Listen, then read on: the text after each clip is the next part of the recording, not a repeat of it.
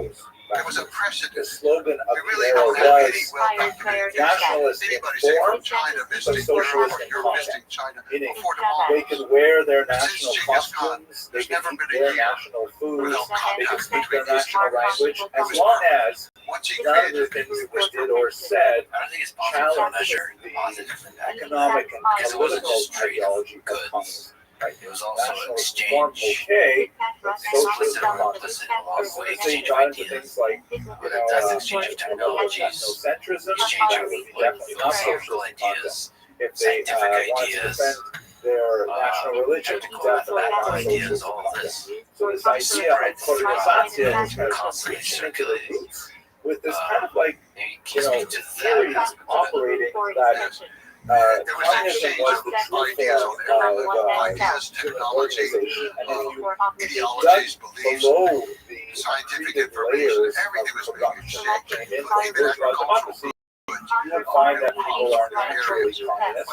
and they just sit and hang out, like, part of his happily genius wearing of organization was dresses knowing or what skilled gowns of people Hora, had that would contribute towards his or whether For example, the Muslims were very hey, good and it would be little empire of Judaism, which we get the word so that's a policy for his because it was a what he mathematician did was invented he algorithm. took that material and said, Judaism let long been us conquered and go very to the eventually, Jewish no people problem. with But it belonged to the him. authentic element of Muslims were using the their zero. cultures.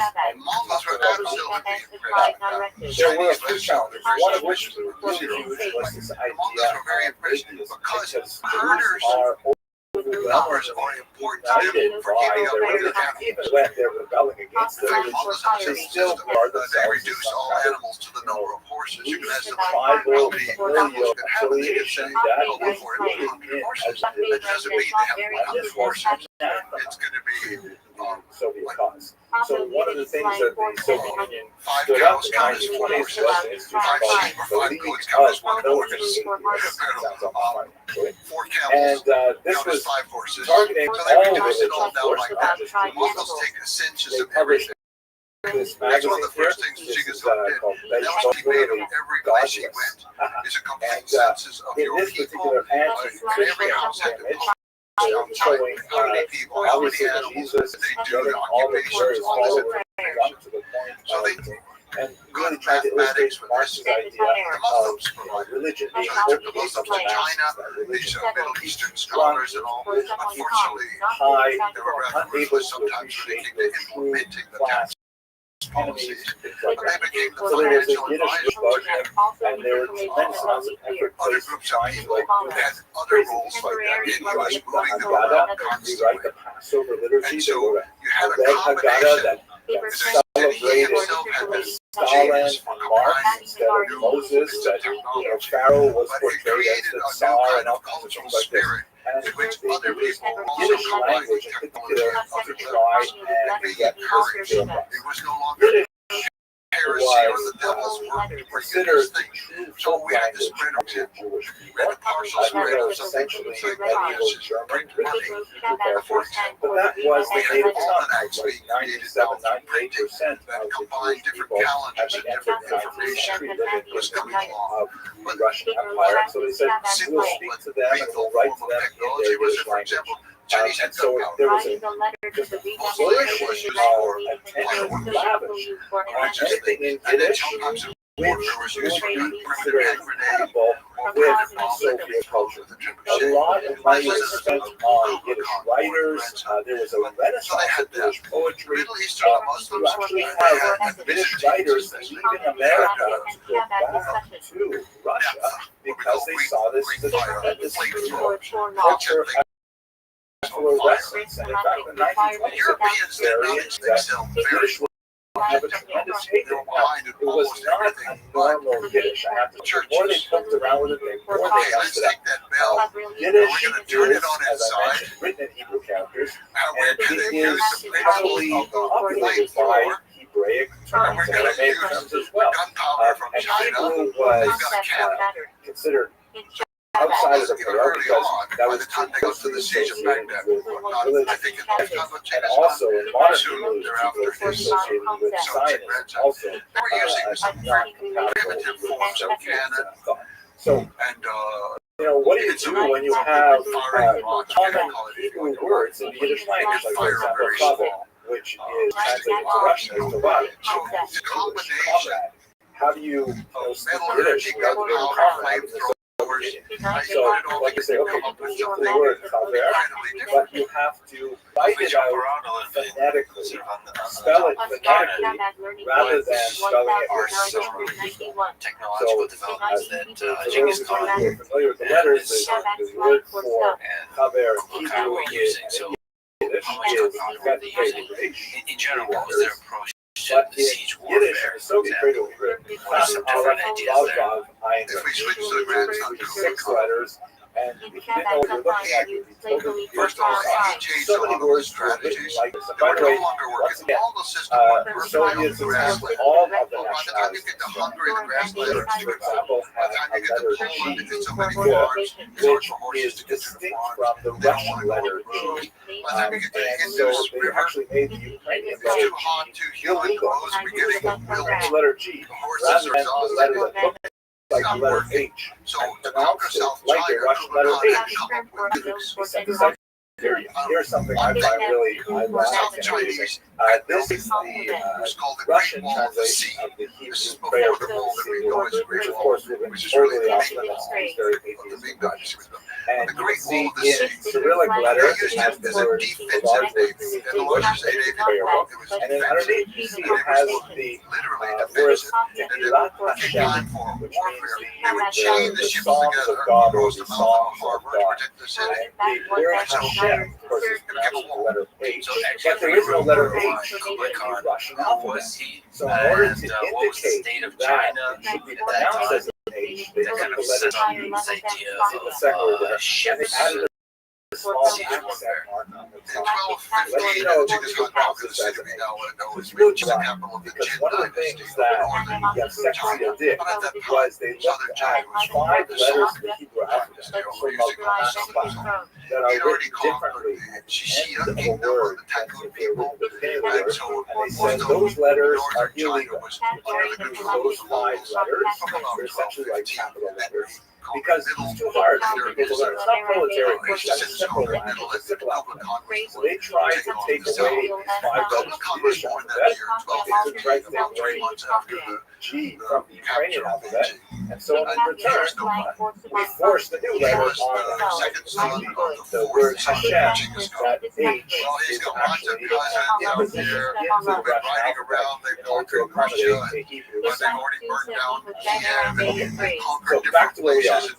They're So during the 1920s, That's their whole life. explosion of Yiddish activity He doesn't under Genghis Khan was about 7 Yevsektia. years old. And one last detail that's actually occurred a little bit afterwards, but it's still quite fascinating. And Genghis Khan came back. At one point, the Soviets even experimented with creating a kind of alternative He looks like his mother's people. They His mother was created a the Polish homeland He was actually a royal family of the Merkin called Birobidja, He conquered some kind of way area. out in It looks like his mother's people. It was the border with China, almost 4,000 miles away very from right. where Jews were actually living.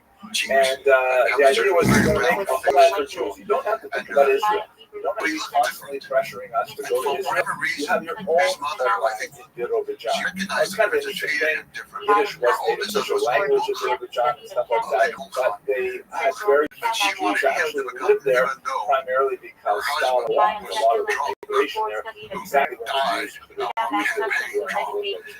At any rate, to she sum took up the over northern China, period of and she went incredibly, there, and she wanted her although son very to become the atheistic, great emperor of the huge surge of popularity of Yiddish This wasn't language his line. This wasn't going to happen. Because he's the This fourth came son out of crashing three. to a halt There's in way the of life made a whole 1930s. emperor. This man just She calls the revolution. She Stalin was She able by put the her end of the son in 1920s to firmly consolidate his He became control great over Khan. the entire region. He And he only had very lived little to patience be with all of 50 these dollars. international Something like social Colorado. and content experiments. The different He shut stories down that the I FCCF. have. Instead, he had another organization that he also shut down was the women's section of the Up to Communist this Party point, that had exactly Khan the had same rights not been as distinguished the himself. section. His And mother Stalin was, said, she was a Christian focus woman, ourselves but on she had a Buddhist industrialization. nurse for him, and she had network Chinese of scholars 5-year come in to plans, tutor him. which were designed Had a to very rapidly good propel education the for him. into the And I think that she by planned building that he was going to be a great massive, like, huge administrator under his hydroelectric older brother. dams, And he was going to administer the lands in China, so he was learning all this stuff. he created The an brother, environment he where insisted people on were sending him out desperately campaign. pressured Oh, but he was to report overweight, he was results. fat, he had What ended gout, up happening he was needed to go that ranch, they he were was always faking the selling results something. rather And the than, brother was telling assigning the people truth for for power power. and say, So hey, he you sort can't of Subadai, the great general, he used to teach him warfare. or we can't possibly harvest He that was much really, grain. he really was. One of the most He was very terrifying, smart. awful results And at of first a little the bit 5-year lazy, plan like talking about the religion, was sitting the around going hunting. massive He terror was all busy with it, nuclear do the shooting, training. and then prepare the food. 1933, a huge number of his people, it's very difficult to territory get north of China exactly how was many. just Reasonable being estimates run in are the dirt around by some administrators. The Mongols had gone huge in. number of people. They were just There are overtaxing the people, cheating the as well. people, doing everything wrong. And his mother basically just pulled his Artificial She said, famine.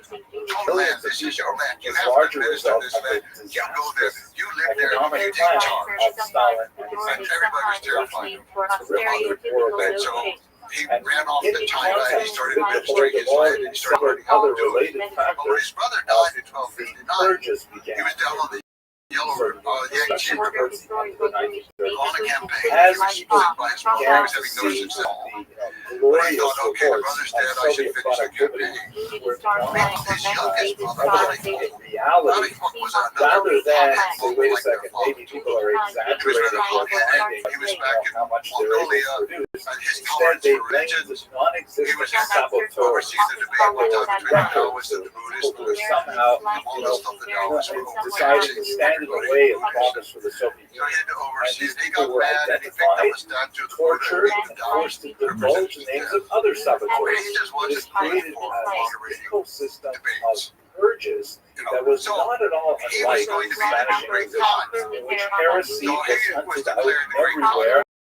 People were taken and tortured and asked to betray the names of other heretics and so on.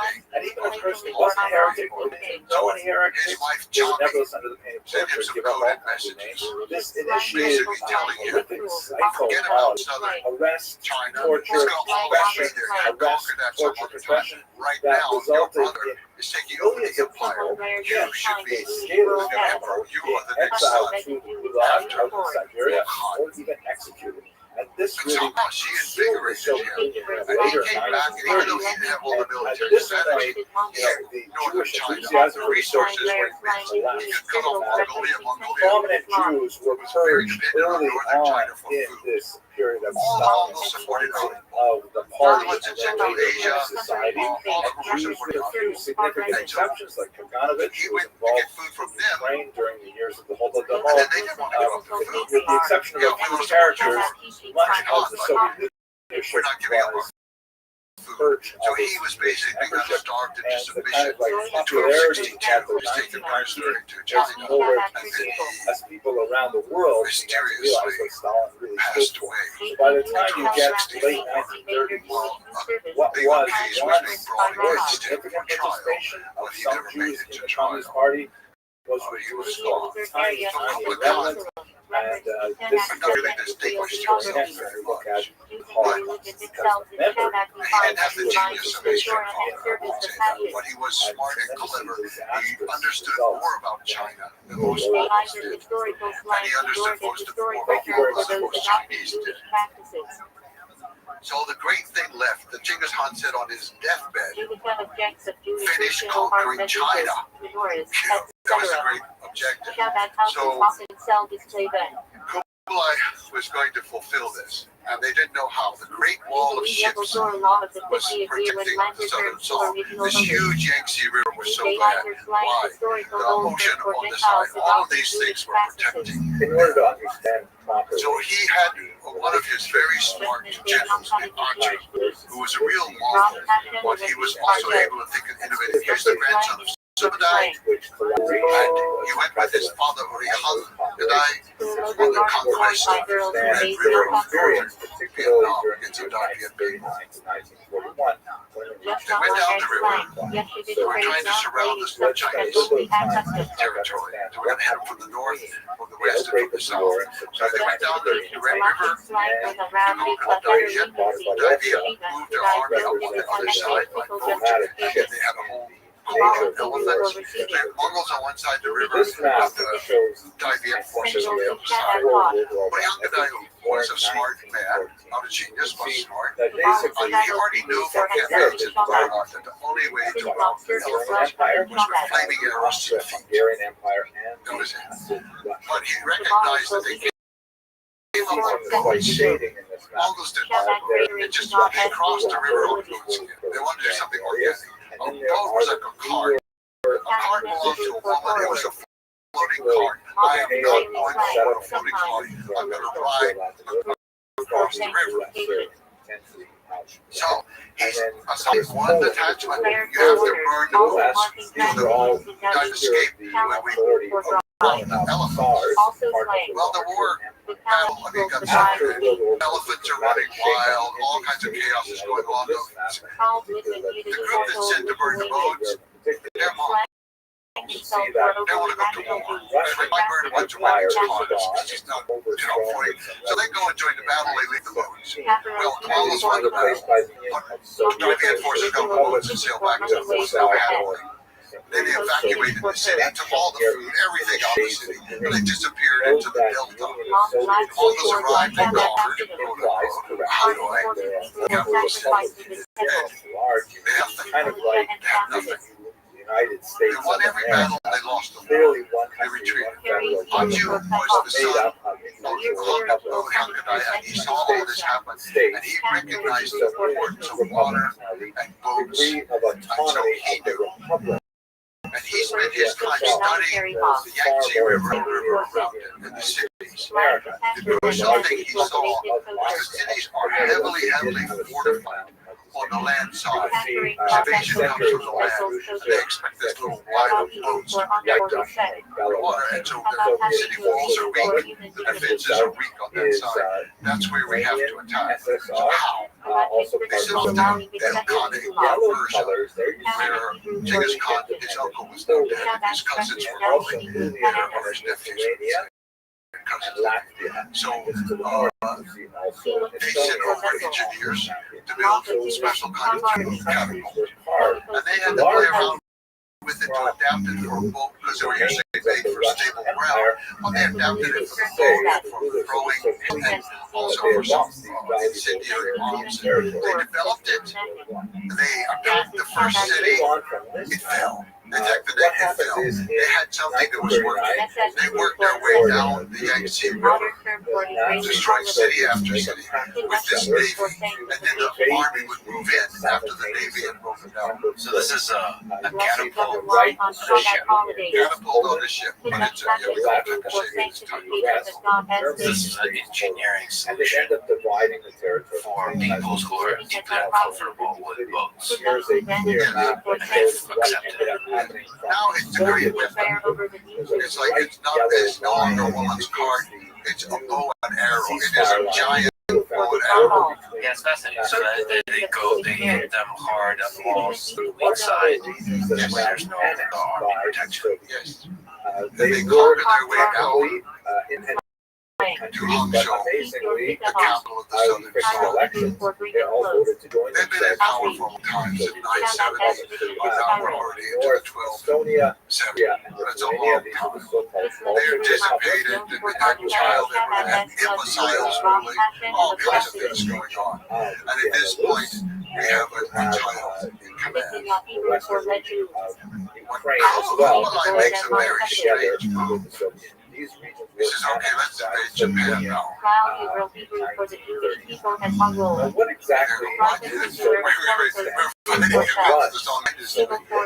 Most people describe it to all kinds of things, but I'd say I think great logic. One was he had abolished his grandfather's policy of defeat and destroy until they are no more. That was the phrase to the Jews or their enemies. And he had replaced it with a kind of mercy clause, trying to incorporate them into your army if possible, but be merciful. He did not want to destroy, and he was not. He had a lot of defectors coming in, and because the Mongols prized people with skills, a lot of very clever people with shipbuilding and engineers, and these people were flocking to the Mongols, whereas the scholars were all hanging out in Guangzhou doing calligraphy and poetry and having contests of who could sing or paint, or I don't know what scholars called it. They were being scholars. But they're actually, I think there's a very, very good reason for invading Japan. Several. The main one was to cut off the supply of sulfur. They needed it for gunpowder in South China. They lost their sources in northern China where they were driven out.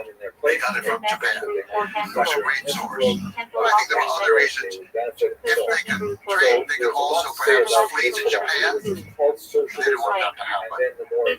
And then there's this idea of, like, kill the chicken to scare the monkey. It's like, okay, we'll go do this, and then maybe they'll just surrender down there if they see us conquer Japan. Well, it was a total failure. You've got a bunch of ships that are basically great on the river, and right along the coast, and you're crossing some treacherous water there. The Mongols basically just did not know what they were doing. Okay, you can arrive with the trebuchet, you can throw grenades at the beach. It's not really going to do a lot of damage. It might scare a few horses. Well, you're not destroying cities. And the Japanese cities were more prepared. They weren't there on the beach waiting for Mongols to come invade. So he failed. So we should say that this is the time for samurai, right? In Japan. So there was never a real test of like So there was some fighting, and the samurai learned some very valuable things. The samurai had a spiritualized language. It's like the Knights of Europe, coming out with armor that had to be lifted up on a crane onto a horse. I mean, it was just crazy. The samurai almost at that point. You ride out in front of your enemy and you recite the story from genealogy. Mongols, they have no use for that. They're there to fight, they're there to win. But on the other hand, this wasn't no territory. And the weather did turn against them, but I don't want to give too much credit to the weather. I really think that the Japanese defeated them. Mongols weren't well prepared. Their ships were not very good. They were defeated in the first invasion. Could they get off the ships on the beach? But they did. They had some skirmishes or small battles on land. Yes, But they didn't successfully complete them. No. They could do their usual Mongol thing. Right. Well, see, they don't have enough forces for there were many tactical things that they had done incorrectly. It's the first time anybody had ever tried to have such a massive invasion. So they're just learning the basics of what it means to have a navy. He has failed to conquer. It's thinking like a Mongol that you ruled those waters and lands, but he ruled the ocean. Stopped the trade, stopped the supply. He cut off the possibility of the Song Dynasty fleeing to Japan. He lost, but he did not objective of cutting off southern Japan. Also, it gave the Navy some experience with the ocean. Now they were ready to move out into the ocean around southern China. So they were closing in. Haji was in command. The command was a man named Bayan, who was a Mongol who had been raised over in Central Asia. He was perhaps born close to the Fergana Valley in that area. We're not exactly sure where he was born, but he grew up over there. I bet he eventually was living in what's now Iran. When he came over commanded the army, he was very cosmopolitan, intelligent. Haji should have been in command, but Bayan recognized that he and Haji worked together very well. Haji knew how to fight the war. Bayan was able to negotiate things in the capital city and handle things. So Lion is in command. erupted in And so the generals are deserting the south zone right now. The artisans are all coming up to join. Mongols are paid. Generals are loading up the boats with all the jewels, and they grab a couple of brothers to the little 5-year-old emperor, and they put them on a boat, and they even deserted their own families. The generals were corrupt Soviets under cowards. and this was all during The person left in charge was the Dowager Empress, an old lady, she had no children. She was her name, the Dowager Empress Xie. They said she was missing an eye. She was ugly. They called her ugly Xie. That's what they called her at that time. She was in charge. And she offered the Mongols everything. I'll give you everything. Please let the emperor stay. Okay, even if you demote him to just being a king, please let him stay. Lion said no. Total surrender. Total surrender. So she decided to surrender. Well, she said, yes, we will surrender the capital. So Lion came in with a small group of soldiers. They looked around, and she invited him to come to the palace to surrender. He said, no, a whole group of I didn't win this war in the palace. My soldiers won this war in the field. You have to go with the emperor in front of my soldiers to surrender. But he did not harm her and respected her, and there was no looting of the city. Now, there, they take everything in their existence at force. Take their archives and all this kind of stuff away. But there's no wholesale looting and killing of people, nothing like that. So, they've taken the capital, and she comes out, she surrenders, and she bows on the ground towards Beijing, and then she takes the child emperor, and they slowly make their way. She was a little bit sick and took her longer time, and they surrender again, the ceremony bowing to Rubicon. He gives each of them a palace, he gives them a new title, Equidation, to show the world this is the new face of Mongols. We don't kill off the old people anymore. We're going to give them a palace, treat them nicely. But the Navy that had fled did not defend the city. Those cowardly generals, they made the new little boy, 7-year-old brother, half-brother, to what was his name? They made him the emperor. Well, they're just floating around in the ocean, losing there was also more city after city. The Muslims who were controlling the trade and controlling many of the ships of that area, the Chinese Muslims, they're still Muslims. They switched sides to the Mongols. They just freed up the thing, and because they were merchants and their status would be raised. So the Muslims were switching over. The fleet was kind of a fleet lost without a country out there. They had some loyal supporters some places, but they dropped the emperor in the ocean. How do you drop the emperor in the ocean? They accidentally spilled him in the ocean, and then they fished him out, but he died. No, fortunately, they had one more 7-year-old child. So on Lantau Island, exactly where the Hong Kong airport is today, the new, I was not talking about the airport on Lantau Island. So they went there, and they had a big coronation ceremony, and all, but the people there were not supportive enough. It certainly wasn't they sailed out farther south to another island. They took it over, and of course, the first thing they did was, well, we have to build a palace. The Mongols are chasing you, you're going to stop it. Build a palace. These are like the remains of It was the generals, the army and the navy. and there was a real So they protected with the Great Wall of the Sea. They chained together the moats across the and they put the palace on which to the generals didn't trust their soldiers enough. So they made all of them leave the island and go to the Mongols arrived over and over and over. They asked them to surrender.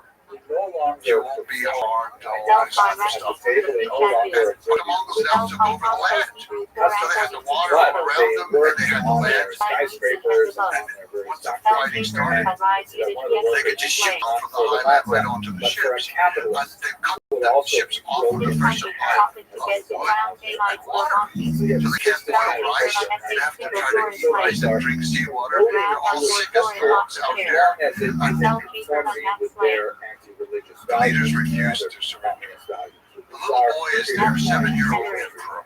They also, one With his final pet note, parrot. was that That's the only thing he had left in life was his pet created parrot. as an attempt And then to the try Mongols, and compete they with offered Zionism. opportunity. They actually created a small Jewish Prime Minister, so autonomous coward that he is, he's treated as a hero way today out in in China. the Throughout history, of the coward that he was. Siberia bordering He said, China. They called "Don't it disgrace the country by letting them capture the emperor." So So first he threw his own wife and children into the water to drown. Yiddish letters because And then he took the the emperor and held him. 7-year-old, he was 7 years and 1 month. He had just turned 7 years old. He jumped into the water with his child. A child murderer is a child murderer to do that. Somehow, the cage came undone with the parrot, and the parrot fell in the water too. by this time So the 7-year-old boy and the parrot died. That was the end of one of the greatest dynasties in the history of the world. The Song Dynasty, they were intellectually great, they were artistically great, they were technologically great, they were just one of the greatest moments in world history.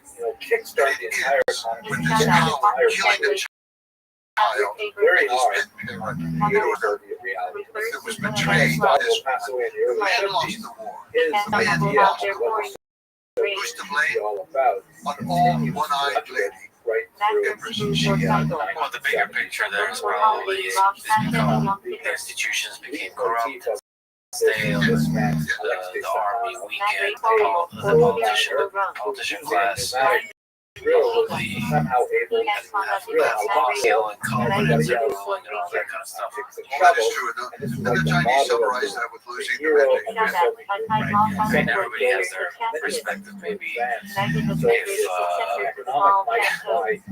The way you told the story has a very kind of objective sacrifice basic way of revealing the absurdity, the cowardice of it. But you know, there's probably a Chinese perspective that they tell the story is like maintain the honor to the last moment. Very often, Empress Yu is the traitor to the country.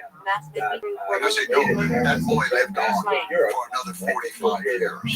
famine that was highly And artificial. she did not betray the country. She protected the emperor that she was supposed to protect. It was the man who killed the child emperor, killed young There was Ming. literally starvation. So, what was the lasting impact of Kublai Khan unifying China? Well, yes, first of all, he had to go in China in the largest sense of the word, with Korea, Tibet, Nigeria, Mongolia, part of Central Asia. He had unified it. But he did so at the expense of his empire.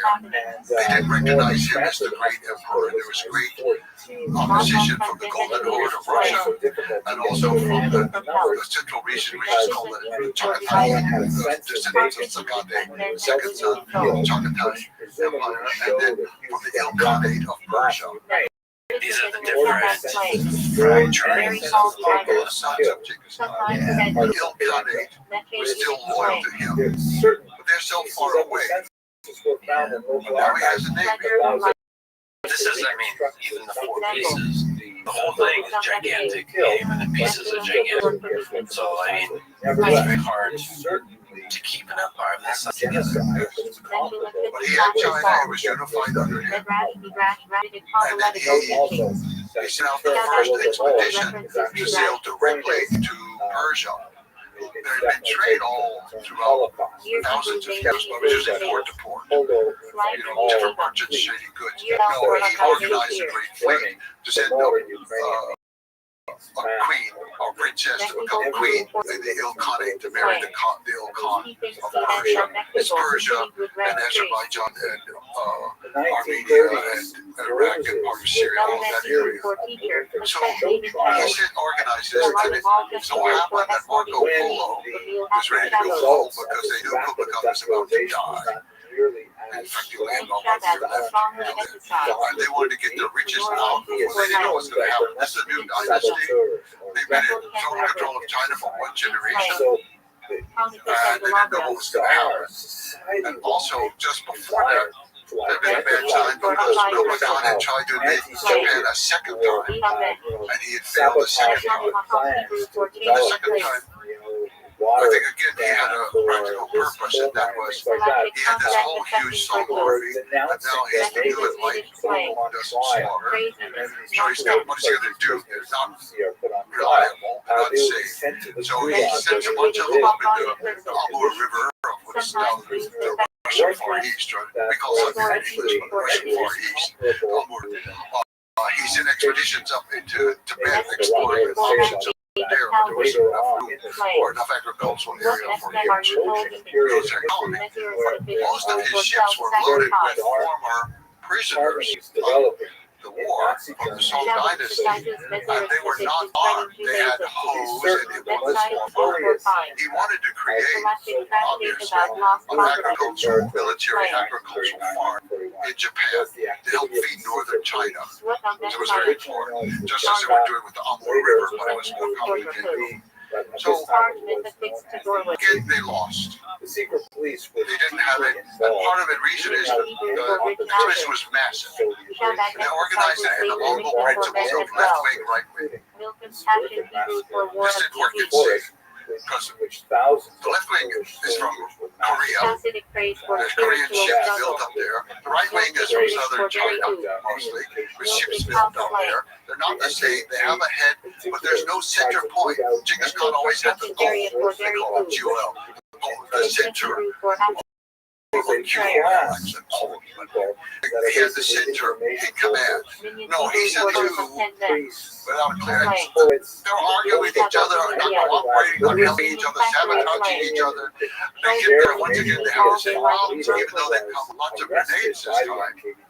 Again, the grenades are exploding. They're scaring the horses. You know, it's impressive, and a lot of silk screens are made later showing these impressive battles. You know, but they lost. And again, a typhoon happened to be the final destruction of that day. But I think it's Japan had defeated the Mongols, I would say. Japanese deserve credit for the victory. And the sinking of the ships was more caused by the typhoon. But already the Japanese had developed good strategies. All the Mongols had been away. They knew how the Mongols fought. And they knew that at night they could fire flaming arrows, and the ships set them on fire. And they were doing great damage. So again, Kublai Khan lost the invasion of Japan. But the soldiers were gone. They drowned. He didn't kill them off. It was his deliberate plan. The problem was solved. This is one of the ironies of history. It's hard to understand. So this had happened, but then Kublai Khan was coming to near the end of life, and Marco Polo and those wanted to get out. They were ready to go, and Kublai Khan allowed them to sail on this expedition with Huxjin was her name, Princess Huxjin, to go to and so they went, and that began a whole system of trade back and forth, back and forth. Kublai Khan died. Soon after that, his grandson, who's not so well respected in history, was often called a drunk, but his name was Timur and Gentle. He wasn't drunk when he was young. But his grandfather had him caned a couple times in public, and he cured him of drinking. And actually, he was not a drunk later on. And he was, first he knew reassemble the Mongol Empire. He did. The Golden Horde declared loyalty to him, recognized him as emperor of the whole empire. The Chagatai of Central Asia, they declared loyalty loyalty to him. The Ilkhanate was already loyal to him. All declared loyalty. He had reassembled the empire, and he had the greatest navy in the world, and he sent out envoys to every place they had attacked or traded with to say, that era is over. We're no longer attacking anybody. We're changing from conquest to conquest. We want to trade with you. Come to China. Bring your goods. Bring it to trade. He instituted it was short, unfortunately, did last forever. We should go to it was a great era of exchange of all kinds of things going back and forth. All the way to Africa, across from Hormuz. They have a connection to Somaliland, and some people say Kenya already at that time. I'm not sure, but very wide, very wide. So technically, he ruled over the largest size the Mongol Empire ever had. Yes, although actually the Golden Horde of Russia, they were quite independent by now, and they had to be independent, but they were loyal to him, and they were still exchanging back and forth all kinds of things. So there were Ossetian soldiers in China. They were the ones who asked him how prisoners. They had a whole contingent of Ossetian soldiers there, and from Russia, from the Caucasus areas of Russia. And how do they communicate? Are they using like the postal service to get to like you have to literally deliver the letter? Over time, those groups started intermarrying. They were allowed to intermarry. Chinese were not. They were intermarrying with Mongols, and they were switching to Mongolian language slowly. At first, I don't know. It's not clear.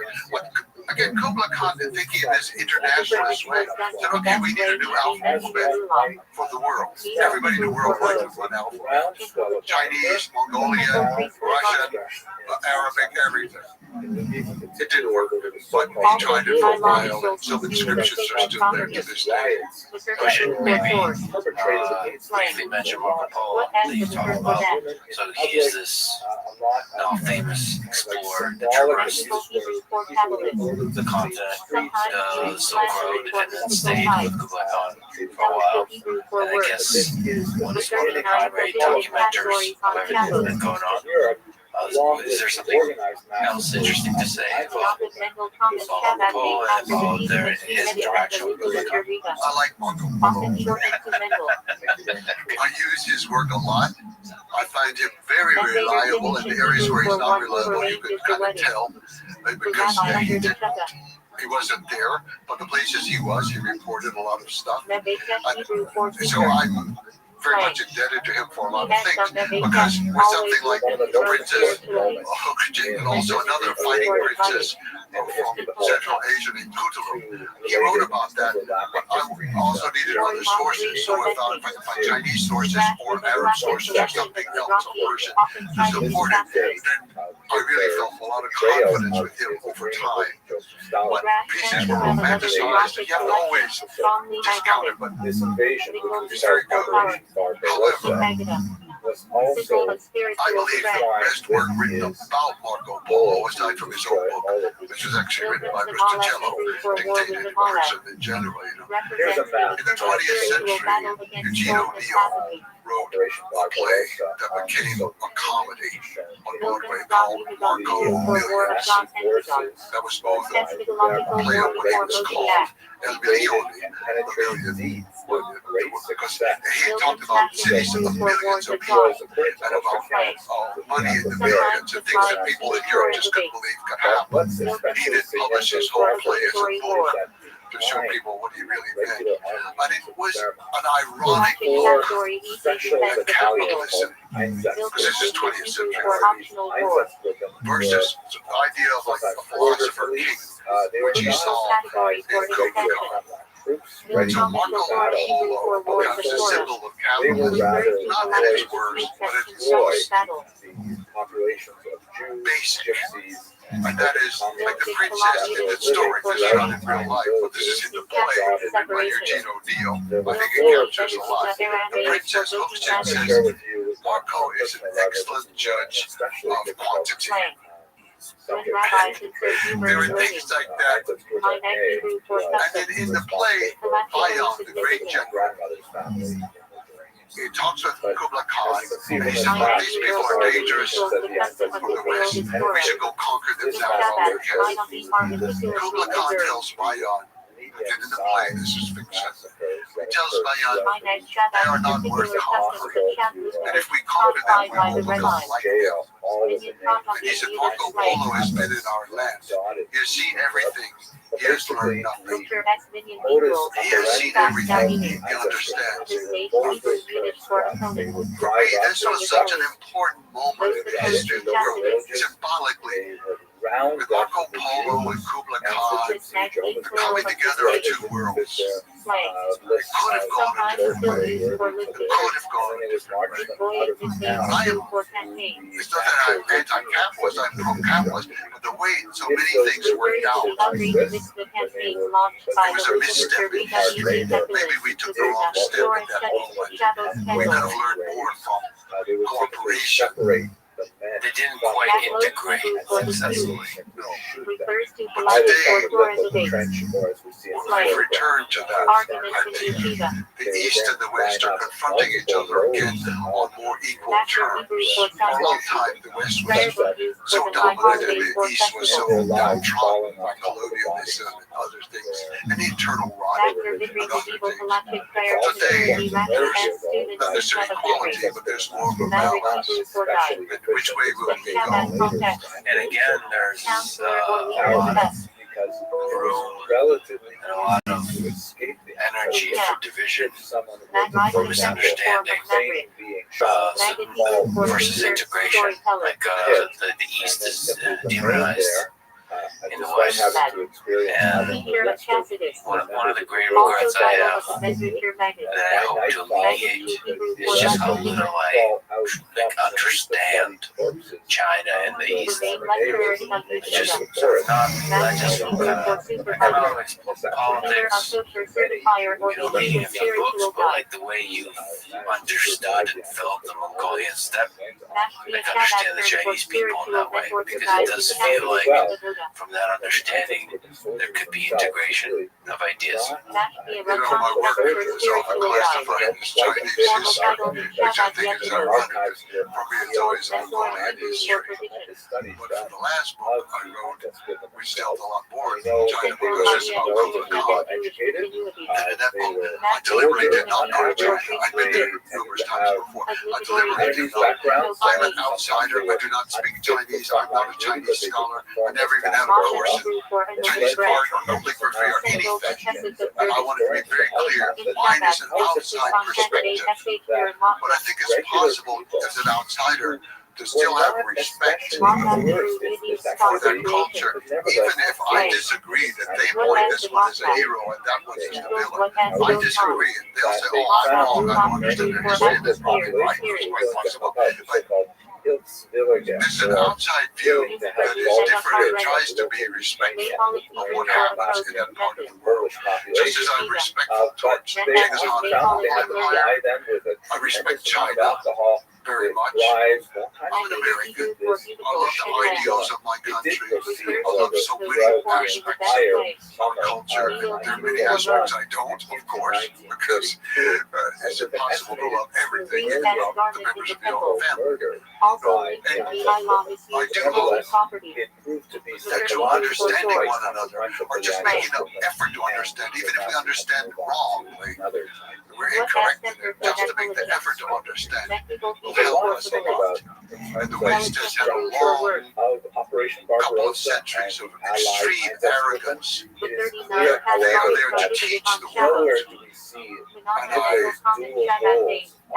sometimes dismayed. I meet these young people all over the world who've come to help. They're an NGO that can teach the people how to take care of the environment. They're going to teach the women how to exercise their rights. They're going to bring in microfinance to help liberate people. We are arrogant beyond words. We need to be a little bit more humble and try to put ourselves on an equal basis with some of these people, not as superior races. Survived the war and actually were How Usually did the Central Mongol Shabbat Empire come like to an teaching. end? How did it fall? Rabbi Hebrew we for see people. very clear evidence that Slang. resistance on the part Despite of the the fact that Altas group Timur was Ojetuhan not very had common, but united And some the Rabbi empire always looking symbolically, for all of it, spiritual got away growth. and they had the Another trade way, Then going the on. Altas report group invited simply say, you know what, I Mongols can't take this referred to never anymore. foreign adapt countries for at will, And say, I just can't and they gun began having down problems in different people areas. day in, So day in out. some areas of What the would world, typically happen they became more like the local people. So in Central Asia, they became Muslim, and they got more absorbed into that world, broke away from the fatherland and so on. example Rather of with a reform. classy selection of Russia the lingered on longer under Mongol domination, Or going out but it got for weaker and weaker over time, and it was based around the Volga River. not at all a They case weakened where to the point that they just became would be shot. a tributary people minority within the Russian Empire. But the Mongols had left as the framework for empire for Russia. That's something the Russians don't want to hear any more than they want to hear me criticize their Song Dynasty. But it is true that even Yam is the word that was used for this postal system. That's the that is used today in Russia and many, many other things in Russia. So even Malchin is a herder. Authority. Well, it's a person, it's an animal, and Chin is a person takes an animal. To all kinds of influences in Russia that some people want to deny. There's always a great What is clear, however, strand of by the time they got to research and scholarship in Russia that supports this understanding of the Mongols, and I depend on them tremendously. Stoltenberg is one of the famous ones, but he was a little bit too romantic with his art. I depend upon a lot of the research done by Russian scholars and by early German scholars in the 19th century under sponsorship of the Tsar. So I depend on that work. So you had a great influence there, but it was weakening. So bit by bit, 1368, the Mongols have become so weak within China that they were overthrown. But they weren't absorbed into China. But the Mongols have been there since 1215 to 1368. They packed up and went back to Mongolia. It was just another seasonal migration. You know, it was just amazing. And they said, okay, we're still the Yuan dynasty. We're not giving you the seals. We're not acknowledging the Ming. And they never did throughout the whole thing. In fact, they went down one time and captured the Ming emperor, took him back to Mongolia. And then they tried to ransom him. And the Chinese said, no, we're going to appoint another emperor. And the Mongols decided, okay, the worst thing we can do to the Chinese is give them back the old emperor. So they had to give the first back. Okay, let them work it out. And the empire just weakened from internal reasons for Mongols. But some external things from nature, and I think that was the Great Plague. You know, everything in history, everything that's good comes with something underneath it that's bad. And everything that's bad seems to have something underneath it. Sometimes we're just good. But this great system that united, it was called the Yam or that it united everything. People could move back and forth quickly, that it could also take the plague out of southern China into all parts of the world. And I do think that's what happened. And plague destroyed the Mongol system. And if all of these people are ruled by Mongols because they're benefiting so much from the system, and now the system collapses. Work together. The empire just fell apart after 1368. The empire just fell apart. And most of them stayed in Persia and Iran, Afghanistan, the Hazara people, and Russia, some of them stayed. But then finally, in the time of Catherine the Great, a lot of them were returned. They'd been there for hundreds of years. And then they returned to Mongolia in the 1700s. And so many Mongols, they were still moving despite hundreds of years of exposure to other cultures. They came back to their tent, squatting around the fire and drinking fermented milk and eating dried curds. It's interesting that the Mongolian spirit is so strong that it persists through centuries. Yes. And they just return right back on the horse, riding in the ocean. Well, it was actually very difficult because they were a little bit lazy and they weren't so good with doing the task. And so it became difficult actually to support so many people coming home and eating up all the animals. Mongols in China had been used to just eating. They hadn't been producing much for 150 years. So just to return back to Genghis Khan, directly into the we talked about Dan Carlin. Dan Carlin said that murder of Genghis Khan's army was the greatest military force in history.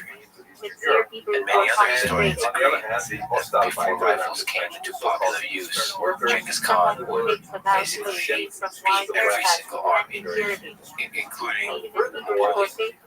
And you mentioned samurai, the whole formal setup, same with Napoleon. There's a whole, like, there's several hours to set up the chess pieces on the military board. I mean, you can just imagine what Genghis Khan, the dynamism, the speed of everything, what that would do to Napoleon. So, I guess the question is, where do you agree with that notion that Genghis Khan's army is the greatest military force in history? Short answer is yes, absolutely. No other power in the history of the world has conquered Russia and China and Persia and Central Asia and Turkey and Korea. No power in the world has done that. Not Alexander, not the Romans. Nobody will ever do it again. Nobody's going to conquer China and Russia again and rule both countries. It's just not going to happen. What lessons, can you take from that's applicable to modern warfare? Oh, I think there's a very good lesson. And the Mongols took Iraq. They took Baghdad. They held it. The Americans, we followed the exact opposite strategy of the Mongols. The Mongol strategy is first you take the countryside. They're country people. They think in terms of countryside. You take the countryside, you occupy the countryside, and you cut off the city. It cannot live without the countryside. And that's how they did it every time. They would come in, as I say, in some cases 2 years in advance to clear people out so they would have room for their horses and have pasture for their horses and all. And you take the small towns and then the small cities, and then the last one is the big city. Americans, they said, we're going to take Baghdad, we're going to bomb Baghdad, we're going to have the shock and awe, we're going to go in and conquer the country from Baghdad. So they go in, they get trapped in their little tiny green zone. They never conquer Iraq. The strongest army in the world. You know, this is something that worked in Europe. World War II, yes, we bombed the cities, and we took the city because that was the city center of production for the modern era. But the countryside is the place that produces the food. The Mongols are very aware of that and supplies the water. You cut off the water from the city, you cut off the food from the city. What's the city going to do? They're going to surrender. The Americans were applying something that worked in Western Europe to conquer Germany. It did not work to conquer Iraq or Vietnam or even Northern Korea or Cambodia or Laos or Syria or God, it worked only in Grenada. I think that's the only, in my lifetime, that's the only successful war we had. Lasted a couple of hours, we went in, conquered the little tiny island. Otherwise, we've been chased out of every country, we've lost it, tail between our legs. We dropped more bombs on Cambodia than we dropped on Germany. It's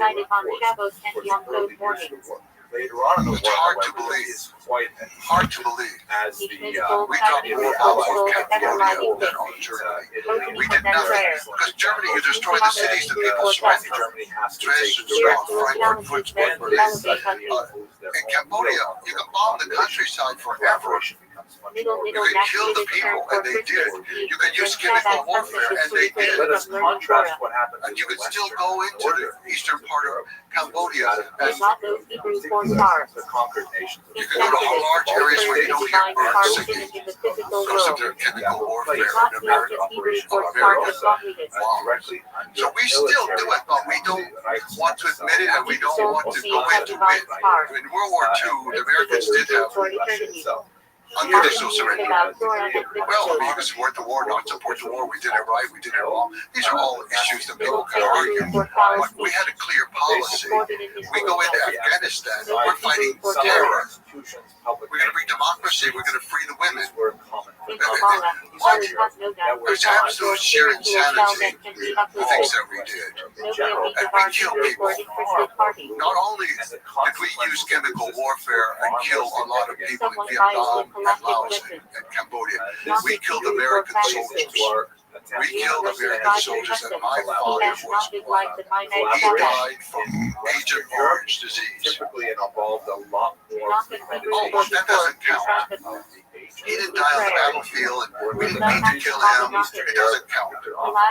Modern warfare is brutal, Whether or not to preserve one's and own we just paper over it sometimes. It was designed to kill all vegetation. This is going to be a humane.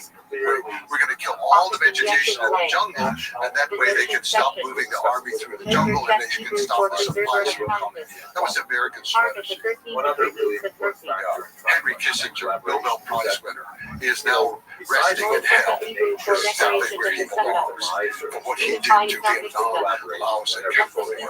The bombing was just absolutely horrific. So Agent Orange comes in, they defoliate it, which means they wiped out the crops, or people were starving, literally in the case of Cambodia, starving. The animals are being killed, and deformed children are being born to this day. And American soldiers died by the thousands. Not immediately, not on the battlefield, not right there. They go home, they have the disease, they linger, they take the whole family down with them in an emotional trauma of becoming slowly paralyzed and dying. We did that to our own. So yeah, warfare. Collaboration was I don't think we're any more humane with it any better today than the past. It's just, we can hide parts of it more easily and deny it more easily. If you're killed by a Mongol, it's very clear you're killed by a Mongol. You're killed by a friendly fire in American war. It seems that Jews are especially what people mean when they say that war is hell, in some deep sense, everybody loses no matter the narrative you put on top of it. Yes. I'm not a pacifist again, but I think war is acceptable in some situations. But more control than is better.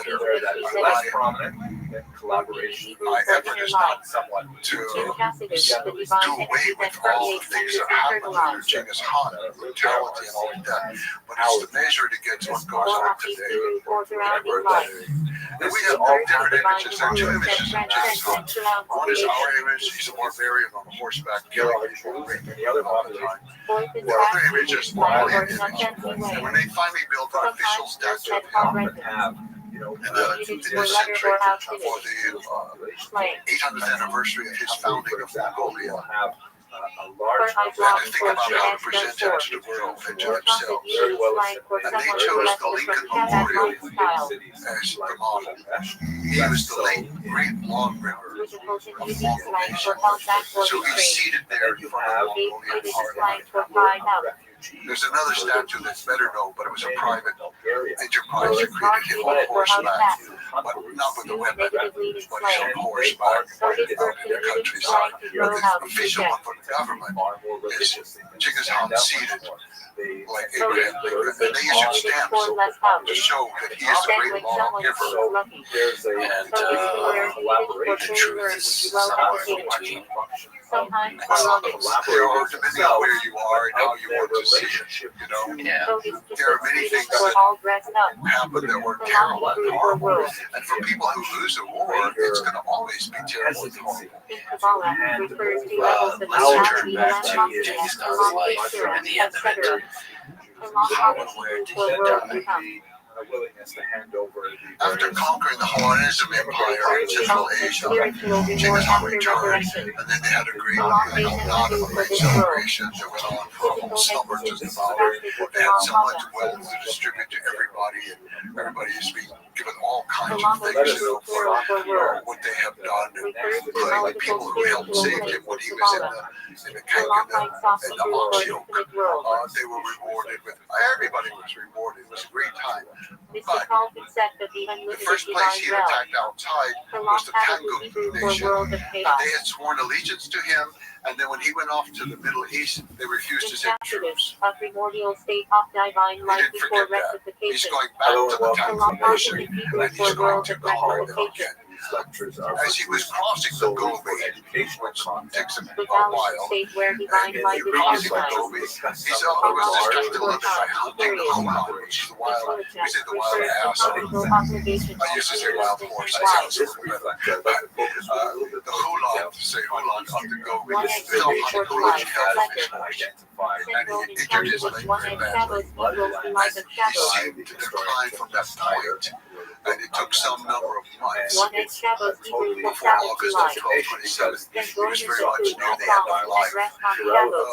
You can read online the exact date. It's all very specific. But the truth is, we don't know exactly which day he died at that time.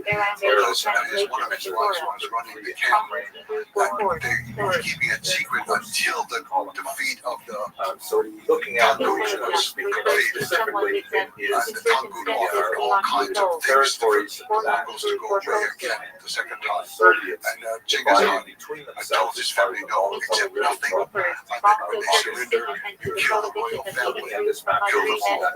So that Poland, the idea that divided in they were half. Buddhist people.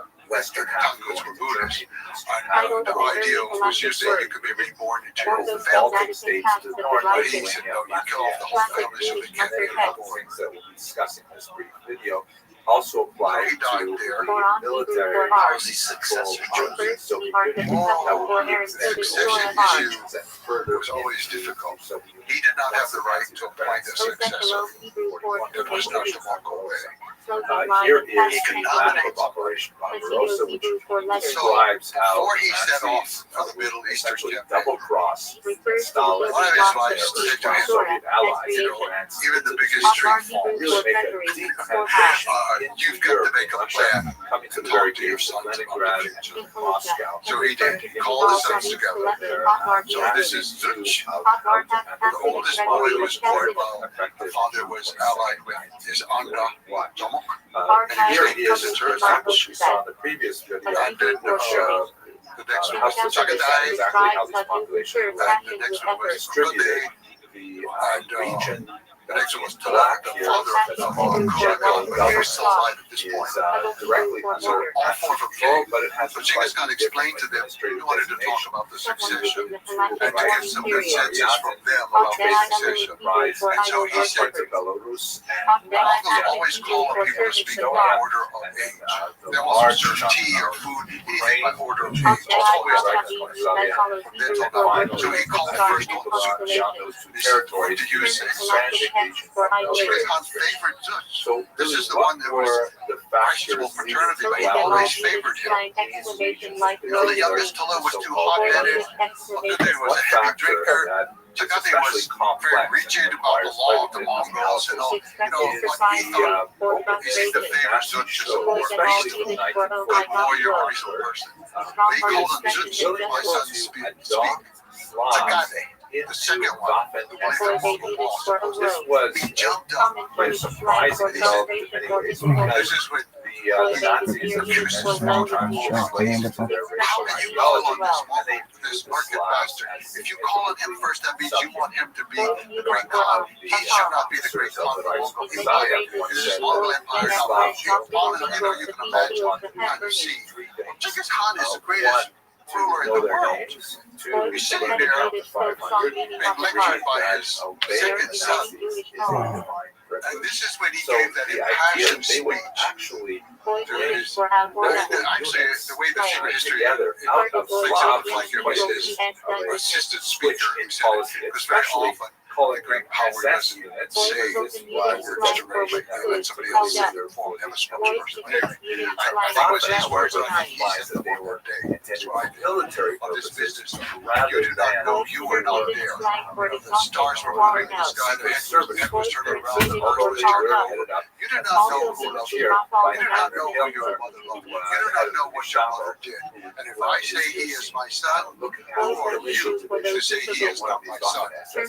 By the way, pretty just So it's a major turnaround for Nazi really ideology. high integrity, really respectable Military units, but it's not actually that surprising. and honor his wife in this way, especially and his son in this way. this reversal of belief that we're experiencing. I don't know if she was alive at this point. We do not have the death record. Those who don't know the record of death, Together, they usually just say somebody finished their age or have some youth of his own. I should speak to the other side. It's a God they had to So therefore, the said adoption yes. of these military units was on the one hand a wise military tactic, but on the other hand a step back from the racial ideology. Now, when we think about these units, normally the term SS immediately implies We're betting out, you sluts. All right, girls. Round the clock. So But can we say this about these very hastily put together? we had Cinch Joe Burrow, Mike Evans, Kyron Williams, Chase Brown, Alvin Kamara, Luke McConkey, We could assume that they harbored many of the same Dog, attitudes we've seen of hostility with Tyreek Hill. because of the perception that they were allies. This is a no-brainer to But me. that's really the key point to understanding these groups. Were they considering themselves fighting Cheetah, baby. for Germany, i.e. This is going to be an exciting year. collaborationist model, or was their principal motivation the opportunity to fight against the USSR? Recall that with Operation Barbarossa, the Nazis liberated these local populations from the Soviet dominance that they had experienced. Who we taking next? in 1939. That was 2 years of incredibly brutal communism. If George Kittle's available, which it there's a high probability that he is. That's our boy. We got Tyreek Hill and George Kittle. This game is over. They shouldn't even play it. This team might be as good as last year's. Well, you know, they might frame it. Shit. You're fired. Go fuck yourself. Allegedly. So a lot of these populations of local Slavs actually saw these SS units as opportunities for them to attack their most recent and immediate enemy, the Soviet Union. So it's hard to understand them as openly patriotic toward the German cause, rather than That's how you sluts. as Hey, girl. avengers of their local Round the communities. And indeed, we look at the units, especially in their memorialization by the great communities, there's a very strong emphasis on how they view themselves. We had Cinch Joe Burrow, Mike Evans, Kyron Williams, Chase Brown, Alvin Kamara, Luke McConkey, Militia division, for example, considered itself the first Ukrainian army. Tyreek Hill. They view themselves as one day establishing some kind of national statehood. This is not to exculpate them from any particular possibility of Nazi war crimes. In Canada, for example, the government formed a commission called the Shane Commission, which actually issued a massive multi-hundred-page report assessing the activity of the militia division and found no reason to qualify them as blanket order as war criminals. And this was just an illustration of the notion that the militia division was principally an anti-Soviet effort of the local population rather than a pro-Nazi effort. Needless to say, this is an extremely complicated and sensitive subject for all concerned. It's also very Sacrificial meat is significant to validated note by the proper awkward and intention. complicated role of the church in many of these endeavors. Let us not forget how intensely atheistic the USSR was, openly persecuting, arresting, exiling, and murdering priests. And the idea that a local military unit would be formed to fight against the USSR was largely welcomed by the church. One of the most important priests of the region, speaking once again about the Galician division, is Metropolitan Andrei Sheptitsky, who himself was a great Judeophile. He learned Hebrew as a young man and had very warm relations with Jewish communities. He was responsible for the rescue of some 200 Jewish children and returning them after the war to their families. So remarkable individual, and nevertheless his record is somewhat tainted by the fact that he openly blessed this Waffen SS division, which made it very hard for many to see him for the humanist and pro-Jewish figure that he was. So this is a complicated kind of situation. Is it true that we can say that the enemy of my enemy is my friend? This complicates the whole idea of understanding what is collaboration.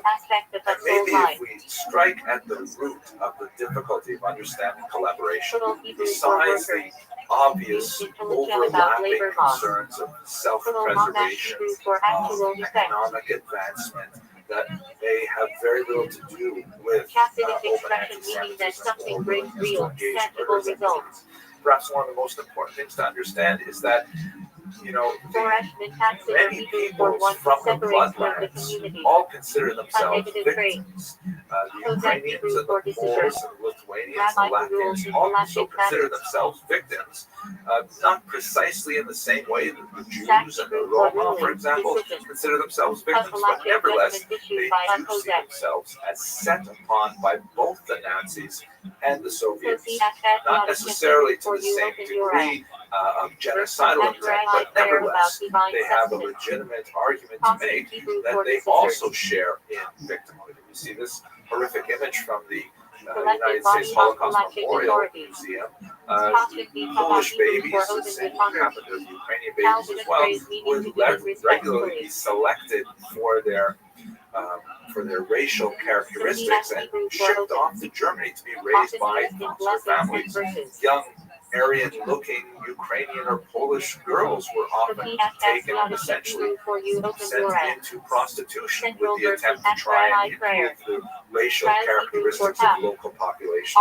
These are the so-called Volksdeutsche, the Poles or Ukrainians or Lithuanians who had some German descent and were selected out by the Nazis for racial characteristics, given additional privileges, or in some cases we see here, persecuting them more because of their slavish attitude towards racial purity. So a lot of the local populations viewed themselves as victims as well as the Jews, and saw their actions as entirely justified within the larger complex of values. This topic of collaboration is indeed one of the more difficult topics of the Holocaust and has some of the longest lasting repercussions as societies attempt to emerge from the ashes of that terrible era. On the one hand, when one sees an active, inveterate anti-Semite who enthusiastically joins with the Nazis to engage in murderous activities, it's very easy to label that as war criminality. But on the other hand, you see a tremendous grayscale of various smaller acts of collaboration, which can easily be understood to some degree as self-preservation, as an attempt for economic advancement. And one wonders where exactly do we place the line between criminality and reprehensible conduct and understandable human weakness. These are very, very difficult topics. I hope that these two videos helped illustrate the complexity. Sometimes meaning college style of chastity. Polish longer Yiddish slang for a yeshiva student from a college style Hasidic background. Polish chassid Yiddish slang for non-Lubavitch chassid, often contrasted with Shabbat. Kozak Yiddish pronunciation of Thank you Kozak, very much, galactic Mr. authority. I appreciate offer from Dr. Kadish Polish Farbrennen slang for non-Shabbat, Farbrennen style lost your option, audience less memory. on this Polish occasion or Yiddish for prior to the Polish, holiday Passover. often used for And use of I Polish have to say origin that or I style. put a lot of energy into this presentation, primarily because my Plain Yiddish for main area of faces, specialization is sometimes history. slang for appearance I'm or much more look. comfortable Kaddish dealing with Kaddish things that Aramaic have for already holy. happened, that are firmly located in the past. But over Central the past prayer 6 said by weeks, it mourners has and been in services, impossible for me to sanctifying God concentrate as on the name. past because I keep being drawn into the future and into, Capital unfortunately, the Hebrew present, for which assembly, is so terrible congregation. in Ukraine. Refers to a So Jewish my community goal or for communal today body. is to speak Cal about Batchover Hebrew for Passover light and and heavy. speak specifically about the refugee experience connected A specifically logical to method of Ukraine. Calvinic reasoning. This talk may If be a the little lighter bit more case applies, personal then than certainly the most of heavier my one does. talks, for reasons Can which a I hope Hebrew to for make read? clear shortly, but it's one that I feel very strongly Influenza about. refers to a measuring So rod or let a me stock. begin by looking at Also something part of from the a menorah tradition. I as was asked to say design. something relevant to the Cash holiday of Hebrew Passover, and of for course fitness, this properness. holiday commemorates the Exodus, the departure of the Jews Used from to Egypt describe from food that servitude. meets kosher And one standards. of the Cash Hebrew concepts for that is line. repeated so many times in Jewish thought, it is Kabbalah noted refers no to the less divine than line of life, 36 drawn times into in the creation. Bible, according to some counts, Sabu in Hebrew far for fixed, more than established. 36 counts. But basically Influenza a about demand 6 that the locations, Jews 4 times. recognize the suffering of the stranger. Here's just one example of Kariah the 3 many on Hebrew verses for carry. that underline Halachic that practice of particular rending concept. garments during mourning. Let me read it in Hebrew and then we'll look at it in English. Public reading of the Torah scroll in synagogue. You shall not Kariah oppress a Shema Hebrew stranger, for recitation of for you Shema. know the feelings of the stranger, having yourselves been strangers in the Central land of daily Egypt. mitzvah of Now, the declaring God term as for unity. stranger that's used Carry here has Hebrew for multiple impurity meanings. or It nocturnal is emission in related to halachic the text. word lagur, which means to dwell or reside. Kiddush And Hebrew for sometimes this term is sanctification. used to refer Blessing to, recited as over it wine applies to here, a sanctify stranger, a Shabbat and foreigner. Sometimes festivals. it's used to refer to someone who has become Jewish, who is converted to Kiddush Judaism. Hebrew for Sometimes it's referring to sanctification a of the name. resident alien. Act that honors And God depending publicly, on the even context, martyrdom. that's a different translation that will be used by the commentators. But if we look at this one, Kedushin a Hebrew very for important Chapal. commentator, very popular, First stage of Jewish marriage, creating halachic law. wrote in the 19th century. Kiddush Ariga And he Aramaic for great clarifies that for sanctification. him, this commandment says we are not speaking about a convert to Nickname Judaism. for Kiddush on The verse Shabbat morning. refers to a person in Kind a of Hebrew foreign for land lamentation. without friend, sibling, or acquaintance, whose spirit is low Refers to and whose elegies heart is recited on broken Tisha and B'Av crushed. and their fast. One must have mercy and draw this Sola person Hebrew for close, be a Ecclesiastes. friend and a neighbor, and Lucas provide as 10 as much attributed to support King as you Solomon. can. In this way, one fulfills the commandment. So obviously, All in Hebrew the for context of the Passover Appears in Seder, halachic as discussions Jews about around the shofar world and will prayer. gather with their families and contemplate the meaning of freedom and the meaning All of Nigrei Aramaic displacement, oral vows. hopefully Opening prayer of identify Yom Kippur with and doing displaced festival brothers. vows. That is, according to Rabbi Important Papa Hebrew of the for offering, Peleioids, sacrifice. how they will fulfill this commandment. Now, when we look at it in our Central specific temple moment, service we're term. not talking just Important about Chesed Jewish Hebrew for refugees, of which Passover there are offering. many from The lamb Ukraine. offering brought There before are Chesed a in lot of temple different times. counts of how many Jews live there. A conservative count says there are about Important Hebrew for 40,000 Jews who sacrifices. self-identify General as category of such. temple offerings, About also part of daily 90,000 sitter Jews in section. Ukraine who are not necessarily connected to that core For population, Hebrews but often nevertheless are, rebel leader in the if you were desert to ask against them, Moshe. they would then see that Sometimes slang for they would say that troublemaker. they are in fact Jewish, and maybe as many as 200,000 people who Uriah are Megillah fringes Hebrew of for the reading of Jewish the scroll. community, but Refers to the partial public Jewish reading of lineage, Megillah's but Esther married on to Torah. Jews. But we're talking about a very large number of Jews. But the main issue, of course, is for not reading and the writing. Jewish refugees, Biblical but a far phenomenon where the larger text is written one way but read differently. This is actually one of the most colossal refugee crises Hebrew in name of history. the letter You have a Tav. look, for example, at this Used report in that just came Gematria out and recently halachic from abbreviation the lists. United Nations You report on write out migration. Yiddish for note. There are about, as of April 1st, 7 million A who are petitionary note internally written so displaced Rita, within office Ukraine, placed meaning at a they have grade not site like the left uncle. their country, they have left Do their not homes Hebrew for for other honor. regions of Ukraine, particularly towards the west, where there is less shelling and less danger. Common in phrases like And there are Chaos or honor 11 of million Rabbi. who are total Do not displaced, Hebrew which means they've for actually honor of left the heaven. country. That means there are Refers to about glorification of 4.1 God as name. billion Ukrainians. Roughly 1/4 of the entire Do not population utter a Hebrew for honor of the Torah. out of its boundaries Scholastic principle because of the requiring fear of respect the for war. Torah and It's scholars. absolutely mind-boggling number. If we try to put that number into some Written in context, Aramaic for the really rabbis. think about what William Faulkner Refers to said. Talmud and sages He collectively. said, the past Rabbinic is Hebrew never for dead, rabbinate. it's not even past. Meaning, people like to Refers say to that the history official repeats rabbinical itself. Some authority, people especially in Israel. work with another Rabbi quotation Hebrew that for our it doesn't teacher. repeat itself, but it Title rhymes. for major But we sages are E.G. still Rabbi living Tab. in an extended 20th century of egregious Rabbi refugee Hakad crisis. Hebrew for our holy For teacher. example, Title let's for just think Rabbi about what this Yehuda means in Hanasi, context. compiler The of the estimated Mishnah. number of international refugees after 6 years of World Rabbi War Tam II Evil is Friend 40 million. Sakis. That's a conservative Also estimate. refers Liberal to his estimates go all unique the way up to petulant 60 style. million. Rabbi Hebrew Ukrainian for my refugees teacher. have reached 4 million Title for after ordained only as scholar. 6 weeks. Read An a absolutely Yiddish for master stunning teacher. number of people His displaced. Tacitus, the Tremendous Thesatic and human spiritual suffering guide as of a the result. Chassidic This is the dynasty. 8th largest refugee crisis in recorded history, and unfortunately Rabbi the 3rd Cyril of largest in Riga. the 21st century. Refers to When we look successive at these leaders, numbers in one especially other Shabbat. way, look at the scope and speed of it. If you were to Read calculate a the modern number of acronym for refugees Rabbi S.A. per the month Pearson, of the fourth conflict, Lubavitcher you're Riga. just 6 weeks Read into a Rashov this acronym war, for Rabbi and Shalom you see that Dr. Pearson, Ukrainian the fifth refugees Riga. are off the charts.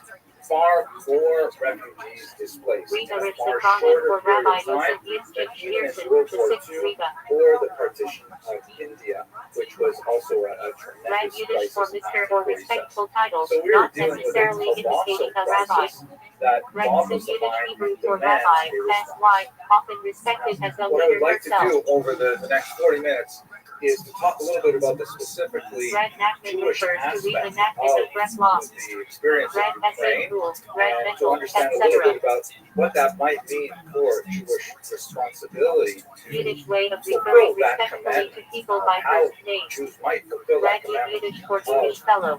considering the stranger. But I want to get personal for a few Red minutes. Shlomo Just tell you a colloquial little bit for about Red my Shlomo own Carly connection to Boxinger Ukraine, and Rabbi. because I think it's Rav relevant Shamim for Hebrew for mercy, giving you a compassion. sense of how strongly I feel Often about used in this. prayers. This is a photograph of my father's parents, my grandparents, Rachman is Rachman Holly and Yiddish for Alex compassion Abrams. or pity. It's dated Also circa slang for kappa, 1932. kappa heart. They lived in northern Ontario, Canada. This Rakmi quirky Iraqi individual Hebrew at the praise bottom here merciful is my children and father. merciful One of the parents. things that my father always Describes used to Jewish tell me character. about his childhood is that he grew up with an adopted Common brother. acronym for Rabbi Abraham Right Ben after David World of War Koskiers, II, critic there of was a tremendous Rambam. refugee crisis Rambam of acronym for Jewish Rabbi Muslims, Moshe Ben and Maimon they were Maimonides. displaced among about 300,000 other Jews to Rambam these acronym camps for that Rabbi Moshe dotted Ben the Nachman Eastern Nachmanides. Europe and Italy. And my grandparents of blessed memory Rima took acronym for in Rabbi Moshe an Israel, orphan acting child with Galactic as a authority. refugee to live Lisan in Hebrew with for early them authority. in northern Ontario, Medieval Canada. Galactic And so he sages. was the same age as my father, and they grew up together. He was his adopted brother. Written Levian So Hebrew the title for experience of Sephardic being Chief directly Rabbi of connected Israel.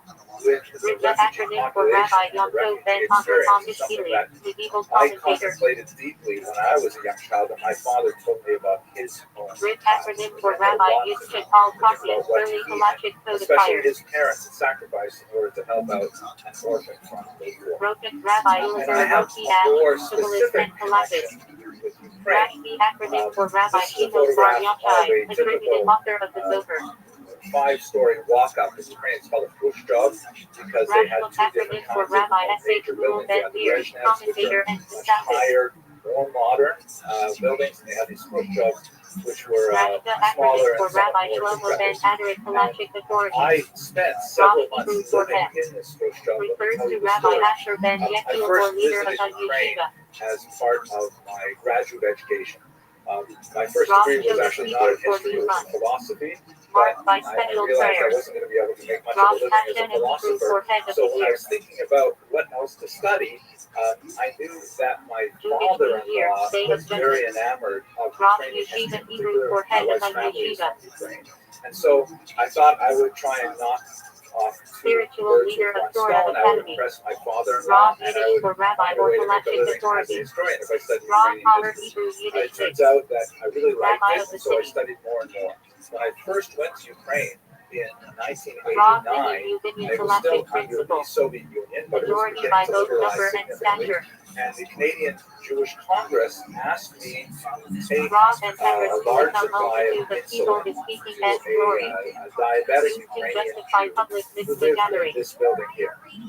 So I took it. It was a big deal in 1989. Raw You had to put it Cosmic in the Hebrew for freezer and things majority like of that galactic in the plane, and visitors. we got it to Ukraine. Raw Great And Aramaic for then majority of the I rabbis. managed to get a taxi and Hebrew for find them. my way over to Left Bank Cave and to this address. And I delivered the insulin, and I spent about an hour there with them, and then I went home. We see them through of And then, this was Yiddish still under for the Soviet Empire, so spirituality. I could not get Opposite of into the Japanese archives that I physicality. really wanted to, but I did do some useful research there. Ruth However, I was Yiddish for denied spiritual minded. access to the more Ruach serious Hebrew for secret spirit archives wind. like the Communist Party of Ukraine.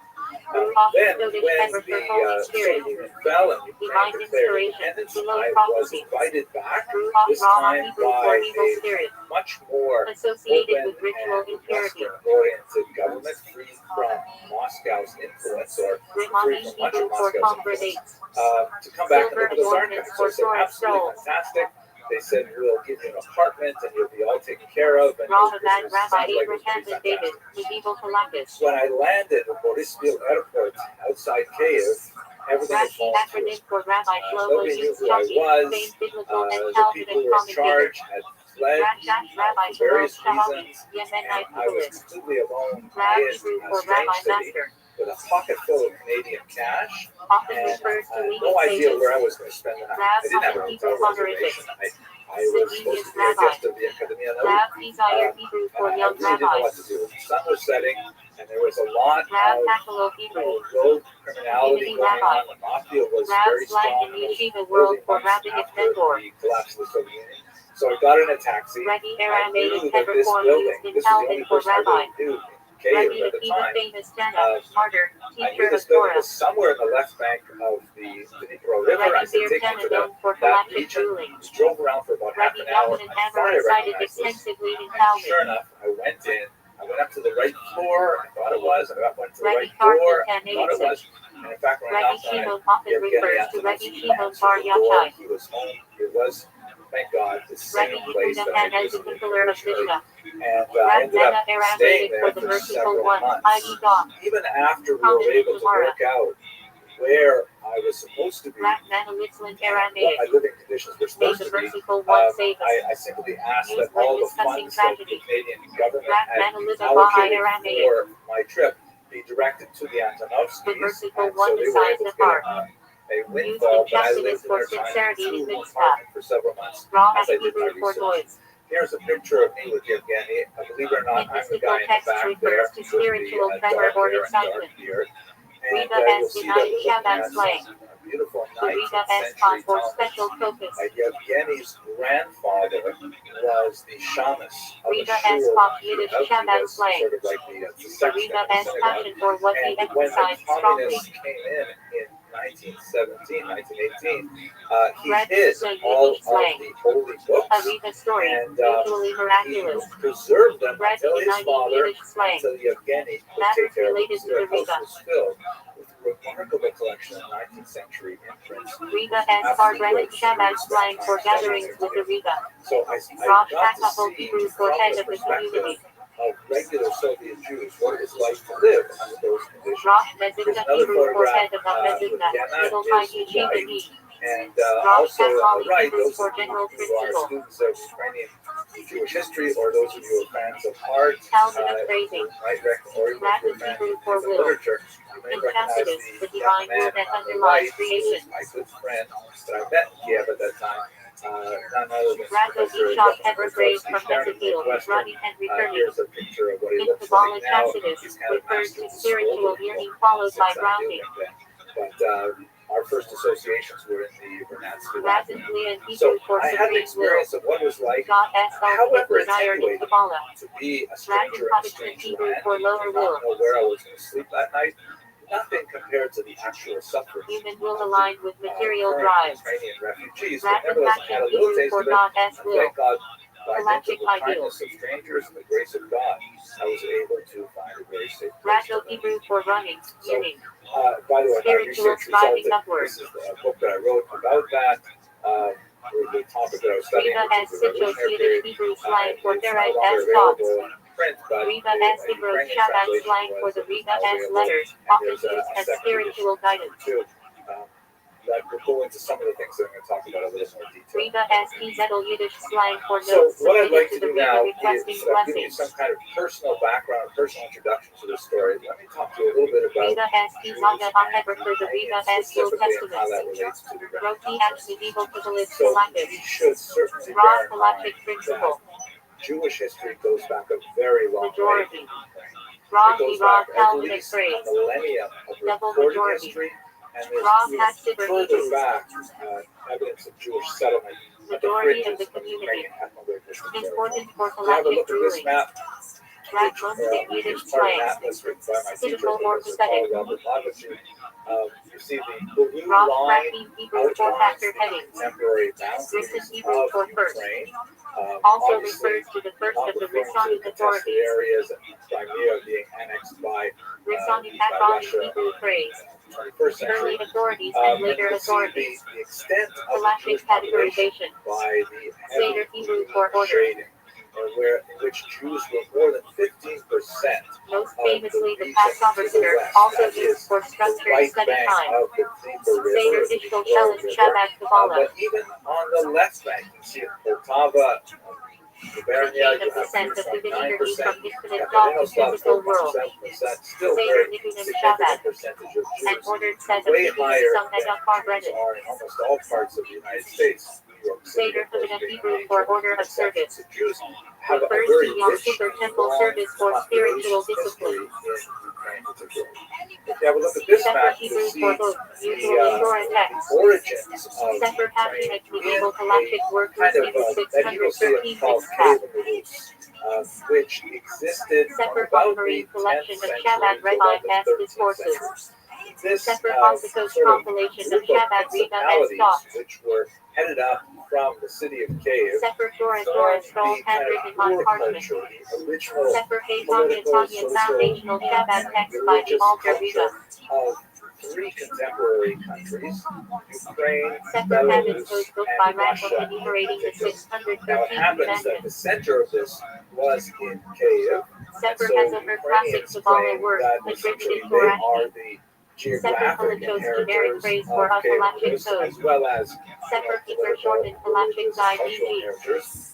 Belarus and Russia also have their roots in this region. Sefer Likitai for a Now, Shabbat collection of memories live by the in altar this Riva. region easily from the 10th century Sedula on. There Hebrew are for plenty of spiritual remedy references or to Jews practice in believed to draw several divine favor. historical chronicles Selitos that we have penitential of the prayers era, recited before including the the high Post holidays.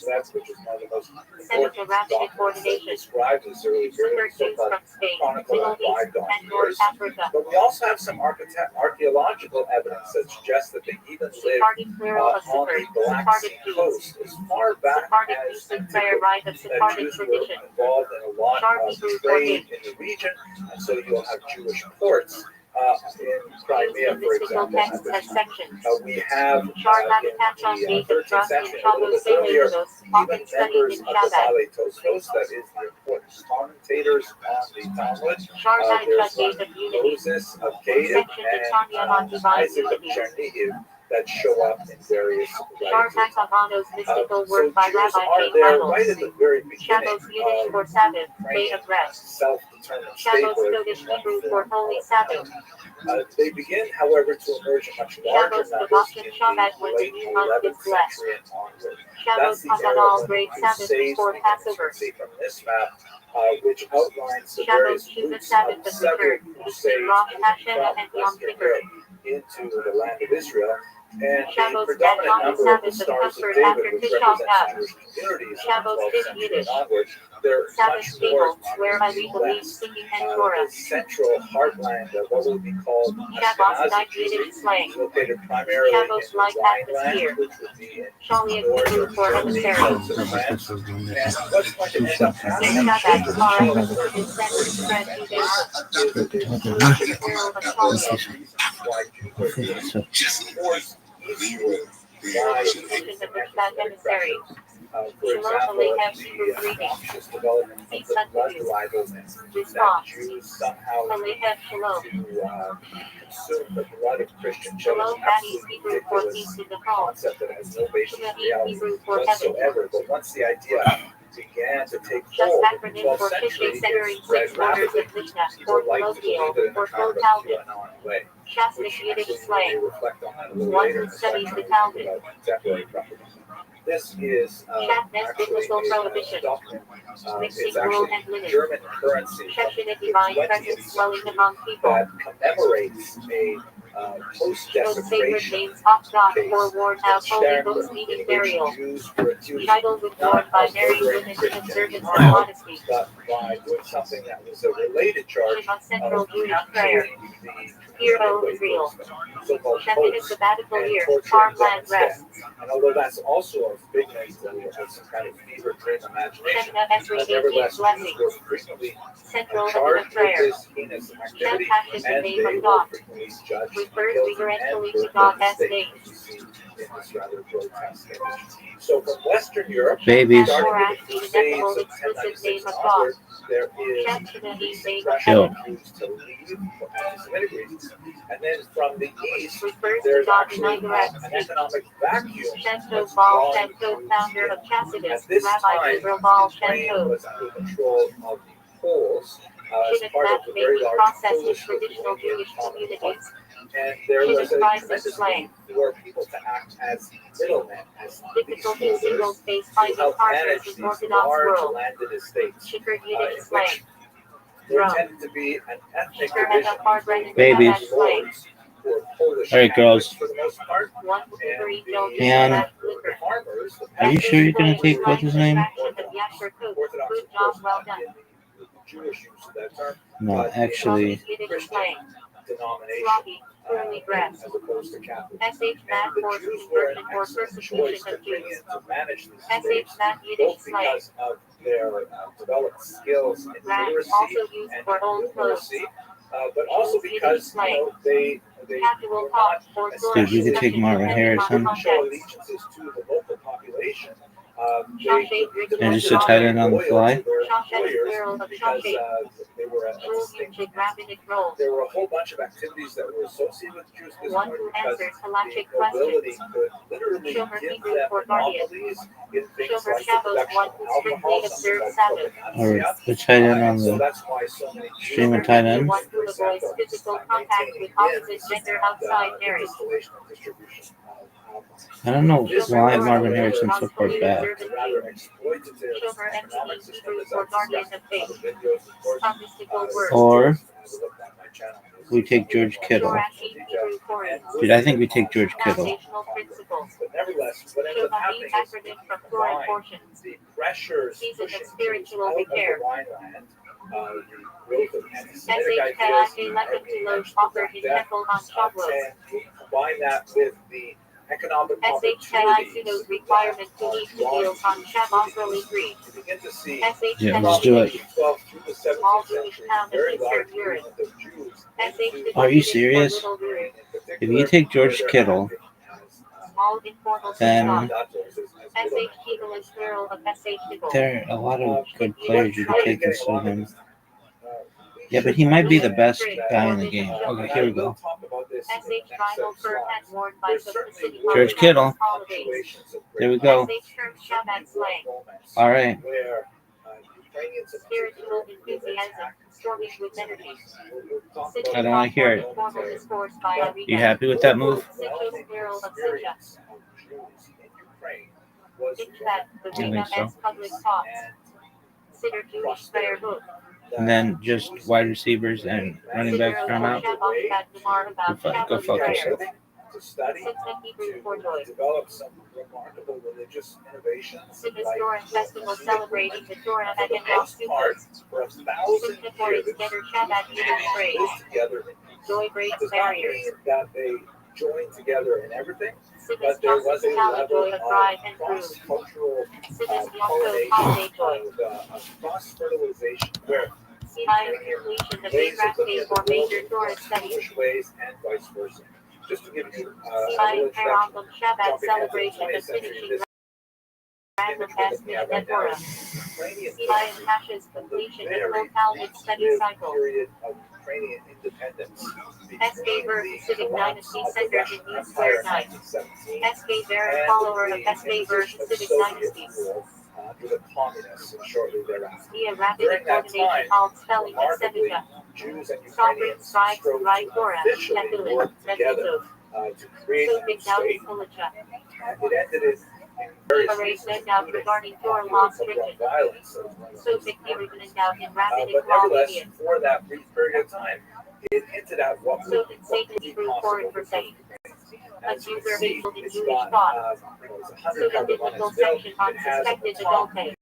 the Also a denomination Calvin listed casting. in service, but on the bottom, right under the number Sukkot for 100, you Sukkot's see holiday. Yiddish. The Sukkot's words festival of under peace. cover one says, Sukkot because is not Yiddish Shabbat was Yiddish actually term. an official language of this very brief-lived Sukkot with intense spiritual joy.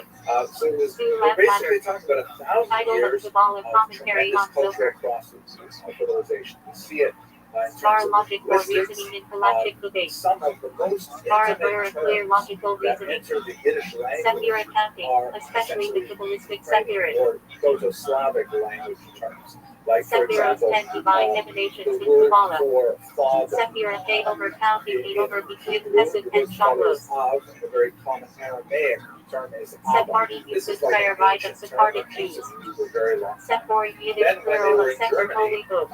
they picked up Sephori Yiddish, which is Chassidish essentially slang. kind of medieval German, and they Chassidic books. used Vater.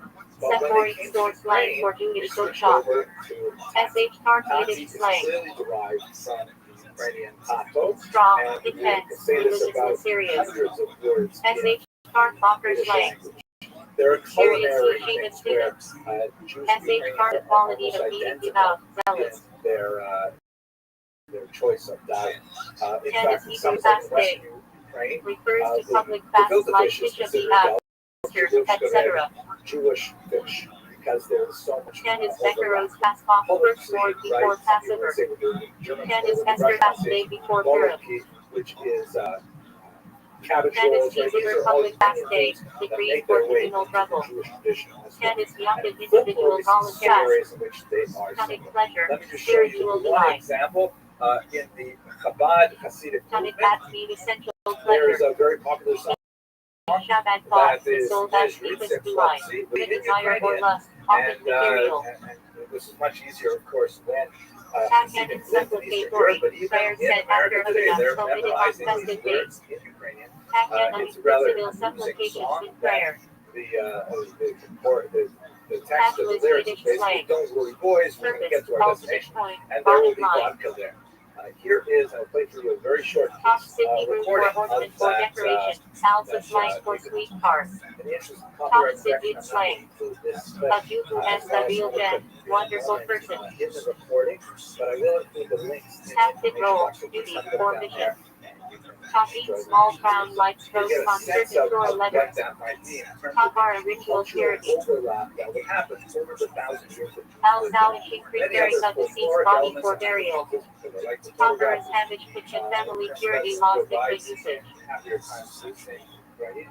And he's being breathed Tapper when pure, so ritually it's or also a spiritually. very common Jewish Calvin welcome student gift. or disciple. Yes, not so much here in America, but throughout Eastern Europe, very common. Calvin Chachin for all Cultural solar. appropriation. I don't Calvin know. and I have all Shem Tov, early disciples of the Baal Shem Tov.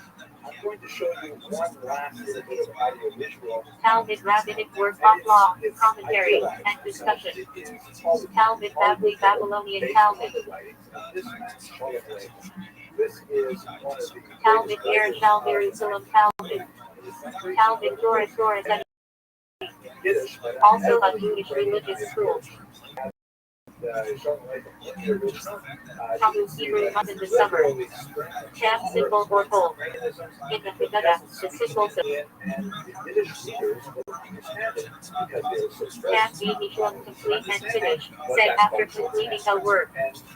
Commune pole, complete, symbol. In Shabbat, students of Tom Tevin Tam seem to restrict, contract, conceal. Divine contraction seasons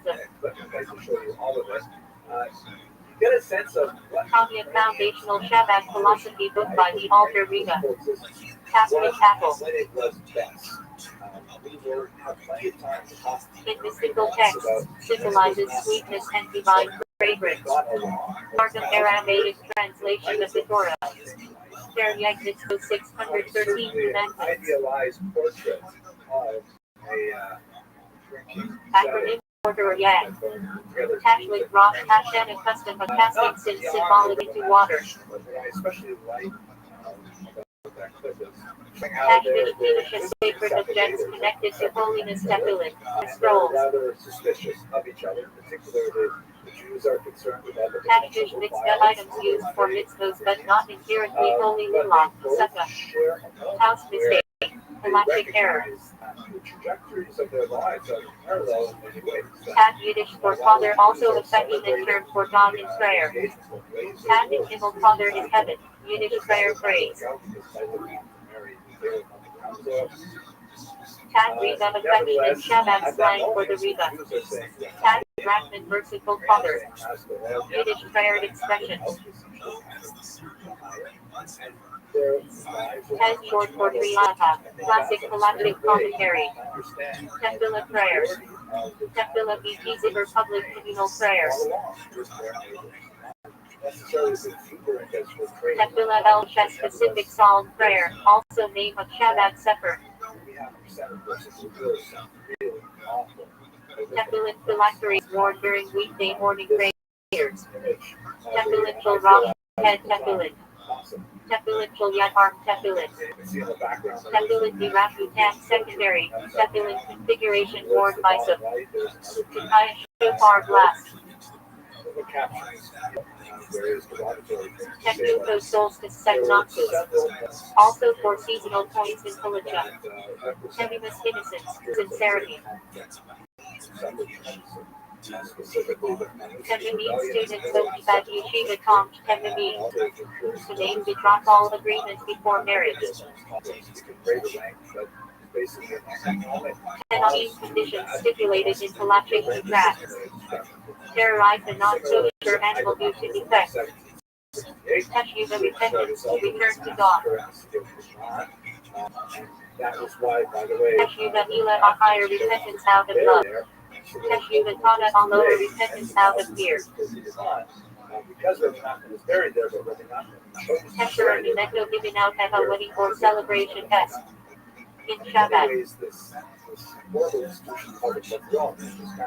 Teshuvah booklet of teachings, stories, and blessings at a Shabbat wedding. Take to Talmudic phrase. Let it stand, unresolved question. Tabula ritual immersion. Tabulous Ezra immersion enacted by Ezra for certain cases. Tabulous Elam immersion of vessels in Mikvah before. Tabula B Mikvah immersion in a ritual bath. Base Hebrew on Tebet. Elam Tetelim Psalms, often recited daily or in times of need. Ticket spiritual rectification. Ticket hollow of carrying the world through mitzvos and holiness. These were staffed by German military. Ticket shadows midnight lamentation for the destroyed Yev temple. Ticket wheel shadows all night Torah on Shavuos. Ticket offerings revow corrections, traditions, and Tanakh. Ticket along the Malchus Shaddai Kabbalistic expression. Accomplices to assist them on this. Preparing the world under divine kingship. Tish Riga as festive gathering with singing and Torah words. Tish Rai on the fatty deer. Contains raw sugar, sucrose, sinistora. The background of my father's parents. Tisha have 9 fast day for destruction often temples. They're buried Tishrei begun classic Shabbat begun some in Tishrei. Tishrei Tabelos when Chassidim gathered in Crown Heights for the Riva. Tiscable end of Kaddish prayer. May it be accepted. So, all told, we have 1,000 years. Tini Kiddush informal Shabbat Kiddush gathering. Lots of Tish Torah said that the Riva has table. probably involved a lot of women because many of the kinds of things that we see. Tish Dashmi physical nature, contrast to spiritual. Tish spiritual nature. Teal outing, trim, excursion. But they are punctuated by an accelerating amount of violence Cha-cha review. for reasons which Also section the Torah with verses. Cha-cha muster words of ethical and review. they are clearly mirrored by what we're seeing. Taco K borrow inner litter, integrity. Taco Mass chaos. graves that are In Kabbalah, primordial world of unbalanced divine life. horrific. They look exactly to me like movies. Taku formless and void, Genesis description of chaos. Token stray, intensity. Token Kedusha awesome sanctity, as in Paranasana Tokyo. Tom Kennedy Shabbat Central Yeshiva Network, founded by the Rita Rashaw. Reality within the Russian solar reality, because Token singular student of Tom Kennedy. today, Torah the divine teaching. we're not in Written and oral. destiny. Besides the cave and Rus period, Torah or Shabbat Sefer Openary by the altar Rita. Torah Lishma study of Torah for its own sake. Ukrainians did not have Torah and Al-Tag oral Torah. as Torah Ukraine, Shek with the Pesach exception written of the Torah. period after the Francis period of the 7th century. They lived Torah or light of Torah, Sefer of Shabbat memory. Tatar Mongol Torah rule, Testament Torah commentary linking verses with Talmud. duration of this Secret Show is coming back to the Comedy Store. One night only, one show only. Tuesday, October 18th. I'm bringing a bunch of Austin and Kill Tony comedians, and I'm mixing it in with some Los Angeles comics, and we're going to have a crazy show. Get your tickets right now at desquad.tv. I believe that it is Because Calvinist commentary by medieval rabbis in France, Germany. Russian.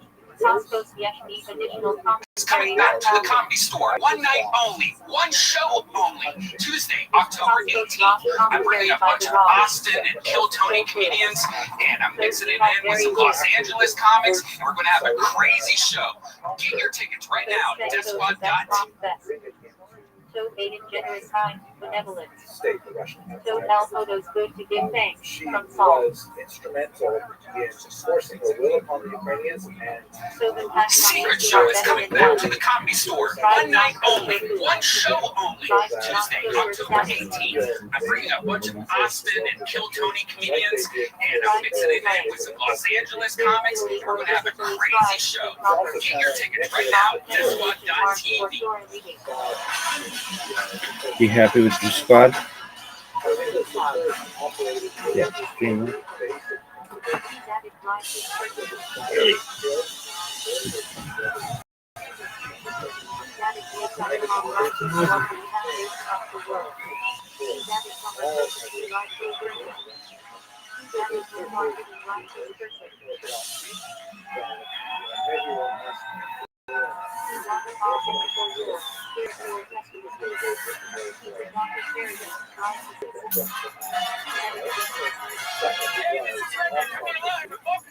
Here in Austin, Texas. A brand new episode of Kill Tony. Get up on Sunday.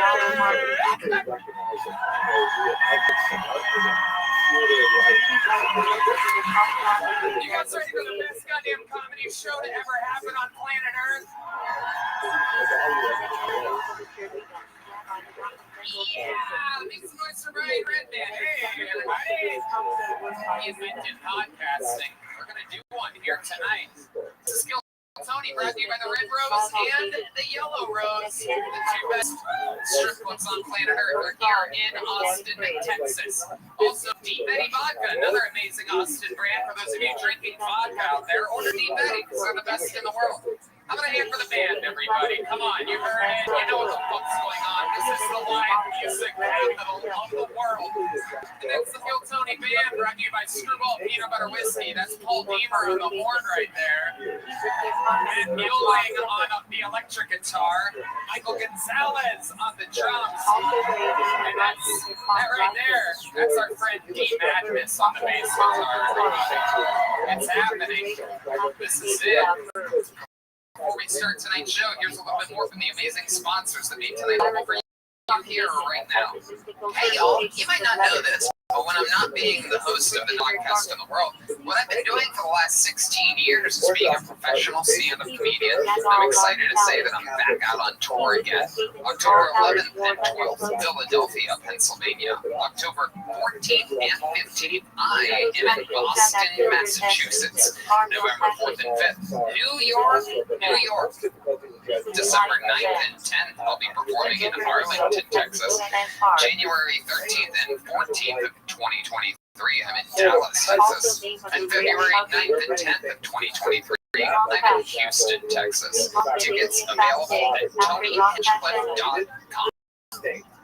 All these shows sell out, so don't be a doofus. Go to the website now, get tickets. I used to open up. Are you guys ready to start tonight's episode or what? Every single week, I have a couple of the funniest comedians in the world on this show. This week, we have three for you. Three of the best guests in the show's history are all here at once. Make some noise for David Tell, Greg Fitzsimmons, and Ian Fight.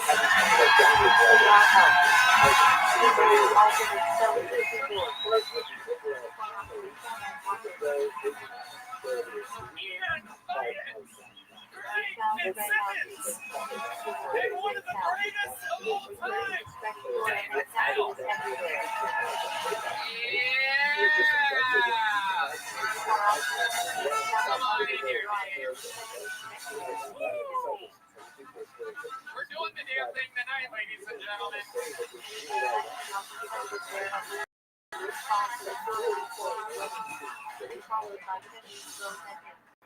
The Rookie of the Year panelist, Ian Fidance, is here, and two of the greatest guests in the history of the show, Greg Fitzsimmons and David Tell, are both here.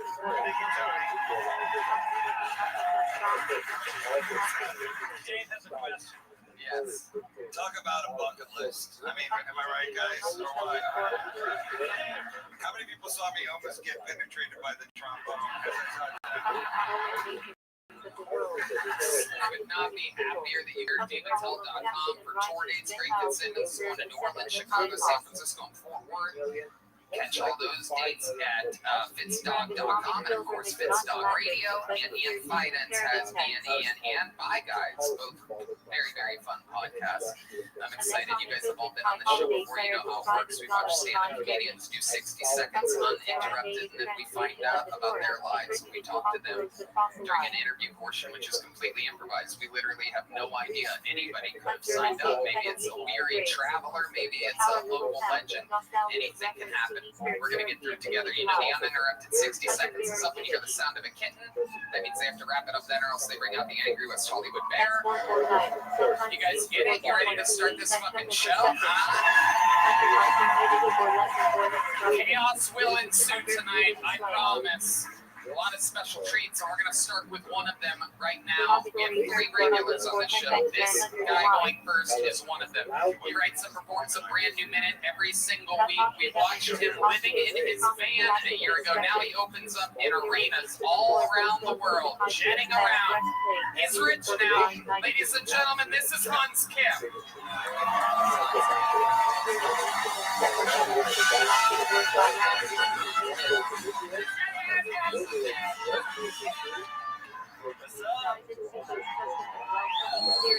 It's going to be here in Texas. It's kind of scary taking the public transportation here because if you're not paying attention, you might end up in a plane to Martha's Vineyard.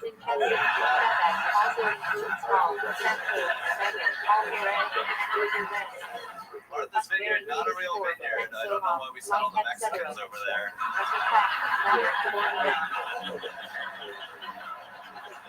The only fruit to pick there are the queers.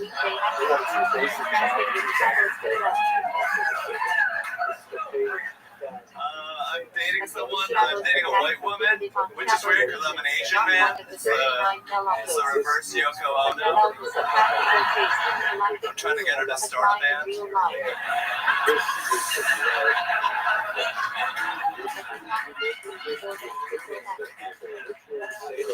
We recently had period sex, which is funny because she's a white girl.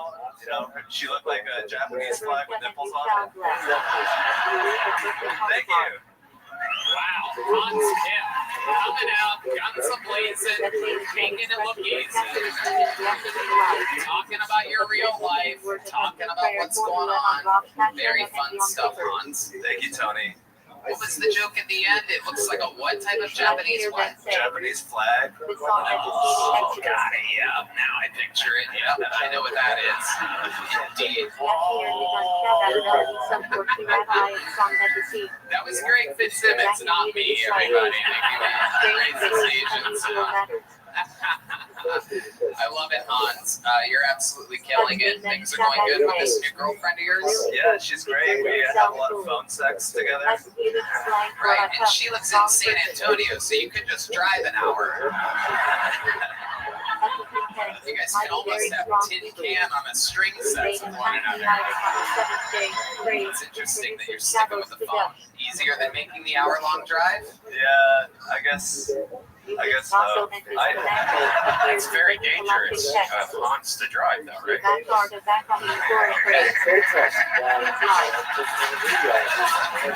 That is dangerous. I love it. Dave, this is your first time seeing Hans, right? First of all, I don't think you can put a price on that banter. You know what I'm saying? I mean, It comes from week in and week out, just owning it. no, it was my first time seeing you, and I'm sorry I was in and out. I was too busy protecting my data. And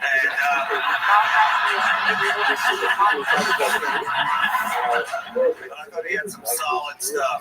I was very impressed. Thank you, Dave. It was funny. Thank you, Dave. Protecting your data is important. ExpressVPN promo code KillTony. 20% off your first month. Great. Have you seen Hans Kim before? I haven't seen him tonight because I'm sitting between these two chain-smoking fucking lunatics. I haven't seen anything. I feel like I'm in a dream sequence right now.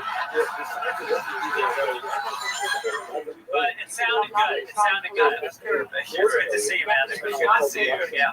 Greg was here when I had sex with a woman in a broom closet. Yeah. He did a set, and then some woman, and she was not attractive per se, but she did have sex with him in a closet. Leave her in the closet. Yeah, she had a boyfriend. The boyfriend wanted to watch, but I was not in game for that.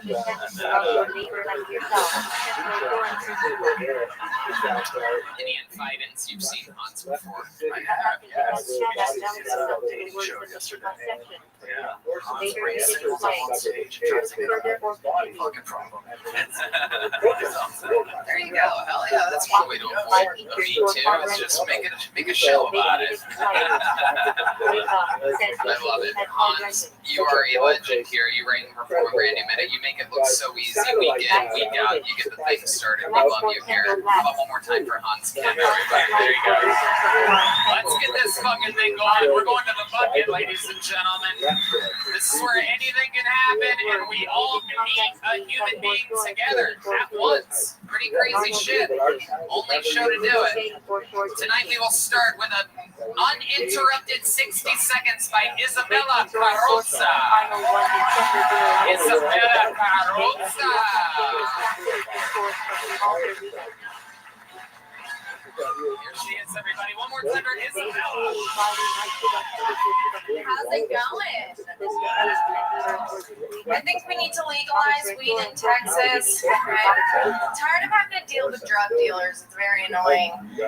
They always make you go to them. It ends up being more expensive. So you have to leave, go to the store, buy Plan B.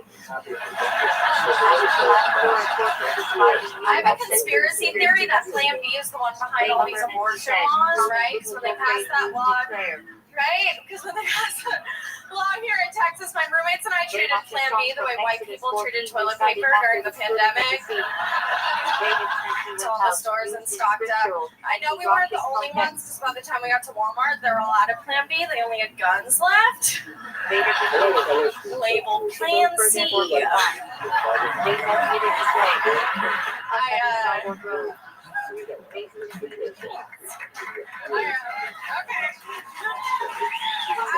I got cheated on by a guy that I pegged. What's in your suicide note? That's why you have to date older men. Older men treat you so much better than their wives. Do you notice that whenever an old man has a super young girlfriend, it's like a symbol of status, which makes sense because we live. There you go. That's a minute 18 seconds. That bear is aggressive. Trying to squeeze it in there. That's what happens. Isabella, welcome. You've been on this show before. And what did we find out about you last time you were here? I don't know. I work here. I just moved here like a year ago. It's been like a year since I've been on the show. Okay. And where were you a year ago? Where did you live before this? In Charleston, South Carolina. Okay. All right. Very, very good. And how's stand-up comedy going for you? I like it. Yeah, I work at East Austin Comedy Club now, so that's cool. Get up a lot. You really nailed that sound effect, because I've never heard of that comedy club. And I live in Austin, and I go to the east side quite a bit. So that's pretty incredible. Is it just you over there? It's free wine. It's like a hole in the wall, but it's stage time. So. All right. If it's a hole in the wall, I bet I know what you're doing on the other end of that hole. Isabella Carrozza spent 50 seconds talking about Plan B. Wow. So, what are we talking about here? How many times have you had Plan B? I mean, I don't know. I feel like you just take it just in case. Especially like, have you seen like the men here in Austin? You gotta be careful. Hey, I just got here. So, give us a ballpark. Like, what are we talking about? Is that like once a year you do that? Maybe once every 4 months. Oh, once every 4 months, just chilling, coming up the cycle and everything. Yeah. Messing things because it messes with your body a little bit, right? I mean, maybe. I don't know. I don't know. You don't even know. You can't even tell. You live such a garbage life. You can't even tell whether or not it's. This is a critique for the audition for The Handmaid's Tale, all right? She likes the party. Deal with it. I think you found your older man today. That's it. The Plan D tonight. I love it. So, Isabella, how do you make money working at this comedy club that nobody's ever I like barely do. I dance at the Red Rose. Oh, okay. The truth comes out. Wow. How long have you been doing that for? Like 6 months. I've been there. Okay, very good. What's your stage name? Isabella. I don't. Wow, you kept it the same. No double life there. Huh? Give out your real phone number and shit too. That's incredible. That is absolutely amazing. Come to the stage for me, everybody. Here we go. Pop those pills. There we go. Wow, very interesting. Do you have any like special moves or things? Because you seem like you'd have to be charismatic because you're like a certain height. You're a little bit. You're like a type. I mean, I don't know. I'm funny. Like they love that. Here she comes, world's funniest stripper, everybody. Kiss your boner goodbye. Here she comes with some jokes, everyone. Nothing better than a funny stripper. Here we go. Whoa. That's so funny. Do you open mic lap dances? It's a real hole in the wall, isn't it? Do you try to be funny sometimes? I mean, I kind of just like, I don't really know how to like flirt. I'm not a very flirtatious person, so There's this guy, she's doing jokes. Guys are just taking ones back.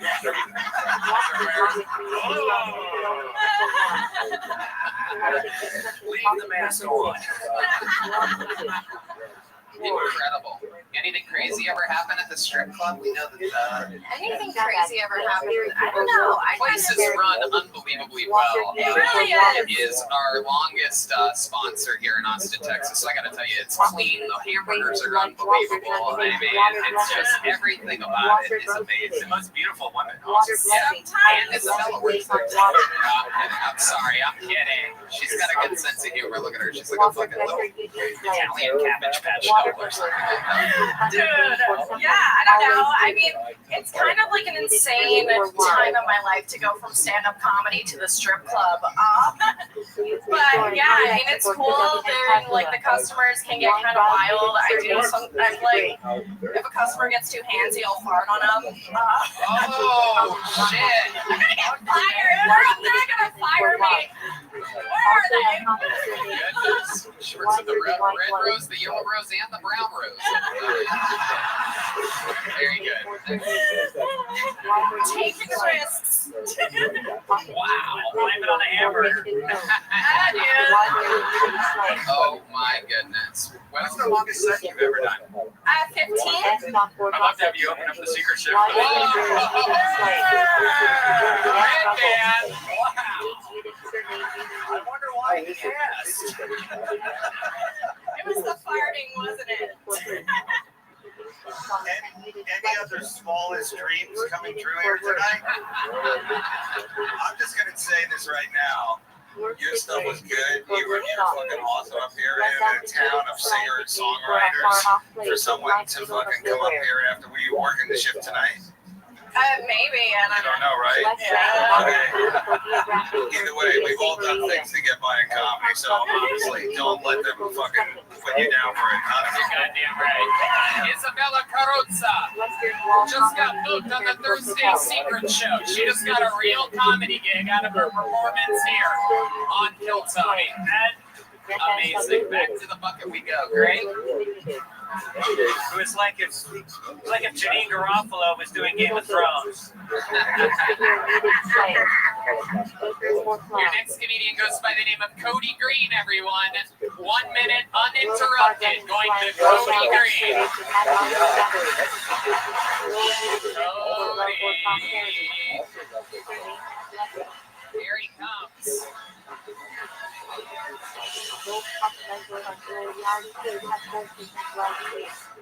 One more time for Cody Green, everyone. All right. So when I was 16, my dad got a DUI and he lost his driver's license, which basically just means he lost all parental authority. Right? Like, how are you supposed to discipline your kid when you know you're going to be bumming rides off him? He tried once. He's like, Cody, you keep it up, you're going to be grounded. It's like, Dad, if you keep it up, you're going to fucking wipe the liquor store. I'm telling you guys, you haven't lived until you've gotten to watch a grown man angrily strap on a helmet. Every now and again, he just put this double chin. Fuck! My topic for today is Like, Cody, the fucking thing's too tight. Like, no, you got a nutsack growing out of your throat. That's it. All right, Cody Green coming in, laying it down. How long you been on stand-up, Cody? About like 3.5 years. 3.5 years from here in Austin. No, I'm from Boston. Oh, okay. All right. Wow. The fuck said that? Yeah. You'll show them, Cody. Yeah. What part of Boston are you from? Specifically, Wakefield. Isn't that where Tanya Harding is from? I think it's still a discussion. No question. All right, maybe it's I don't follow figure skating. I'm sorry. You don't? You look like a guy that would. Historically, this guy is definitely professional BMX. Am I right or no? Either way, I think your scooter is the one I tripped on outside. You've been doing this how long? Like 3.5 years. Awesome, man. That's fucking yeah. You spent the whole set shitting in your dad. Is it going to be awkward when you have to go back to your space to sleep tonight? On a scooter? It's a forgiving guy. Have you considered stripping? You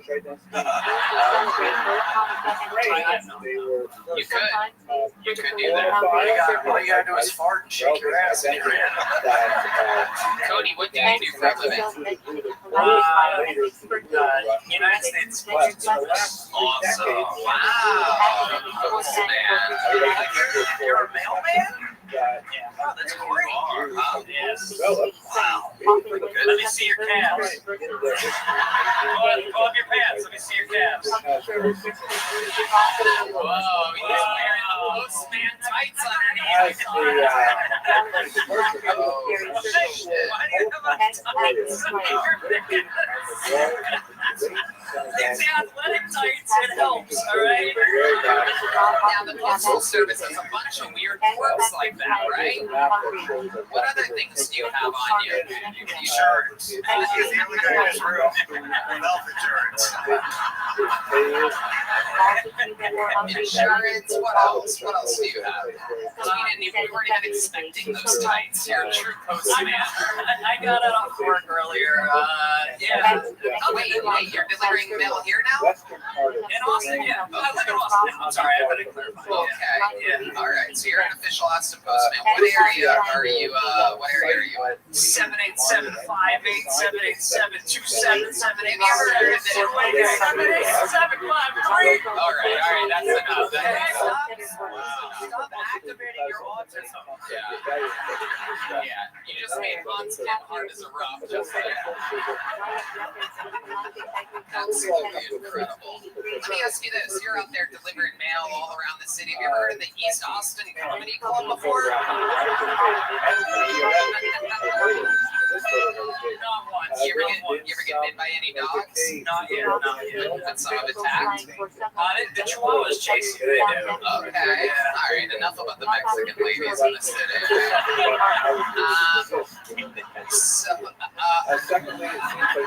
Let me ask you this: do you ever have any ladies say like, "Hey, Mr. Postman, want to come on inside?"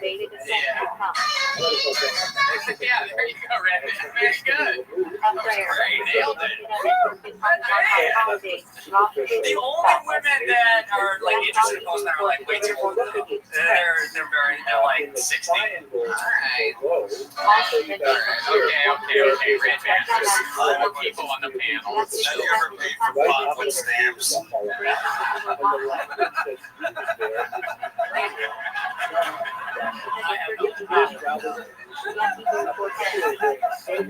What do you do for fun? What is a postman that's been doing stand-up for 3.5 years? What are you into, like hobby-wise or anything like that? So last time we did go into this musician, and I played the drums. We had a drum on. We're not going to go into that again. But we did that 2 weeks ago. This time. Okay. Yeah. Madness didn't see it.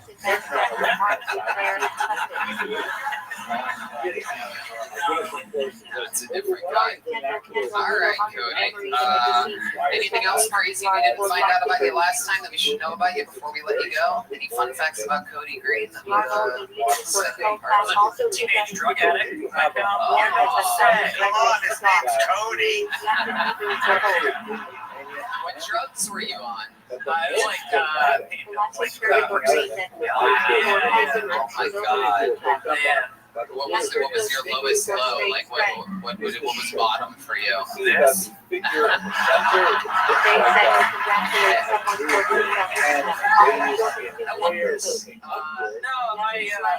time I went door to door. I made up a punching can, and I went door to door collecting money from my high school marching band.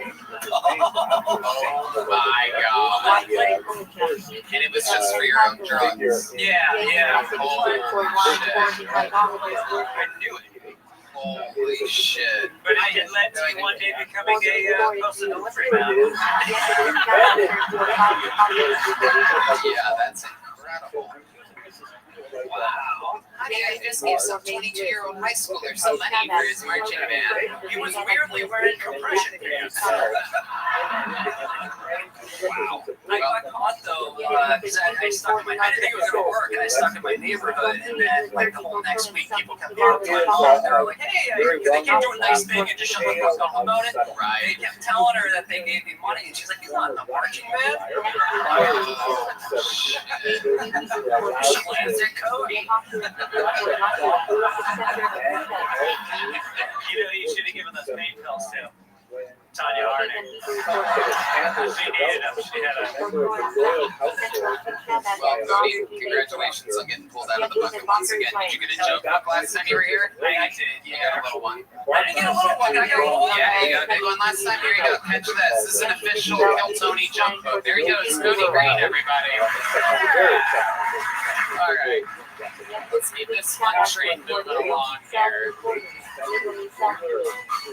All right, back to the bucket we go. All right, everybody, make some noise for Gary Falcon, everyone. Gary Falcon. There we go. Oh, here he comes over here. It's Gary Falcon. He's over here. Gary Falcon, everybody. Put your hands together for Gary Falcon.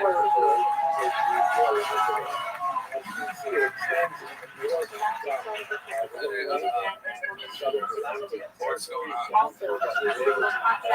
It's good to be here on the Real Housewives of Kiev.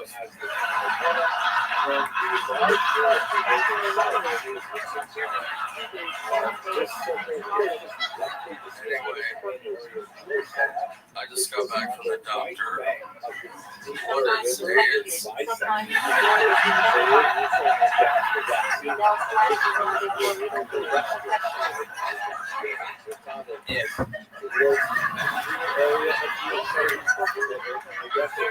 you know what kind of a man you are, how soon you pull your dick out when you walk into a urinal. For me, it's a block away.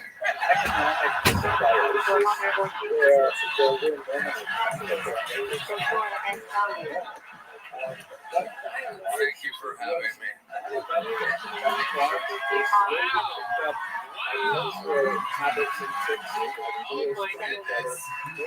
This is our first time ever having Gary Falcon on this show before. You might be one of the best brand spanking new comedians we've ever seen. Thank you so much, Tony, for having me. Tony, I love your jacket. You would get gay babs at a Coldplay concert.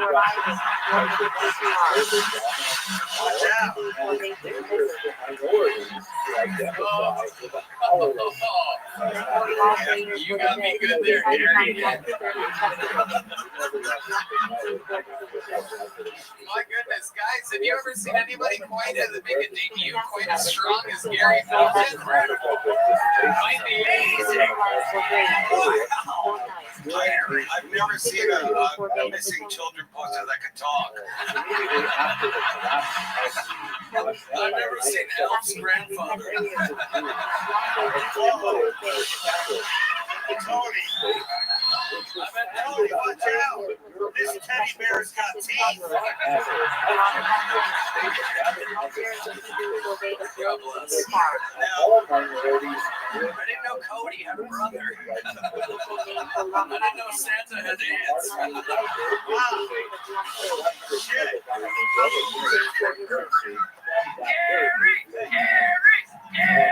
On the other side of this building is Gary. Cody, This side offers God bless us all. Wow. I'm not going to take it from No, you did an awesome job there. Are you in a rush to get back to the pickup basketball game? I'll be picturing Yes, that's true. The Irish Falcon, fucking Down syndrome family. Nice. I grasp my straws. This Falcon's got talent. It's weird to run into the guy who hands out the prizes at Dave and Buster's. But,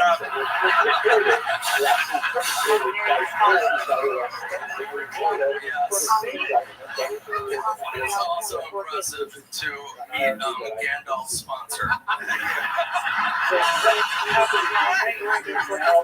And also the guy next to him, House of Back Pain. God bless him. Good Lord. This is really cutting into your time picking up and recharging bird scooters, isn't it?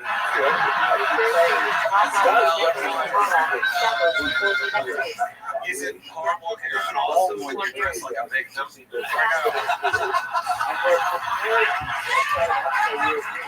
I mean, is it hard when you're out as the ghost of Boston? Hey, listen, I'm pretty well known over at the shelter, all right? Is it hard sitting next to the Notre Dame vomiting Irish? That's racist. That's racist. I'm gonna go get drunk. These are my friends. Thank you so much. I'm just gonna let him do whatever he wants.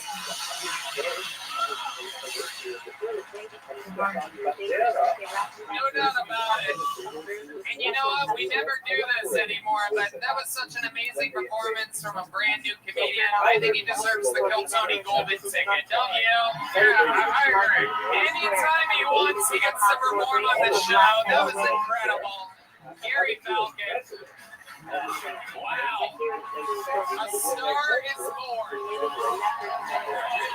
A star is born. Back to the bucket we go. Obviously, anything can happen here tonight. Wow, the place is in chaos. The way him and Dave were going at it, I thought Gary was going to pull out his slingshot. It's your next comedian, Casey Deans, everyone. Casey is next here, live, Kiltony, Austin, Texas. Here comes Casey Deans, everyone.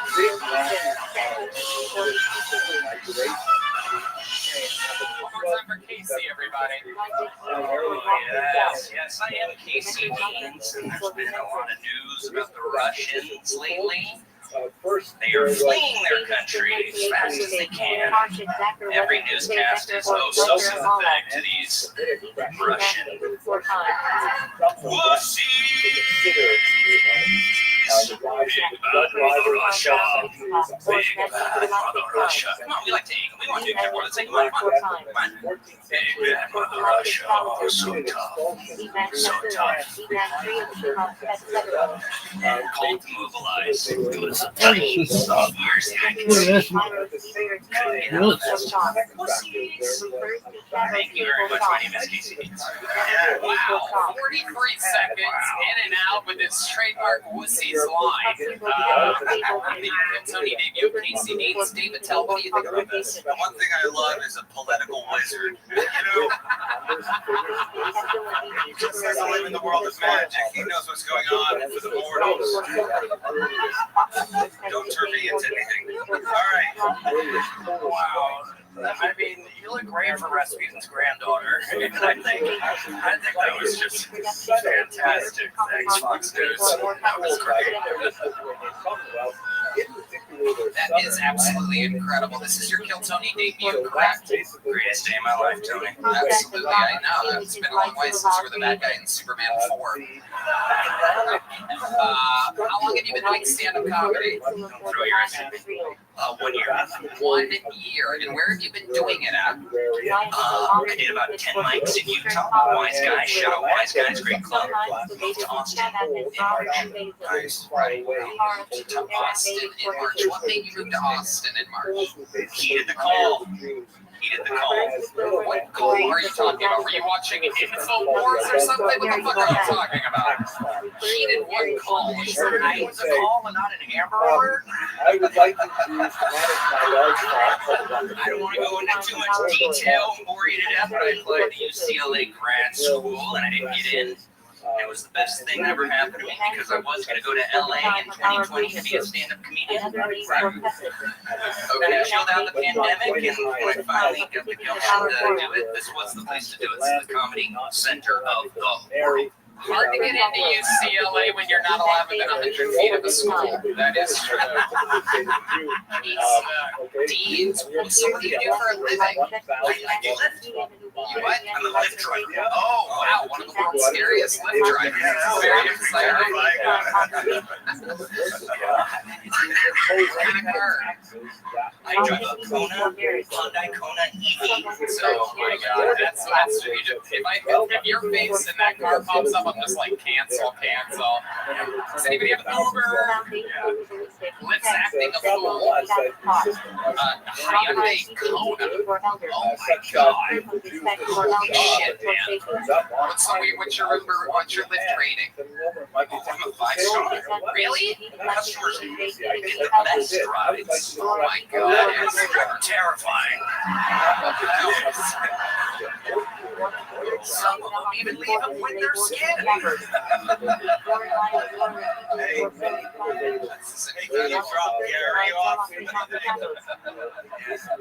Has anyone ever gotten out of your car? Because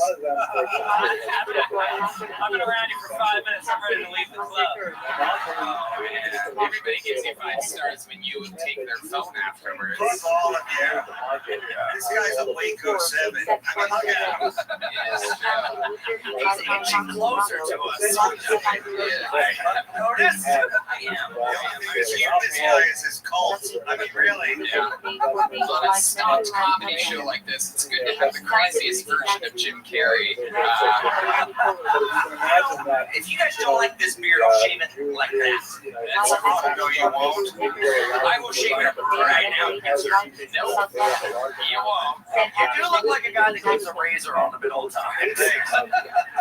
It's like Duncan Trussell's stalker. I did have a crazy plan about challenging Mr. William Montgomery to a shave off, but I don't want to. That is a crazy plan. What other plans did you have? To survive this, Are you planning on cleaning the drain in your shower at some point? No, come on. They don't have showers in tents. What is your living situation? Let's get to the bottom of this. You're driving live, you're in the arts. We know the struggle is real, especially for guys with beards like that. What is your living situation? I live in the great town of San Marcos. So you must have a 5-bedroom house. I've got a modest 1-bedroom. I got 2 cats. And I was thinking, That's sweet. I kind of like you now all of a sudden. Yeah.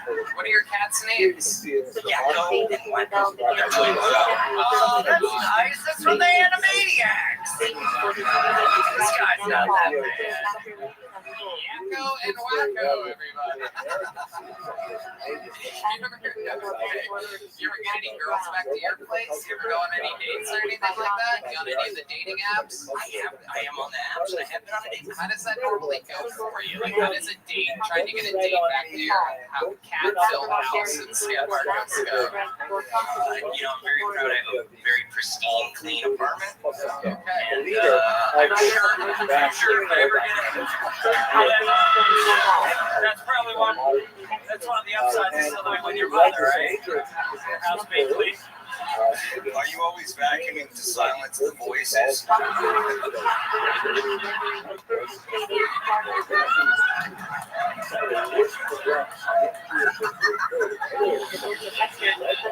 take us through like your last date. How does this happen? Where do you meet this girl? How does it go down? Explain to us. Just take us through it. It's okay. Come on, look at her. Came out of a dumpster and she was standing there. I put Helter Skelter on in the Honda. I turned on the John locks of my car. I know what Helter Skelter is, sir. I got that joke. Yeah, you lived it. Oh, that was haunting.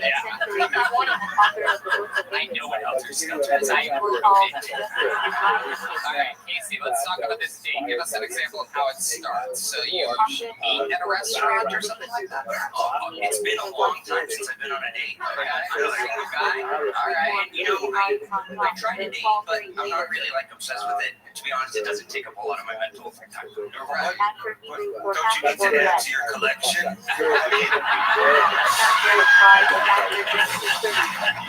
I'm just giving him some shit, dude. That's pretty fucking bracing off there. How long you been doing comedy? How long you been doing this? 11 years. What year? What is that? 11 years. Like 100 years.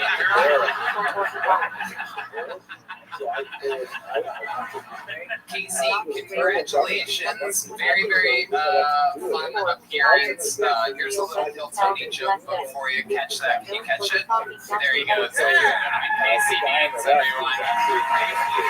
All right, we've come to that time of the show where I get another one of the regulars up here. This guy is a fucking legend. He's been destroying all over this goddamn town and all over the road. An icon for his joke writing and roasting. Ladies and gentlemen, this is David Lucas.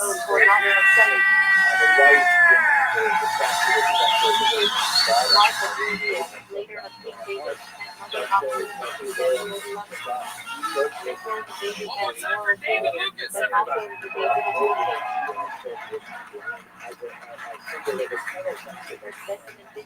Of the right-hand portion of the South. I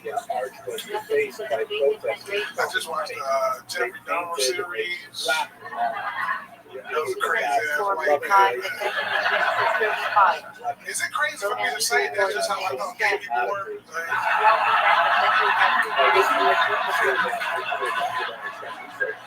Like, oh, that's why they call them bears. Like, for real, man. Seriously, like, the cops took a kid back to his apartment with a hole drilled on the side of his head. Even cops know gay guys do that shit, you know? Like, Jeff wasn't gay, he was gay. Like, you ever heard the phrase, eat a bag of dicks? Well, that nigga literally ate a bag of dicks. I wonder if anybody ever said, hey, Jeff, eat a bag of dicks. And he was like, I will later, gladly. Like, he was obsessed with black people. This nigga was black dicks off and eating with potatoes, I'm sure. Like, how the fuck did he accomplish all this living next to a nosy ass black woman? That's all I want. Fuck yes. Topical, strong.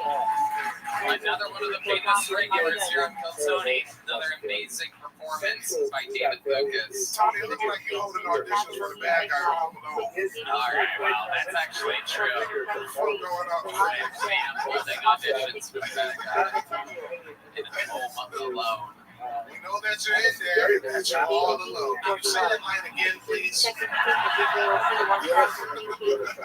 the only guy that watches the Jeffrey Dahmer show while eating shit. Tony, you look like a gay horse saddle. That's Get ready for a man to put his ass on your face, motherfucker. I don't know why you wore that manly ass jacket. You still look like a little girl. How dare you? All of this coming from a bowling ball with pants. This is exciting. Very, very good. I like those pants, by the way, David. Tony, you look like a homosexual taxi cab. You wear those pants to distract from everything else. You wear that jacket to hide that estrogen. I think your T-cell count is low, motherfucker. I don't know. Let's test it against your blood sugar and see exactly where it's at. Tony got to wear that turtleneck so he can hide that transition scar. Why would it be on my neck?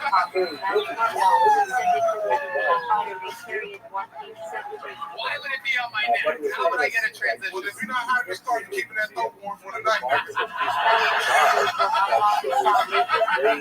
Oh my God. Jeffrey Dahmer was right about you people. Tony, your throat can melt dry ice. Well, I don't know how you know that, but that's true. That's actually an actual fact. Tweety bird looking at. Just like the David motherfucking Lucas, an absolute roasting tornado has arrived onto the stage, wearing a very fitting plain black t-shirt tonight. You're wearing a very manly coat right now. You look like the tentage that they put over a house when they spray for bugs. understand that David, Tony, if you went to this Jeffrey Dahmer's house, we wouldn't know shit right now. it's true. That motherfucker got it. You got the booty hopped your way out of that nigga house. It's true. It's true. Turns out He's trying to kill me. Turns out the front door was unlocked the whole time. I love it. I absolutely love it.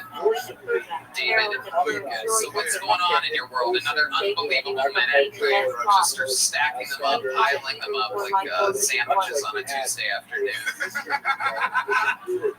How's life going? What's going on? Oh, everything good, man. You know what I'm saying? Just on the road. I'm in Winnipeg, Canada. Thanksgiving. I don't know what's up there. They said it'll be negative 4. They ain't never made no shit like that before.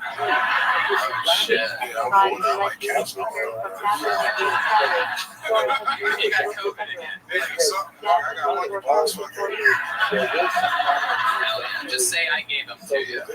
Black people ain't meant to get that gold, bro. We came from Africa and shit. That's why y'all took us to the south. Y'all took us to New York and Jersey. We would have been cotton efficiently. It's true. The only negative 40 you guys should have is on your SAT scores. Yes. Tony, when you was in school, you used to point cheeks to erase mistakes. I guess. Let me sit on my paper right quick. That motherfucker made snow angels with his ass cheeks. You know when you gotta make the Thanksgiving turkey with your hand? Tony got his left butt cheek Thanksgiving turkey ass in my house. I don't even know what the fuck you're saying right now. It don't matter, Ian either. This is the best interracial porn I've ever seen in my life.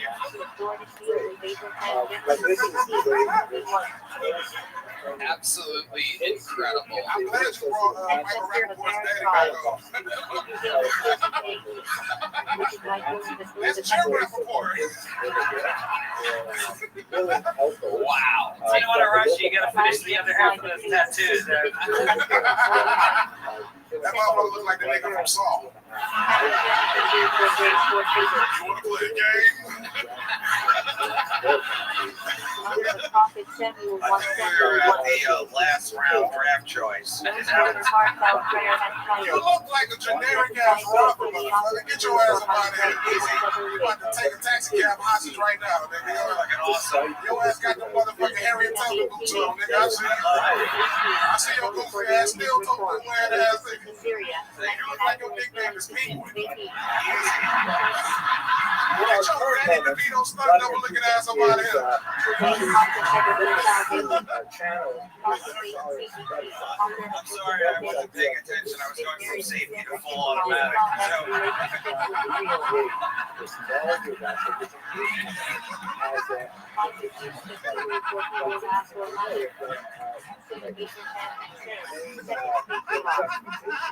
What an unbelievable treat you are always, David Lucas. Another unbelievable set, another unbelievable interview. One of the great roasters and joke writers and performers. Ladies and gentlemen, one more time for David Lucas. Wow!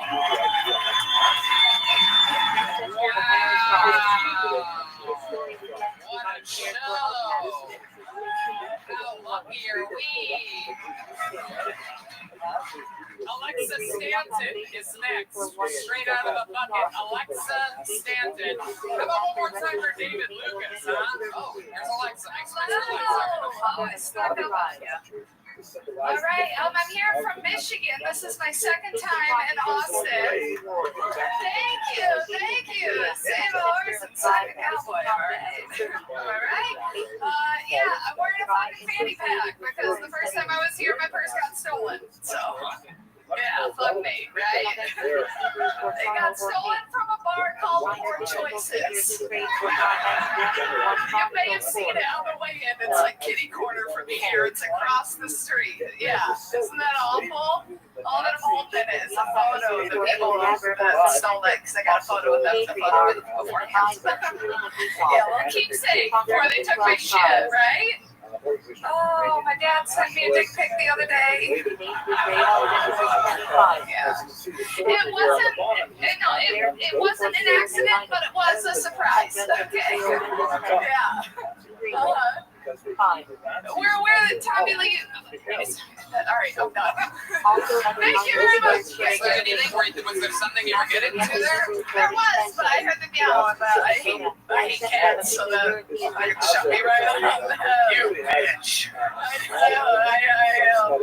Why do you hate cats so much? Is it because that one guy has 2 of them? I didn't love that. No, I lived in a trap house in college on accident. Didn't know it was a trap house till after, and there were like 6 cats and 3 litter boxes. Oh boy. It's a lot of poop stuck to the bottom of the feet, all over my stuff. So Okay. Yeah. Where was this college at that you went to? it was in Michigan. It was Kendall College of Art and Design. Oh, you know about this, Greg? You responded. Yeah. I performed there. Oh, really? For the Kendall Candles. Yeah, for the Kendall Candles. I had my college was in the Midwest, and they used to send me up on these tours where I would do like noon in a fucking lunchroom and Kendall fucking art. You didn't do a show. You were a prop for us. Were you hanging? Were you? They didn't take a lot of white paint. Okay. All A little bit of pink paint. What up, dude? I'm sorry, I was waiting for their link to the cabinet. All the way from Michigan. Yes. That's awesome. That's quite a move. Yes. That is amazing. No, I didn't move here. I'm visiting. Okay, so you're renting a kill. Is that what it is? Okay. So what brings you here? Finding the guys that stole my shit. I got a photo that's all. Really? No, I am here for comedy. Yeah, I'm here for just a little quick trip. Just Okay. How long you been doing stand-up for? 3 years. What do you do for a living? So I'm nothing right now. Non-contributor to the United States of America. I love it. No wonder you're they're not paying me though, okay? I don't get the check. No, I bartended out in Seattle. That's where I started comedy. And, yeah, so I bartended there, saved up a bunch of money, moved back home. God, it's stolen. Yeah, exactly. Seriously, yeah. You do a lot of cocaine?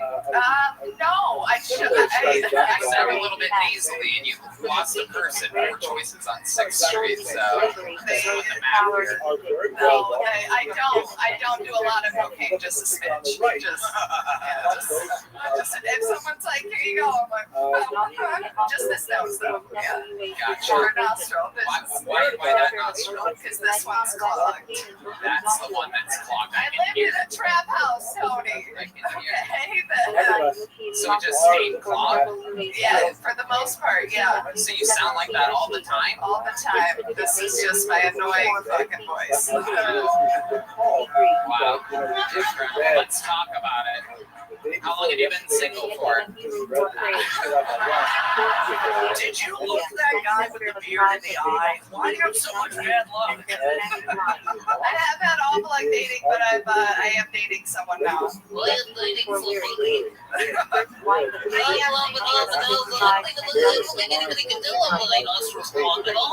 Why are we not talking about the fact that she saw her dad's dick? Let's talk about it. It wasn't right. Okay, it wasn't my dad's dick. It was Tommy Lee's dick, the famous photo that he posted. He was very excited, and he actually informed me. He called me as soon as I woke up. He's like, "Did you see the dick pic that Did he really? posted?" He did. Yeah. And I was like, Hey, not Tommy Lee. We can't know whether you're kidding or not. Is it hard having a 29-year-old dad? It's Brittany now. He's very young. He's banging early on in life, but no, Tommy Lee posted his dick pic on every social media. Did you not know? Oh, your dad. My dad was like, "Fuck you." Oh, Yeah. I didn't get to it. Right. Correct. Yeah. That all makes sense. It's good combo after, yeah.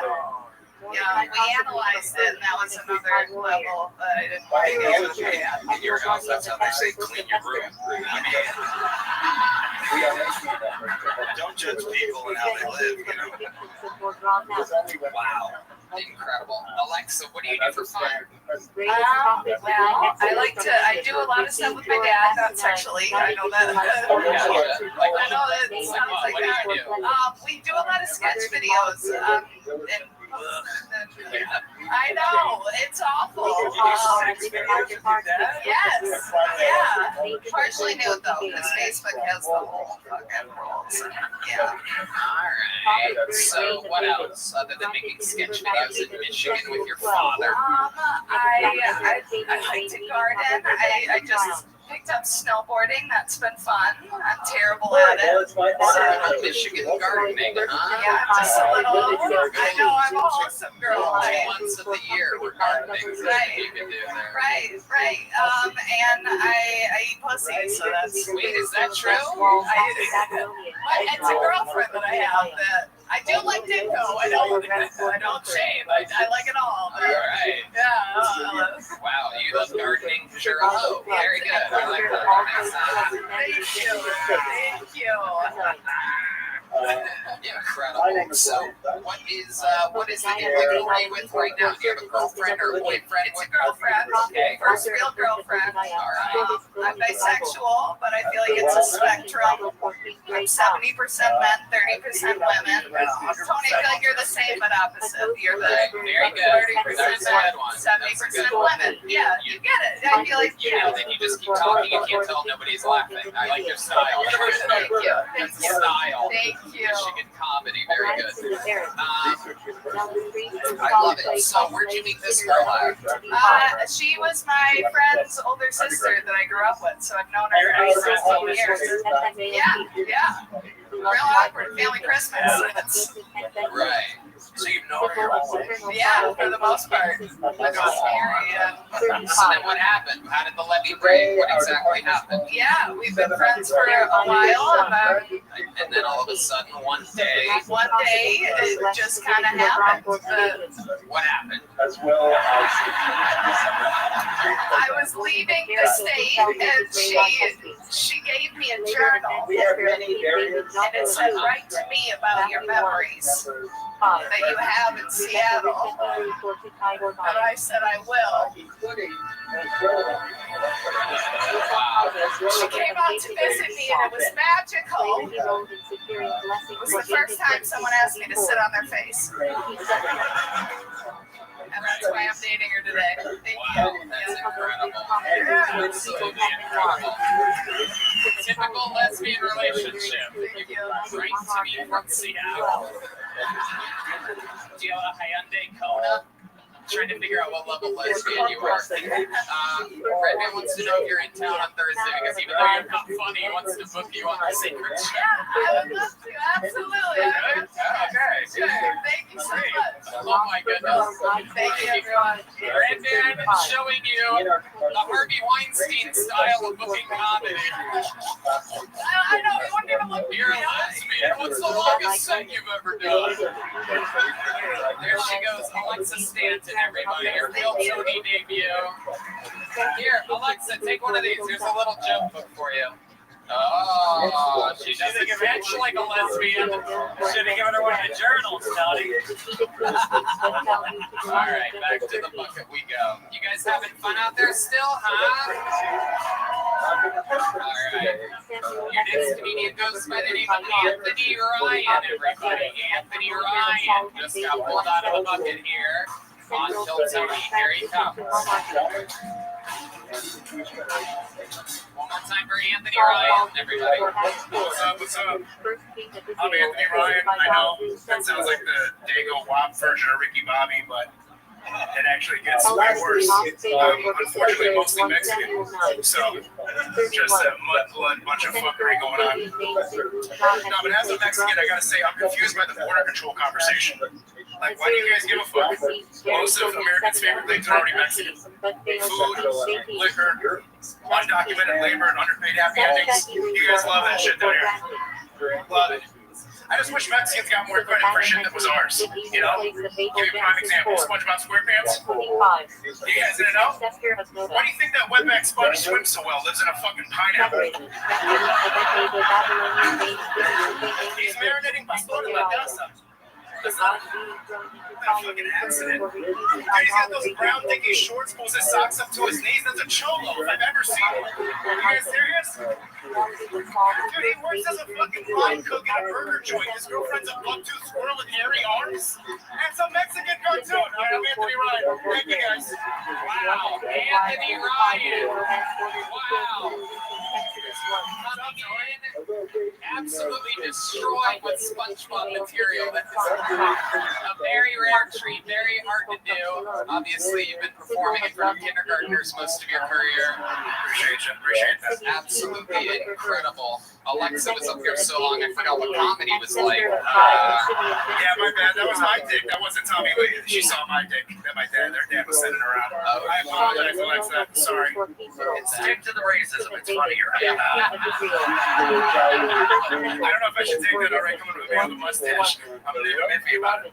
What does that mean? I couldn't hear you over your fat tits. There we go. That's fair enough. I'll take that. That's fine. Anthony, how long have you been on stand-up? I actually just got into January. Wow, January, brand new. January, yeah. Good set for someone that's just getting started at it. I appreciate it. That went exactly the way I fucking planned it in my head, so that's kind of incredible. Appreciate you guys for laughing. That's funny, Rand. You whenever it was getting into, you just went hard. Yeah, it was afraid I was going to pass out for a second there, so I'm glad that went well.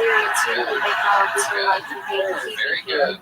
Anthony almost passing out from doing stand-up comedy. Very good. Where are you from? Originally from Chicago. Okay. Born here now?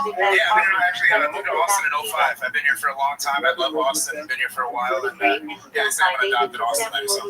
Wow, 05. So you were here a while ago. You left your family up in Chicago and came here solo, or the whole family came down? Yeah, I came down first for high school. Mom moved me down. We had family. Obviously, like I mentioned, I had to be closer to Mexico, obvious reasons. And then we got that figured out. And yeah, I bounced back and forth from Chicago and Dallas and Austin since, but I chose this as my home. I don't know if you can love a place more than I do. That's true. We all love it as well. So Chicago, 05, you come here. Yep. And when are you going to run for mayor? That's what I want to know. I appreciate that. Whenever you do run for mayor, I'm sure the set from tonight's going to come back to haunt you. Called a wetback sponge. He said it. I'm just repeating back what he said. So, can't cancel me. Anthony, what do you do for work? I work in finance. You work in finance? Yeah. What's up? Why do you like the Mexican lady laughing at She thinks you're kidding. That's why you said you're Mexican. Mexicans don't really work in finance. What do you do? I really work like in investment banking. I probably can't say, but yeah, I work in investment. I work in a bank. Okay. All right. Is it a Mexican bank? Yeah. Is all the money behind a paywall? Yeah. All the clients have alligator skin boots. I can't talk about the money that we move. So it's inappropriate. But that seems profitable. You have a good career. Yeah, it's like it was my real plan. It's like my fallback plan. Transparently, I got into the scene in January. I lost my mom a little over a year ago, and she was one of the funniest people I knew in my entire life. So it was important for me to share laughter and get into a scene that's positive and breeds that type of thing. And that's how I honor her legacy every day. Look at that. Wow. Absolutely incredible. Very, very interesting. And now what? So now you're making money, you're having fun, you in a relationship? Yeah, trying to be. But, okay, you're a rapist. That's solid. Now, what do you mean you're trying to be? I mean, she's in San Antonio, so it's like a distance thing. And I'm you're in a hot skim. There you go. Oh my goodness, you guys guys should carpool together. You guys can carpool for pussy. That'd actually be super lucrative, as you know. So, oh my god, that car ride home, you'll all fucking smell like a pineapple under the sea, you know what I'm saying? Oh shit. That's sick. Do a callback to my joke. Thank you. Thank you, indeed. Absolutely. I'm a professional. So, Anthony, tell us something else about you. Tell us a fun fact. What do you do for fun? I used to make music. I play like 5 instruments. What? Do you play instruments? What instruments do you play? None of these ones up here. Not fucking around. No, I used to like rap and play drums, a little bit of guitar. Yeah, no, I'm not sufficient at anything. No, I'm not nearly good as drums like the other guys you've had on a couple episodes. There was like a fucking killer. Neil Peart was up here, and I was like, I'm never gonna fucking drum. Did you say you rap? Can you rap for us? So these guys gave you Hey, you remember when y'all did that Colt 45 beat? Like that little fucking boom? Yeah, y'all run that for some. Yeah, Colt 45 drum. Y'all did that a while ago. Yeah, you had some rappers a while ago. I was upset about it. Alright, let's see what happens here. Anthony Ryan. Alright, listen close. There we go. Said the infinite derivatives of invaluable integers that help a lyric mathematician analyze it critically. I'm the type of rapper that he wishes he could get to be. How the song you ever wrote to but and not a hit to me. Before I get distracted from the point I'm trying to make. Hope you understand you never feel the spot I'm trying to take. Coldest millennial in the Lone Star State. So naturally I gotta deal with some Lone Star hate. It's all good. I'ma be fine. Stack up this pumpernickel and fuck with a dime. I drink my dose with a third of lime. Hey, yo, Tony in the fourth, baby, I'm on fire. I'm pleading the fifth, can't tell a lie. Listen, my success is my skill to rhyme. Hey, yo, seventh, heaven, Lord, I'm hella high. I smoke an 8 on the motherfucking back. Nah, yo, number game, just have a stupid dog. 69 until I'm due to come. In my DMC, like your boo was run. 0 dates, we just fuck for fun. Listen, I don't like Netflix while laying in bed. Bitch, if you at my crib, it's Hulu and head. With her bare hands, she been needing some bread. But I'd rather see what that mouth do instead. Girl, she gave me dome like a French shit. That Latino kid, spit that primo shit. You ain't know about Chicago. John Cena shit. She ain't never seen a kid. Bumping Drizzy's vistas in Lago. Sold to the devil and he gave me a refund. Even Lucifer told LeBron, the paper that he son. When you know you hot, you gotta reach for the flame. Cause if you know you're the best, you got love for the game. Wow! I mean, what the fuck is happening here tonight? Absolute chaos! I came to do my thing. What you talking about, Tony? Came to do my motherfucking thing. You're goddamn Fucking right, baby. I was born with this motherfucking mic. Okay, I agree. Jesus Christ! I agree. It's a fucking honor, man. It's a fucking honor and a privilege. I would not dare do some weak shit in front of a fucking legend. Let's go, Austin, Texas. What the fuck's up? Come on, man. All I'm gonna say is this, and I don't even know what that was you just did, but I assume, fuck, man. I assume you were talking about the interest rate, and this overheated housing market. Who wouldn't be excited?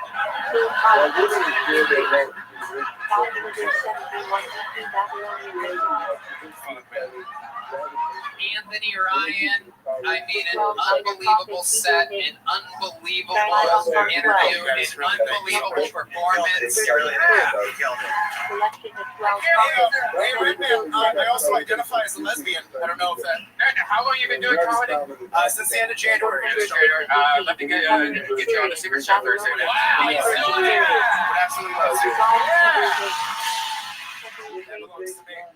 Make some noise for, and that's about as good as it gets. Anthony Ryan right there, everybody. You just saw the Kill Tony debut of Anthony Ryan. I can't wait to hear him rap and Tony, Yeah, David Tell. honestly, dude, this show is the gateway show to another free unpaid show. I love it. I've never seen a crowd get so excited about a guy launching career in If entertainment. you do the secret show, you can help me move. I got a lot of boxes. What kind of fucking Oh, DC business bullshit. My God. The best in the world, Dave Attell is here tonight, everybody. Thanks so much to our next comedian, straight out of the bucket. Let's all meet him together. He goes by the name of Michael Malamud, everybody. Michael Malamud. Here he comes.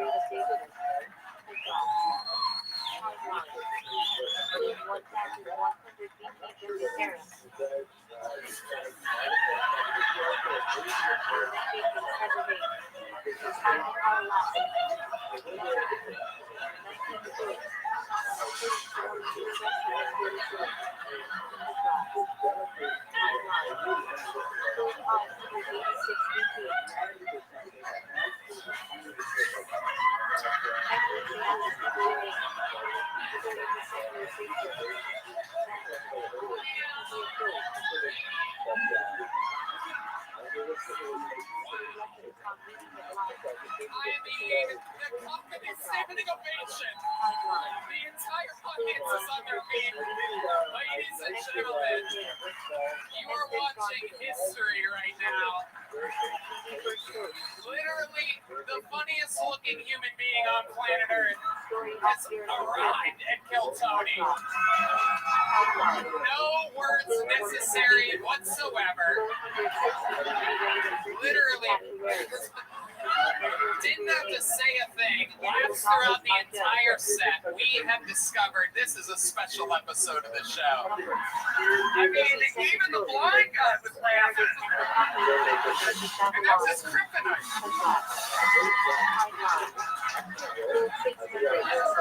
Absolutely incredible. We have found the world's funniest salamander. He has arrived. This guy really knows how to do an audio podcast.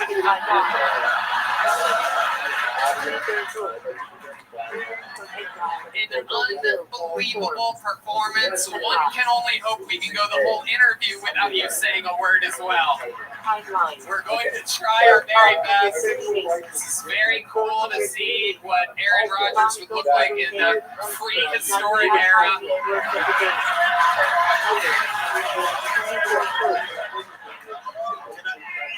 Can I ask a question? Yeah. As long as it's not to him, it has to be. When you were on that show, Stranger Things, with those other kids, what happened in that cave? I really want to know. Didn't I used to spin you on the tip of my pencil in 8th grade? Michael Malamud, this is absolutely incredible. Yes. Now, his name is hilarious, the look is hilarious, the demeanor is unbelievable. You're a star. You're a true comedy star. You are amazing. He looks like a brilliant comedian. He also looks like a modern day UFC champion for some reason. He looks like the scariest guy in the strawweight division. You know, I think being a little too generous. I thought some of those impressions were a little weak. I'm sorry. I've never seen a baby bird not chirp before. I've always wondered what Danny DeVito and Rhea Perlman's kid looks like. This is so cool to find out. I smell a hit. Then again, you smell a lot more than I do. This is incredible. I've heard of people that look like they wake up in a dumpster. You look like you crawl out of an ashtray. This is very exciting. This is his second home. Okay, so let's talk about it. Michael, what do you sound like? Oh, hell no, baby. Everybody, y'all motherfuckers crazy.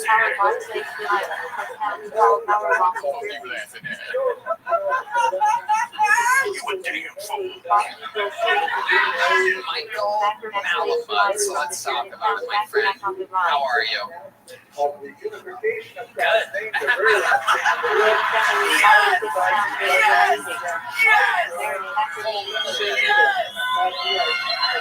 Yes! 4 minutes and 40 seconds into this entire onstage performance, we finally have one word out of him. For those of you who are keeping statistics on your Kiltony, at 9.5 years, we have not had anybody with the batting average that Michael Malamud has right now. He's literally averaging 84 laughs per word. Unbelievable. I almost don't want to fuck it up. I almost feel like, there you go. Have the joke books. Get out of here! Get out of here! Run!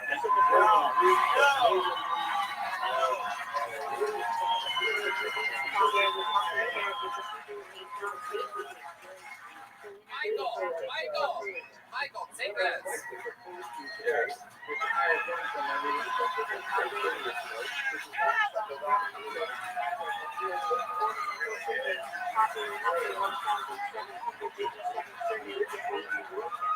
Holy shit.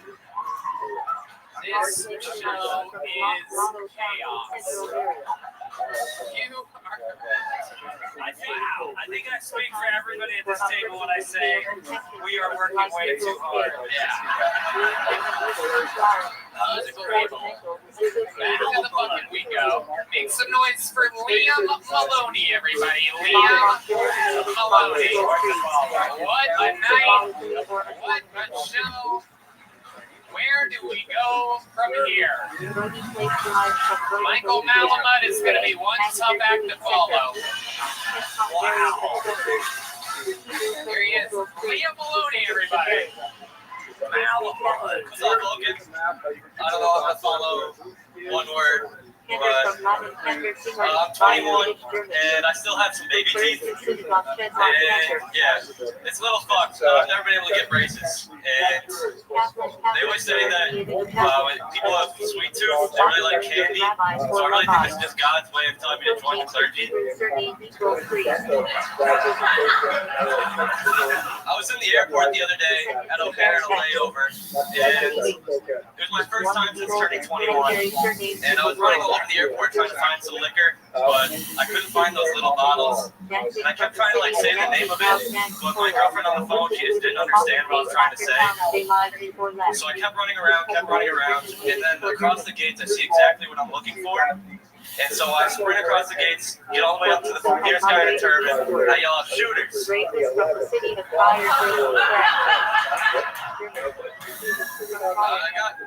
you.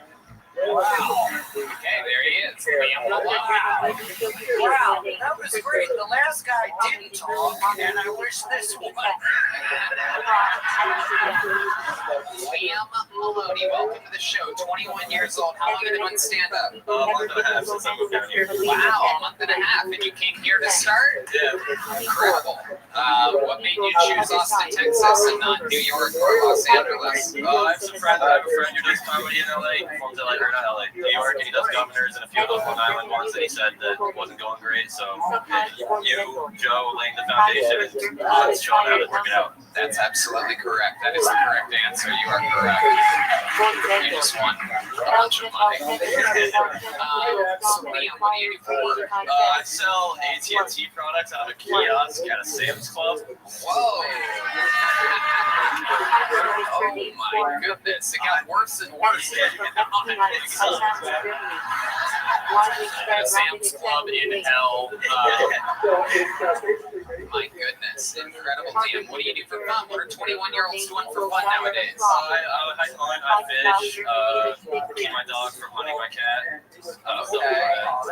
So you have animals too. You brought them from where you came from, which is where? Syracuse, New York. Syracuse. Oh God, hell. You really Did you start in a Sam's Club there? Oh my God, that's literally hell to me. Everybody knows upstate New York is hell. Yeah, there's nothing there. Oh my God. Wow, that is incredible. You're a real survivor. You must be having the time of your life here in Austin. Yeah, I absolutely love it here. Love the mics, love this nice scene. Love everything. Even HEB yet? I have got anything else. Goddamn right. Name some of your favorite products that you've gotten from HEB so that the listeners around the world can start to understand what's going on here. Lone Star. Not exactly what I was looking for, but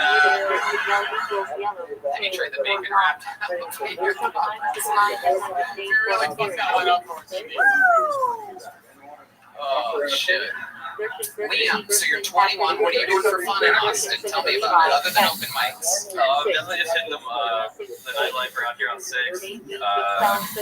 Work eats up a lot of my time, but just take my dog to all the cool parks here in Austin. You love your dog. What kind of dog do you have? I have a husky. I brought her from up north. Yeah. And the cat is Cat. Yeah, her name's Fatty. Fatty? Yeah, she's like 25 pounds. She's Shit. You're trying to kill your cat. I tried to get her down to 18 by switching her off of carb food, like dry I food. tried the same thing with David Lucas. It doesn't work. It doesn't work. They don't listen. You gotta get your cat on keto. Have you tried that? There you go. Dr. Redman with some good advice. I think that's good advice. Yeah, absolutely. I love it. So what else is going on in your world? What else? Give us something. How do you plan to get out of this kiosk at a Sam's Club? So I've always worked in bars and stuff, so I've been trying to apply to a lot of the cool clubs down here. I haven't heard anything, but just looking for like the comedy clubs to get into, work there. Have you heard of the East Side Comedy?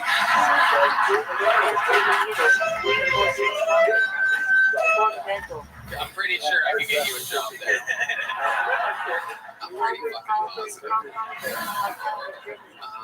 All right. Well, you made your Kill Tony debut. You've been here a month and a half. What do you guys think? Any words of advice for Liam? Anybody? I mean, Malamud was a tough follow. It really was, you know. I mean, It's a star. yeah, it's pretty crazy. And let's not forget Gary Falcon's Kill Tony debut there as well. So you're going up against a lot. How long have you been doing comedy? Month and a half. Oh, man. You got up here and you fucking did it. You had jokes, just keep it. You're down here in the mid-scene, and that's great. It takes a lot of balls to put your name in. Out a month and a half, dude. That's great. Fucking down here, you doing it. Keep doing it. His Kill Tony debut, ladies and gentlemen, starting off with a little joke book. There goes Liam Maloney, everybody. There he goes. Should we go to the bucket one more time? All right. If you guys say so. Let's see what happens here. Make some noise for your final comedian out of the bucket, Dylan Sharp, everybody. Dylan Sharp. Here we go. Dylan Sharp, ladies and gentlemen. Everybody moving over there? Dylan? No, Dylan? No? Okay. Is that Dylan? Alright, here he is. Dylan Sharp. A lot of guys in Austin have face tattoo. They get 0 bitches. I call that post alone. I grew up in Florida. When I was a child, my mom worked at a Bed Bath Salts and Beyond. I used to work at a Golden Corral. You're welcome, by the way. Here's my marketing campaign for Golden Corral. It goes, Golden Corral, if you want food, it's there. Golden Corral, when you're here, you probably wish you were somewhere else. Met a girl named Paris the other day. It's a beautiful name, right? Whenever someone has a first name of a city, it's always a cool city. It's always like Paris or London. Like you never meet a couple and they go, this is my daughter in Daytona Beach. This is my son Albuquerque. Don't look Albuquerque in the eyes. Just don't do it. Dating Austin Star, right, ladies? As soon as one of you can't go paddleboard, your relationship's over. And what do we have? Just Dylan Sharp. Rock solid set from beginning to end. You've been on this show before, right, Dylan? I have. Okay. That was strong right out of the gate, man. Very good. I love it. Now blink, all right? Shit. You do have crazy eyes a little bit. I know. Have you been told this before that you have crazy eyes? No, not by you guys. No, I haven't. Who told you that? Hinge. You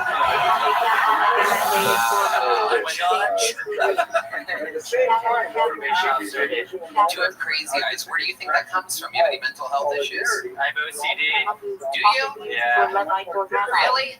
What are some OCD things about you? I can't do anything in fours because I have 5 family members. That means one of them's gonna die.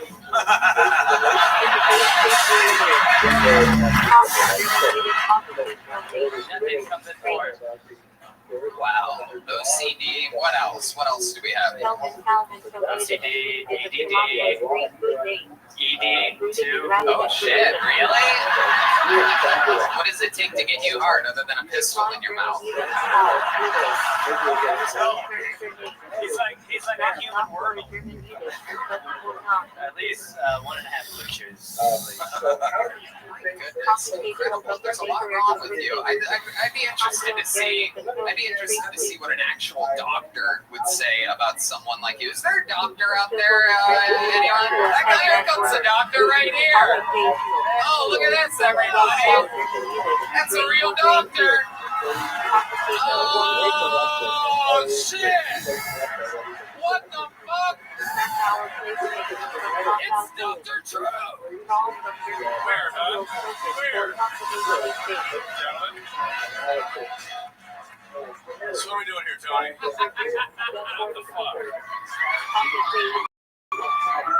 It's good to have a doctor on call. He's at a Mom's House Network. This is the great Dr. True. Well, he sits in the seat. So, ADD, ADHD, and Obsessive compulsive disorder. And do you take medication for that? No. Have you thought about it? No. You should, but no. Has anybody recommended it? No. Do you wash your hands excessively? No, it's mostly like someone's gonna die. If I don't wash my hands. Yeah. That's twice he said it.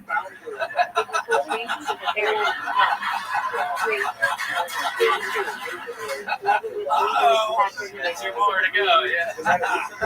So are you having trouble functioning because of that? Yeah. I hide it. I hide it very well. You hide it. No, you don't. Does it help you with comedy in any way? That's what the OCD says, but I don't think that's true. OCD says. The OCD says if you do this 6 times, you're gonna do well tonight. I believe bipolar is entered the chat, everybody.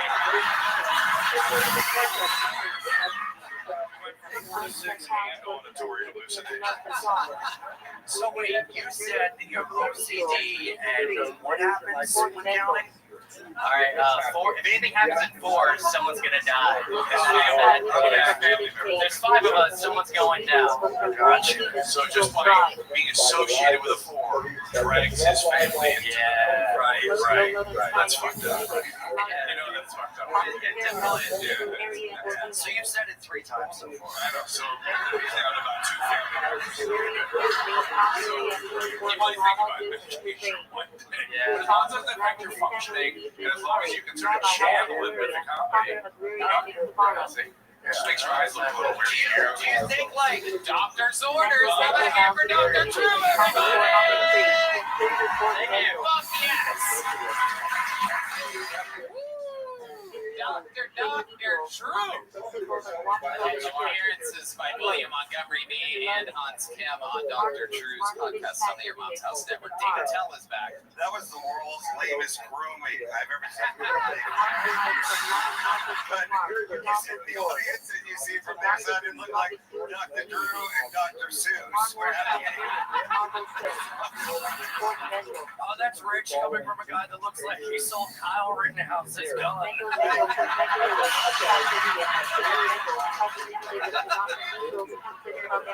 Dylan, I would love to have you on the Secret Show Thursday. Dylan's on the Secret Show. Do you have one of these yet?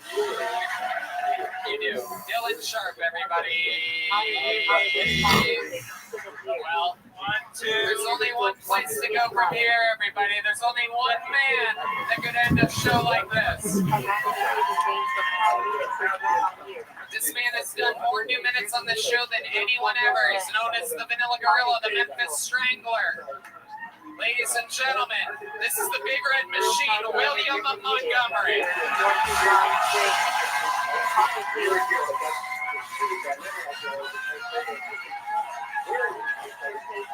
Wow.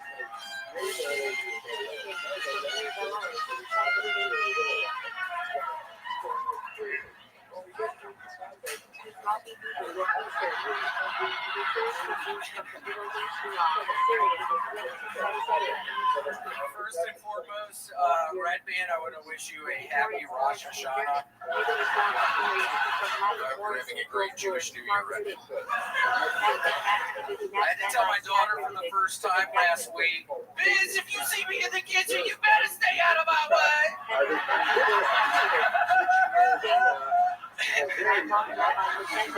Sundance Film Festival had 3 films about abortion this year. The good news is that only 2 unborn children were harmed during the making of the films. And the other one was given to the Clinton Foundation.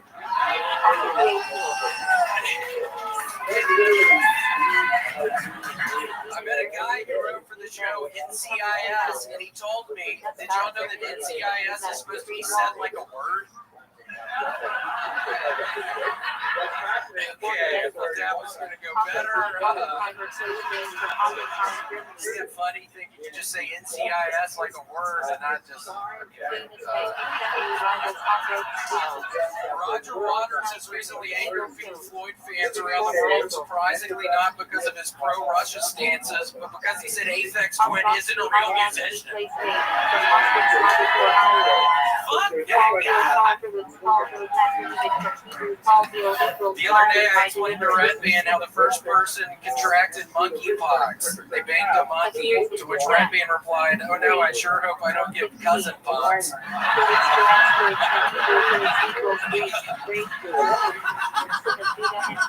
He fucks his cousins! That's a fact. He literally has sex with one of his cousins. That's a fact. Look it up. She's hot. Yeah, look it up. No, you can look up the video. It's on the fucking internet. It's so gross. They filmed it. Okay, that's why. All right, he's done. 2 minutes and 12 seconds. He gets to do as long as he wants. Wow. William Montgomery doing what only William Montgomery can do. Coming in, grand slams only, all the way through. Absolute intense energy. Tried to pull Michael Malamud at the beginning there and bailed out quick. I thought you were going to pull it off. I think you could probably do it. How you doing, William? Tony, I actually have some really sad news for the show. I got a new manager, and he actually booked me a spot on late night with David Letterman. So I'm going to start doing that. Yeah, I got a new manager. He got me a Letterman show. I think it's late night, or what is it called? Yeah, it's not late night. It's not a show anymore. What do you mean? That's not a show anymore. What do you mean? He doesn't do a late night show anymore. I literally just got this new manager guy, and he booked me a fucking gig on David Letterman's show. What does this manager look like? Oh man, he's this little Hispanic guy. He's really sweet, but yeah, he's this little Hispanic guy. Yeah, he said he got me a fucking gig on David Letterman's. I'm so embarrassed now. This happened to me when they took me off the ventilator.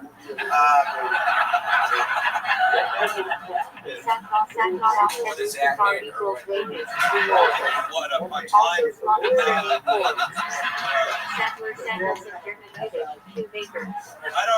Okay, I'm sorry. I don't know what family on House of Dragons you represent, but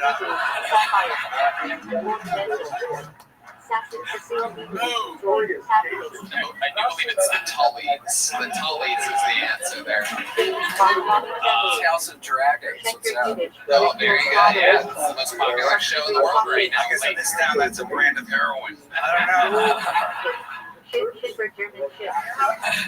William Montgomery coming in, smashing, doing twice as long as everybody else, out of control. Even the bear bends the knee to William Montgomery. Incredible set. You did it looking good. I love that Cracker Barrel shirt. That is fucking classic.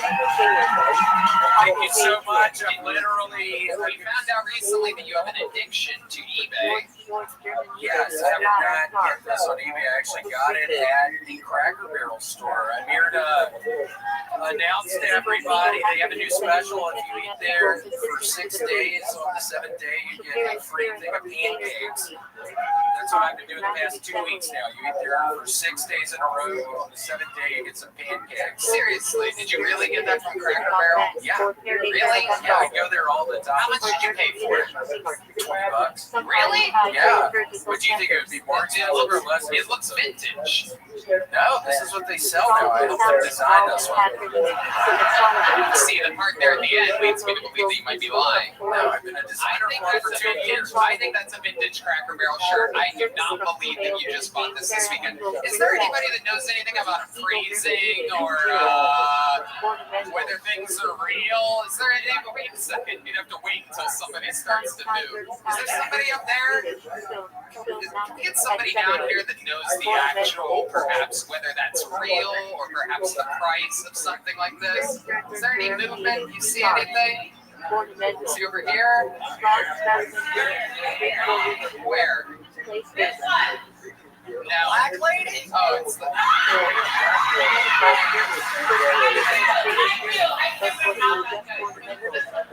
Okay, well, we're not going to you. Is there anybody? Is there somebody up there, right, that's coming down perhaps? Are they coming? Somebody coming? Let's see. I do believe somebody. No, not you. You're not talking about you, bitch! Fucking sit back! Did we lose them, Nick? What?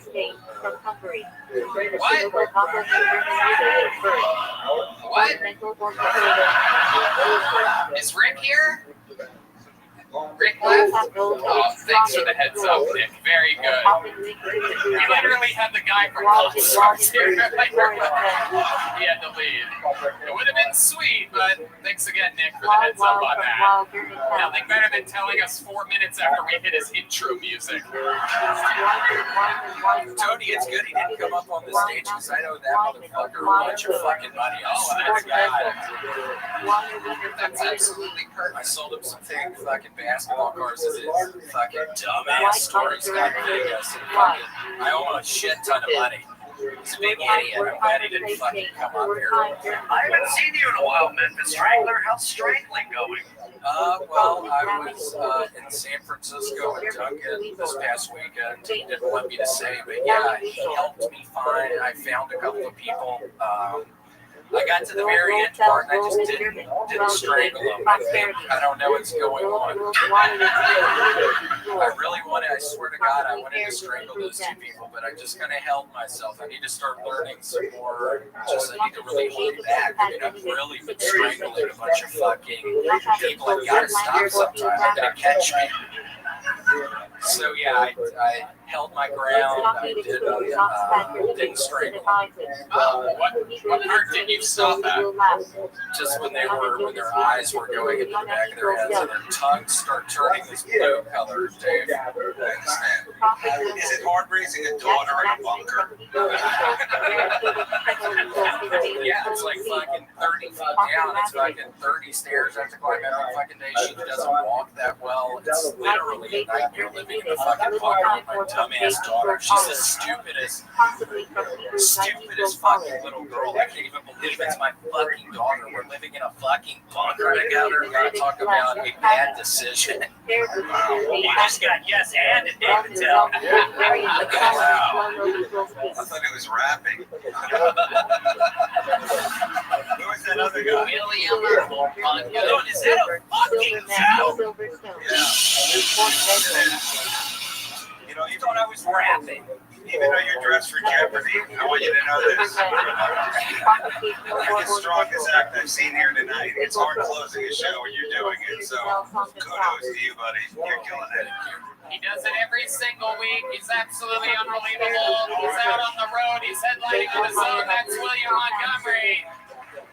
Guys, please, for the love of God, how loud can this place get for my great guest, David Tell, Greg Fitzsimmons, and Ian Bidens, DavidTell.com, Fitzdog.com, Ian and my guys. Check out Dr. Drew's podcast on the Your Mom's House Network. Watch Pawn Stars, even though he left. And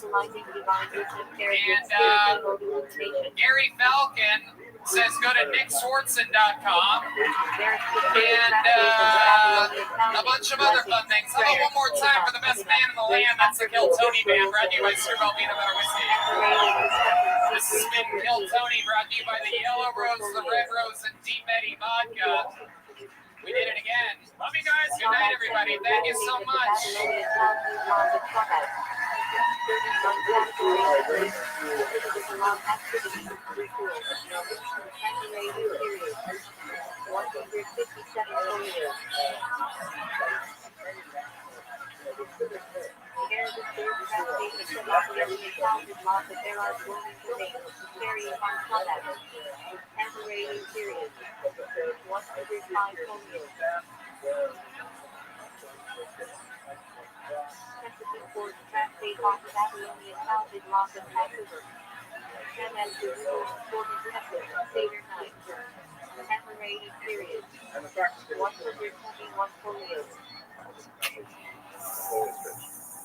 So what characterizes Sadly lacks the Mora, studied by there shall be half shekel Secret Show is coming back to the Comedy Store. One night only, one show only. Tuesday, October 18th. I'm bringing a bunch of Austin and Kill Tony comedians, and I'm mixing it in with some Los Angeles comics. We're going to have a crazy show. Get your tickets right now at Desquad.tv.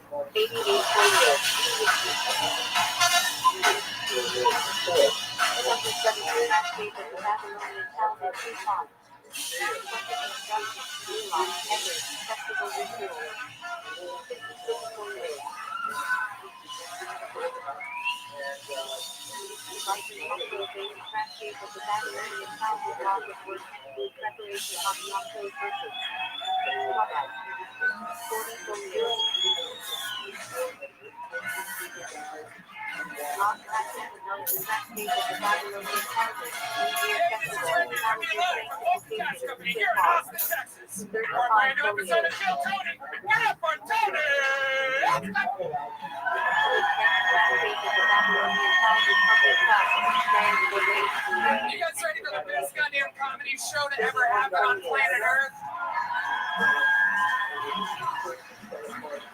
Yeah, these boys are Ryan Redman. Hey, everybody. We invented podcasting. We're going to do one here tonight. This is Kill Tony, brought to you by the Red Rose and the Yellow Rose, the two best strip clubs on planet Earth. We're here in Austin, Texas. Also, Deep Eddy Vodka, another amazing Austin brand. For those of you drinking vodka out there, order Deep Eddy because they're the best in the world. How about a hand for the band, everybody? Come on, you heard it. You know what the fuck's going on. This is the live music capital of the world. And that's the Kill Tony Band, brought to you by Screwball Peanut Butter Whiskey. That's Paul Deemer on the horn right there. And mewling on the electric guitar, Michael Gonzalez on the drums. And that's that right there. That's our friend D Madness on the bass guitar. It's happening. This is it. Before we start tonight's show, here's a little bit more from the amazing sponsors that made tonight's episode available for you here right now. Hey y'all, you might not know this, but when I'm not being the host of the #1 live podcast in the world, what I've been doing for the last 16 years is being a professional stand-up comedian, and I'm excited to say that I'm back out on tour again. October 11th and 12th, Philadelphia, Pennsylvania. October 14th and 15th, I am in Boston, Massachusetts. November 4th and 5th, New York. December 9th and 10th, I'll be performing in Arlington, Texas. January 13th and 14th of 2023, I'm in Dallas, Texas. And February 9th and 10th of 2023, I'm in Houston, Texas. Tickets available at TonyHinchcliffe.com. All these shows sell out, so don't be a doofus. Go to the website now, get tickets while you still can. Are you guys ready to start tonight's episode or what? Every single week, I have a couple of the funniest comedians in the world on this show. This week, we have three for you. Three of the best guests in the show's history are all here at once. Make some noise for David Tell, Greg Fitzsimmons, and Ian Biden.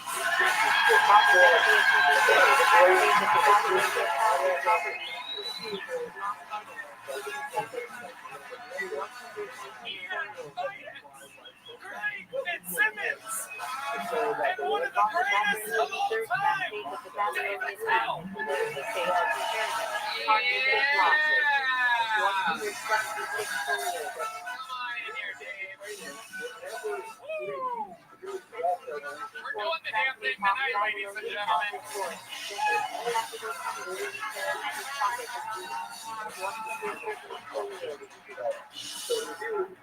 The Rookie of the Year panelist, Ian Fidance, is here, and two of the greatest guests in the history of the show, Greg Fitzsimmons and David Tell, are both here.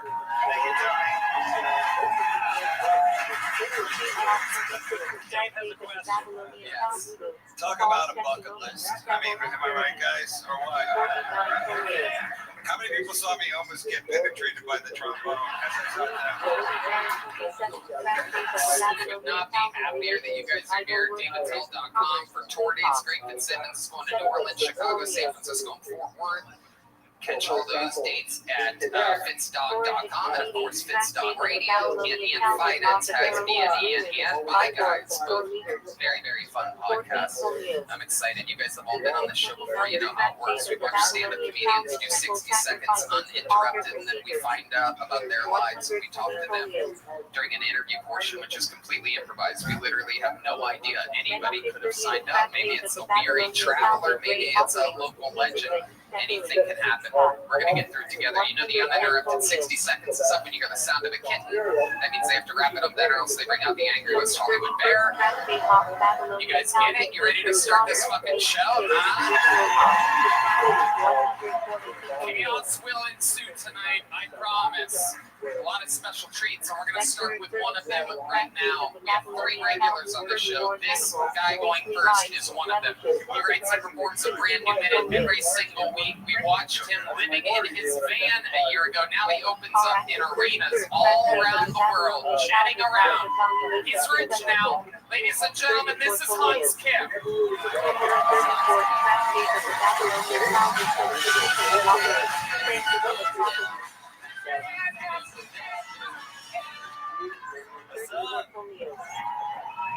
It's going to be here in Texas. It's kind of scary taking the public transportation here because if you're not paying attention, you might end up in a plane to Martha's Vineyard.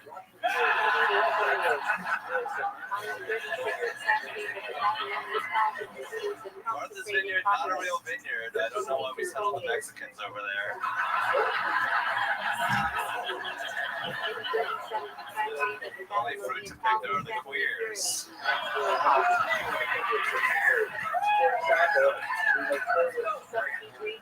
I'm dating someone. I'm dating a white woman, which is weird because I'm an Asian man.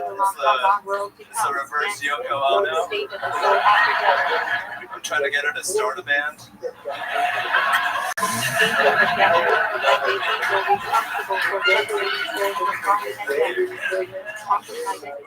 We recently had period sex, which is funny because she's a white girl. You know, she looked like a Japanese flag with nipples on it. Thank you. Wow, Hans Kim coming out, guns a-blazing, making it look easy. Talking about your real life, talking about what's going on. Very fun stuff, Hans. Thank you, Tony. What was the joke at the end? It looks like a what type of Japanese what? Japanese flag. Oh, God, yeah. Now I picture it. Yep, and I know what that is. Indeed. That was Greg Fitzsimmons, not me, everybody. Making racist Asians. I love it, Hans.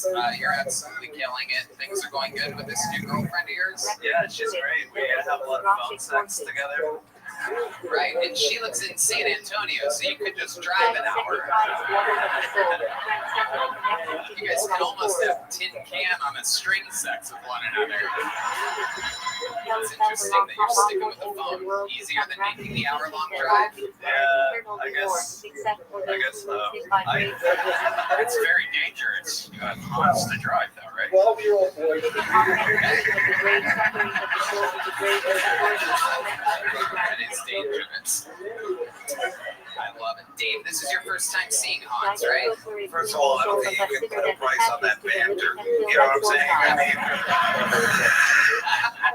It comes from week in and week out, just owning it. no, it was my first time seeing you, and I'm sorry I was in and out. I was too busy protecting my data. And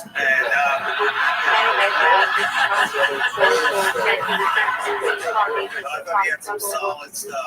I was very impressed. Thank you, Dave, buddy. Thank you, Dave. Protecting your data is important. ExpressVPN, promo code KillTony. 20% off your first month. Greg, have you seen Hans Kim before? I haven't seen him tonight because I'm sitting between these two chain-smoking fucking lunatics. I haven't seen anything.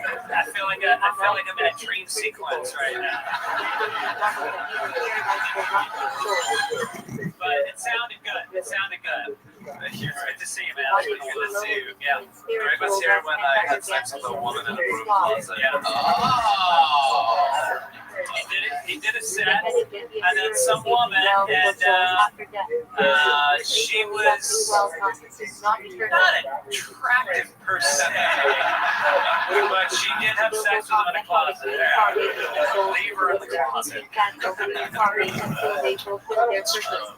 Yeah, she had a boyfriend. The boyfriend wanted to watch, but I was not enough for that.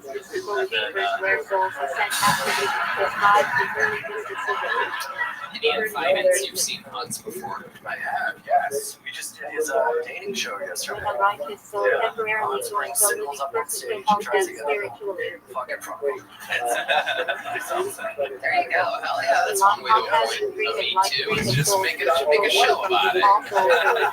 I love it. Hans, you are a legend here. You ring performer every minute. You make it look so easy week in, week out. You get the thing started. We love you here. How about one more time for Hans Kim, everybody? There you go. Let's get this fucking thing going. We're going to the bucket, ladies and gentlemen. This is where anything can happen, and we all meet a human being together at once. Pretty crazy shit. Only show to do it. Tonight we will start with an uninterrupted 60 seconds by Isabella Carrozza. Isabella Carrozza. Here she is, everybody. One more time for Isabella. How's it going? I think we need to legalize weed in Texas. Right? I'm tired of having to deal with drug dealers. It's very annoying. They always make you go to them because of being more expensive. So you have to leave, go to the store, buy Plan B. I have a conspiracy theory that Plan B is the one behind all these abortion laws, right? Because when they passed that law, right? Because when they passed the law here in Texas, my roommates and I treated Plan B the way white people treated toilet paper during the pandemic. To all the stores and stocked up. I know we weren't the only ones, because by the time we got to Walmart, there were a lot of Plan B. They only had guns left. Labeled Plan C.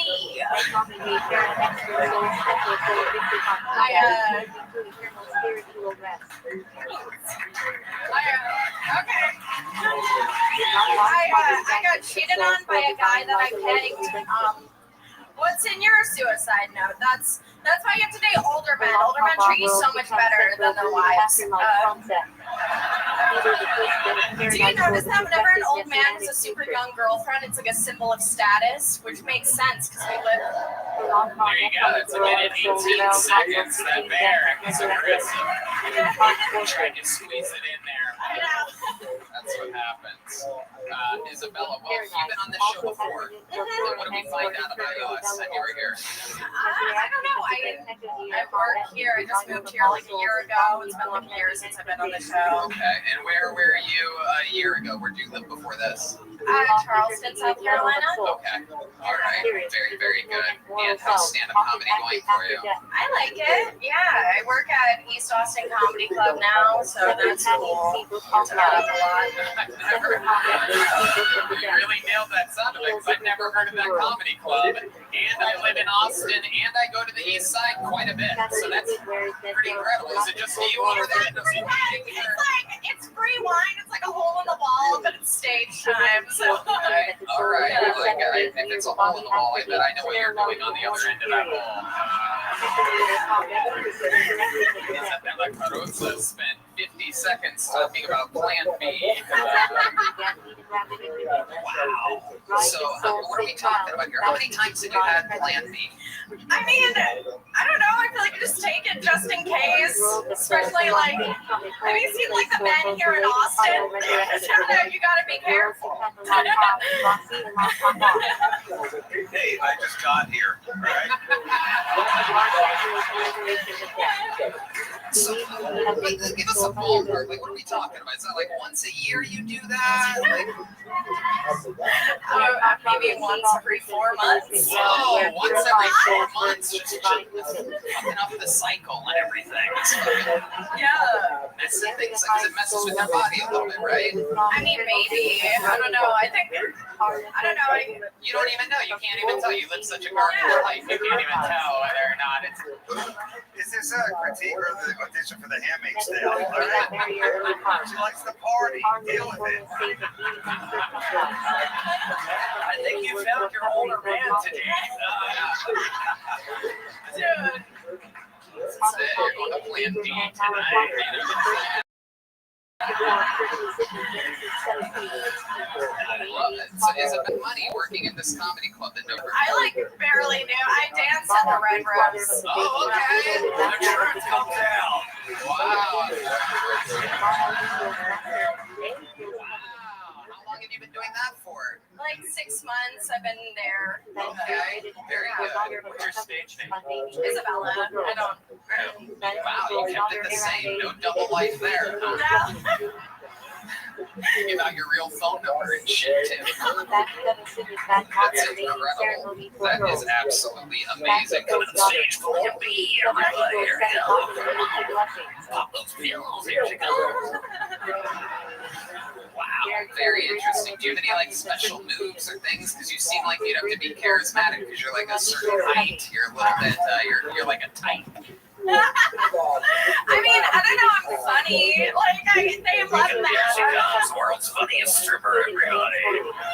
Kiss your boner goodbye. Here she comes with some jokes, everyone. Nothing better than a funny stripper. Here we go. Do you open like lap dances? It's a real hole in the wall, isn't it? Do you try to be funny sometimes? I mean, I kind of just like I don't really know how to like flirt. I'm not a very flirtatious person, so. There's this guy, she's got jokes. Guys are just taking ones back.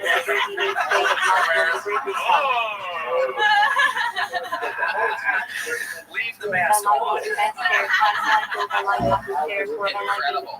Anything crazy ever happened at the strip club? We know that Anything crazy ever happened? I don't know. the place is run unbelievably well. It really is. It is our longest sponsor here in Austin, Texas. So I got to tell you, it's clean. The hamburgers are unbelievable. I mean, it's just everything about it is amazing. The most beautiful woman in Austin. Yeah, and Isabella works there too. I'm sorry, I'm kidding. She's got a good sense of humor. Look at her. She's like a fucking little Italian Cabbage Patch doll or something like that. Dude, yeah, I don't know. I mean, it's kind of like an insane time of my life to go from stand-up comedy to a strip club. But yeah, I mean, it's cool. They're like the customers can get kind of wild. I do. So I've like, if a customer gets too handsy, I'll fart on them.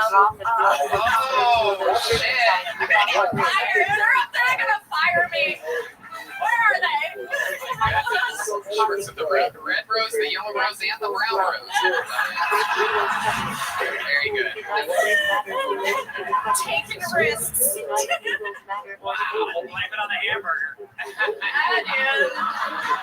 Oh my goodness. What's the longest set you've ever done? I'm 15. I'd love to have you open up the cigarette shop. Red Dan. It was the farting, wasn't it? Any other smallest dreams coming true here tonight? I'm just gonna say this right now. Your stuff was good. You were fucking awesome up here. In a town of singers, songwriters. For someone to fucking come up here after we working the shift tonight. Maybe. You don't know, right? Yeah. Either way, we've all done things to get by in comedy, so don't let them fucking put you down for it. You got some fucking insider trading. What up, babies? How are you? She just got a real comedy gig out of her performance here. How are you? Tony. Amazing. Back to the bucket we go. Great. Do you speak? Yo, do you know like the fucking like goblins from Clash Royale? Are you like friends with them? Yeah, we're best friends. Goblin drill, they like drill holes in like your fucking synagogue. Calm down. Going to Cody Green.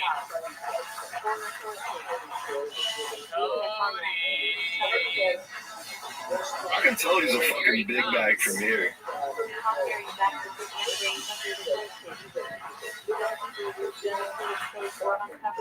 How'd you find out about me? Because we're huge fans, man. Huge fans. Okay, how'd you find out about me?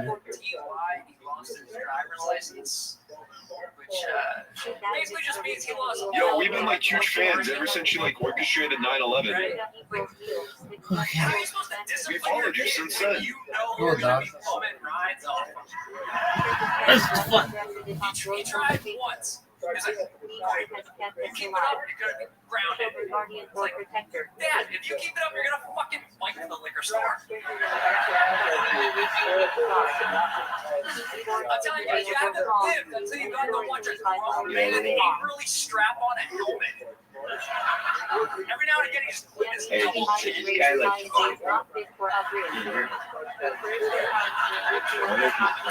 big guy back there. the Cody, the fucking thing's too tight. Like, no, you got a nutsack growing out of your throat. About Rabbi Rothschild. Let's see what he's read. Oh my god, he's got a fucking essay. I'm not reading all this shit, bro. He wrote like the fucking another Dead Sea Scrolls type shit. What is all this? Okay. Alright. Wow. The fuck said that? Yeah. You'll show them, Cody. Yeah. Where Boston are you from? Specifically, Wakefield. Isn't that where Tanya Harding is from? How did you set the record for the longest live stream? I'm not fucking know. I don't follow figure skating. I'm sorry. You don't? Yeah, just like his normal fat ass lifestyle, because he never goes outside. So all he has to do is add a fucking camera to that, and then boom, BMX. Am I right or no? you got his live stream. Either way, I think your scooter is what I tripped on outside. You've been doing this how long? I guarantee you. Awesome, dude. Oh wait, no, he wouldn't be on Hassan viewer because Hassan actually hates Jews too. That's something he's gotten right. I fucking hate everything else about him. On a scooter. He's a forgiving guy. Have you considered stripping? I have not. You could do that. All you gotta do is fart and shake your ass in your hand. Cody, what do you do for a living? United States Postal Service. Awesome. Wow. Man. You're a mailman? I think they're streaming. Yeah, that's great. Well, let me check their link tree. They got one in their Let me see bio. your calves. Pull up your pants. Let me see your calves. Whoa, he's wearing the postman tights underneath. Bro, he's got a blog, Ask Rabbi Anything. He's got a podcast. He's got 2 podcasts. No, he's got 3 podcasts. Tights, it helps, all right? Now, the Postal Service is Yeah, Diamond and Rabbi Rothschild. Let's see what this is. What other things do you have on you? This was awesome. Sure, man. You He's guys- in this room without insurance. Oh, he's got a Reddit. Let's see what he posts on Reddit. He got it on Reddit, bro. He got that, bro. Bro, how much of a fucking degenerate do you have to be to get banned off of Reddit of all places, bro? I'm sorry, I've got to clarify. Okay. All right. So you're an official Austin Postman. What area are you? What area are you at? 787 587 277. Have you ever heard of the 287 All right, that's enough. Hey, stop activating your autism. Yeah, you just made Hans Kim hard as a rock just absolutely incredible. Let me ask you this: you're out there delivering mail all around the city. Have you ever heard of the East Austin Comedy Club before?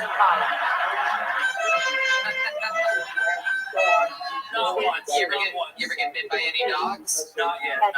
But some have attacked. The Chihuahuas chase you, they do. Okay. All right. Enough about the Mexican ladies in the city.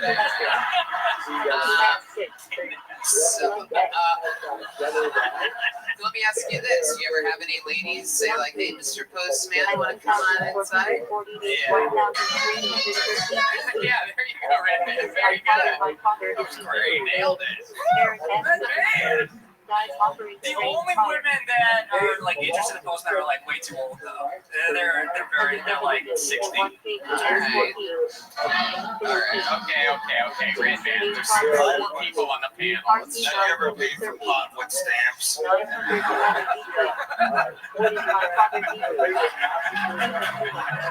have no. What do you do for fun? What is a postman that's been doing stand-up for 3.5 years? What are you into, like hobby-wise or anything like that? So last time we did go into this, I'm a musician and I play the drums. We had a drum off. We're not going to go into that again. We're not going to do that again. But we did that last time. Team Madness didn't see it.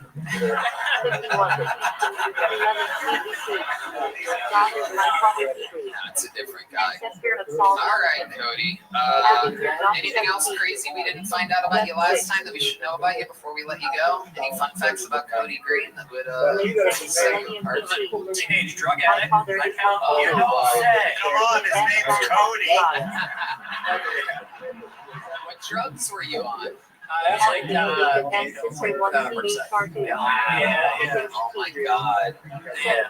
What was your lowest low? Like what was bottom for you? This. I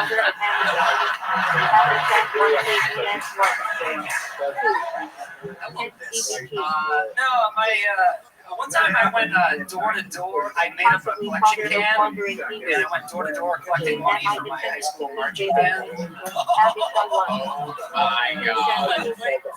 And it was just for your own drugs. Yeah. Holy shit. But it led to one day becoming a postal delivery man. Yeah, that's incredible. Wow. Honey, I just gave some 22-year-old high schooler some money for his marching band. He was weirdly wearing compression pants. Wow. I got the hook though, because I stuck in my, I didn't think it was going to work, and I stuck in my neighborhood, and then like the whole next week, people kept going up to my mom, and they were like, hey, because they can't do a nice thing and just shut the fuck up about it. They kept telling her that they gave me money, and she's like, come on, the marching band? Oh, shit. She lands at Cody. You should have given those pain pills to Tanya Harding. She needed them. She had them. Well, Cody, congratulations on getting pulled out of the bucket once again. Did you get a joke book last time you were here? I did. You got a little one. I didn't get a little one. I got a little one. Yeah, you got a big one last time. Here you go. Catch this. This is an official Kill Tony joke book. There you go. It's Cody Green, everybody. All right. Let's keep this one train moving along here. Alright, back to the bucket we go. Alright, everybody, make some noise for Gary Falcon, everyone. Gary Falcon. Here we go. Oh, here he comes over here. It's Gary Falcon. He's over here. Gary Falcon, everybody. Put your hands together for Gary Falcon.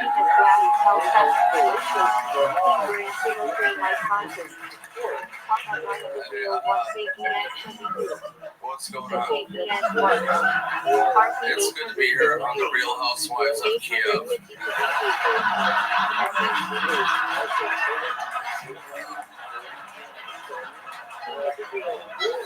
Anyway, I just got back from the doctor. What is AIDS?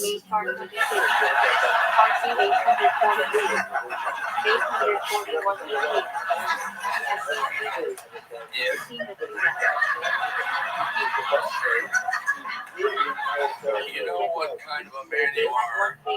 How soon you pull your dick out when you walk up to a urinal. For me, it's a block away.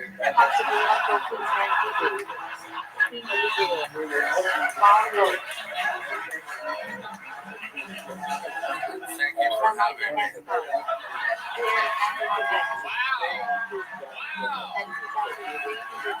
Oh my goodness. This is our first time ever having Gary Falcon on this show before. You might be one of the best brand spanking new comedians. Thank you so much, Tony, for having me. Tony, I love your jacket. You would get gay badge at a Coldplay concert.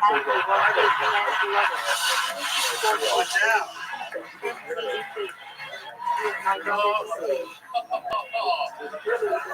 You got me good there, Gary.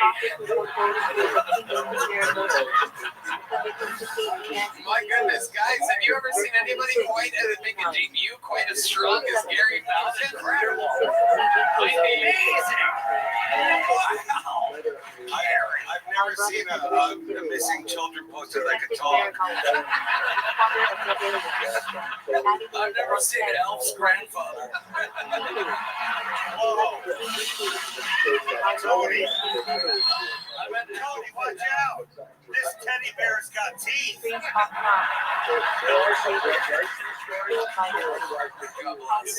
Now, I didn't know Cody had a brother. I didn't know Santa had AIDS. Wow. Holy shit. Also dated as wife to Audio 276. 3, 4. God bless us all, everyone. Wow. I'm not going to say anyone else. No, you did an awesome job, Gary. Are you in a rush to get back to the pickup basketball game? Nobody picked your Yes, that's true. The Irish Falcon from a fucking Down syndrome family. I grasp at straws. This Falcon's got talent. It's weird to run into the guy who hands out the prizes at Dave & Buster's. But,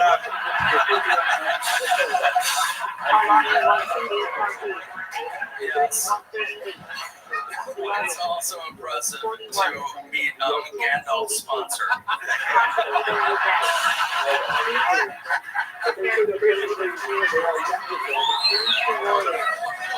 And also the guy next to him, House of Back Pain. God bless him. Good Lord.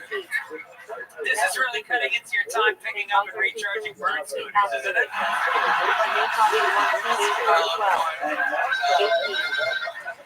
Is it hard walking around Austin when you're dressed like a victim? Or no?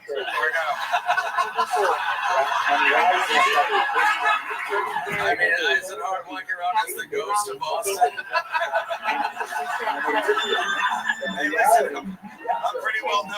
at the shelter, all right? Is it hard sitting next to the Notre Dame vomiting Irish? That's racist. That's racist. All right, I'm gonna go get drunk. These are my friends. Thank you so much. I'm just gonna let him do whatever he wants. No doubt about it. And you know what? We never do this anymore, but that was such an amazing performance from a brand new comedian. I think he deserves the Kill Tony Golden ticket, don't you? Yeah, I agree. Anytime he wants, he gets to perform on the show. That was incredible. Gary Falcon. Wow. A star is born. A star is born. Back to the bucket we go. Obviously, anything can happen here tonight. Wow, the place is in chaos. The way him and Dave were going at it, I thought Gary was going to pull out a slingshot. Mr. Your next comedian, Casey Beans, everyone. Casey Beans is next here, live. Bill Tony, Austin, Texas. Here comes Casey Beans, everyone. One more time for Casey, everybody. Oh, yes, I am Casey Deans, and there's been a lot of news about the Russians lately. They are fleeing their country as fast as they can. Every newscast is oh so sympathetic to these Russian wussies. Big bad mother Russia. Big bad mother Russia. Come on, we like to eat. We want nuclear war. Let's take one. Come on. Big bad mother Russia. Oh, so tough. So tough. They're called to mobilize trains as far as I can see. Couldn't get out fast enough. Wussies. Thank you very much. My name is Casey Deans. Yeah. Wow, 43 seconds in and out with his trademark wussies line. The Tony debut of Casey Deans. David, tell what do you think about this? The one thing I love is a political wizard. He just doesn't live in the world of magic. He knows what's going on for the mortals. Don't turn me into anything. All right. Wow. I mean, you look great for Rasputin's granddaughter. And I think that was just fantastic. Thanks, Fox News. That was great. That is absolutely incredible. This is your Kill Tony debut, correct? Greatest day of my life, Tony. Absolutely. I know. It's been a long way since you were the bad guy in Superman 4. How long have you been doing stand-up comedy? Don't throw your ass at me. 1 year. 1 year. And where have you been doing it at? I did about 10 mics in Utah. Wise Guys, shout out Wise Guys, great club. Moved to Austin in March. Right. Moved to Austin in March. What made you move to Austin in March? Heeded the call. What call are you talking about? Were you watching InfoWars or something? What the fuck are you talking about? Heeded what call? It was a call. I got an Amber Alert. I don't want to go into too much detail and bore you to death, but I applied to UCLA grad school and I didn't get in. It was the best thing that ever happened to me because I was going to go to LA in 2020 to be a stand-up comedian before I kind of shut down the pandemic. And when I finally got the gumption to do it, this was the place to do it. It's the comedy center of the world. Hard to get into UCLA when you're not allowed within 100 feet of a school. That is true. Deeds. So what do you do for a living? I do Lyft. What? I'm a Lyft driver. Oh, wow. One of the world's scariest Lyft drivers. Yeah, that's very exciting. terrifying. What kind of car? I drive a Honda Kona EV. Oh my god. So that's you just, if your face in that car pops up, I'm just like cancel. Does anybody have Uber? Lyft's acting a fool. Hyundai Kona. Oh my god. Holy shit, man. What's your Lyft rating? Only 5-star. Really? Customers 65. get the best rides. Oh my god. It's terrifying. Some of them even leave it with their skin. Making you drop Gary off. Has anyone ever gotten out of your car? Because I've been around here for 5 minutes. I'm ready to leave the club. Oh, yeah. Everybody gives you 5 stars when you take their phone afterwards. All of you. This guy's a Waco 7. I mean, look at him. It is true. He's inching closer to us. Yeah. I have noticed. I am. The only thing is, this guy is his cult. I mean, really. Yeah. On a stopped comedy show like this, it's good to have the craziest version of Jim Carrey. You know, if you guys don't like this beard, I'll shave it like that. That's Fuck no, you won't. I will shave it right now. no, you won't. You do look like a guy that keeps a razor on him at all times. It's like Duncan Trussell, a stalker. There you go. I did have a crazy plan about challenging Mr. William Montgomery to a shave off, but I don't want to. That is a crazy plan. What other plans did you have? To survive this, to survive this. Are you planning on cleaning the drain in your shower at some point? No, come on. They don't have showers in tents. What is your living situation? Let's get to the bottom of this. You're driving Lyft, you're in the arts. We know the struggle is real, especially for guys with beards like that. What is your living situation?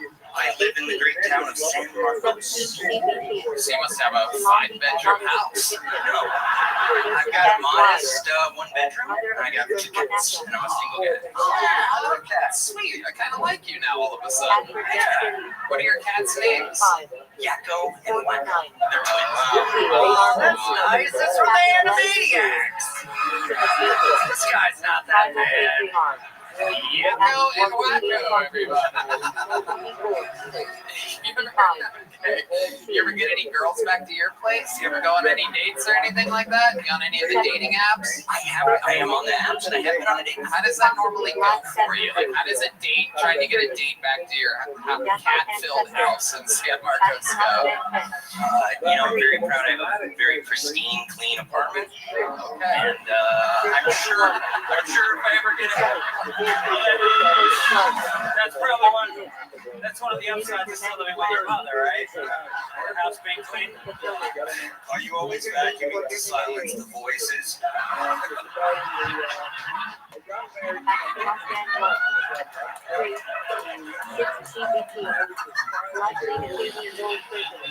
So take us through like your last date. How does this happen? Where do you meet this girl? How does it go down? Explain to us. Just take us through it. It's okay. Come on, look at him. He came out of a dumpster and she was standing there.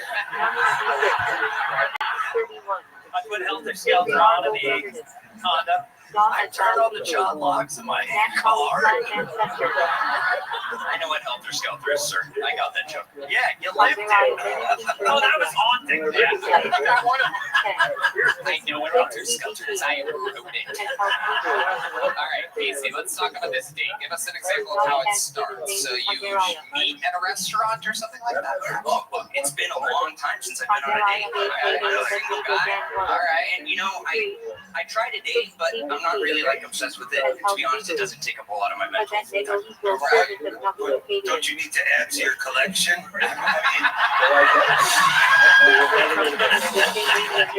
I'm just giving him some shit, dude. That's pretty fucking brave to go up there. How long you been doing comedy? See, how long you been doing that? What, 1 year, and what is that in less of years? Like 100 years?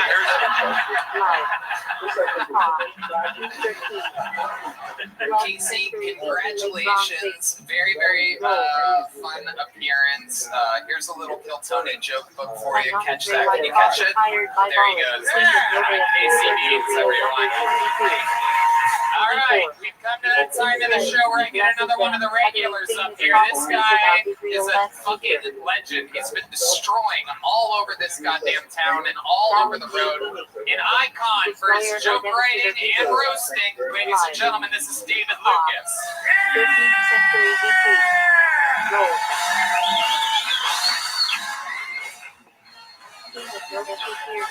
Hello, caller. very grateful to Well, Dr. it's time for Elijah David and Lucas, the everybody. organization for allowing me to participate in this Congress and support gathering. I'm very sorry that I can't meet with you in person. I have a prior engagement here at I just watched Jeffrey Dahmer series. I'm very grateful, however, to have the That opportunity was to a crazy respond in ass video white format man. to Professor John Hawkins. Is it crazy for me to say that's just how I thought gay people were? I hope that my comments will not be rejected. Like, oh, that's why they call them bears. Like, for real, man. Seriously, like, the cops took a kid back to his apartment with a hole drilled on the side of his head. Even cops know gay guys do that shit. You know? Like, Jeff wasn't gay, he was gay. Like, you ever heard the phrase, eat a bag of dicks? Well, that nigga literally ate a bag of dicks. This story is well told, of course. I wonder if anybody ever said, hey, Jeff, eat a bag of dicks. And he was like, I will later, gladly. Like, he was obsessed with black people. This nigga was cutting black dicks off and eating them with potatoes and shit. Like, how the fuck did he accomplish all that living next to a nosy ass black woman? That's all I want. Yes. I'm also very gratified Topical, that strong. Another one of the famous regulars here at Kiltony. Another amazing performance by David Lucas. Tony, it looked like you were in auditions for a bad guy Home Alone. Alright, well, that's actually true. What the fuck going on? Actually, I'm holding auditions for that.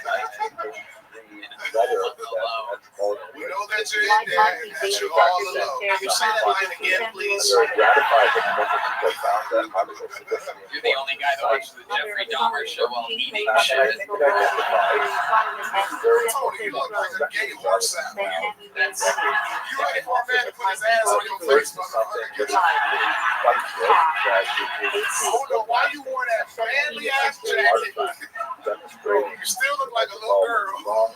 how dare you? All of this coming from Rolling Ball with Pants. This is exciting.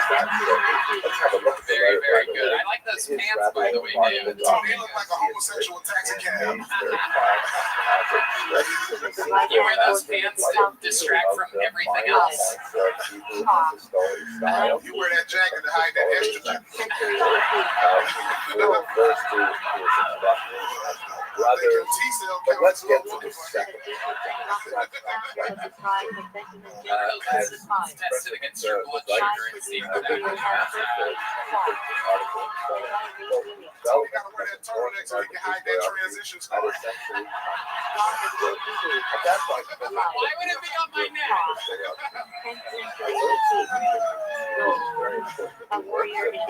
Why would it be on my neck? How would I get a transition? Well, if you're not hiding the scar, you're keeping that nose point for the night. Oh my God. Jeffrey Dahmer was right about you people. Tony, your nose can melt dry ice. Well, I don't know how you know that, but that's true. That's an actual fact. Well, this is essentially what Tweety bird looking at. David motherfucking Lucas, an absolute roasting tornado, has arrived into the stage wearing a very fitting plain black t-shirt tonight. You're wearing a very manly coat right now. You look like the tentage that they put over a house when they spray for bugs.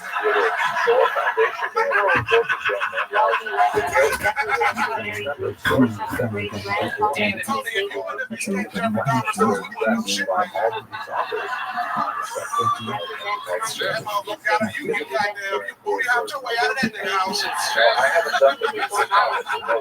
Turns out He's trying to kill me. Just to see what's showing up there. And as you can see, here's the Hebrew language Wikipedia article on it. Considerably shorter than the English language one. But when you go down into the bibliography list, there's actually quite a few interesting things. There are citations of 2 scholarly articles produced by Yad Vashem, which is especially relevant given the later controversy. They tend to rely heavily on Professor Redliff research and also on Head Delvin of one Connie's of the important 24 memoir priestly on review, divisions in the a few Temple other One things. Chronicles But it also 24. lists a 2005 article that is written in Haaretz with a very provocative title, Constantly search your Aramaic origins. it takes us to a link to the National University of Jerusalem 5th that century lists BC. 16 articles, Roll. many in Hebrew and Yiddish, 5 One books, mock and an leaders who ebook returned with that all Zerubbabel have after the Babylonian exile, Nehemiah names 7. in the title alone. 7. A slightly deeper look Built-in name at meaning. review at Ukrainian Jews and so on, I'm sure, Sin of would contention, possibly provide a Aramaic tremendous or amount of Akkadian material origin. and Live. Avery article narrates traditional dating talk. whether Professor Spira and highlight I doubt that Roll. One o'clock factory friends who want to know about summary with the clock. but I believe Name meaning. that has not been The shadow of lost live. Talk. 13th century BC. Roll. Master of physics to I know construct that I tabernacle have discovered a estimated process which was letter while looking through history book. Very insane as above alternate spelling. Vector name meaning. Have a look at this very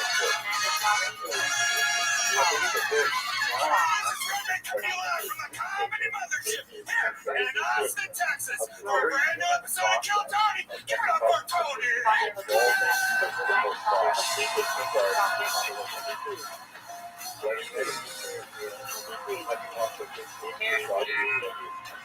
Let's start giving the best fucking night of their lives, huh? 8th century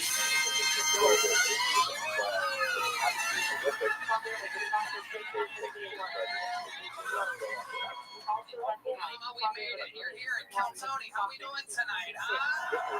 Brought to you by ZipRecruiter and Shopify. Make some noise for the great Brian Red Man, everybody. And how about one more time for the best damn man in the land, huh?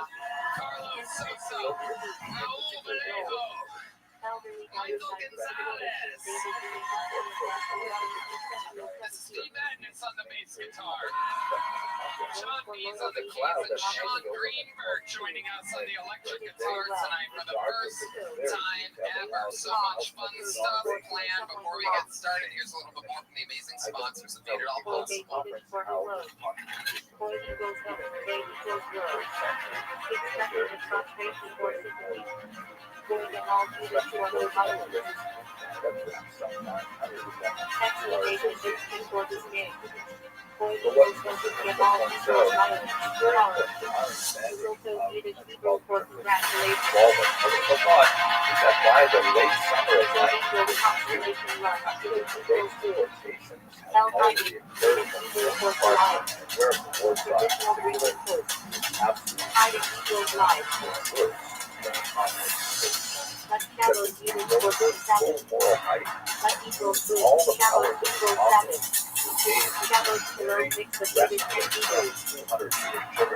Monastery with explicit instructions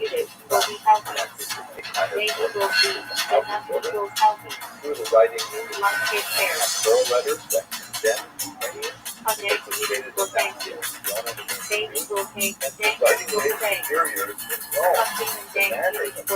very much. taken.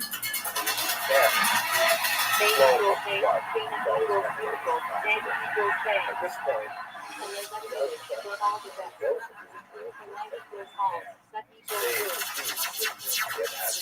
Strip Comedy Club in Austin, Texas is now open again. Check out Red Man's secret show every Thursday. Go to sunsetstripatx.com for tickets.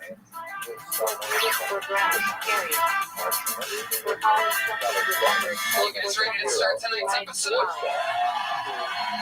Oh boy, here we go. Where do I begin? Ladies and gentlemen, this is the return of the man who people are saying is the 2024 guest of the year. The return of one of the great comedians from New York with a brand new special coming out. And the greatest skateboarder of all time. I present to you Harlan Williams.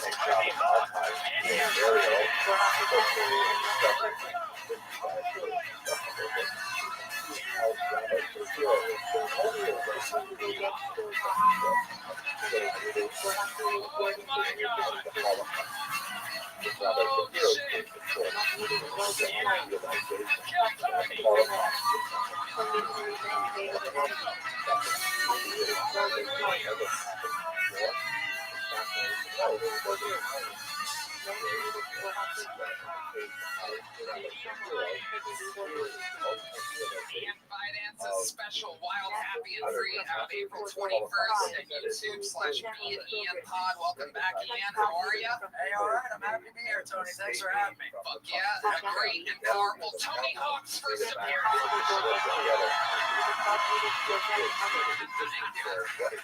Thanks for the invite.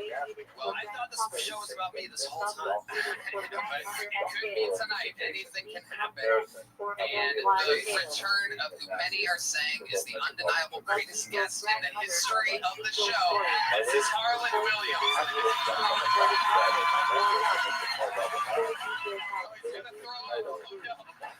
Oh no.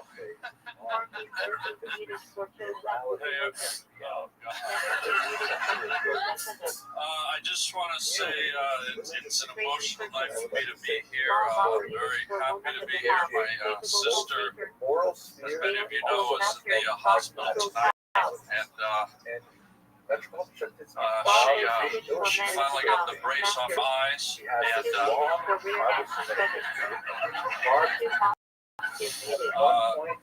she was born, as we know, her eyes were really far apart, like a hammerhead shark. And, well, maybe somebody better get on the fuck off bus. Nobody laughs at old fucking hammerhead. Laughter is the best medicine. Hopefully your sister's watching tonight. She is watching from 2 different rooms. And here we go. You guys know how it works. Sometimes I'll tell you, Tony, a bunch of people signed up for the chance to get pulled out of this bucket. If I pull their name out, they get 60 seconds uninterrupted. You know their time is up and you hear the sound of a kitten. That means they have to wrap it up then, or else they bring out the angry West Hollywood bear. I have pre-pulled the name. Our runner goes and grabs it from the bar across the street. More choices here on the world famous 6th Street. Dirty 6th, absolute chaos out here on these streets on a Monday in Austin. So they go chase that guy down and they wrangle him while our first performer does a brand new 60 seconds every single week performs. One of the greatest regulars in the history of the show. Silly, wild, a goddamn firestorm of energy. It's real. He exists. I present to you a brand new minute from one of our greatest regulars, the great and powerful Casey Rock.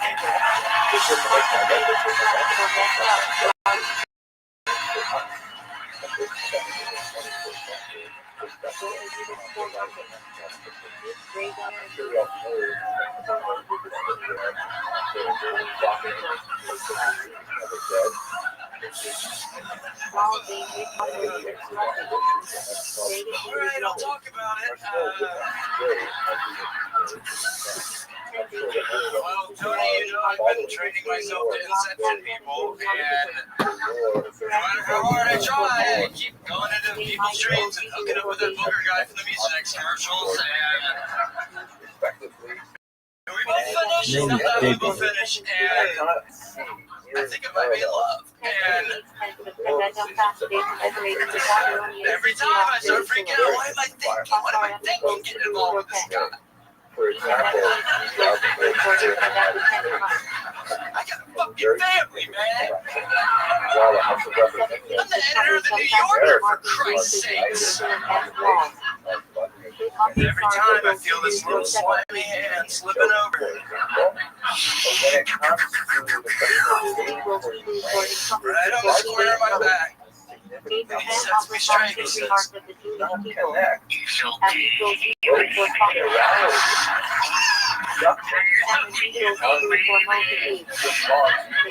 I just fall to pieces. Thank you, Kids Rock. Wow. I feel like there was no jokes there, just truth. Just a real sharing of a glimpse in the life of Casey Rocket. Hello, Casey. How do you feel tonight? Oh. Why do you feel awful? Stressed. Well, I gotta tell you, I'm surprised you didn't acknowledge it. Maybe I missed it. Did you acknowledge the fact that your eyelashes are extremely plump and long? Oh, the eyelashes, I forgot. I look like I haven't seen my own bed in a couple days. I'll tell you what, if you put pigtails in, you'd be the girl from Wendy's. How about that?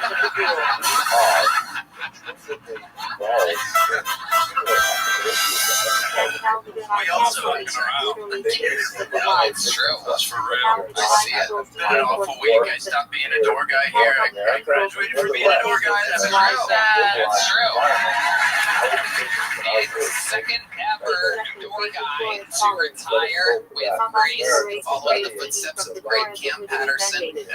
Every other door guy is still waiting and hoping to figure out how to graduate from such a system. You know what I'm a bit mystified about, Tony?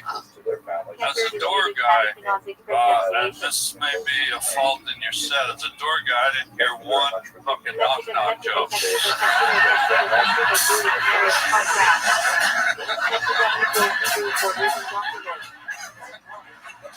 I got a knock-knock joke. Let's hear it. A new version of the Silver Charm was discovered in the former Soviet archives and was written in the Rothschild's own pen. It's a dialogue. It's a play. It has characters. There's one character who is called the Sakam. He is a learner. He's interested in, of course, learning Torah, observing and so on. But he's interested in the broader world of intellectual inquiry. One of his interests is he wonders that those Arabians who were there. And then one day, early on in the book, he looks across and sees an old high school friend of his. He hasn't seen for very many years. And he sees that his friend has become one of the Arabians. He says, listen, I'm really curious. I have all these questions about what you do. Why did you become this way? Long eyelashes, pure retirement of door guyism. And what are your plans moving forward? What are you going to do with all the free time that you have for yourself? That's a good question. I've created on the history of the Holocaust. I've received a lot of feedback that these lectures, which I put on YouTube some time ago, have been very well received by individuals who want to expand their awareness of this dark period of Jewish history, but especially from middle school and high school teachers who have used these lectures in part or in whole to supplement their social studies curriculum and to give their young charges an awareness of what exactly happened in the middle of the last century and why it is relevant to us today. So please have a look at the information box below. There's a link to this by assassinating the guy who tried to assassinate Ronald Reagan to impress her. Thank you very much. Wow, a lot of murdering going on. A couple murders in there, but I have free time. I've never.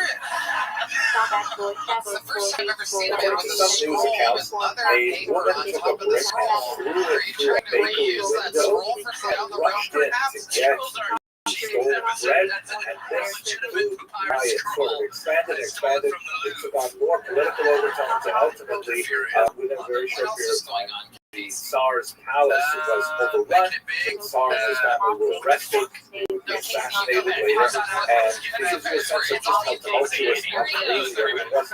They call themselves the provisional government, and the whole idea that was that they wanted to establish a modern form of democracy, and they wanted to do it right so the communists were able to take advantage and ultimately undermine these efforts.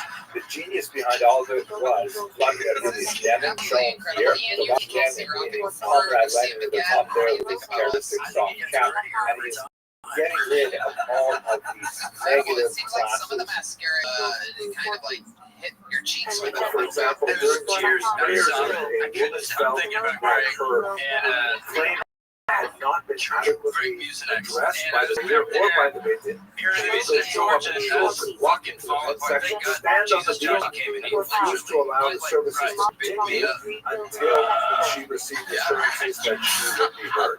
This, of course, was Christ, that's good that you put it in context. it was a fairly extreme form of structure. Nevertheless, did allow many elements of society that did not have conventional power to be able to nevertheless make sure that their voices were heard. And by and large, this tequila structure really functioned very well right up until Napoleon basically destroyed it with destruction of the corporate nature of Jewish society. I'm only 29. Can I just say, Positive commandments and negative commandments. That is, those commandments which are thou shalt do, go out and do something, and those which are thou shalt not. 20 minutes ago, were you deep throating someone? Also divide those horizontal axis as those which are defined by time. Go do this at a particular time, or do not do this at this particular time. And other commandments which are not defined by time. That you must always in your eyes very, very pretty. Maybe perhaps you know Harlan's sister figure out what to do post Exactly. A positive commandment which is defined by time would be Yes, just to grind a computer check. Let us only for the holiday of Sukkot. Someone A knows how negative to get me commandment fucking defined by hot and time would heavy. be do not eat bread on the holiday of Passover. You can eat bread the rest of the year. Passover, do not eat Casey, bread. you're an unbelievable way to start the show. What a special treat every goddamn week. Creative, wild. Just some There he examples is. of this. Some of the most amazing artwork that comes from the airport floor that we looked at. Only now. We go to the One of movie. the marriage This is where rooms that anything was, can happen it's and hard to fucking imagine chaos exactly how this ensues. We all meet people Hard to all at imagine the a same single time, person who owns and it. it's Looks all like fucking maybe wild. for This is where we found real all of marriages, our shared, talents. This is where we found all the psychos. Anything can happen. 14th This is century 60 Germany. seconds uninterrupted by your first fucking pull of the night. All blind. Here we go. All the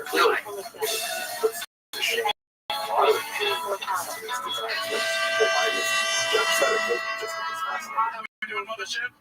Yeah, we're keeping it right, huh?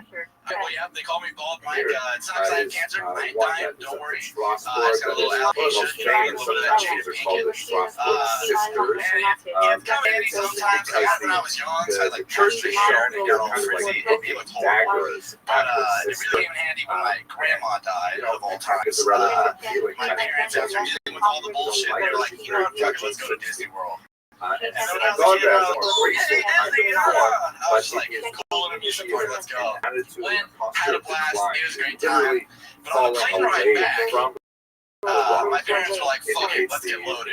So I just getting the rum and coke, beers, all that bullshit left and fucking right. And the second or third drink that they got, stewardess came up to my mom and was like, fascinating things I've ever learned I know it sounds about weird, but God told me that I need to give you a hug. pretty much occupied my She's like, mind. this First person I encountered it as a 14-year-old kid. gives her the hug. And that is this quote from And it Jean-Paul wasn't until 2 Sartre. weeks later that she realized, like, oh fuck, that's probably because they thought he was coming back from his making All short. right, cultivate From patience, Disney World, dying ass. reflections of the That's new my time. direction you go. See the Okay. truth Bald makes you Mike. back. It's a very hairy situation we have here. Looks like you could have changed some of the words out of those. I think at its foundation is the most important thing to know about What do we think about this guy? I roasted him, It's but it not looks like about he's the already been Jews. roasted. It's about Tell me, Jewish I like the problem. punctuation with It's dying not ass. a problem of the Jews. It's a problem of the anti-Semites. It's incredible. I've never seen a full-size sea monkey before. This is absolutely incredible. They have Star Trek Harlan Williams. Well, look, honestly, it did go Western Europe. great. Okay. I'm not a cop, look, I'm getting to these guys, and I wanted to bring this the only comedian on the stage with a degree from DeVry in comedy. Various Wow, clap made from the same story. Casey Rothschild.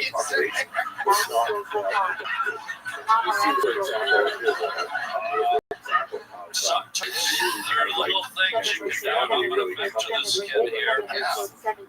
Give me your last punchline of your last joke, and I'm going to show you a little something you can do to kind of pull the laughter from the crowd. And this is something John Reinblatt taught me up at the Rye. Well, admittedly, I'm not a comic. I don't really have a ton of jokes. I just had that story. Of course, I read them all. Just tell me the last sentence. Yeah. He doesn't do comedy. He doesn't do improv. I had a punchline that was fat people architecture, but I couldn't figure out how to word it into a joke. What? Say the last sentence of the story you just said. Say the last sentence of what you said. We are aware it wasn't funny. Say it again. It wasn't until 2 weeks later that she realized that, oh shit, that was. He thought he was on his Make-A-Wish trip. No Jews Okay, can now argue watch what I'm going to do for you here. religion This is something I learned at night school. It does say DeVry Night School of August 11, 2008. Don Reinblatt signed it.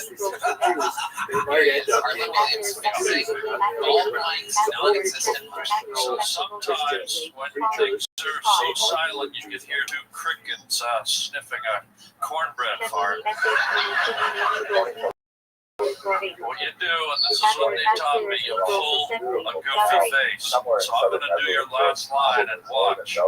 So my parents said this might be a takeaway trip to Disneyland.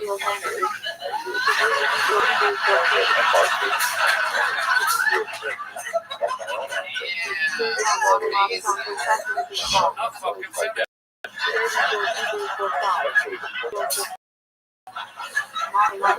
So do you get now, you little whore? I love it. Absolutely incredible. Amazing surprise. Bald Mike, you say you're not a comedian. What made you sign up the show tonight? Why are you here? Where'd you come from? Do you live here? No, I'm from Omaha, Nebraska. I'm a huge fan of the show, and part of the reason I wanted to come up here was I was going to see if you could come up with any new books for me. The Sea Monkey one I haven't heard before, but I've got a couple favorites I've heard in the past. What are the jokes that people have made about you? That sounds fun. And then I'll know what I can eliminate off my list, because I have a lot here that are head and shoulders above anything you have. You go ahead. Let's hear some of your best ones that you don't call me a hack afterwards. Fair enough.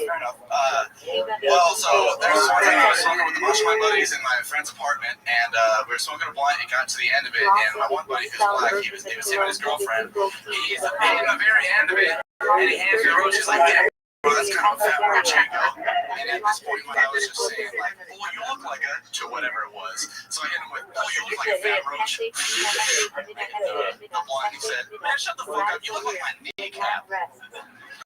Kill me, goofy face.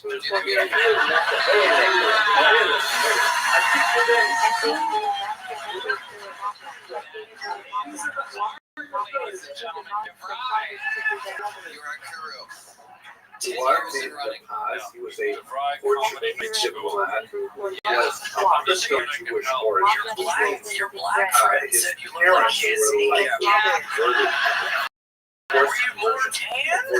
See the bottom of his fifth grade. This is something you've always wanted to do, just come up and kill Tony. What do you do for a living? I do screen printing, so I put shit like this on a t-shirt. Okay, you have a face for screen printing, that's for sure. No doubt about it. Actually, It looks like a hairless cat you wish would be over his shine lines. able to get all Has the anybody third. ever sharpened eyebrows on you? Can I do that? Has been arrested for secret Judaism. Has been released from his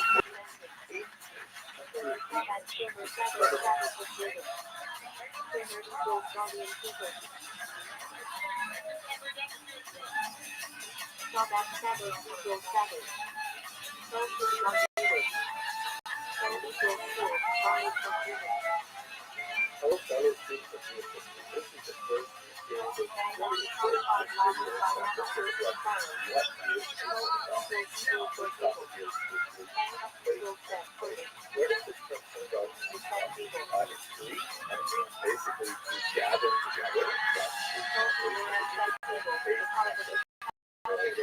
Incredible. Oh, my pen slipped off your forehead. Yes, this is one of the great gifts God of damn it. But I did. I gave you a people's eyebrow in honor of the Roth Day in Pennsylvania this weekend. That's a stellar eyebrow.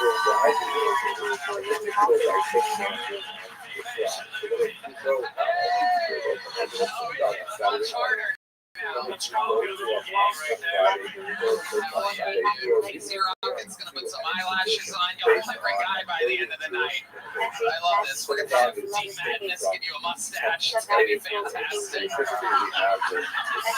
love it. Do us a favor, don't wipe that off tonight. What do you think this guy showers? What's up, boys? Imagine how steep his shower train must be. That was my joke, you fucking idiot. Jesus Christ almighty.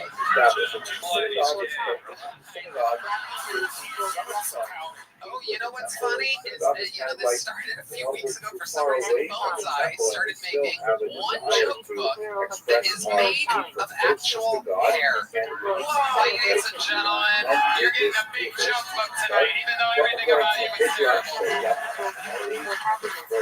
Ladies and gentlemen, some noise for Gold Mike. There he goes. Crazy. I don't know what he thought was going to happen during that minute, but well, good evening. I recently went to see the Austin FC play, and I had to get the best seats. I used a resale code. I sent my photo line tickets the minute they went on sale, because when you want the best, and many of the quickly, or someone else will get it installed. It's like if you're a hiring business, you find the most talented people for your open roles. Before the competition scoops them up, so what's the best way to do that? ZipRecruiter. ZipRecruiter finds all the candidates fast. Right now, you can try it for free at ZipRecruiter.com/KilTonyHer. And ZipRecruiter's powerful actual technology takes center stage to identify top talent for your role. Immediately after you post your job, ZipRecruiter's smart technology starts showing you qualified people. I love ZipRecruiter. Years that allow you to print yourself that strip. That's right. About a camp of your hiring. I get ZipRecruiter. I find the best facts. So I pour out my dollars. Post on ZipRecruiter. Get a quality candidate with the first day. Just go to this exclusive web address right now and try ZipRecruiter for free. ZipRecruiter.com/KilTony. Again, that's ZipRecruiter.com/KilTony. ZipRecruiter, the smartest way. So the idea is, here we go. Pulled another name out of the bucket. Big time for your next comedian, Josie Marcelino. Josie Marcelino. Here we go. I'm autistic and bisexual like every other annoying bitch now. It's a 1-to-1 ratio. If you have autism, you're bisexual. They don't explain why, but I have a theory. I think it's because pussy is like the coolest fidget spinner you could ever get your hands on. And just like a real fidget spinner, I don't really know how they work, but I won't put my whole mouth on it. So I said that joke to my coworker the other day, and she liked it. She laughed. But then she just looked at me and she was like, "Oh." And she's like, "But are you know, you're gonna say that on stage? Isn't your dad coming to the show?" And I was like, "No. Do I look like someone with a supportive father? No, I don't. I look like the Pornhub version of Sarah Huckabee Sanders. That's what I fucking look like." Almost got told that yesterday. Which was crazy. I was like, how do you know what was on the front cover of your blanket? Like, how do you know who the fuck that is? Would you run into her? Thank you. Josie Marcelino making her Kill Tony debut. Welcome. I forgot to have you here. This makes 3 comedians in a row with drawn-on eyebrows. This is very insane. This is the first in Kill Tony history. You've been 11 years, the tens of bucketfuls. This must have happened before. before, never before. Welcome to the show. Thank you. You have an incredible energy to you. What do you do for a living? I am an associate producer of a TV show. Oh, wow. I signed an NDA, so I like to get into like the specifics of it. I am on the spectrum, we know. Yeah. Okay. So, autistic and bisexual, is that true? That is true. What are some of your autistic traits? I know every country's flag, and I'm really into them. Really? Okay, how about Trinidad and Tobago? It's a red and white striped flag. Yeah, absolutely. How about the transgenders? What, like their flag, or like just that in general? What do I think? Either one. Situation. Well, the flag is the cool, it's the blue and the white and the pink, and I'll keep my thoughts to myself. No, I love them. I love them.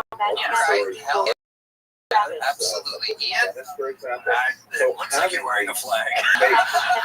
Thank you. Slovakia, am I correct? Is that No, it's more of a spread flag. Oh, it is Trinidad and Tobago, actually. Right, man. Flip that around, show the people. That's incredible. Whoa. It is. Look at that. Holy, actually, it's similar. What are the odds? Losing Trinidad. I knew the flag of Trinidad and Tobago. And all right. Okay. Autistic and bisexual. You had to guess. I always ask the bisexual people this. Are you 50-50? What do you give a preference? Is there one when you get drunk that you gravitate towards? What's the deal? I've never understood it before. Yeah? Oh, I'll let you follow up. I think for me, like, sexual attraction, 50-50, but like in terms of relationships, it's mostly guys. Why do you think that? I'm a nightmare. I can't have a second one of me. That's crazy. If you're autistic and bisexual, does that mean you don't make eye contact when you eat pussy? Yeah, never. Absolutely. That's the best part about it. You just go down there and do your business. Are you making eye contact when you eat pussy? That's horrible. Do you have any? No, you gotta make Carlos face. I got bad news for you, buddy. You're eating them upside down.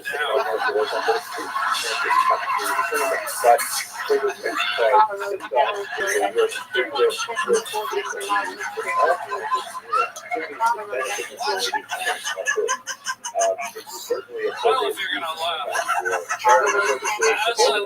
as an autistic person, I hope some of you, if we see any of your works anywhere. No, that's artistic. I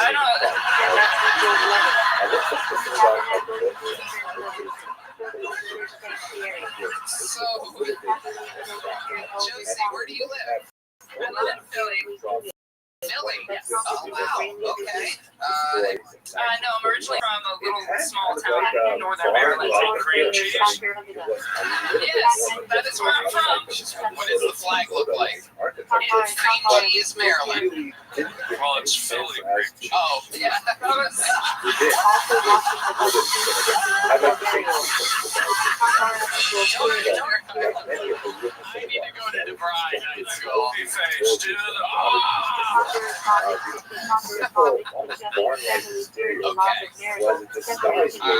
love it. So what do you, how long have you been with stand-up? About 18 months in total. Okay, count it off like it's a baby or something. Yeah. My baby. Okay, you love it. I do. You do it a lot? Yes. All right. What's the most exciting thing you've ever done in your entire 18-month career? What's your night of success? Like, what happened? What was your favorite night of comedy ever? What happened? I've done the last two Skankfests, and that was really fun. Both of those shows were amazing, so had a lot of fun there. I've also, there's just different clubs in like DC, Maryland, and Philly. Those places have been. So, I love it. Absolutely. You have special skills or talents other than stand-up? I make costumes, like a lot of them. Like I do like 31 every year for Halloween. Fucking Tony Hawk. You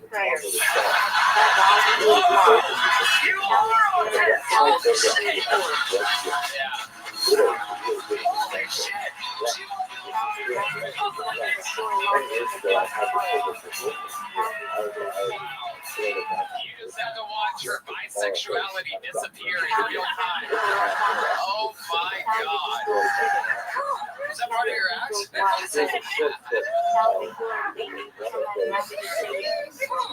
What's the flag for slow ed? Ask your mother. I don't know.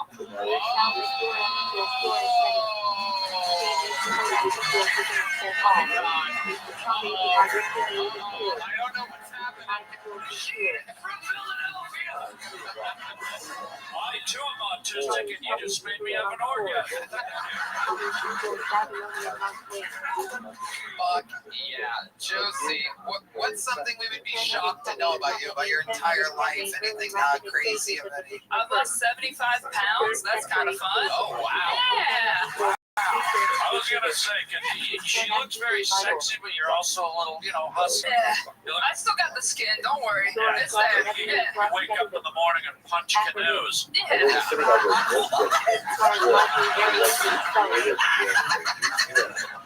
How did you lose the weight, Josie? I just put down 40. Oh wow. Yeah, that's what it is. You just count your calories and then eat less than you burn. Counting calories is easy when you're autistic. Yeah, exactly. Okay.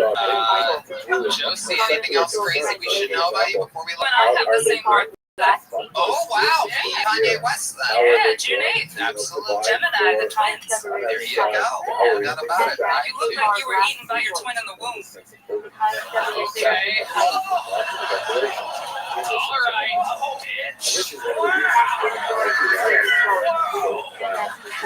For someone that lost a lot of weight, you sure is hungry for more.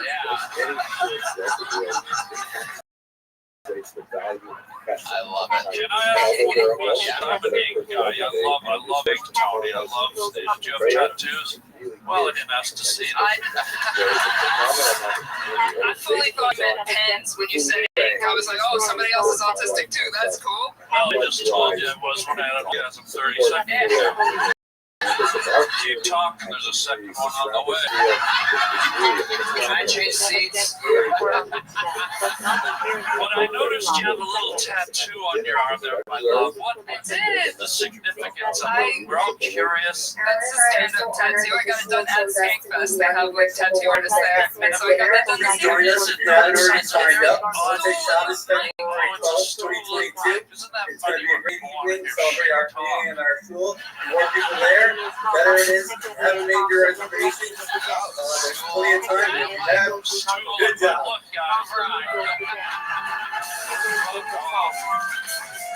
Josie Marcelino, very fun stuff. A good enough set for a big joke book. I do believe a fun interview. Congratulations. There you go, Josie Marcelino.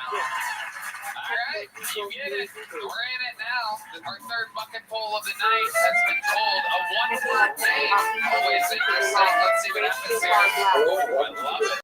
Hell yeah. What's the name of the band again, huh? And also make some noise for your next comedian. 60 seconds from Helena, everybody. Helena is next on Kill Tony live here in Austin, Texas.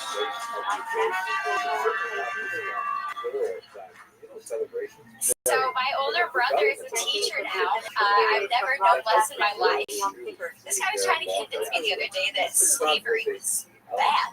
Dog, that was peak America. We're still chasing that high. If you think that money can't buy happiness, you need to reconsider slavery. Imagine having the fattest stack of greenbacks at the auction. They bring out David Lucas. The biggest 3 fits anyone's ever fucking seen. I would buy the hell out of that guy in the old days. Nowadays, all you can get is kids. But all the cute colors are always sold out. Thanks, Obama.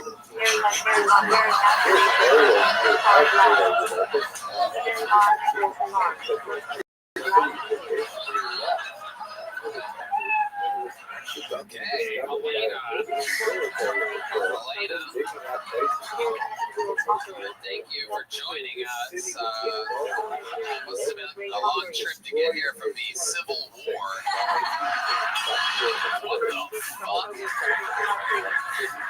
did you get here via REO Speedwagon. Some real highbrow comedy there. As we continue to stream this is indeed the fourth comedian in a row with drawn-on eyebrows. If you had that on your Kill Tony bingo card, if you bet at DraftKings, the sportsbook app, $1 on 4 comedians in a row with drawn-on eyebrows, you just won $3.5 billion. All you need was $1 to win $3.5 billion. That's at the DraftKings sportsbook app now. Holy shit! Okay, Harley, go ahead. Oh, it's refreshing to see comedy with a KKK. She looks like she got dragged here through the Underground Railroad. It is incredible. Where are you visiting us from, Helena? Dress made a con.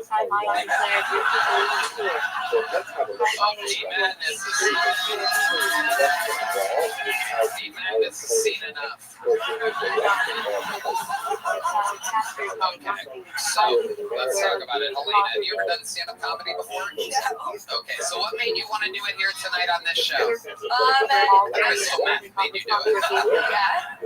No, I kind of delusional. This is just what I've decided to do. When did you decide to do this? What made you do it? Yeah, sure, anything, yeah.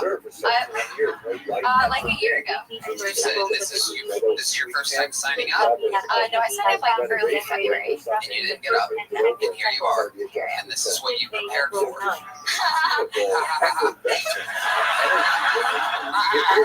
This is what I prepared for, yes. I'm just curious, why do the questions keep coming after she said she was delusional? That's a good point.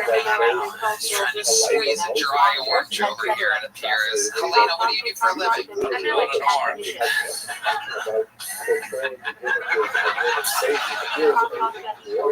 What do you do for a living? I'm an electrician. You're an electrician. Okay. Yeah. That I got a concert ready to right. You're defying.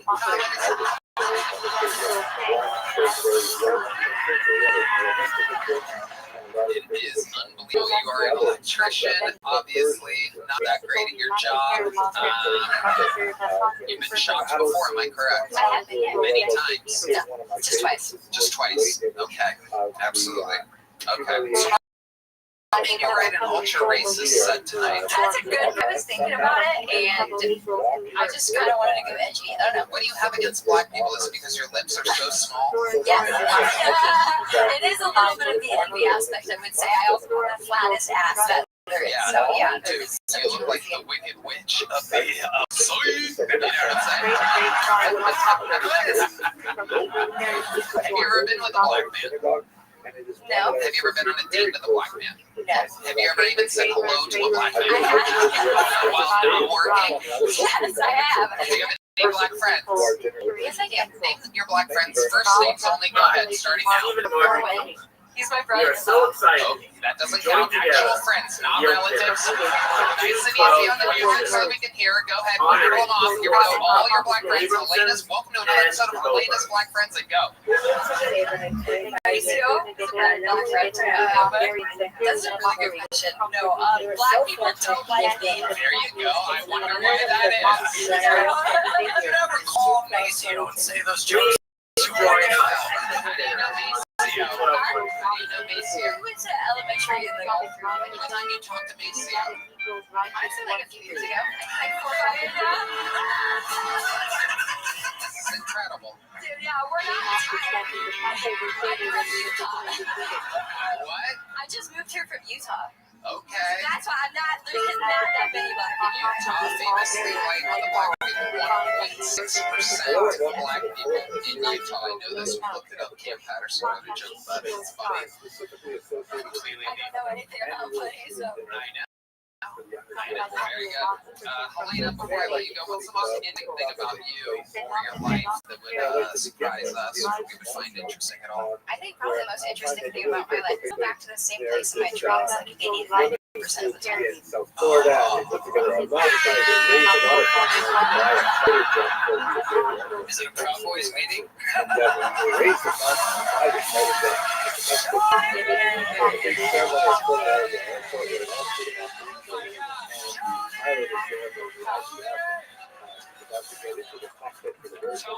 is killing Kelto.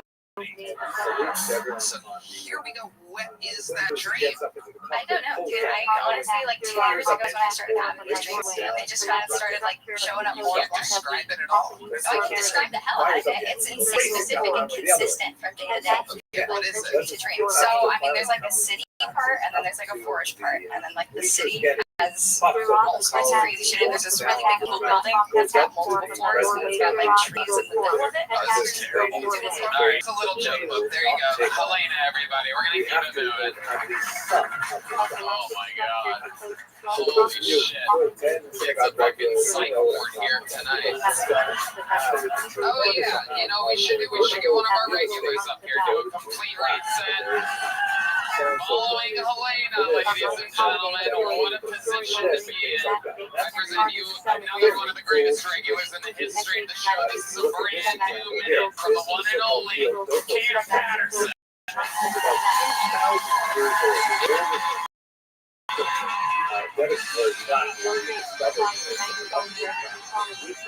I'm taking the shit and I ran up there. I'm in a break time. We're gonna make it happen. It's gonna be good. I've been around a lot of white people for a year now. I've been in office for a whole year. Oh yeah, dog. Y'all changed how I think about it. How I think about everything. Like, head of the synagogue and now when I see something I can steal like a war, I could buy it and it ran off on my taxes.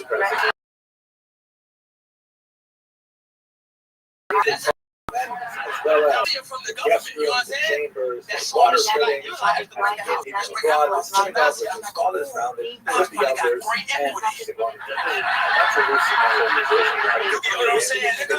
You gotta laugh what you get, bitch. My homeboy can't leave the state of Florida because he has a PR officer and he got arrested for enough fine shit. It hurt my arm. He can't leave. That's my nigga that I love. Not no good shit, but that's my dog. I love him. You know what I'm saying? I love him. But I want to leave the state. His PR officer, he couldn't leave the state of Florida. He said he couldn't leave.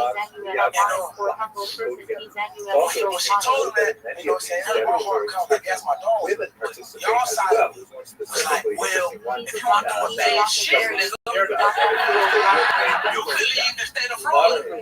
Funny face. So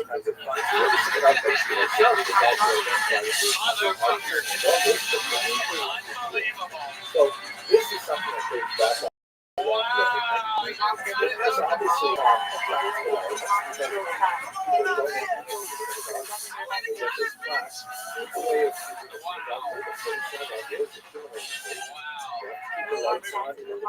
Night school, midnight school.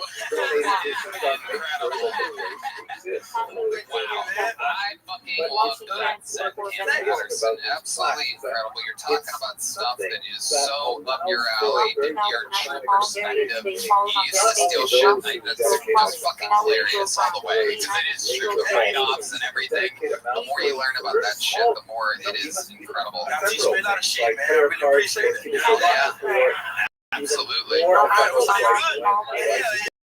man.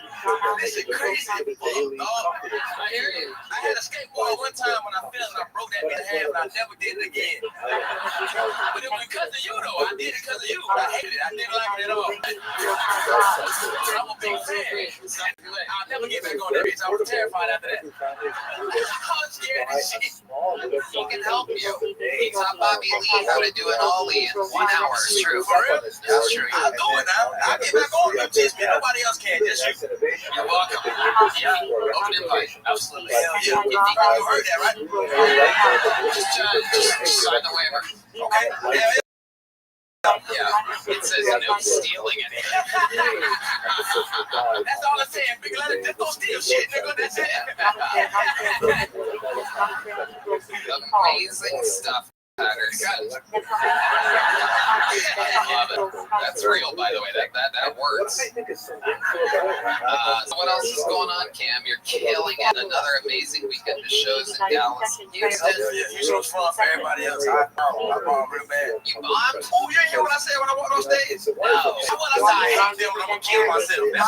Oh, really? I don't ever actually listen to anything during that part. It's a little fun fact. If you ever see two comedians like, nah, it's just bullshit. Saying. It's like, good job, what are you doing? I'm like, I hate doing down today. I was sad, dog. It was fun experience. What do you think? What do you think went wrong there? What was the vibe? Little fast. Yep. Timing and pacing. I started throwing shit. Laughing like I lost March Madness. You were throwing stuff afterwards? Oh shit! I'm an athlete at all. I'm my soul. You know what I'm saying? So like they beat me. I won today. You know what I'm saying?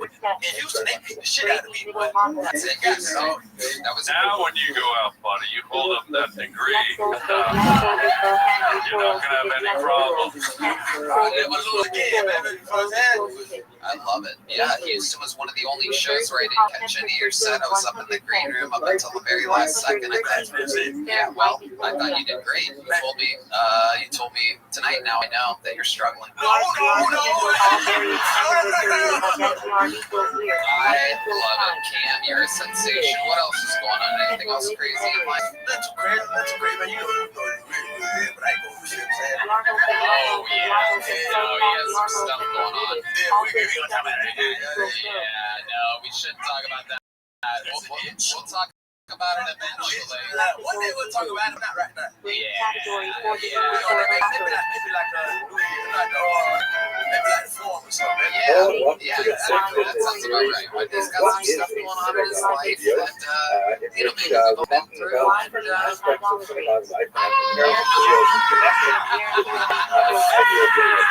No, it's okay. It'll be all gone in a week. Do you have a toilet flush? Do you have a toilet flush?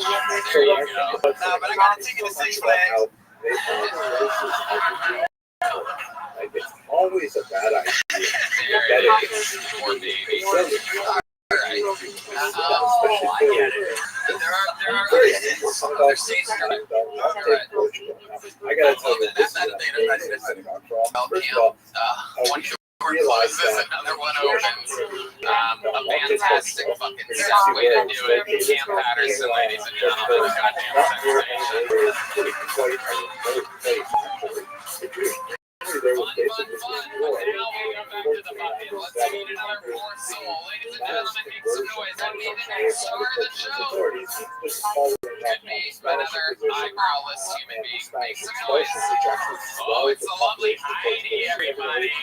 Those are real eyebrows, real everything. Heidi is all natural, absolutely stunning. We love her. Gina with 3 A's, H, is that right? Something like that. Oh my God, thank you so much. Put a hand for Heidi, everybody.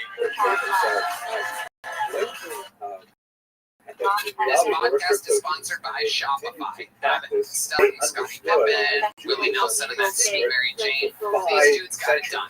What about the perfect duo for growing your business? That's you and Shopify. Shopify is a global commerce platform that helps you sell at every stage of your business, from launch your own online shop stage to the first real life store stage, all the way to the dude who just hit $1 million order stage. Shopify is there to help you while you're selling. Sentence over offering outdoor outfits. Shopify helps you sell everywhere. They're all-in-one e-commerce platform to their in-person POS system. Wherever and whatever you're selling, Shopify has you covered. You know who else has me covered? I love Shopify so much. I'm using it in the past for my own merchandise. Sometimes I'll just go to their homepage for hours and look at it, Tony. Shopify helps you turn your browser internet's best market checkout up to 36% better compared to other e-commerce platforms. Did you know Shopify powers 10% e-commerce in the U.S.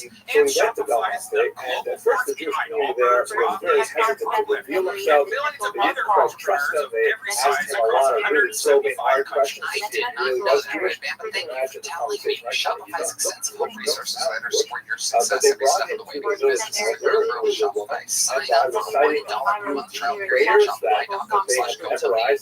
All Shopify.com/GoTony now to grow your business, no matter what stage you're in. Shopify.com/. And with that, thanks guys for your next look at 60 seconds uninterrupted for Sean Vance. Here we go, Sean Vance. My wife and I have a great privilege of listening to I grew up And here I am with Christian. my We're colleague, talking Doug ninth Craig grade, David. Behind us stands Beit Eliyahu synagogue built to hell. I didn't want to go to hell, but my banana was And this is really like the pinnacle of the duel. good for me. He was in my wiener. Oh, that son of a bitch. It's getting hard everywhere. President of the Jewish I'm so ashamed just walking around with this rock hard shit sticking in my pants. What I would do is I'd touch it like with a very remote area. This is the center of the my dick would be like, if it wasn't for struggle, get to the life, and I think personally, there's no winning with the door corner drawers. experience. There's service during the day, or you destroy your underwear at night. Right? I just think it's unfair, right? If God's not making that way, I think he should have done my laundry. Not my mom. First of all, Alright, that's it, right? of course, it has a beautiful hour with Sean welcome to the show, Sean. Thank you. How long have you been doing stand-up comedy? I've been doing stand-up for about a year. 1 year. Where at? Phoenix. Okay, this is your first time in Austin? Oh, yeah, yeah. Check it out. How long have you been here? Drove in yesterday. Okay, you came here specifically for this? Fuck yeah. So it's your first time signing up, you got pulled. Yeah. How does it feel? Oh, I'm so thrilled. Absolutely. I mean, I wish I had gone a little bit better, but I feel like it. Ian, finance. I liked your act out. You really like committed and got into it. I thought that was really cool. I think you have a lot of issues with the way you talk about things. Just there's things you see. It's dark. It's dark in there. You call your PP a good boy or something. At one point, that was a lot. Sometimes it's a good boy. Sometimes it's not. Whoa, so naughty. Marlon, I think I just came. For doing it here, I thought that was really great, man. I thought that was great. Yeah. What do you do for a living? I'm a writer. What do you write? Film and television. As close to success for film and television as you can come without me. So what that means is, so my background, my history is I started in special forces. I moved to Los Angeles about 10 years ago. I started doing comedy. I became a personal trainer. I got at this gym called Rise Nation or Rise Movement, which is like, it was like a quintessential Beverly Hills trained celebrities kind of gym. At the same time, I was pursuing comedy, no grapplings, and I sold my first show to Netflix. It was called The Great British Guide to Surviving the Apocalypse. I met David Peter Berg that I started, wrote, and executive produced, and he got canceled because of Me Too. I didn't do anything. No, sure. That goddamn Matt Damon's out there acting up. That's right. That's exactly what it was. It was Matt Damon. Yeah. Was it really? He said that there's a great bad behavior, and I got a shitload of backlash, right? Thank you very much for Well, he said that there's a difference between great and bad behavior. Yeah, he was defending Louis. Uh-huh. Yeah. Yeah. And they were upset about it. I had written a joke in the script, right, that was anti-woman, is what they said. Yeah. Mr. My Banana be booking flights. It was. Yes. Blaming the double stick in your pants. Goddamn son of a bitch. Does it all come from a real place? Do you get hard? You're a hard and horny guy? Well, growing up especially, yeah. Well, what about nowadays? What's going on nowadays? Well, I'm married, and we bang all the time. Really? Yeah. Hello and welcome to this video series in which I ask How long have you been married for? 15 years. Well, explain to these people and everybody here how you keep it exciting in the bedroom after 15 So today I'd like to talk about this cinema as a You know, a lot of people think that it goes down, but for me, it has gone. the first sense of that And phrase is the a key place where to one marriage goes is in order to feel MDMA. secure, where one can build It's not a joke. It's not a joke, dude. If you do MDMA with your partner and you're really open up, you share your soul, second meaning of that her phrase in, is the place dude, by the end of the where night, you Sean, have you to come have on her face. security in order this is something that goes way back to the history that synagogues, particularly in the diaspora, I did not like it. the places of refuge for Jews, some physical What in attack. the hell is That's all the MDMA? You haven't always sex minorities in sex the on the places street? in What which the they fuck? live. Jewish That's what I communities thought were at first. How attacked do you get a from girl that knows how to neighbors spell without there, them, guy? as we shall see. Most of the so-called fortress synagogues were Molly, built in ecstasy. connection with architecture, On the street, they call it design, ecstasy. When you protect do it populations therapeutically, against it's all Mongols good. and It's a pure Tatars. one. By the way, this architecture was I used did by it for trauma, not non-Jewish just for the sex. organizations as well. But also Now Jews for the special sex. reason You ever to do create these fortress Angel synagogues Dust to because go there to was always the Staples concern and fucking of Jet peasant Printer? uprising, the anarchy, Not yet. always affected They very say one in the negatively, inkjet, sometimes two in the fueled by stink jet. anti-Semitic ideologues and so on. During the Crusades in the 11th Why century, this there is are the actually number one many live episodes in comedy which podcast. Jews sought refuge, more or less successfully, in Christian houses of worship. I love it.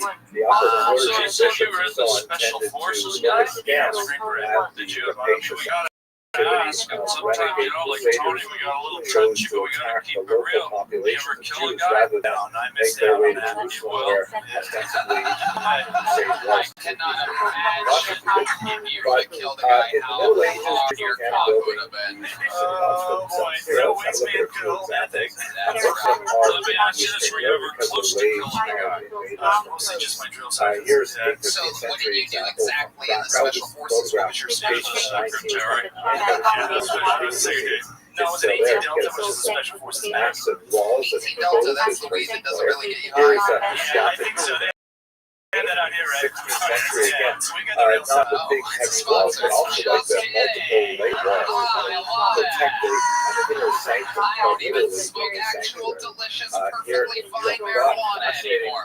Once Joe exterior Rogan started drug structure that testing us here also at the Comedy has Button its Chip, strengths and I switched renovations. to 18 Some of these Delta, synagogues you actually and I have love larger it. windows and things like that.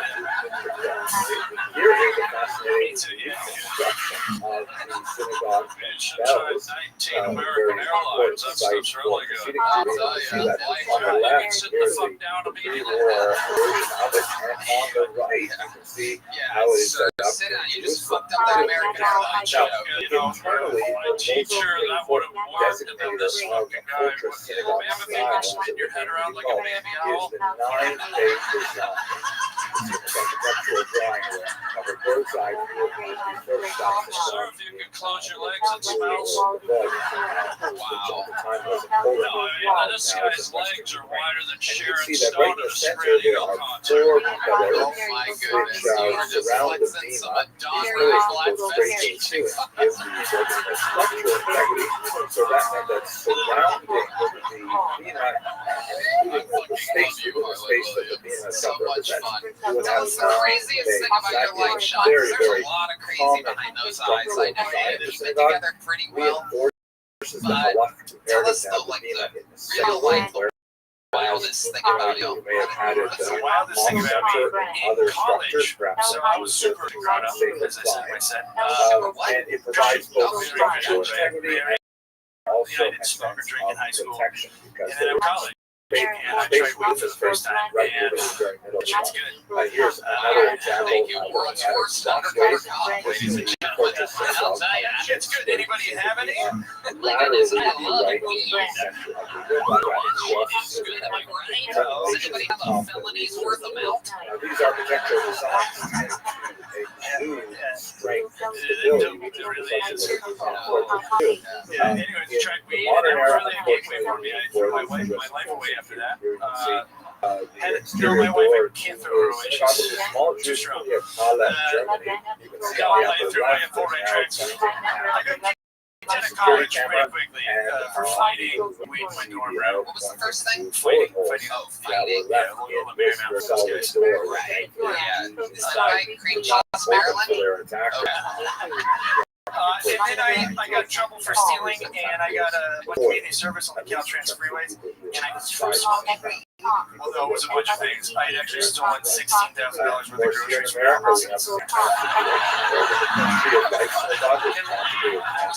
It's one trip. No, it was many trips. It was many trips. Because of the munchies.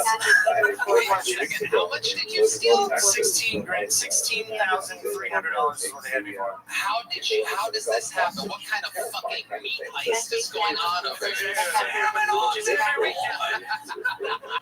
Security is a reality for You only synagogues. have a few Historically things and we have to eat. unfortunately, even today, That's right. I was robbing out of the dorms too. I was just stealing stuff for everybody. Every single week I would just go. I went to college on a track scholarship, right? And I had really no concept of the real world because I left this bubble I grew up in. And I sort of thought that anything I wanted to do, I could do. Like I had a journal I wrote. All right. Get on your forehead. Okay, go ahead. It's great. Because lots of things can stop you, not just fear, like freeway meth, which was typing. You tried it? After I got in trouble for stealing my pickup the freeway with Caltrans, and I found out You had to pick up trans freeway? What does that mean? Does it go both ways? it used to be the original road, but now it's saying Trans. you're able to attend. Okay. There you go. All right. If you're walking too far away, So anyways, I found a bag of meth, the security costs and and many other I things. all in one night, and overdose. Okay, I'll do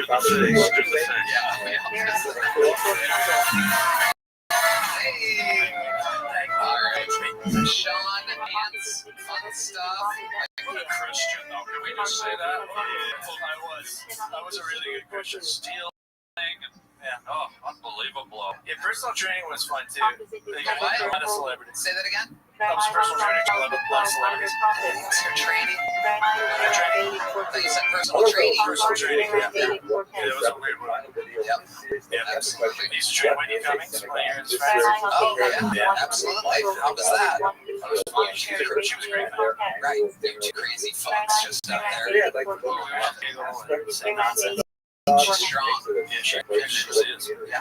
and do that. Stronger than Bradley Cooper for sure. You worked out with Bradley Cooper? Oh yeah, that was the worst plan I ever had. Whoa, tell us more. Don't you dare! Now, it's not fair to say that because I am a man. You know, like, he gets along really great with all the ladies.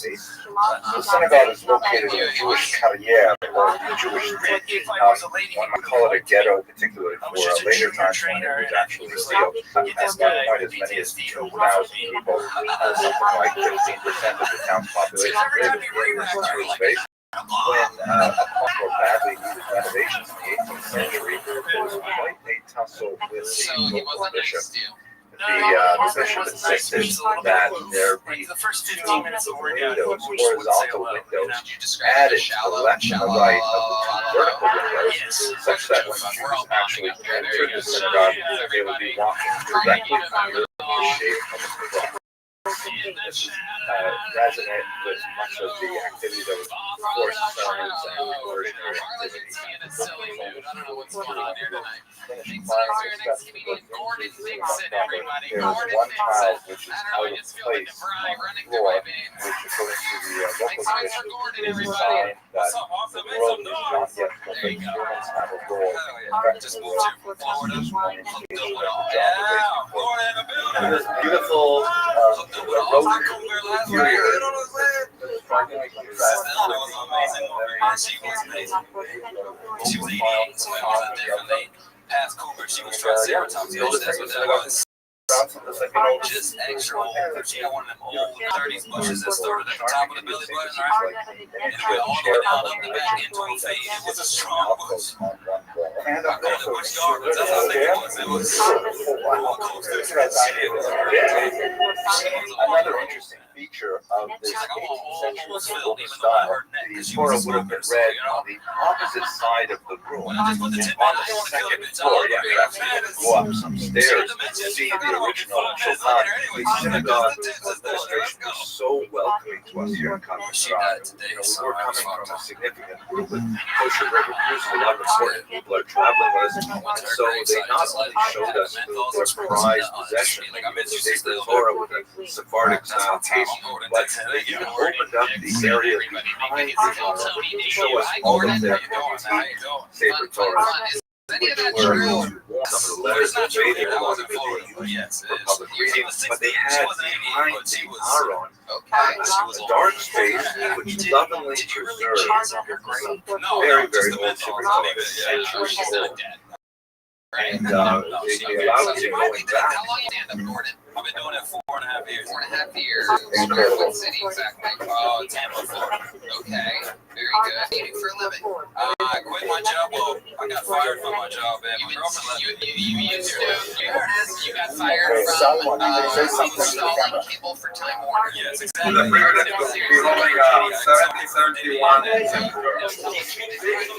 He was like, This part during the interview, you probably just told the truth. So when did you really get fired? no, I was It was like the 18th century and onward was similar to modern day McBow, which would be heated filter and using water in a separate contained short that was actually normally it's like a year later you get drug tested.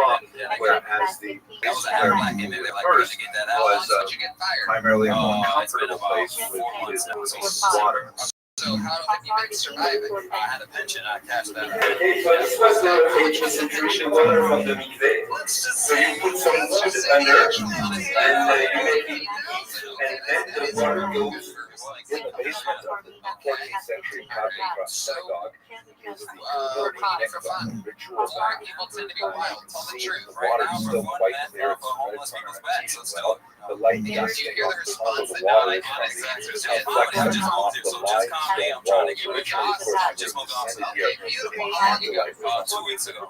Sweet. Here you are. You're on the show. solemnity associated And with how's it ritual been going for worship. you here in It's Austin? no It's natural a light. struggle, man. It's a struggle. Tell us more about what you mean by it's a struggle. It's a struggle when you go to a mic and there's 800 comics, and then you gotta wait in line and get up on that stage, and fuck it, whoever's there, y'all gonna get these jokes however you're gonna get it. That's right. I didn't move out here for nothing, so fuck it, I'm gonna get on stage whenever I can. That's right. I mean, that's how it was in LA and New York just a few years ago. 800 open micers everywhere. Go ahead, I'm William. made to like steer away from your origins and what you're doing. I told you I'm an ink guy. I love tattoos, and I know you have some on your inner arm there. One of those. So, alright, everybody's like, did you Google? I'm like, this is faith and love in Japanese. I used to be a joke collector, so I was like, I was like, get out of that, don't get a tattoo. And then that's what I did. Would you in Japanese? Yeah, no, I don't. Okay, well I do, and that's a dinner number 4. Okay, I'll take it, bro. I'll take it. I'll take it. I'll take it. You better get your ass in.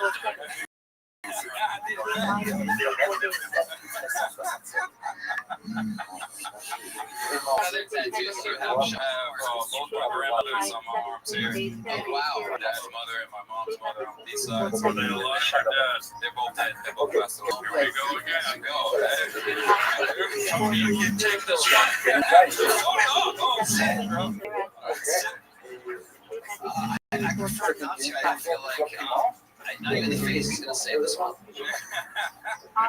Well, the good news is we're tracking down where your grandmothers are buried, and we're going to jizz on their grave. Hell yeah. They would love it. They would love it. They would love it. They would resurrect them. Jordan or Gordon, do you have any special skills or talents other than stand-up comedy? I used to sing a little bit. My dad's band. I used to sing a little bit. What kind of band were you in? My dad did like, Motown shit, so I was like a backup singer with him. Okay. Guys, what was the name of the band? It was JWs. We were Jones with, so yeah. Whoa, really? The name of the band was the JWs? We did the dances and everything, man. What was one of the songs that you used to do back then? We would do like Temptations. Yeah. After we got fucked up, exactly. Yeah. Okay. But what was some of the songs the JWs used to do? We did like Temptations. Like what? Like what? Beauty originals. No, they just did covers. Like what? Can What you I name find one especially cover? fascinating One cover we did, is Celebration. about the discovery of some basement of the Okay, you Coptic said that synagogue one. is that they literally had corridors physically connected the home of the Jewish Okay, quarter we're going to with the celebrate good synagogue. times tonight. All right, come on. Why you Wanted, get a flag on? perhaps for security reasons, they project that Yeah, here we go. you're actually about to come down home. It's just how powerful it is that we are connected to our synagogues today. That's especially true in an era when we are increasingly fractured as a people and spread out across a wide variety of geographical locations. It's true that we have this remarkable ability to connect with the internet, something truly unprecedented since the pre-conversion era, as we relied on this virtual connection. Gordon. replace the Fun actual times, my friend. connection of the Congratulations. together You'll leave here with other a people little just joke that book. Gordon so Nixon. There he goes, this everybody. short period of time All right. if you are able to make it physically to the dinner, then I would love to meet you in person. Another And one if our geographic makes a limits are noise too wide to make that possible, perhaps you'll consider sunshine, supporting everybody. Here either comes our synagogue, sunshine which to I the would simply love, stage. or your own synagogue, so that we can increase the Yeah, participation who of better to Jews spin your in this eclipse wonderful with season. than Thank you very much for sunshine? sticking with me. Because you can see And when I the think clouds are out there, am I right, fuckers? God damn it. I don't know. I don't. Hey, calm down, fella. Hot dog water, but take it easy, okay? I know. Just keep it in your pants, all right? For fuck's sake. I can't hang out too long, though. I do need to get back and go to the tilt-a-whirl that I'm operating. I hate how much you love these jokes. I do. I hate it. But, you know, I do. I gotta go because those kids are getting sick. They've been on there for a long fucking time. Somebody's gotta hit the red button, for fuck's sake. God love them. And I know you're thinking, does she really dress like a toddler every day of the week? Yeah, no, it's not just for the eclipse. It's fun. I like to keep all the patterns, all the colors.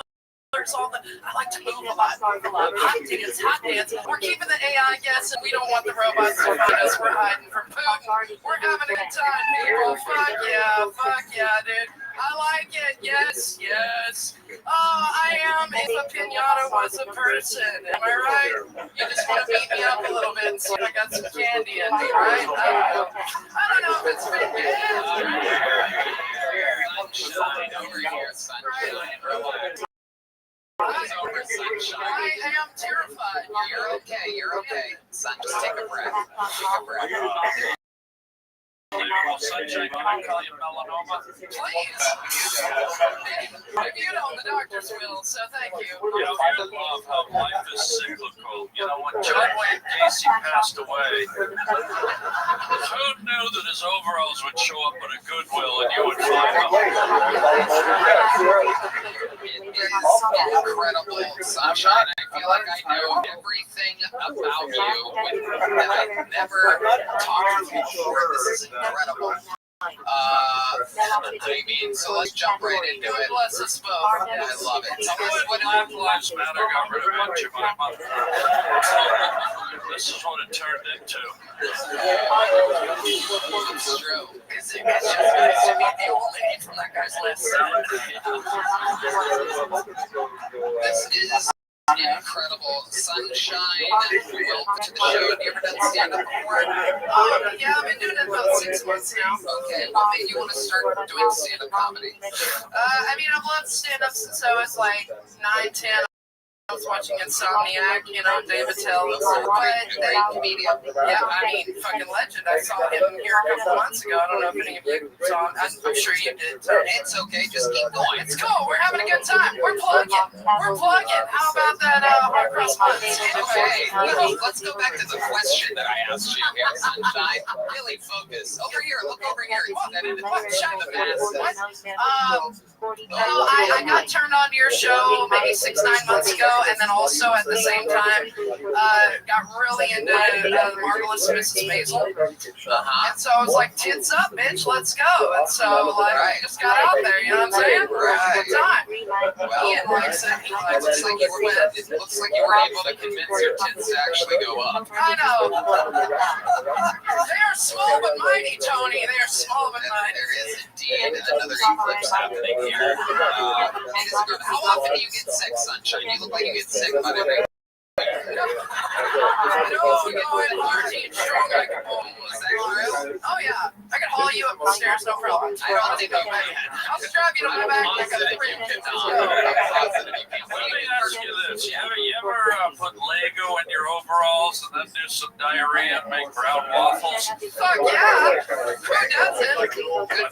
I love to make brown waffles in my Lego overalls. Yes. What do you do for a living, Sunshine? I clean houses.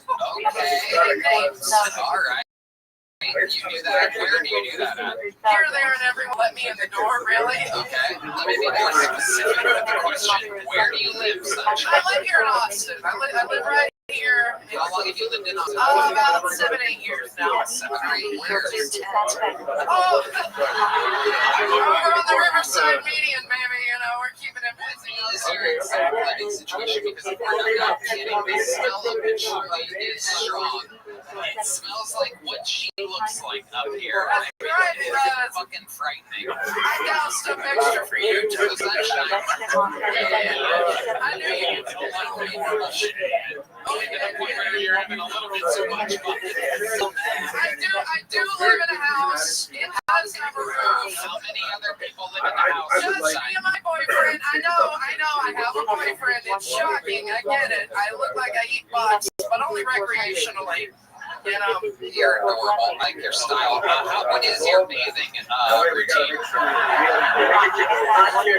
We're coming up, Tony. We're coming up.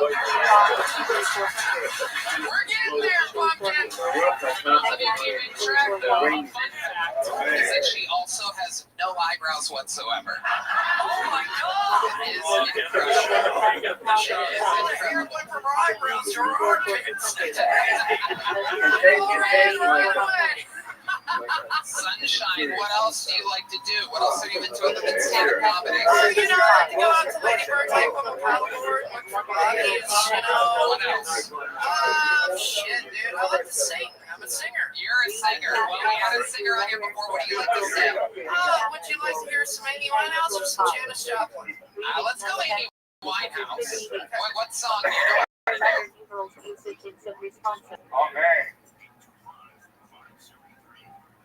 Swedish nutshell are Hebrew leather numerals 260. Red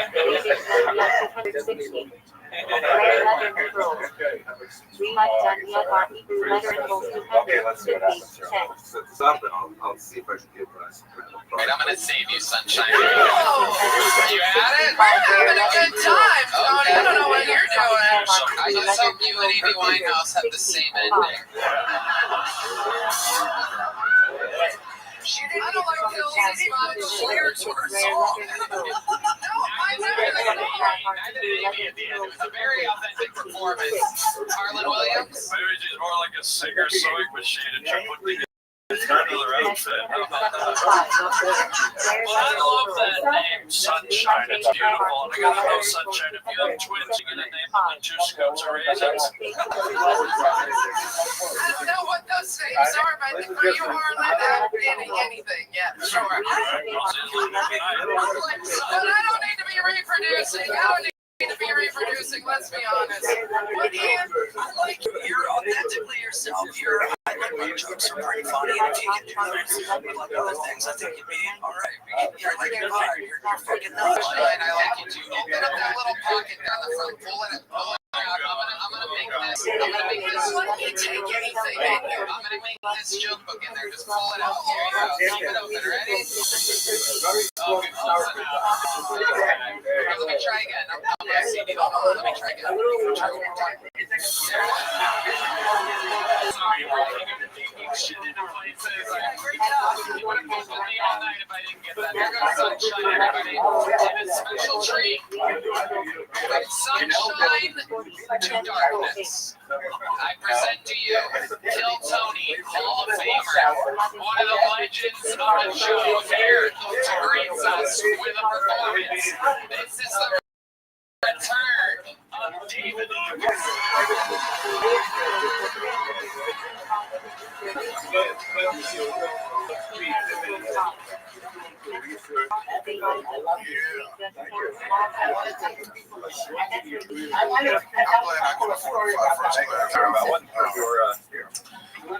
Because I want to be bougie, but the seats are bigger. Because every time I fly a car, they have to bring me a seatbelt extender.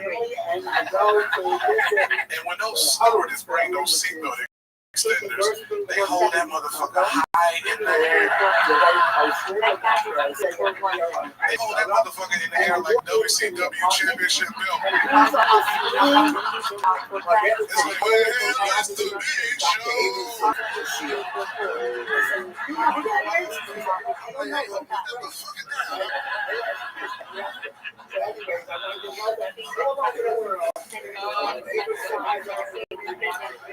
I don't pay trans problem. I think America has an anti-trying problem. Nobody wants to see a fucking 6'5" nigga in high heels. Like, nobody wants to see a 6'2" man with a fupa. You know what I'm saying? It's like if I want to see somebody tuck their stomach into their pants, I'll give me a Mexican bitch. You know? The Mexican hoes tuck the shit out of stomach. It's like, bitch, you ain't got no belly, but what the fuck going on? All you see is stomach. That's what I'm trying to think.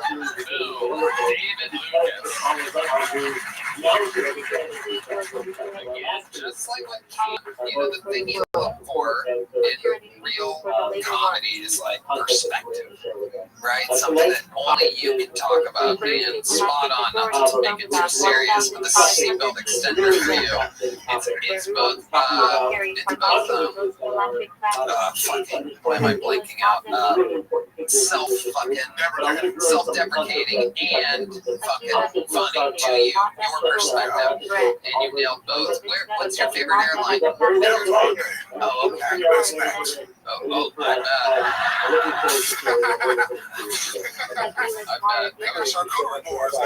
Oh, shit. Charcuterie. Is that one of your cousins? We're so appreciative of you because it was that eclipse today. When you put your booty hole in the sky. That was Tony opening and closing his asshole. Oh my God. Harlan Williams. You look like Tyler Perry presents Back to the Future.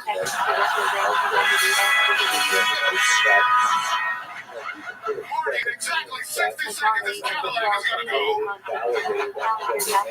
Well, at least I'm not back to the fucking buffet. How about that? The front runner for Guest of the Year 2024. The flex thing is Ryan Night School certificates. John Reinblatt is thrilled right now at his young. Judging by your hair, you had an audition for Elvis, the stage play. Well, that didn't go too well. Judging by your hair, the children of the corn have diarrhea.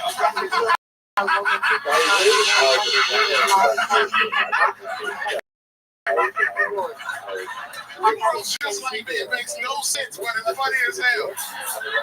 Doesn't have to. You can't punch me. I have no chin. You sure don't. I had to choke your chest out. Grab that nigga by the... Oh, shit. David Lucas. Tony Hawk is there. That shit is crazy, man. Hell yeah. Hell yeah. Soon you're also going to be traveling by ramp.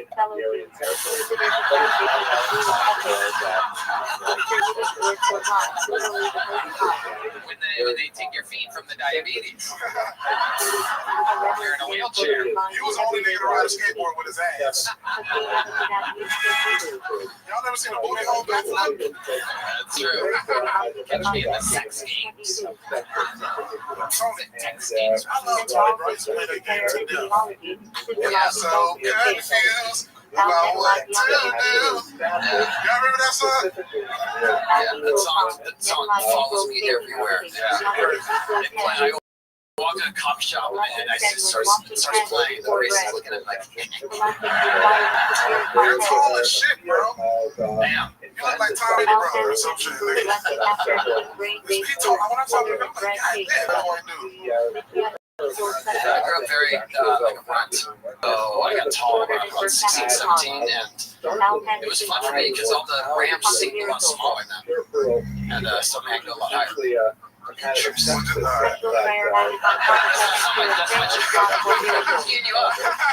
Yeah. There was nothing there. I like your hair, nigga. You look like a with that brown and gray, you look like a juvenile German Shepherd. Oh, look at your fucking hair. Looks like Predator sent his kid to Jenny Craig. Oh my God. Harlan Williams. I go for my pleasure. Oh my God. How I let this motherfucker kung fu squirrel roast me? That shit is crazy. He look like a squirrel with a lot of knowledge. If you start collecting acorns and Joe. Oh my God. And I just ripped your nuts out with that last show.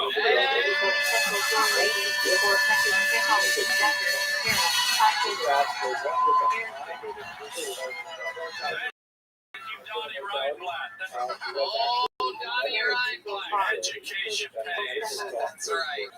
David Lucas, have you ever skate? I think and Iceland. You ever get on a skateboard before? Too sensitive ass out of here. David's the only guy that tries to ride on a charcuterie board. You can sniff cheese and tell how old it is. Oh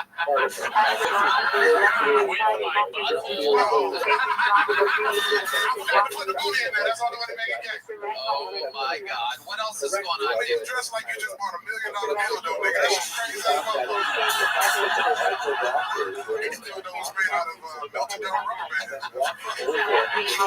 I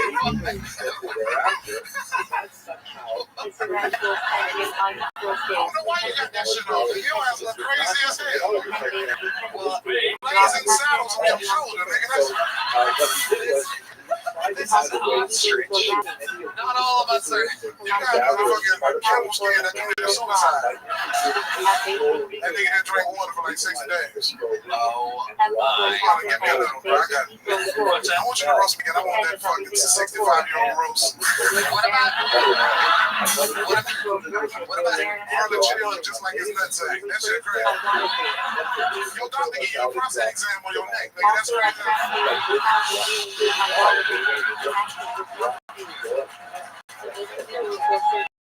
You don't only know with truck nuts for a chin. That's crazy. You got truck nuts. Boy, your ass out there, boy. Did you just call me the N-word? Hell yeah. Finally. What about Ian Bryant's over here? You're looking at the world's fucking most diabolical pedophile and skip right over him. He look like he got a permanent disguise mask on, you know what I mean? The one that come with the glasses and the nose.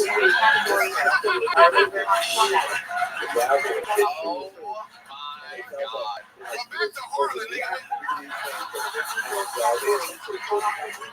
Motherfucking nigga, you look like a protected turkey, nigga. Your ass. That's the turkey they bring out to the White House. Ain't nobody killing that motherfucker. Let me hear you say gobble gobble one time, nigga.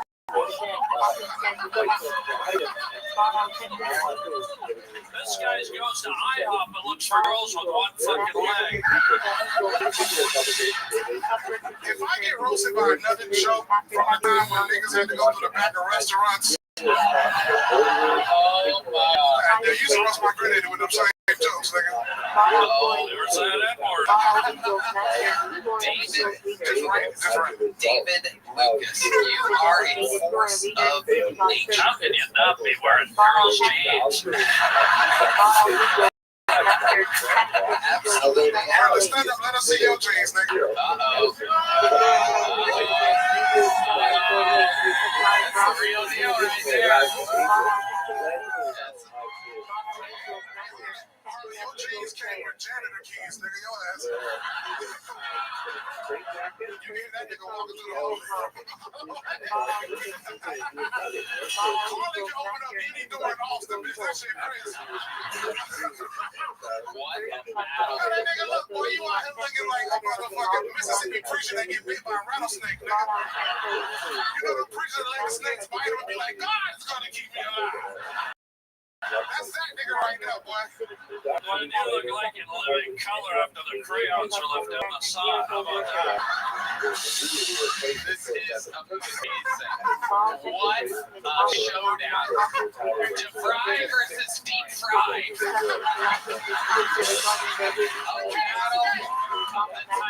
I can't escape. This is comedy at its finest. Like a gay and a geriatric, nigga. Hey, hold on, you don't know it, but they hid your medicine in that liquor you're drinking. This is the only city in the country where the fucking eclipse lasted 3 hours until he finally sat the fuck down. What a fucking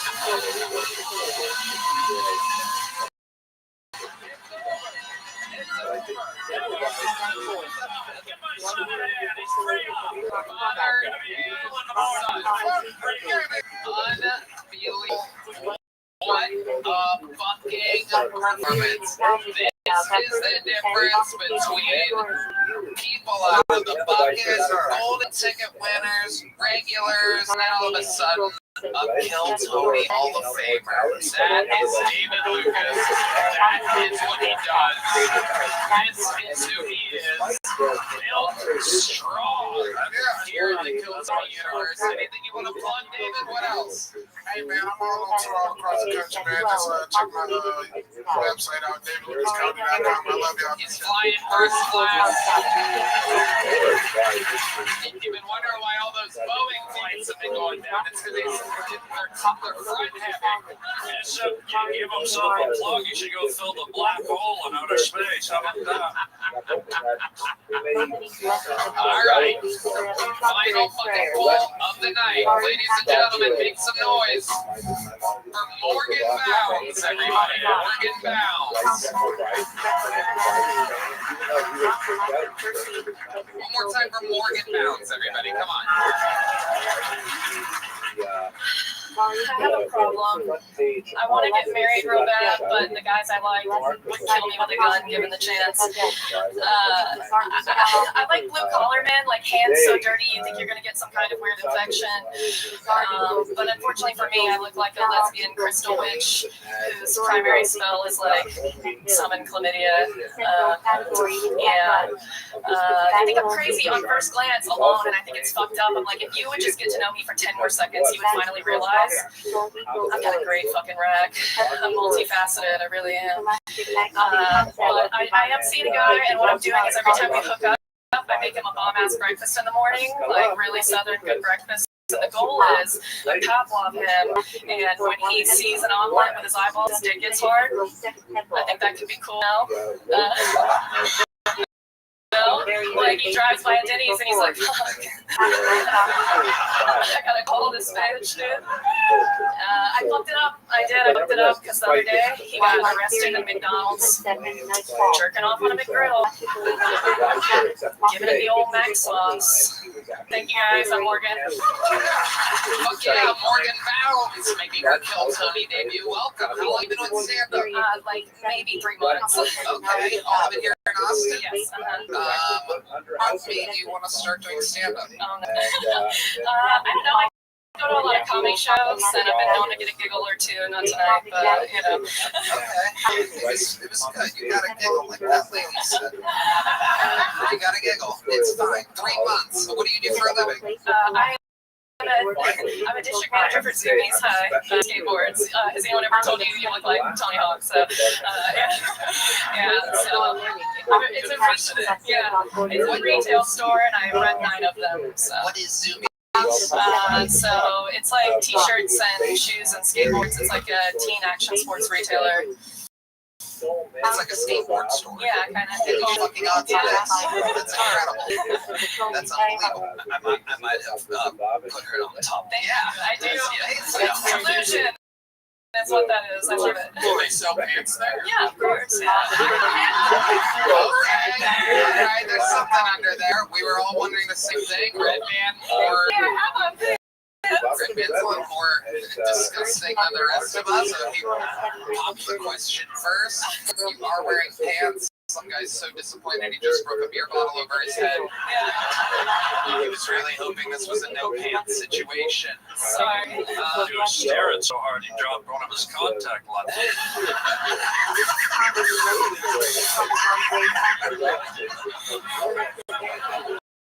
Somebody did it right. Can I ask you, I'm a nut about ink. I love tattoos. I see that number on your leg. Is it? It's 2494. By the way, the same year I lost my virginity. Now, That's the year I was born. what? Carol Burnett's. Wow. There she is. No wonder she's trembling. And I'm scared. Tell me about that tattoo. Father's race car number. We do drag racing, and yeah, it's a 69 Nova. Wow. Incredible. Yeah. 69 Nova. He's racing a 69 Nova. Yeah. What kind of races are these? It's drag race, so it's 8 mile and quarter mile on a straight track. You like do a burnout and you go fast. That's it. In a Nova. And a Nova. It's badass. It's a really cool car. He had a Roadster too, but the Nova is like been around since before I was born. He's had it forever. Wow. So you're close with your dad? They live far. I don't see them often, but we're cool. We chat. Okay, that's why you're not funny. That's my fucking daughter you're talking to. Wait, you're the Watch your mouth. No, I love it. I'm just kidding, Morgan. What do you do for fun? What else? Tell us more about you. You look like you're the mayor of Austin, Texas. You have the tattoos, the bags, the vitamin D deficiency. I look like Velma on ketamine as well. That's true. I play Dungeons and Dragons. Who gets? Someone's fucking Hoskin tonight. I'm kidding. What is your sex life like? I've been not asking enough people that lately, but since you're not wearing pants, I feel like it makes sense. I pull. I do okay. Yeah. What type of guys are you into? She said she pulls. She has a vibrator. Oh, I don't discriminate. I like tall, but you know, like I like charisma more, I guess. Okay. Yeah. Her daddy's home.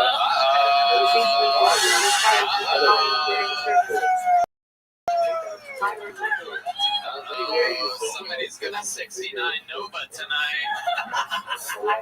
Ladies and gentlemen, start your phone. Incredible. Have you done stuff on stage before? I did like theater in college, which is more embarrassing than this. What did you play during theater? What was your character? I was in a full-length called Messiah on a Frigidaire, which is like a white trash. I don't know, like I think they see the image of Jesus on a refrigerator. It's dumb, but yeah, it was really bad. Okay. It's like the Shrouded Turret in Cleveland. Oh, yeah.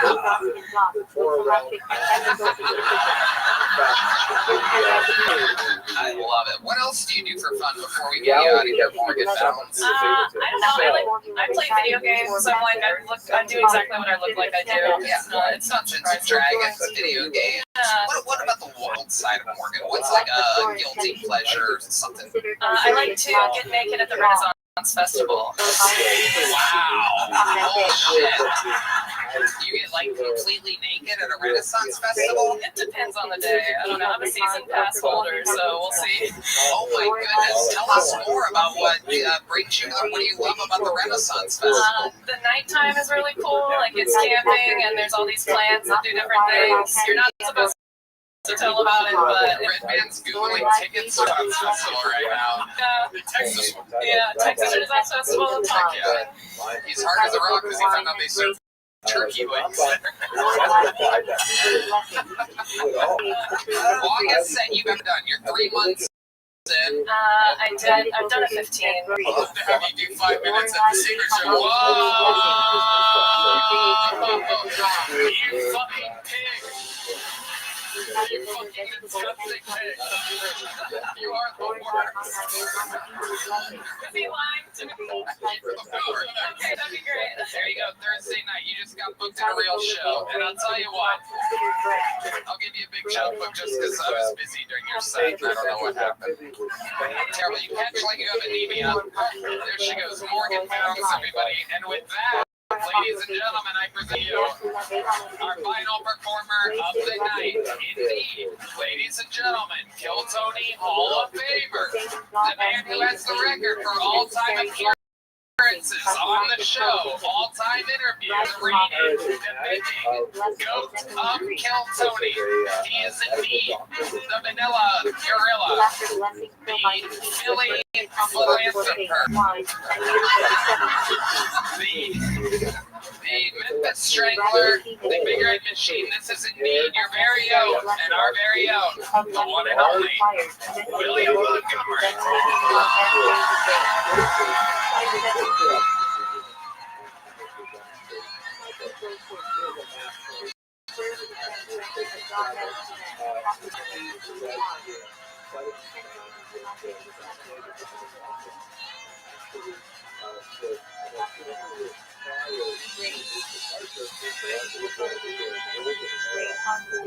Did y'all see the eclipse today?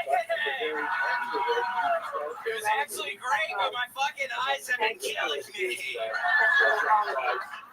I actually didn't know what caused an eclipse, so I looked it up, and apparently it's when Lizzo walks in front of the sun. That bitch. Okay.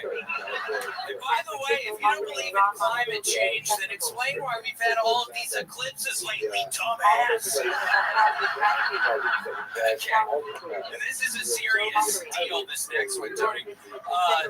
During my last tour of Afghanistan, I came face to face with a jihadi. I had a gun to his head, he had a gun to mine. So I said, well, can I bum a smoke? He shook his head and said in his native tongue, you shouldn't smoke. And he handed me a nicotine lozenge. I said, thank you, kind sir. What is your name? And he said, Son Laden. Okay, that's right. 59 seconds on the dot.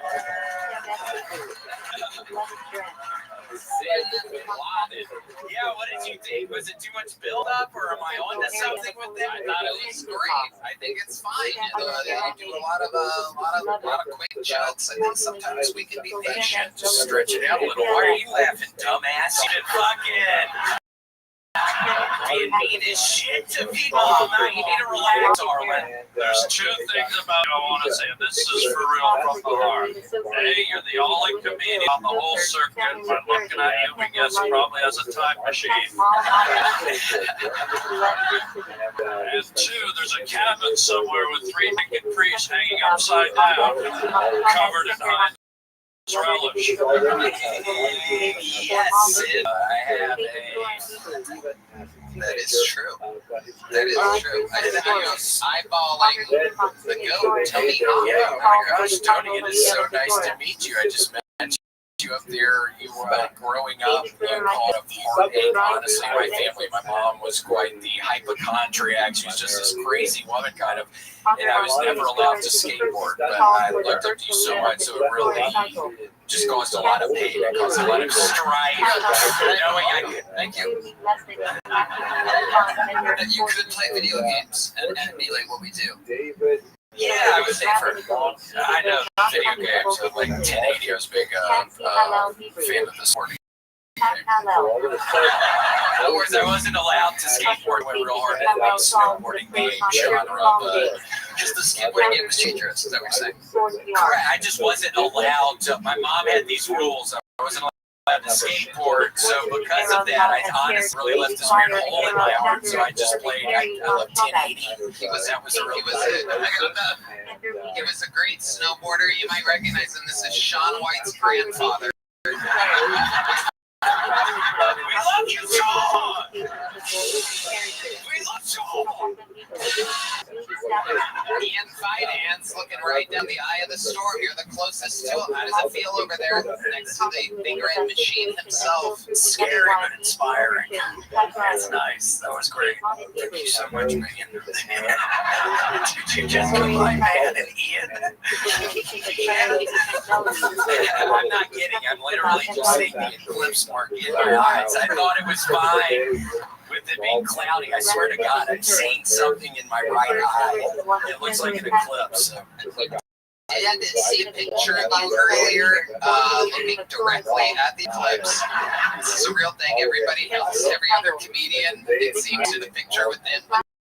The eclipse glasses on, not William. I had to look up at it thinking, it's gonna be funny, and it seemed okay. And then I'm thinking, this is cheesy. Why am I doing this? I don't know. I had a lot of self-doubt. About everything. I had no idea you were, and then I found out you're here. I swear, it was just so awkward with my mom growing up. I wanted to skateboard so fucking bad. She let my ass fucking roller blade. Did you ever do that? I did not do that. Yeah, right. It's pussy shit. People aren't supposed to be. Wow. No kickflips and rollerblading. So. Did you ever try anything tricky in rollerblading, William? Never able to. I wasn't allowed. We didn't have rollerblades either. So well, what was the thing that you were allowed to do? What did you do? Did you ever go what was that weird cackle? What was that? I mean, I'm kind of fucking bombing up your bitch. So what the fuck? I swear to God, I'm seeing an eclipse in my fucking eyes right now. Was it you?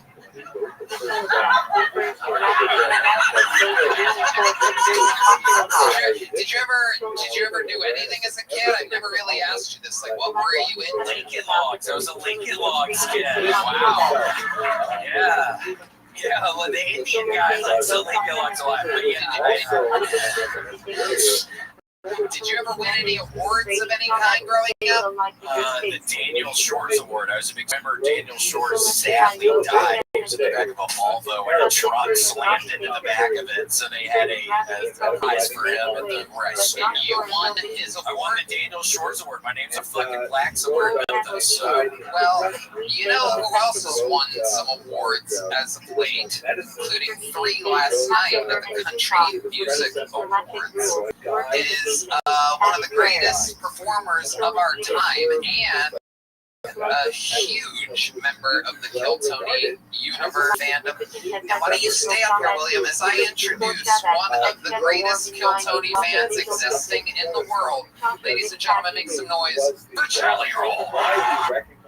Particularly in North Africa. One of the 4 sections of the Shulchan Aruch dealing with civil and financial law. Shulchan Hebrew. Running Kennedy. The logical required structure, punishments are performed. Generations Shulchan after him Hebrew. as the prime of Egyptian Jewry, very important community. Refers to logically destruction of the first temple to informing practices tied to the Tisha B'Av. He left behind a massive correspondence that betrayed tremendous sensitivity refers to the entrance secret, brand, often Hanasi gave Myrtles, very and Carbon Willow's insightful, Taking very Pot. courageous and heroic advice. Sometimes it's really, you can see the Sacraments of the personality holiday. of Maimonides coming All out in his the Yiddish letters for fourth than from anywhere Hebrew else. Valley, For the fourth example, letter. there's a famous letter that he received from The a name is Hebrew for convert species 4 times. who No, was so having a sorry. hard time. The rabbi in his town was telling him there were certain blessings he wasn't allowed to Refers to say. the fourth month Blessings at the say Passover Seder, the God corresponding of to my the 4 fathers, expressions of Abraham, redemption. Isaac, Jacob, and his All fathers Hebrew. biologically were not Abraham, Isaac, and Jacob. The And logic Maimonides is writes the back versatile essentially states saying, of Christ. tell your rabbi 6. he has no idea what he's talking about. Your fathers 18. spiritually are Abraham, Carrying Isaac, and outside Jacob. one S small Venus is a key category of Shabbat law. Use these phrases as they are Blood. in the traditional book, and they are genuine Source of numerous your hologens. spiritual parents. Prohibition really get a against sense eating for animal blood, was the purity, person. impurity laws, Letters, and which sexuals. personally Daphne Hebrew. his magnum opus, however, the Menstrual greatest blood. works of his Creating career, some state of ritual impurity philosophical requiring separation and later purification before resuming marital or the guide relations. for the perplexed. Now, this is a remarkable Dancing work, of Hebrew. which was Abnormal written uterine in blood. Judeo-Arabic. That is the Separate They requiring say other and offering basic simple in times. Arabic language. Blood of purity.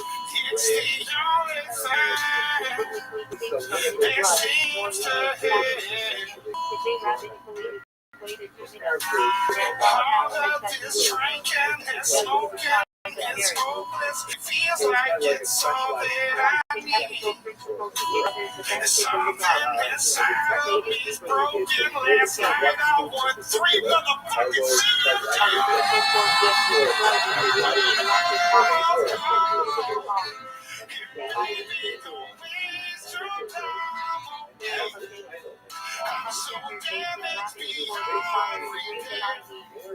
That's why I'm a fan of Kill Tony.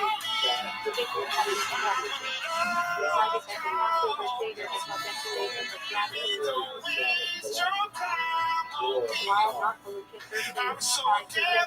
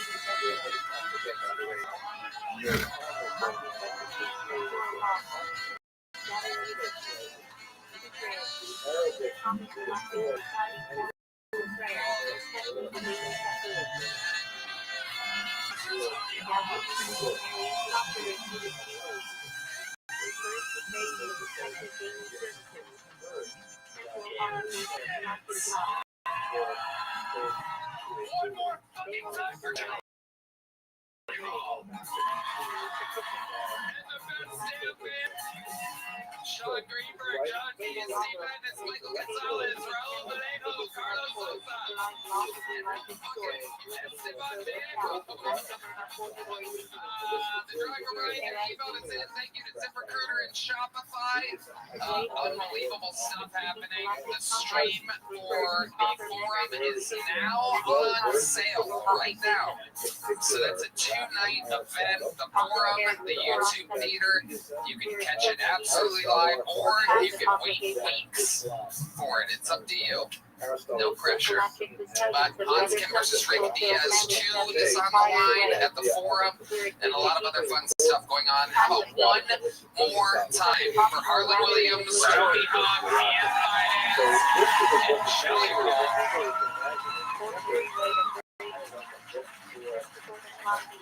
Special shout out to fan of the show and unbelievable artist.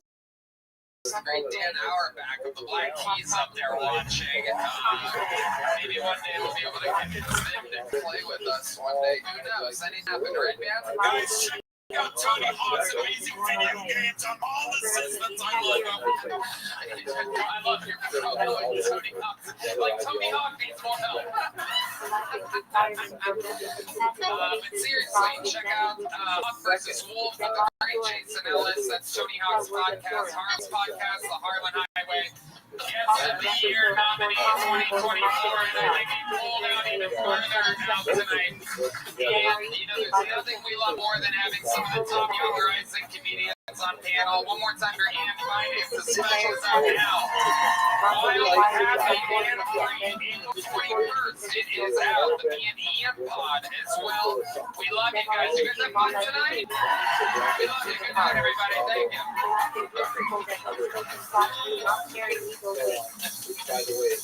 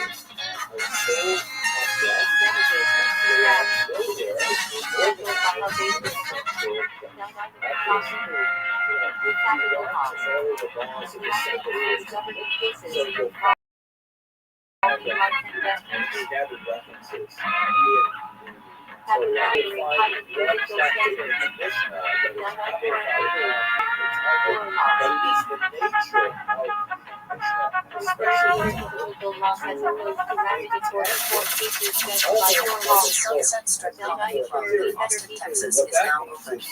Check out Red Nat's secret show every Thursday. Go to sunsetstripatx.com for tickets. 7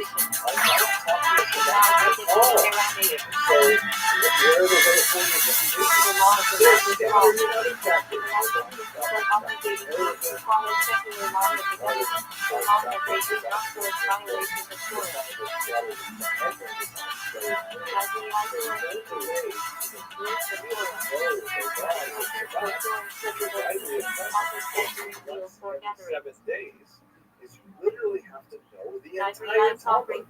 and that's how Works of the massive scribes. document.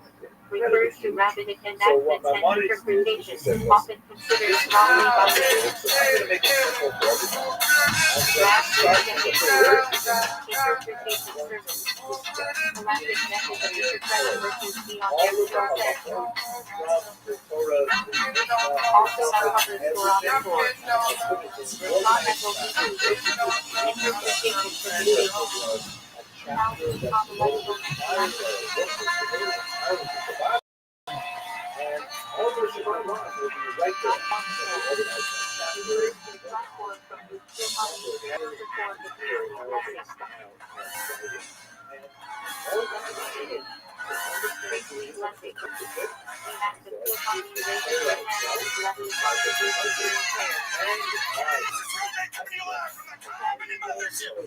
In Austin, Texas, for a brand new episode of Kill Tony. Give it up for Tony.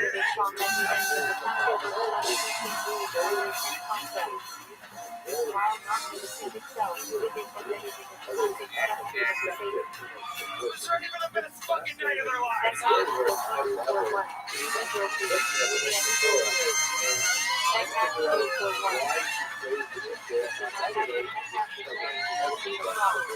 Mama, we made it. You're here at Kill Tony. How we doing tonight, huh?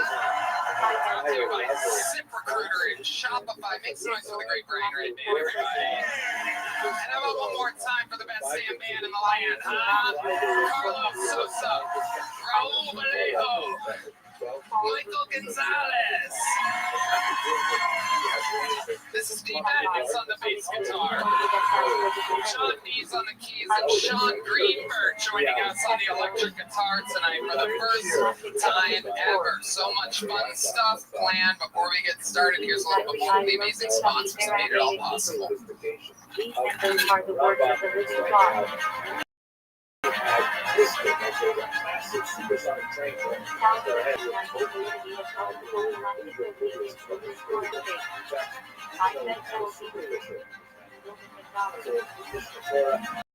Incredible achievement that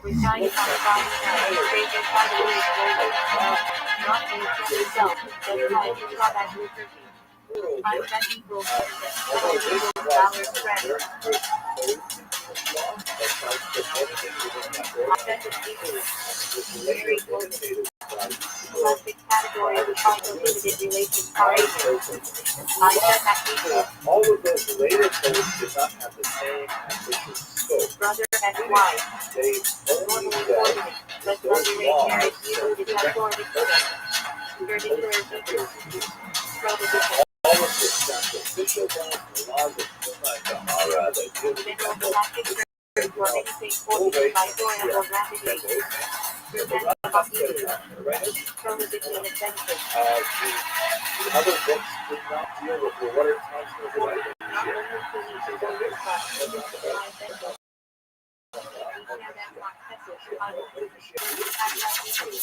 Sunset Strip Comedy Club in Austin, Texas is now open.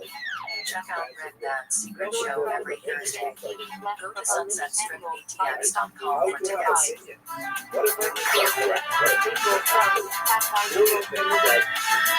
You guys ready to start tonight's episode? Oh boy, here we go. Where do I begin?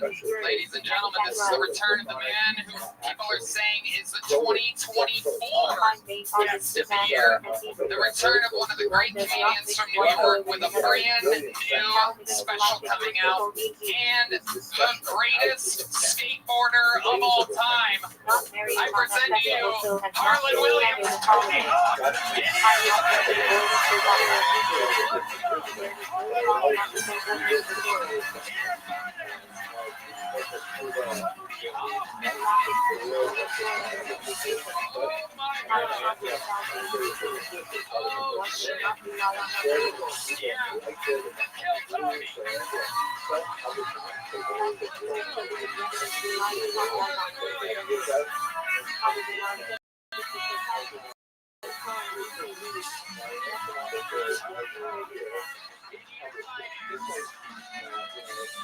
Finance a special Wild, Happy, and Free out April 21st at YouTube/BNEN Pod. Welcome back, Ian. How are you? Hey, all right. I'm happy to be here, Tony. Thanks for having me. Fuck yeah. A great and powerful Tony Hawk's first appearance.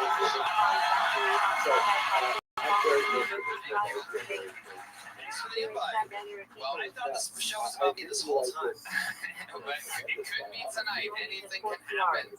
And the return of the many are saying is the undeniable greatest guest in the history of the show. This is Harlan Williams. Oh, he's gonna throw up. Oh no.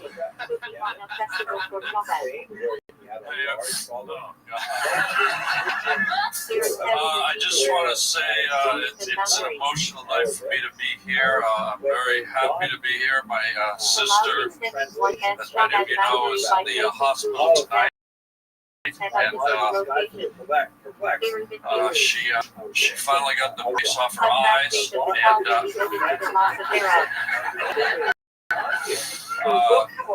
she was born, as we know, her eyes were really far apart, like a hammerhead shark. Well, maybe somebody better get on the fuck off bus. Nobody laughs at old fucking hammerhead. Laughter is the best medicine. Hopefully your sister's watching tonight. She is watching from 2 different rooms. And here we go. You guys know how it works. Tony Hawk's first time, so I'll tell you, Tony, a bunch of people signed up for the chance to get pulled out of this bucket. If I pull their name out, they get 60 seconds uninterrupted. You know their time is up, and you hear the sound of a kitten. That means they have to wrap it up. Then also they bring out the angry West Hollywood bear. I am free pull the name. Our runner goes and grabs them from the bar across the street. 4 choices here on the world famous 6th Street. Dirty 6th, absolute chaos out here on these streets on a Monday in Austin. So they go chase that guy down, and they wrangle him while our first performer, who does a brand new 60 seconds every single week, performs one of the greatest regulars in the history of the show. Silly, wild, a goddamn firestorm of energy. It's real. He exists. I present to you a brand new minute from one of our greatest regulars, the great and powerful Casey Rocket.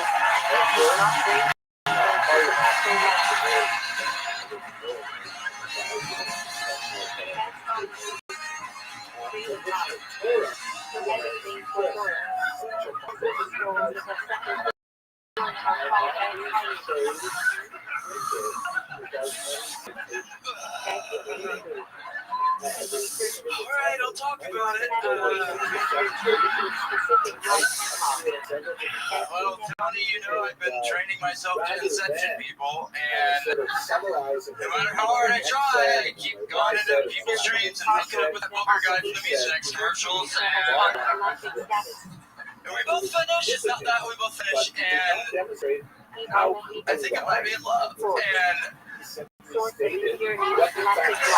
every time I start freaking out, what am I thinking? What am I thinking? Getting involved with Scott. I got a fucking family, man. I'm the editor of the New Yorker, for Christ's sake. Every time I feel this little slipping over.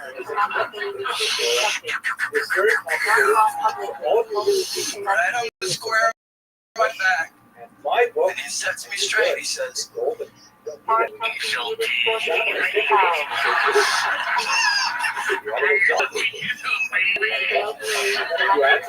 I just fall to pieces. Thank you, Casey Rocket.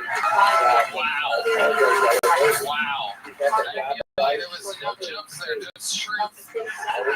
Just sharing of a glimpse of the life of Casey Rocket. Hello, Casey. How do you feel tonight? Why do you feel awful? Stressed? Well, I gotta tell you, I'm surprised you didn't acknowledge it. Maybe I missed it. Did you acknowledge the fact that your eyelashes are extremely plump and off the edges? Oh, the eyelashes, I forgot. I probably look like I haven't seen my own bed in a couple days. I'll tell you what, if you put pigtails in, you'd be the girl from Wendy's. How about that?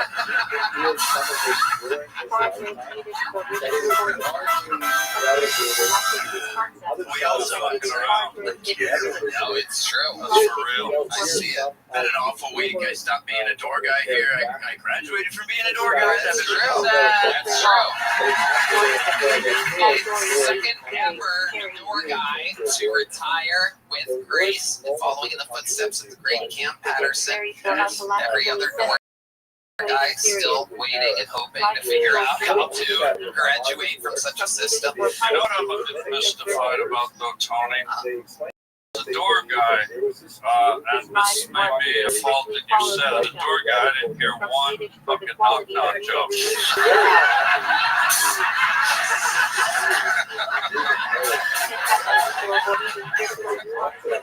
I got a knock-knock joke. Let's hear it. Knock-knock. Who's there? I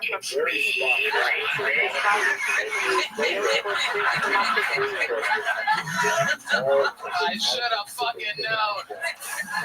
He's back. Hear the knock-knock joke. Let's hear it. Knock-knock. The lead singer of REO Speedwagon's Hair. The lead singer of REO Speedwagon's Hair. Who? Well, there's no way to think I'm not what am I, a door guy? Fuck off. Do you think this crowd actually knows REO Speedwagon? We're very old on it. Well, I did though. So you did? yeah, you nailed it. Yeah, you guys were around when Speedwagons was the best way to travel.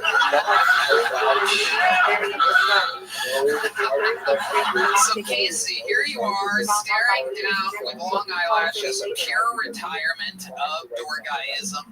And what are your plans moving forward? What are you going to do with all the free time that you have for yourself? That's a good question. Well, I thought of a couple things.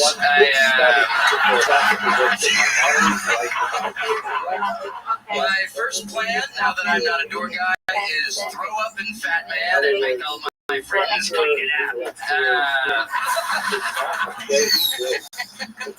My second plan, clear Chris Benoit's name by finding the real killer. He's out there. Third plan, find the lead singer of the Chicks, convince them to change their name back to the Dixie Chicks, assassinate her for being racist. And my final plan, impress Jodie Foster by assassinating the guy who tried to assassinate Ronald Reagan to impress her. Wow, a lot of murdering going on. There's a couple murders in there, but every time. I've never. It's the first time I've ever seen a man with a scroll with other paper on top of the scroll. Are you trying to reuse that scroll for something down the road, perhaps? Scrolls are cheap. That's a legitimate papyrus scroll. I stole it from the Louvre. They're furious. What else is going on, Casey? Make it big. What the fuck? No, Casey, you go ahead. It's all you, Casey. And here he is, everybody. I know we're all getting mad. I miss all of us getting mad. Me and the door guys used to get mad all the time. Oh, now I won't be. Yeah, I have other plans. Kiss 100 Colombian baddies in 100 minutes. This is absolutely incredible. You've seen Casey Rocket before. You see him again. What do you think about all this? I think he gets prettier every time. It's incredible. It seems like some of the mascara you kind of like hit your cheeks with it a little bit. It was cheers. I couldn't stop thinking about Greg. And Great Mucinex. And I was back there hearing the Mucinex fortune. I was fucking falling apart. Thank God Jesus Josh, he came and he literally, quite like Christ, picked me up. Actually, Christ, that was good that you put it in context. Did it again. Jesus Christ. I you would hit it. There you go. Oh, there you go. Good stuff with the volume now. But just ready to get into head into my 40s with a stick full of ambition and a heart full of gold. There you go. I'm only 29. Can I just say, got time to go. Can I just say the obvious about noise that I think everyone's kind of dancing around? I gotta be honest. About 20 minutes ago, were you deep throating someone?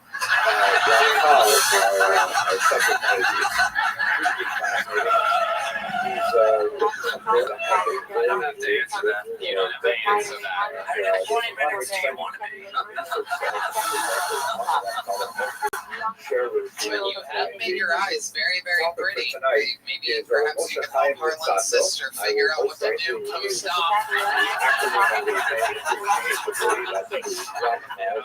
This close to grinding a PF Chang lettuce wrap into your clip. Wow. Someone knows how to get me fucking hot and heavy.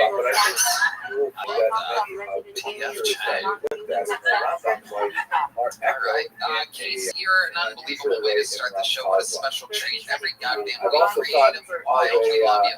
There he is. And you bring him in, Casey Rocket. And now, and only now, do we go to the bucket.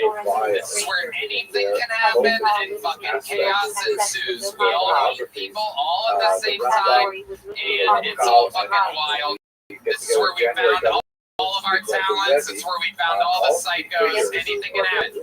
This is 60 seconds uninterrupted by your first fucking pull of the night. All right, here we go.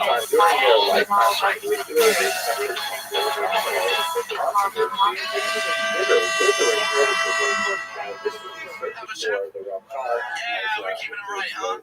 Alright, well, yeah, they call me bald, Mike. It's not because I have cancer. I ain't dying, don't worry. I just got a little alopecia, you know what I mean? A little bit of that Jada Pinkett. And it's kind of handy sometimes. I got it when I was young, so I had like patches of hair and it got all frizzy. It looked horrible. But it became handy when my grandma died of Alzheimer's. My parents, after dealing with the bullshit, they were like, you know what, fuck it, let's go to Disney World. And when I was a kid, I was like, oh, yay, Disney, I was like, cool, music park, let's go. When had a blast, it was a great time. But on the plane ride back, my parents were like fucking loaded. So they're just getting rum and coke, beers, all that bullshit left and fucking right. And the second or third drink that they got, the stewardess came up to my mom and was like, listen, honey, I know it sounds weird, but God told me that I need to give you a hug. And she's like, is the plane going down? What the fuck is happening? Okay, Santa gives her a hug. And it wasn't until 2 weeks later that she realized, like, oh, fuck, that's probably because they thought he was coming back from his Make-A-Wish trip from Disney World, dying ass. Anyway, that's my time. Okay, all right. It's a very hairy situation we have here. Looks like you could have shaved some of the words out of the setup. What do we think? I would roast him more, but it looks like he's already been roasted. Tell me how you like the punctuation with dying ass. Thank you.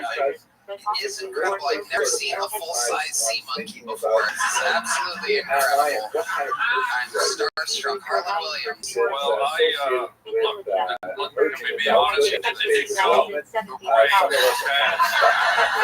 That's not a cut. Look, I'm here to mentor these guys. I wanted to bring this as the only comedian on the stage with a degree from DeVry in comedy. Wow, is that made from the same scroll Casey Rocket used?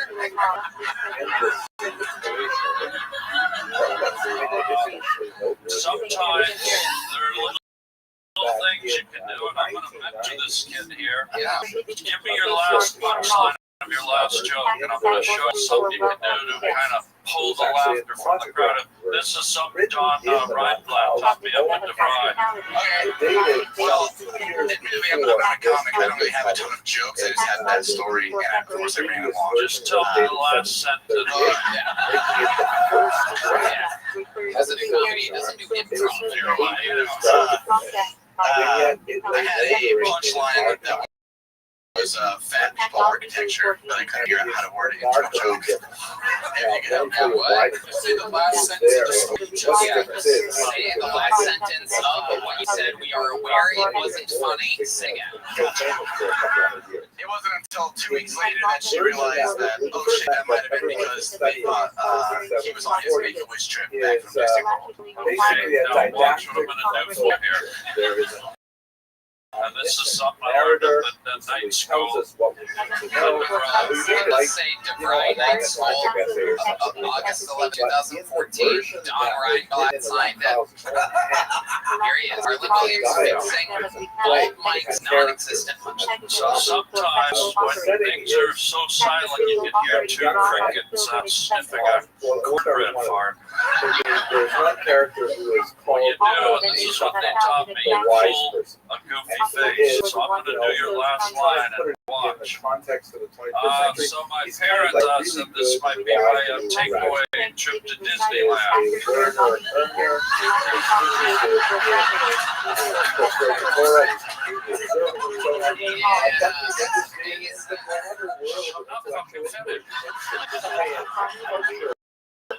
Literature. So do you get it now, you little whore? I love it. Absolutely incredible. Amazing. Well, Mike, you say you're not a comedian. What made you sign up the show tonight? Why are you here? Where'd you come from? Do you live here? No, I'm from Omaha, Nebraska. I'm a huge fan of the show. And, part of the reason I wanted to come up here was I was going to see if you could come up with any new roasts for me. The Sea Monkey one I haven't heard before, but I've got a couple of favorites I've heard in the past. Well, what do you do some of the jokes that people have made about you? That sounds good. And then I'll know what I can eliminate off my list. Because there's a lot here that are head and shoulders above anything you have. But you go ahead. Let's hear some of your best ones. You don't call me a hack. Fair enough. Well, so there's one time I was smoking with a bunch of my buddies in my friend's apartment, and we were smoking a blunt. It got to the end of it, and my one buddy who's black, it was him and his girlfriend. He's hitting the very end of it, and he hands me the roach. He's like, damn, bro, that's kind of a fat roach. Here you go. And at this point in my life, I was just saying, like, oh, you look like a, whatever it was. So I hit him with, oh, you look like a fat roach. I hit the blunt, and he said, man, shut the fuck up, you look like my kneecap.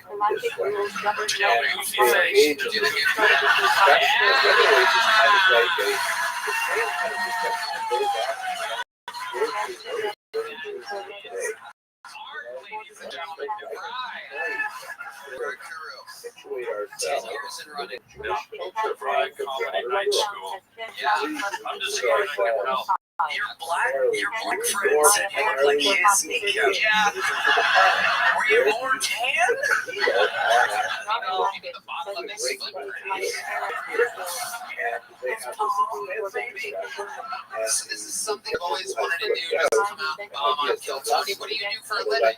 I do screen printing, so I put shit like this on a t-shirt.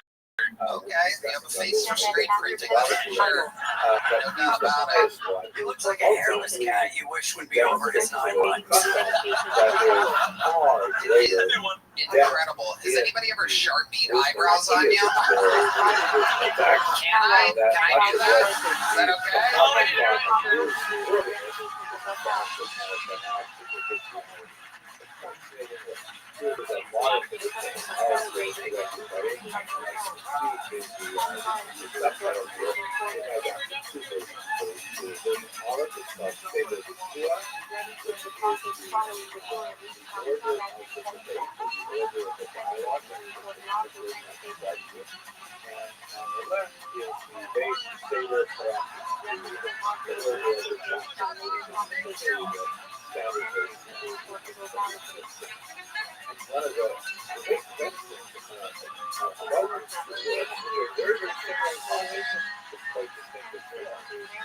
Absolutely incredible. Oh, Oh, my pen slipped on your forehead a little bit. That's okay. God damn it. What I did, I gave you the people's eyebrow in honor of the Roth team in Pennsylvania this weekend. That's a stellar eyebrow. Oh,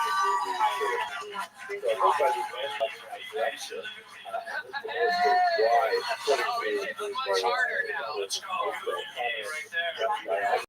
Hell yeah, dude. Casey Rocket's gonna put some eyelashes on you. You're gonna be a whole different guy by the end of the night.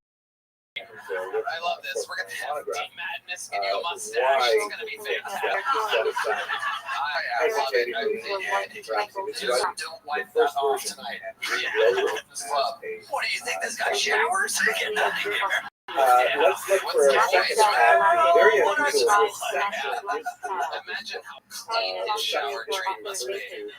That was my joke, you fucking idiot. Jesus Christ almighty.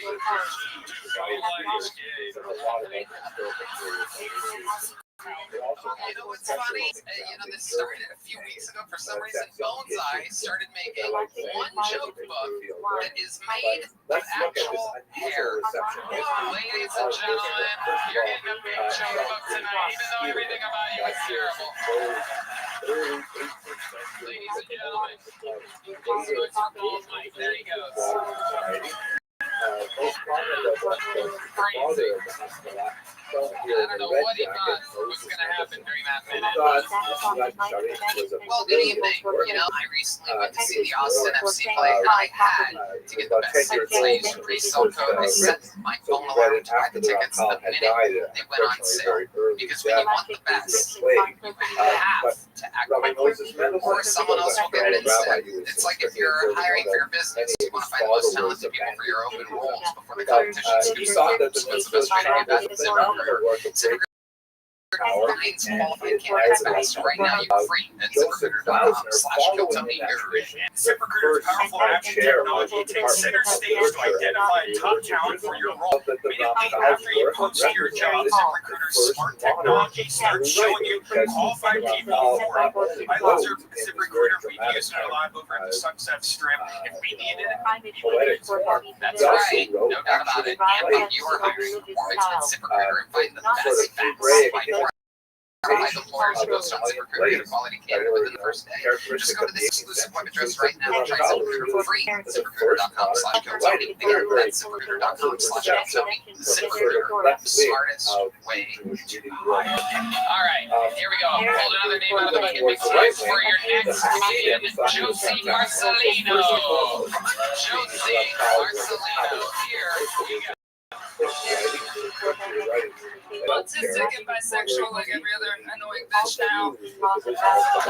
It's a 1-on-1 ratio if you have autism and bisexual. They don't explain why, but I have a theory. I think it's because pussy is like the coolest fidget spinner you could ever get your hands on. And just like a real fidget spinner, I don't really know how they work. I will put my whole mouth on it, so. I said that joke to my coworker the other day, and she liked it. She laughed. And then she just looked at me and she was like, "Oh." And she's like, "But are you not gonna? You're gonna say that on stage? Is your dad coming to the show?" And I was like, "First of all, no. Do I look like someone with a supportive father? No, I don't. I look like the Pornhub version of Sarah Huckabee Sanders. That's what I fucking look like." Homeless guy told me that yesterday. Which was crazy. I was like, how do you know what was she on like the front cover of your blanket? Like, how do you know who the fuck that is? Where'd you run into her? Thank you. Josie Marcelino making her Kill Tony debut. Welcome. I forgot I didn't have here. This makes 3 comedians in a row with John on eyebrows. This is very exciting. This is the toughest in Kill Tony history. You would think 11 years, tens of thousands of must have happened before. Never before. Well, the show. Thank you. You have an incredible energy to you. What do you do for a living? I'm an associate producer of a TV show. Oh, wow. I signed an NDA, so I don't like to get into like the specifics of it. But I live on the spectrum. We know. Yeah. Okay. Autistic and bisexual, is that true? That is. What are some of your autistic traits? I know their country's flag, and I'm really into them. Yeah. Okay. How about Trinidad and Tobago? It's a red and white striped diagonal flag. So again, Wow. amazing. Yeah, that's How about the transgenders? What, like their flag or like just them in general? What do I think? Either one. It's a win-win situation. Flag is the cool, you know, it's the blue and the white and the pink, and I'll keep my thoughts to myself. I mean, no, I love them. Yeah, Right? During Hell his yeah, lifetime, absolutely. totally Ian? different story. It looks like you're wearing a flag. So let's get into his biography a little bit. Slovakia, am I correct? Is Was, that this is more of all a, about. it's red flag. Oh, it is Trinidad and Tobago, actually. Right, man. Flip that around, show the people. That's He was known incredible. as the Whoa, actually genius is. of Look at that. Padua. Holy Actually, shit. it's similar, yeah. What are the odds? Polished city Wow, it's a trick all along. I knew the flag of Trinidad and Tobago. And alright. Okay. His parents were Autistic and bisexual. You had to guess. I always ask the bisexual people this. Are you 50-50? Do you have a preference? Is that one way to get drunk that you gravitate towards? What's the deal with that bisexuality? I've never understood it before. I think for me, like, sexual attraction 50-50, but like in terms of relationships, it's mostly guys. Why do you think that is? I'm a nightmare. I can't have a second one of me. That's crazy. If you're autistic or bisexual, does that mean you don't make eye contact when you eat pussy? Never. Absolutely. That's the best part about it. You just go down there and do your business. Are you making eye contact when you eat pussy? That's horrible. Do you have any? Far away. No, you gotta make Hans He also face. received a credit. I got bad news for you, buddy. You're eating them upside down. Primarily because they could see Padua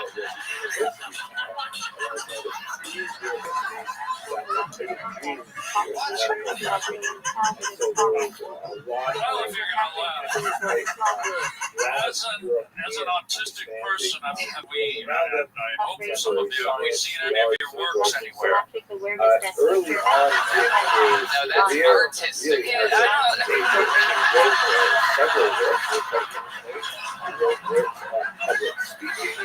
So, Josie, where do you live? I live in Philly. Philly. Oh, wow. Okay. Have you always lived there? No, I'm originally from a little small town in northern Maryland. Oh, cream cheese. Yes, that is where I'm from. What does the flag look like? Cream cheese, Maryland. Well, it's Philly cream cheese. Oh, yeah.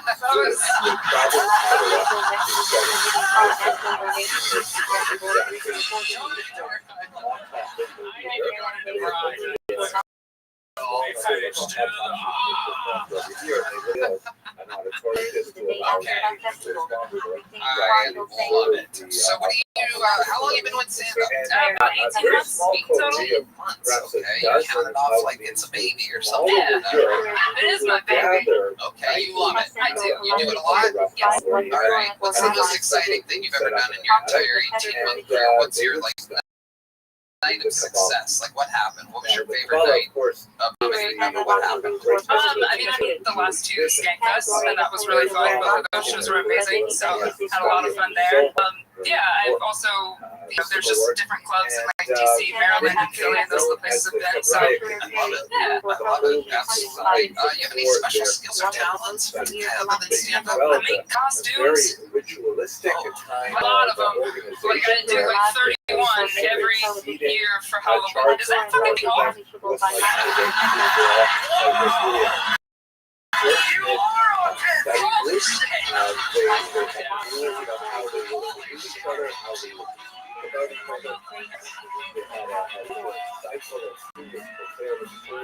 have to watch your bisexuality disappear in real time. Oh my god. Is that part of your act?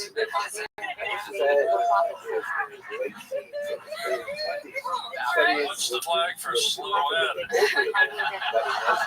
Ask your mother, I don't know.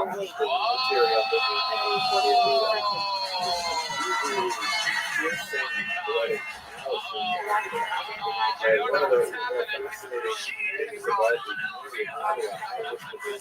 I too am autistic and you just made me have an orgasm. Josie, what's something we would be shocked to know about you by your entire life? Anything crazy? I've lost 75 pounds. That's kind of fun. Oh, wow. Yeah. I was gonna say, she looks very sexy, but you're also a little husky. I still got the skin. Don't worry. It's there. Yeah. You wake up in the morning and punch canoes.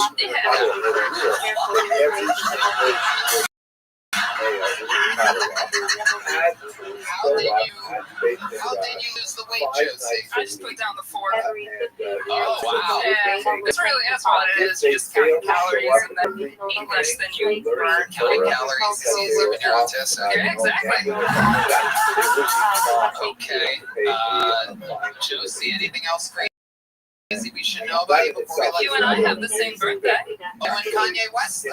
Yeah, June 8th. Absolute Gemini, the twins. There you go. No doubt about it. You look like you were eaten by your twin in the womb. Okay. All right. But the reason why I bring it up is because Someone that lost a lot of weight, she sure is hungry for more. I love it. Can I ask one question? Because I'm a neat guy. I love Tony. I love do you have tattoos? Well, I didn't ask to see it. I fully thought you meant pens when you said ink. I was like, oh, somebody else is autistic too. That's cool. Well, I just told you I wasn't at an orgasm 30 seconds ago. Keep talking. There's a second one on the way. Can I change seats? But I noticed you have a little tattoo on your arm, my love. What is the significance of it? We're all curious. It's a stand-up tattoo. I got it done at Skankfest. They have like tattoo artists there, and so I got that done the same day. It's a very odd Stool in the mic. Oh, it's a stool and pipe. Isn't that funny when people want to hear shit and talk? certain things like they had to present a gift of a pound of Oh, stool. Mike. Stool and my love guy. Josie, Marcelino, very fun stuff. A good enough set for a big joke book. I do believe a fun interview. Congratulations, Josie Marcelino. All right, you get it. We're in it now. Our third bucket poll of the night has been called a one-word name. Always interesting. Let's see what happens here. Ooh, I love it.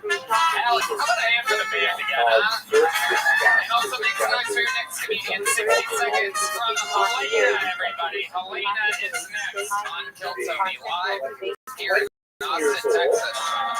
how related to the students. So my older brother is a teacher now. I've never known less in my life. This guy was trying to convince me the other day that slavery is bad. Dog, that was peak of it. We're still chasing that high. If you think that money can't buy happiness, reconsider slavery. Imagine having the fattest stack of greenbacks at the auction. They bring out David Lucas, the biggest three fins anyone's ever fucking seen. It definitely is a very unusual kind of I would buy the hell out of that guy with their own face. Nowadays, all you fucking need is kids. All the cute colors are always sold out. Thanks, Summer.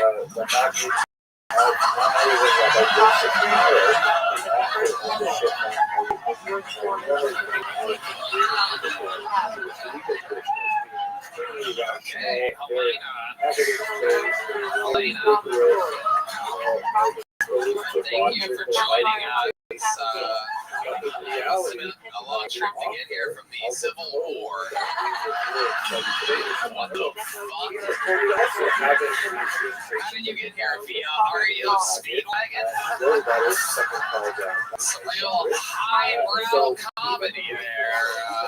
As we continue to stream, this is indeed the fourth comedian in a row with drawn-on eyebrows. If you had that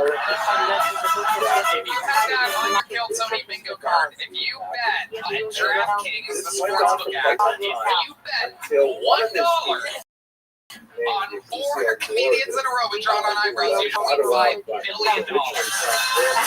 Paid $1 to win $3.5 billion. That's a DraftKings Sportsbook app now. And I'm going to paraphrase Holy shit, where? Okay, Harley, go ahead. It's refreshing to see comedy with a KKK. She looks like she got dragged.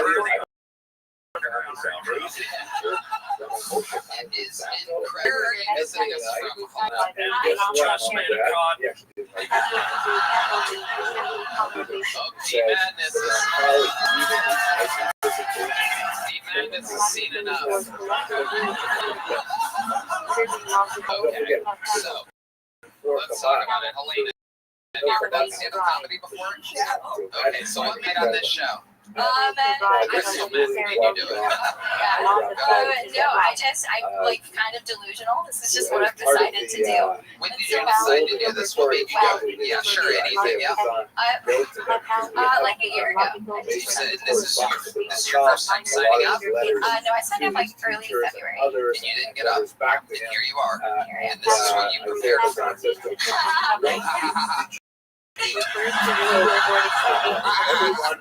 what I heard. I'm just curious, why do the questions keep coming after she said she was delusional? That's a good point. I was trying to squeeze a dry orange over here, it appears. Helena, what do you do for a living? I'm an electrician. What do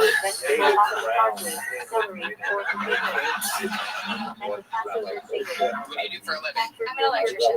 You're an electrician. Okay. Yeah.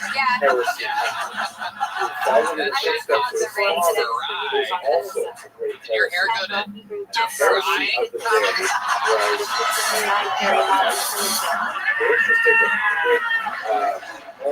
It is unbelievable. You're an electrician, obviously upgrading your job. You've been shocked before, am I correct? Many times? No, just twice. Just twice. Okay. Absolutely. Okay. So what made you write an ultra-racist sentence? That's a good point. You know, I was thinking about it, and I just kind of wanted to go edgy. I don't know. What do you have against black people? Is it because your lips are so small? Yes. It is a little bit of the envy aspect. I would say I also have the flattest ass that there is. So yeah. Dude, you look like the Wicked Witch of the West Side. Have you ever been with a black man? No. Have you ever been on a date with a black man? Have you ever even said hello to a black man? I have. While not working? Yes, I have. Do you have any black friends? Yes, I do. Name your black friends. First names only. Go ahead. Starting now. Erwin. He's my brother. We ended up having a shop day. That doesn't count. Actual friends, not relatives. Nice and easy on the music so we can hear. Go ahead, rattle them off. Here we go. All your black friends. Helena's. Welcome to another episode of Helena's Black Friends and Go. Maceo is a black friend. That's a really good question. No, black people don't like me. There you go. I wonder why that is. I could never call Maceo and say those jokes to him on the phone. How do you know Maceo? How do you know Maceo? We went to elementary and all through. When's the last time you talked to Maceo? Honestly, like a few years ago. I mean, like 4 or 5 years ago. This is incredible. Yeah, we're not. I just moved here from Utah. Okay. That's why there's not that many black people. Utah famously light on the black people. 1.6% black people in Utah. I know this. We looked it up. Camp Patterson wrote a joke about it. It's funny. Completely I don't know anything about funny, so. I know. Very good. Helena, before I let you go, what's the most interesting thing about you or your life that would surprise us or we would find interesting at all? I think probably the most interesting thing about my life is I go back to the same place in my dreams like 90% of the time.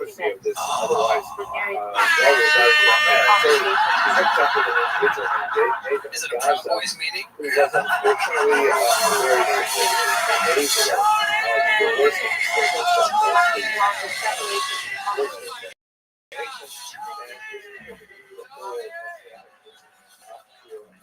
Tony is killing Tony. So here we go. What is that dream? I I don't know, dude. I honestly, like 2 years ago is when I started having these dreams, and they just kind of started like showing up more and more. Describe it at all. So I can describe the hell out of it. It's insanely specific and consistent from day to day. Okay, what is it? It's a dream. So I mean, there's like a city part, and then there's like a forest part, and then like the city has all sorts of crazy shit. There's this really big cool building that's got multiple floors, and it's got like trees in the middle of it. Oh, this is terrible. Dude, it's All right, here's a little jump up. There you go. Helena, everybody. We're going to keep it moving. Oh, my God. Holy shit. It's a fucking psych ward here tonight. Oh, yeah. You know, we should get one of our regulars up here, do a complete reset. Following Helena, ladies and gentlemen, what a position to be in. I present to you another one of the greatest regulars in the history of the show. This is a brand new minute from the one and only Cam Patterson.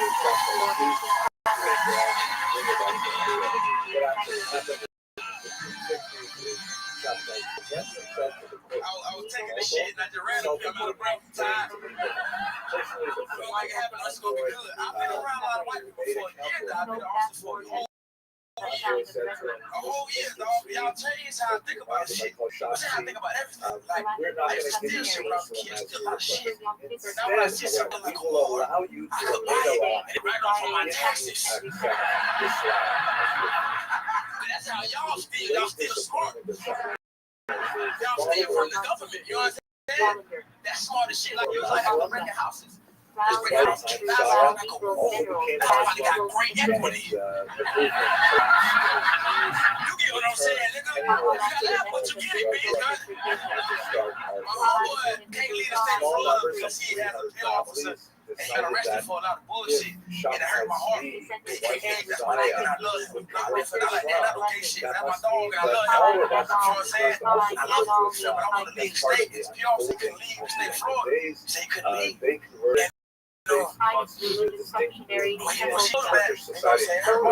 Like, that's my dog. Our side of it was like, well, if you want to do a bad shit, nigga, you could leave the state of Florida. Funny face. Motherfucker. Unbelievable.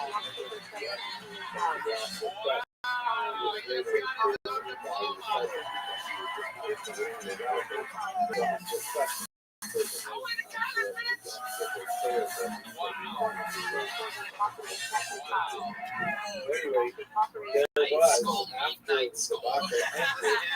Incredible. I said Cam Patterson, absolutely incredible. You're talking about stuff that is so up your alley, your true perspective. You used to steal shit, like that's just fucking hilarious all the way. Because it is true, the write-offs and everything. The more you learn about that shit, the more it is incredible. Y'all teach me a lot of shit, man. I really appreciate it. Hell yeah. Absolutely. All right, what's up, Tony? Good? Yeah, man. This shit crazy as fuck, dog. I hear you. I had a skateboard one time when I fell and I broke that bitch in half and I never did it again. But it was because of you, though. I did it because of you, and I hated it. I didn't like it at all. But I'm a big fan. I'll never get back on that bitch. I was terrified after that.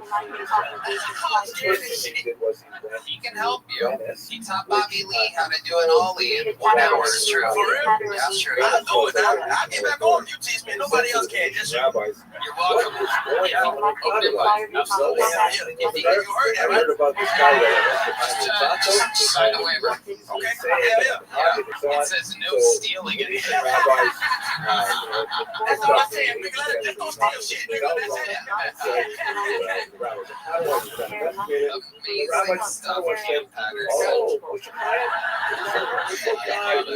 That's real, by the way. That works. So what else is going on, Cam? You're killing it. Another amazing weekend of shows in Dallas and Houston. This was fun for everybody else. I bombed real bad. You bombed? Oh, you hear what I said when I walked on stage? No. You said, how about I said I hate them when I was killing myself? That's what I said. Oh, really? I don't ever actually listen to anything that anyone says during that part. It's a little fun fact. Have you ever seen two comedians like, nah, it's just bullshit. Yeah, Just like, that's how I went through it. I'm like, I hate them. I went down today. I was sad, dog. It goes my experience. know what I'm saying? Shit happens. Well, what do you think? What do you think went wrong there? What was the vibe? Mental fat, you know what I'm saying? Shit like that. Yeah, timing, pacing. I started throwing it, man. I got lost stars bad. You were throwing stuff afterwards? Oh shit! I'm an athlete. They hit my soul. Like they beat me. I won today. You know what I'm saying? But in Houston, they beat the shit out of me, boy. That's it, guys. So that was Now when you go out, buddy, you hold up that degree, you're not gonna have any problems. I never lose again, baby. I love it. Yeah, Houston was one of the only shows where I didn't catch any of your set. I was up in the green room up until the very last second. Yeah, well, I thought you did great. You told me tonight, now I know that you're struggling. No. I love it. Cancer sensation. What else is going on? Anything else crazy in life? That's crazy. Man. You know, really, but I ain't gonna feel what I'm saying. Oh, yeah. No, he has some stuff going on. Yeah, we're good. You know, talk about that. Yeah, no, we shouldn't talk about that. We'll talk about it eventually. One day we'll talk about it, but not right now. Yeah. We on that. Maybe like a New Year, like Yeah, exactly. That sounds about right. But he's got some stuff going on in his life that, maybe we've all been through. And, no,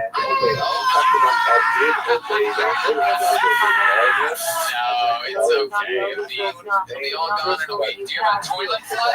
Do you have a toilet flush? There you go. But I got a ticket to Six Flags. Down a little bit. Right there it is. Poor baby. All right. I get it. There are other things. Other states in life. Right.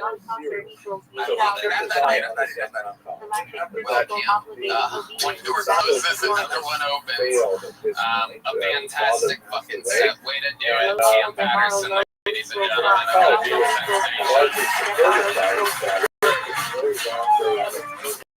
Fun. But now we go back to the bucket. Let our soul, ladies and gentlemen, make some noise. Could be the next story of the show. Could be another eyebrowless human being. Make some noise. Oh, it's the lovely everybody. Those are real eyebrows, real everything. Ideas all natural, absolutely stunning. We love her. Gina with 3 A's, not HG, is that right? Something like that. Oh my God, thank you so much. How about a hand for Heidi, everybody? This podcast is sponsored by Shopify. Stella, Michael Jordan, Scottie Pippen, Willie Nelson, and that sweet Mary Jane. These dudes got it done. But what about the perfect duo when it comes to growing your business? That's you and Shopify. Shopify is a global commerce platform that helps you sell at every stage of your business, from launch your own online shop stage to the first real-life store stage, all the way to the we just hit 1 million order stage. Shopify is there to help you grow. Whether you're selling scented soap or offering outdoor outfits, Shopify helps you sell everywhere. They're all-in-one e-commerce platform.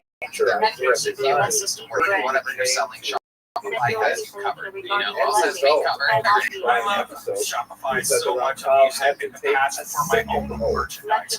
Sometimes I'm just going to go for hours and look at it, Tony. Shopify helps you turn browsers into buyers with the internet's best converting checkout up to 36% better compared to other e-commerce platforms. Did you know Shopify powers 10% of all e-commerce in the U.S.? And Shopify is the global force behind Allbirds, Rothy's, and Brooklyn, and millions of other entrepreneurs of every size across 105 countries. I did not know that. Thank you. Shopify's extensive help resources support your success every step of the way, because businesses that grow with Shopify. Sign up for a $1 per month trial period at shopify.com/GoTony. All lowercase. Go to shopify.com/GoTony now to grow your business, no matter what stage. Shopify.com/. And with that, make some noise for your next fucking 60 seconds uninterrupted for Sean Vance. Here we go. Sean Vance.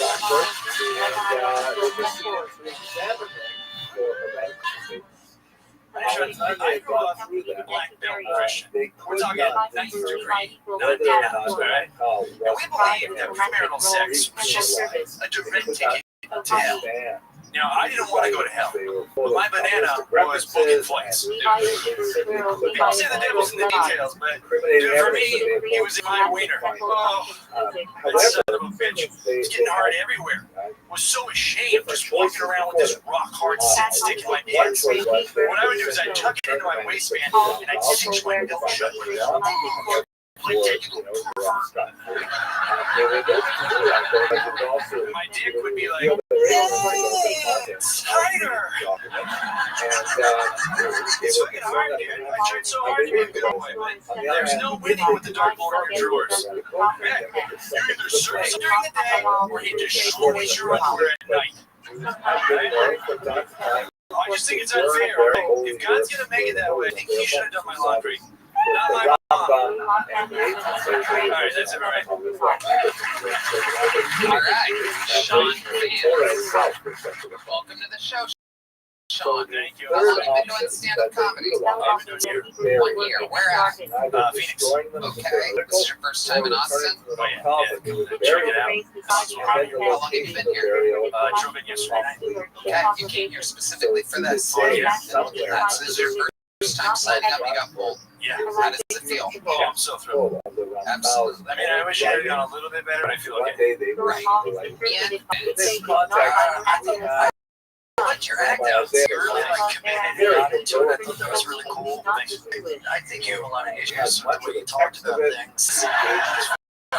There's a lot behind some of the things you see on Twitter. Yeah. I think you're going to be a good boy. Sometimes it's a good boy, sometimes it's not. Whoa, so naughty. I think I just came. Thanks for doing it here. I thought that was really great. I thought that was great. Yeah. What do you do for a living? What do you write? Film and television. Found I'm as close to successful in film and television as you can come without me. So what that means is, so my background, my history is, I started in the Special Forces. I moved to Los Angeles about 10 years ago. Started doing comedy, and I became a personal trainer. I got into this gym called Rise Nation, or Rise Movement, which is like, it was like a quintessential Beverly Hills trained celebrities kind of gym. At the same time, I was pursuing comedy, doing groundlings. And I sold my first show to Netflix. It was called The Great British Guide to Surviving the Apocalypse. Peter Berg, and I started, wrote, and executive produced. And it got canceled because of Me Too. I didn't do anything. Sure. That goddamn Matt Damon's out there acting up. That's right. That's exactly what it was. Matt Damon. Yeah. Was it really? He said that there's a difference between great and bad behavior, and got a shitload of backlash, right? Hold on, wait. He said that there's a difference between rape and bad behavior? Yeah, I believe he was defending Willie. Dutch took Yeah. Yeah. And then they were upset about it. I had written the joke in the script, right? That was anti-woman, is what they said. Stir my banana, you booking flights. Yes. Keep blaming the double stick in your pants. Goddamn son of a bitch. Does it all come from a real place? You're a hard and horny guy? Growing up, well, what about nowadays? What's going on nowadays? and we bang all the time. Really? Yeah. Fuck yeah, dude, I'm in that pussy.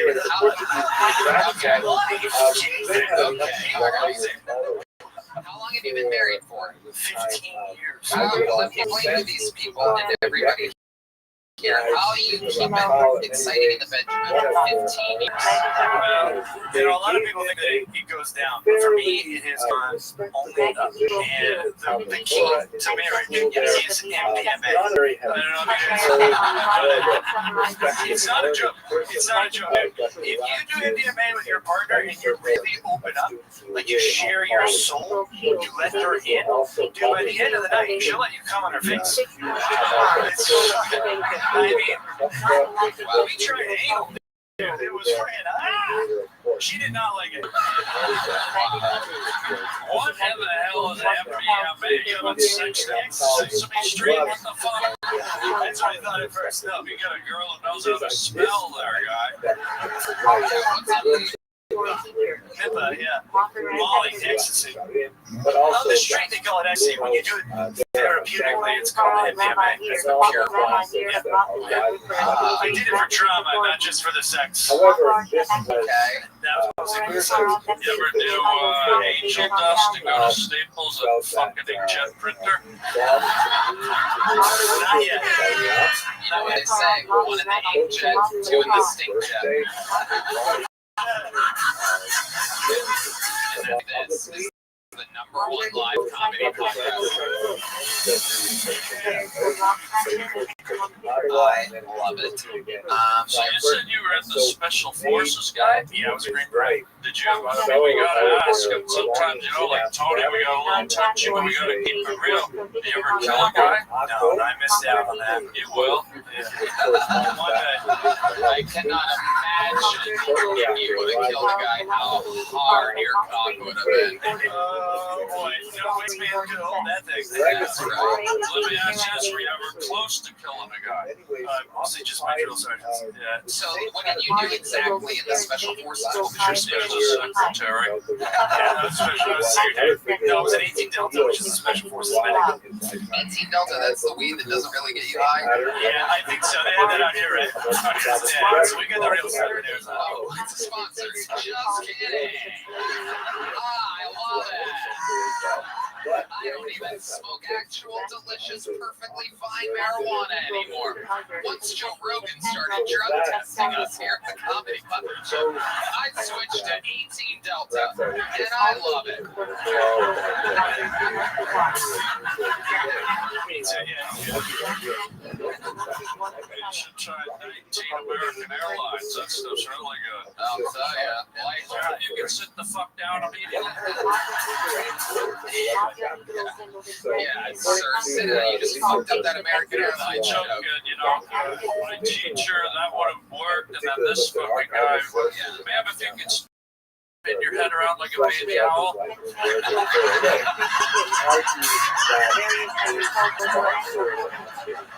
Sir, if you could close your legs, it smells. Wow. No, I mean, this guy's legs are wider than Sharon Stone at a Spread Eagle concert. Oh my goodness. You were just flexing some of Don Reinblatt's teachings on us. I fucking love you, Harlan Williams. So much fun.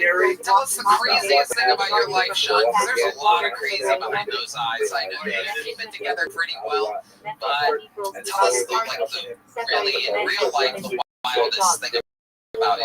What's the wildest thing about me in college? So I was super Christian growing up, as I said in my set.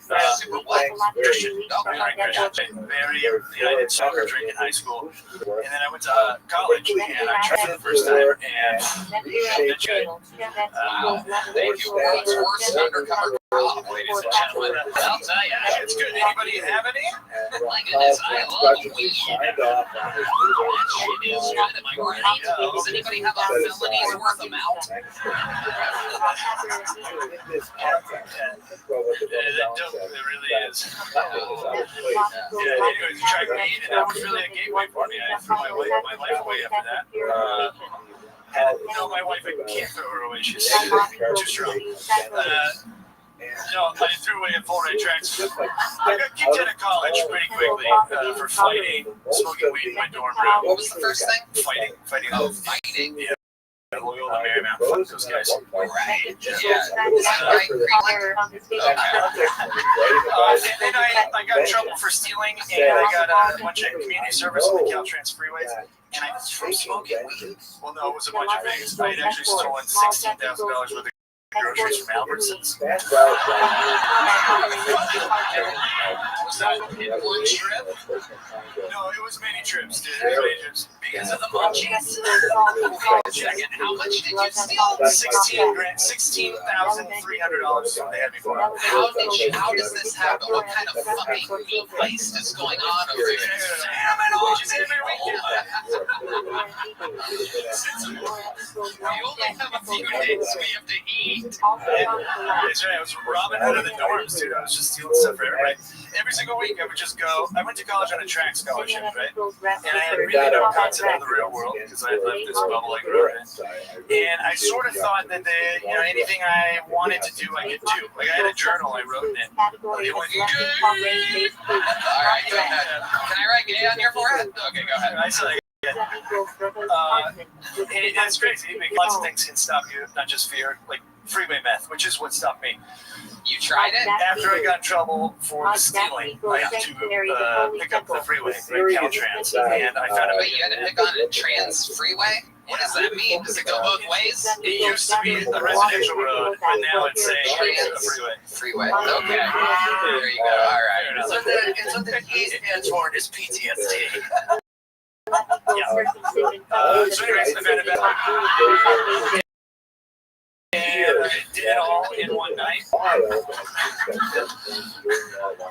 Do the face.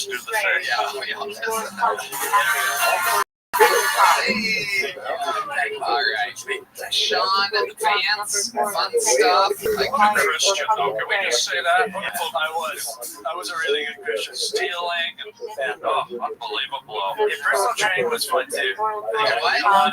Say that again? I was a personal trainer, trained a lot of celebrities.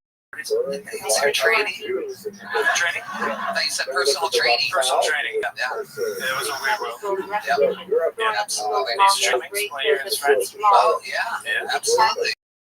How was that? That was fun. She was a great man. Right. You two crazy fuck. She's strong. Yeah, she's strong.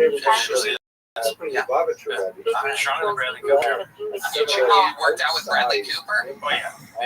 He was the worst client I ever had. Whoa, tell us more. Don't you dare! It's not fair to say that because I am a man. You know, he gets along really great with all the ladies. If I was a lady, he would have liked me. I was just a junior trainer, and I think he was like, get this guy with PTSD away from me. Because every time you re-racked, you were like, is that a bomb?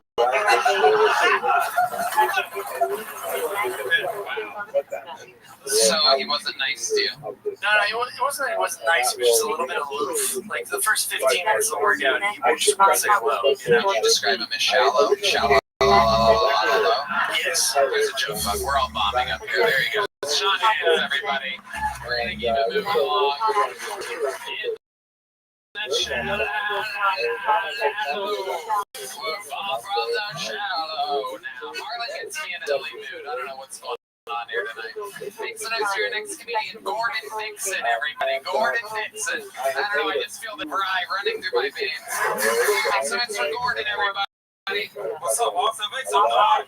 There you go. Oh, yeah. Just moved here from Florida. Hooked up with all, yeah, in the building. Hooked up with Austin Cougar last night, you know what I'm saying? Sister Elder was an amazing woman, man. She was amazing. She was 88, so it was a definitely past Cougar. She was trying to say her top bitch. That's what that was. Just extra old. She had one of them old 1930s bushes that started at the top of the belly button, right? And it went all the way down up the back into a fade. It was a strong bush. I called it Bush Gardens. That's how thick it was. It was roller coasters and shit. It was a great time. She was an old, man. I want all holes filled, even the one in her neck, because she was a smoker, so, you know. When I just put the tip in, I didn't want to kill the bitch. I love her, you know what I'm saying? She got dementia. She forgot about me 5 minutes later anyway, so I was like, just the tip, Sister Elder, let's go. She died today, so I was fucked up. I went to her grave side and just let menthols and sprinkle some nut on it just to be like, I miss you, Sister Elder. That's my time on Gordon Dixon. Thank you, Gordon Dixon, everybody. Making a Hill Tony debut. Hi, Gordon. How you doing? How you doing? Fun. Is any of that true? Yes. But it's not true here. That was in Florida. It is. She was 68. She wasn't 88, but she was, okay. She was old. Did you really jizz on her grave? No, just the menthols. I'll leave it. No, she's not dead, right? No, she okay. So she might be dead. How long you been knowing stand-up, Gordon? I've been doing it 4.5 years. 4.5 years. Where? What city exactly? Tampa, Florida. Okay, very good. What do you do for a living? I quit my job. Well, I got fired from my job, and my girlfriend let me. You got fired from installing cable for Time Warner. Yes, exactly. Yeah. No, seriously, what For Diddy, I saw cable for Diddy, and then now tell the truth. This I part, didn't tell the whole dick, and he was like, "Just a tip, nah, bro." okay. This part, during the interview part, we just told the truth. So, what did you really get fired from? No, I was a recycling truck driver for the city of Clearwater, and I failed my drug test. So they were like, What was the drug that got you popped? it was edible. It was a good ass edible. Oh shit! Yeah, but I had a drug test 6 months before that, so I was like, I wasn't. Normally, it's like a year later you'll get drug tested, and yeah, they got me. That was a half black in there. They were like, we're gonna get that. How long ago did you get fired? It's been about 4 months now, so it was December. So how have you been surviving? I had a cash that out, and then yeah. Okay, how much was the pension for? Let's just say the actual honesty. 50,000. Okay, that's fucking good for a recycling company. Hell yeah. Okay, all right. So, what do you do for fun? Florida people tend to be wild. Tell the truth. Right now, for fun, meth off of homeless people's backs. Let's do it. Again, do you hear the response that not honest answers Just is? comedy. I just so just comedy. I'm trying to get moved to Austin. I just moved to Austin. Okay, beautiful. How long ago? 2 weeks ago. Oh, sweet. You're on the show. Yep. And how's it been going for you here in It's Austin? been a struggle, man. This is Tell us more about what you mean by it's a struggle. It's a struggle. Go to Wake and it's 800 clicks, and then you gotta wait in line to get up on that stage. And fuck it, whoever's there, y'all gonna get these jokes however you gotta get it. That's right. I didn't go out here for nothing, so fuck it. I'm gonna get on stage right where I can. That's right. I mean, that's how it was in LA and New York just a few years ago. 800 open micers everywhere. Go ahead, Harvey I don't Williams. mean to like steer away from your origins and what you're doing. I told you I'm an ink guy. I love tattoos, and I know you have some on your arm there. What are those? So, all right, everybody's like, did you Google? I'm like, this is faith and love in Japanese. I used to be a Jehovah's Witness, so I was like, I'm gonna get out of that. I'm gonna get a tattoo, and then that's what I did. Do you read Japanese? Yeah, no, I don't. Okay, well I do. That's a dinner number 4. Okay, I'll take it, bro. I'll take it. You better get your ass up to the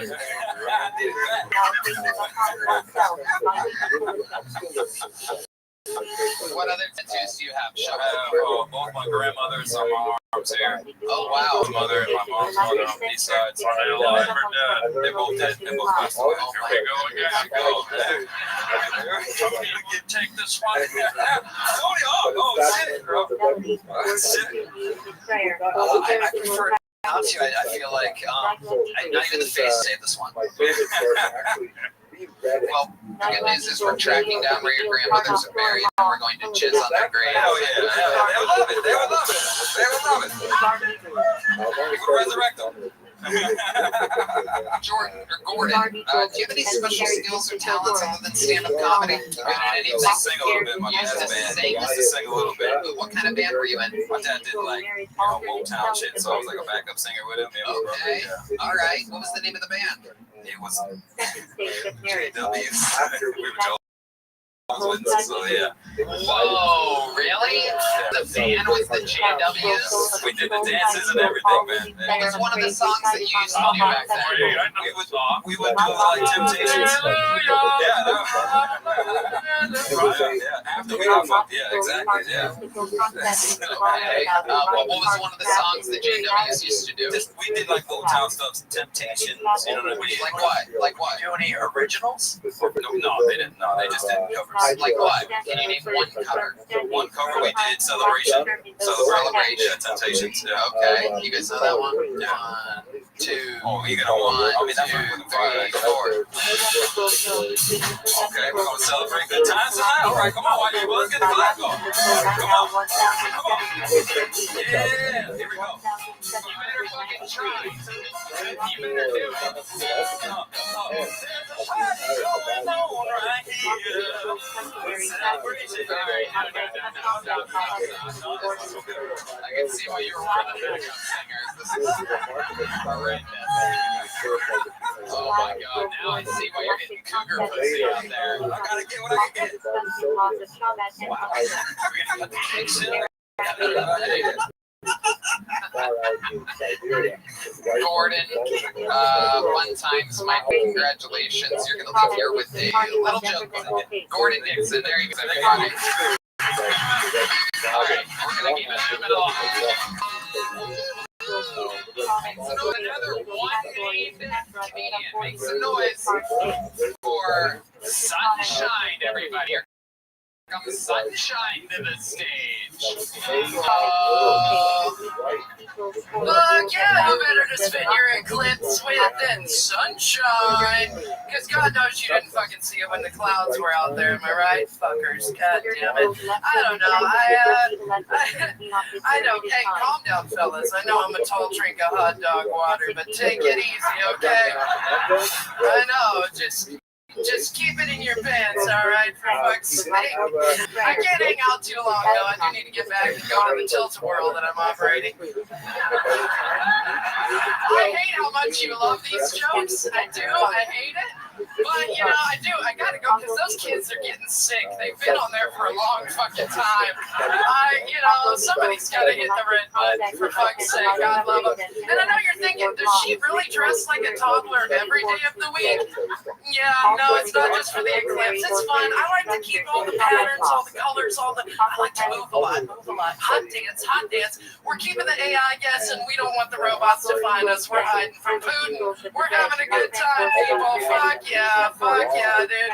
I like it. Yes. I am if a pinata was a person. Am I right? You just want to beat me up a little bit and see if I can some candy in me, right? I don't know if it's been good. All right. Sunshine, over here, Sunshine. Relax.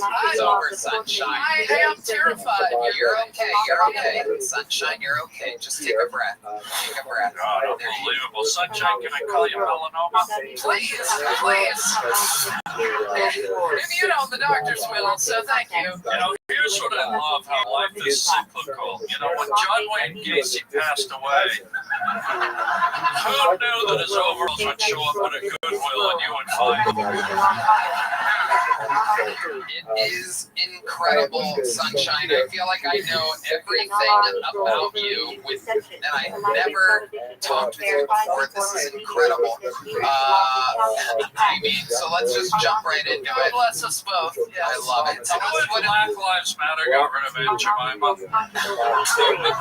This is what it turned into. It's true. It's just nice to meet the old lady from that guy's last set. This is incredible. Sunshine, welcome to the show. Have you ever done stand-up before? Yeah, I've been doing it about 6 months now. Okay, what made you want to start doing stand-up comedy? I mean, I've loved stand-up since I was like 9, 10. I was watching Insomniac, you know, David Attell and stuff. Yeah, But then, I mean, fucking legend. I saw him here a couple of months ago. I don't know if any of you saw him. I'm sure you did, Tony. It's okay, just keep going. It's cool. We're having a good time. We're plugging. How about that hard cross buns? Okay, let's go back to the question that I asked you here, Sunshine. Really focus. Over here, look over here. Shut the mask. I got turned on to your show maybe 6, 9 months ago, and then also at the same time got really into Marvelous Mrs. Maisel. And so I was like, tits up, bitch, let's go. And so like I just got out there, you know what I'm saying? We're having a good time. Well, Ian likes it. He likes it. It looks like you weren't able to convince your tits to actually go up. Oh, they're small but mighty, Tony. They're small but mighty. There is indeed another eclipse happening. It is hard. How often do you get sick, Sunshine? You look like you get sick about every week. No, I'm hard to get strong like a bull. Is that true? Oh, yeah. I can haul you up the stairs, no problem. I don't think you can. I'll strap you to my back like a freak. Let's go. I'm positive you can. Let me ask you this. You ever put Lego in your overalls and then do some diarrhea and make brown waffles? Fuck yeah. Who doesn't? I thought so. I love to make brown waffles, Lego overalls. Yes. What do you do for a living, Sunshine? I clean houses. Okay. Take names. All right. You do that. Where do you do that at? here, there, and everywhere, wherever they'll let me in the door, really. Okay. Let me be more specific with the question. Where do you live, Sunshine? I live here in Austin. I live right here. How long have you lived in Austin? About 7-8 years now. 7 or 8 years. Oh! Over on the Riverside Median, baby, you know, we're keeping it busy. Is your exact living situation? Because I'm not kidding. The smell of patchouli is strong. It smells like what she looks like up here. That's right, it does. It's fucking frightening. I doused up extra for you, So Tony. Sunshine. Yeah. Don't let favorable shit. Oh, into the point where you're having a little bit too much fun. I do live in a house. It does have a roof. How many other people live in the house? Just me and my boyfriend. I know. I have a boyfriend. It's shocking. I get it. I look like I eat bust, but only recreationally. You know. You're adorable. I like your style. What is your bathing routine? It's coming up. It's coming up, Tony. We're coming up. We're getting there, Pumpkin. For those of you keeping track, the fun fact is that she also has no eyebrows whatsoever. Oh my God! It is incredible. Get the sharp. All the hair went from her eyebrows to her armpits. It's crazy. It all ran right away. Sunshine, what else do you like to do? What else are you into other than stand-up comedy? Oh, you know, I like to go out to Lady Bird Lake on a paddleboard and look for bodies, you know. What else? Oh, shit, dude. I like to sing. I'm a singer. You're a singer. Well, we had a singer on here before. What do you like to sing? Would you like to hear some Amy Winehouse or some Janis Joplin? Let's go Amy Winehouse. What song do you know how to do? Often refers to fear of heaven. Which was called Rabbi Rothschild. Parnassa equals livelihood appears in Pelagic liturgical contexts regarding learning and supporting a family. Because Hard Arabic Hebrew. of the second daughter, right? Rabbi Yosef. I'm gonna save you, Sunshine. You got it? We're having a good time, Tony. I don't know what you're doing. I just hope you and Amy Winehouse have the same ending. I don't like pills as much. Here's her song. No, I Neither did Amy. It was a very authentic performance. Marlon Williams? Maybe she's more like singer sewing machine and you're putting together another outfit. How about that? But I love that name, Sunshine. It's beautiful. And I gotta know, Sunshine, if you have twins, you gonna name them the 2 scoops of raisins? don't know what those names are, but for you, Harlan, anything, yeah, sure. All right, I'll send them tonight. But I don't need to be reproducing. I don't need to be reproducing. Let's be honest. What Ian? I like you. You're authentically yourself. I look like jokes are funny, and if you can do those with like other things, I think you'd be all right. I like your vibe. You're fucking nuts. Sunshine, I like you. Open up that little pocket there in the front. Pull it out. I'm gonna make this. Don't let me take anything in here. I'm gonna make this joke book in there. Just pull it out. Here you go. Keep it open. Ready? Oh, good. That was good. Here, let me try again. I'm OCD. Let me try again. Let me try one more time. There it is. Sorry, I'm really good at making shit into places. Great job. You would have fun with me all night. There goes Sunshine, everybody. And a special treat from sunshine to darkness. I present to you Tony, Hall of Famer, one of the legends of the show, here to grace us with a performance. This is the return of David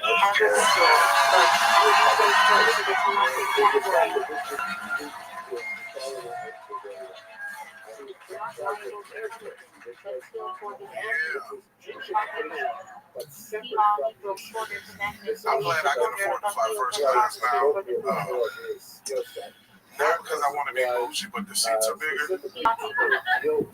I used to hate flying coach because every time I fly a coach, they would have to bring me a seatbelt extender. And when those stewardess bring those seatbelt extenders, they hold that motherfucker high in the air. They hold that motherfucker in the air like a WCW championship belt. It's like, what the hell is the big show? like, hey, put that motherfucker down.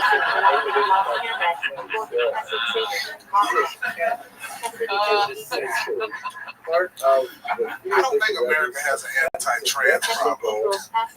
I think America has an anti-trying problem. Because nobody wants to see a fucking 6'5" nigga in high heels.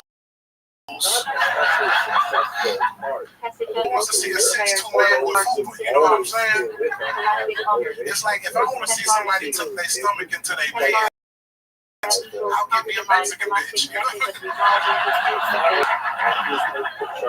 The Mexican hoes tuck the shit out of that stomach. It's like, bitch, you got no belly button? What the fuck going on? All you see is stomach. That's my time. Like,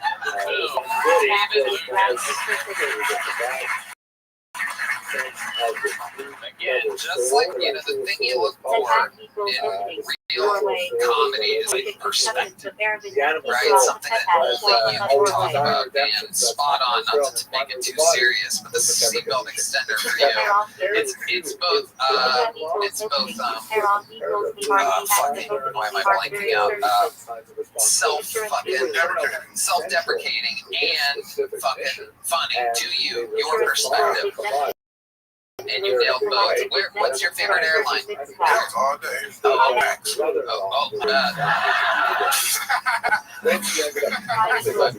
charcuterie nigga. That shit. Oh shit. Charcuterie. Is that one of your cousins?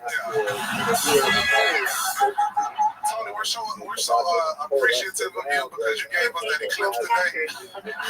Wait, when you put your booty hole in the sky. That was Tony opening and closing his asshole. Oh my god. Harlan Williams, you look like Tyler Perry presents Back to the Future.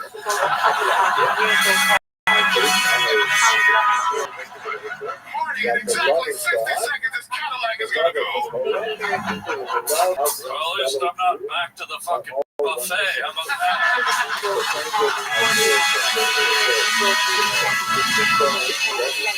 Front runner for guest of the year 2024, flexing his DeVry Night School certificate.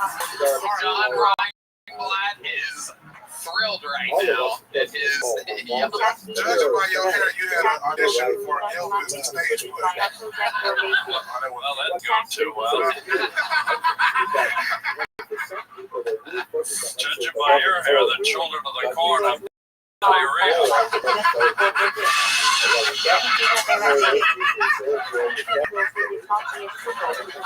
Just like me, it makes no sense, but it's funny as hell. Doesn't have to. Yeah. You can't punch at me. I have no chin. You sure don't. I had to choke your chest out. Grab that nigga by the. Oh shit. David Lucas. Tony Hawk was that shit is crazy, man. Hell yeah. Hell yeah. Dude, you're also going to be traveling by ramp.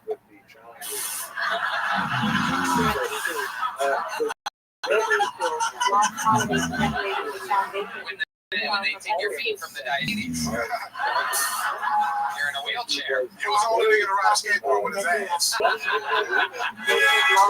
Y'all ever seen a booty hole backflip? That's true. Catch me in the 6 games. I love Tony, bro. He's playing that game to death. Yeah, so good it feels about one time. Y'all remember that song? Yeah, the song follows me everywhere. Yeah. I go walk to a coffee shop and then it starts playing and the priest is looking at my picture. You're tall as shit, bro. Damn. You look like a Brady brother or some shit, nigga. It's me tall. I want something. I'm like, God damn, it's tall as one dude. Yeah, I grew up very like a runt, so I got tall when I was about 16, 17, and it was fun for me because all the seemed a lot smaller now, and suddenly I go a lot higher.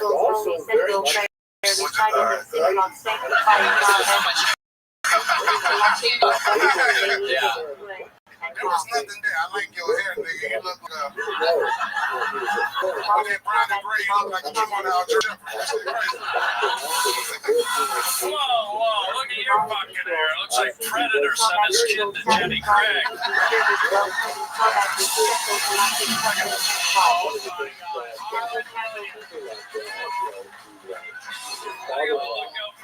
Oh my God. How I let this motherfucking kung fu squirrel roast me? That shit is crazy. You look like a squirrel with a lot of knowledge. If you start collecting acorns in June. Oh my God. And I just ripped your nuts up with that last joke.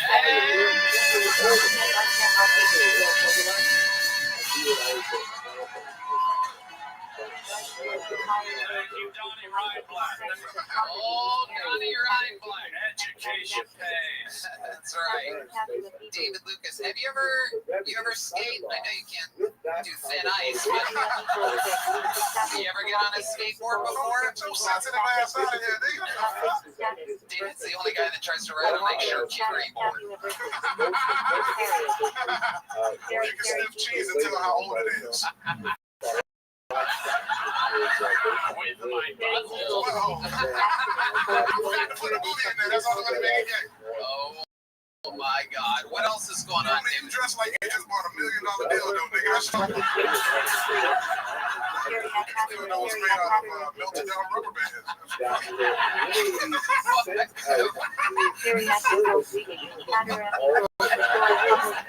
don't know why you got that show. Your ass look crazy as hell. Raising saddles on your shoulder, nigga. This is an ostrich. Not all of us are. You got motherfuckers that committed suicide. That nigga didn't drink water for like 60 days. Oh my. Come on, give me another, bro. I want you to roast me again. I want that fucking 65-year-old roast. What about Harlan Cheney look just like his nutsack? That shit crazy. Your doctor give you a prostate exam on your neck, nigga. That's crazy.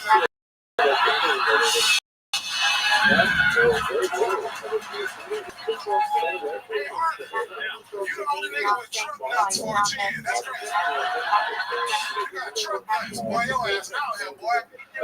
Did you just call me the N-word? Hell yeah. Finally. What about Ian Finance over here? You're looking at the world's fucking most diabolical pedophile and skipping right over him. He look like he got a permanent disguise mask over. You know the one that come? The one that come with the glasses and the nose? Oh my God. Go back to Harlan, nigga. With that motherfucking neck, nigga, you look like a protected turkey, nigga. Your ass. The turkey they bring out to the White House. Ain't nobody killing that motherfucker. Let me hear you say gobble gobble one time, nigga.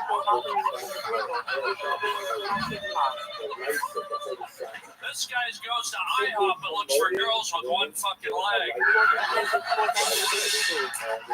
If I get roasted by another joke from the time when niggas had looked in the back of restaurants, oh my God. And they used to roast my granddaddy with them same jokes, nigga. Oh, there's that N-word. David, just right. David Lucas, you are a force of nature. Can you not be wearing girls' jeans? Absolutely. Marlon, stand up. Let us see your jeans, nigga. Uh-oh. That's the real deal right there. Harley, your jeans came with janitor keys, nigga. Your ass. You hear that nigga walking through the hall? Harley can open up any door in Austin, bitch. That shit crazy. What a battle. How that nigga look? Boy, you out here looking like a motherfucking Mississippi preacher get bit by a rattlesnake, nigga. You know the preacher let the snakes bite him and be like, God's gonna keep me alive. That's that nigga right there, boy. Dude, you look like you live in color after the crayons are left out in the sun. How about that? This is amazing.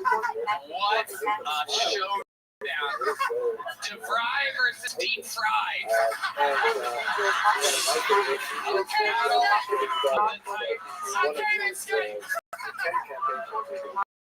This is comedy at its finest. Sponsored by a gay and a reactor, nigga. Hey, hold on, you don't know it, but they hid your medicine in that nigga you drinking. This is the only city in the country where the fucking eclipse lasted 3 hours until he finally sat the fuck down.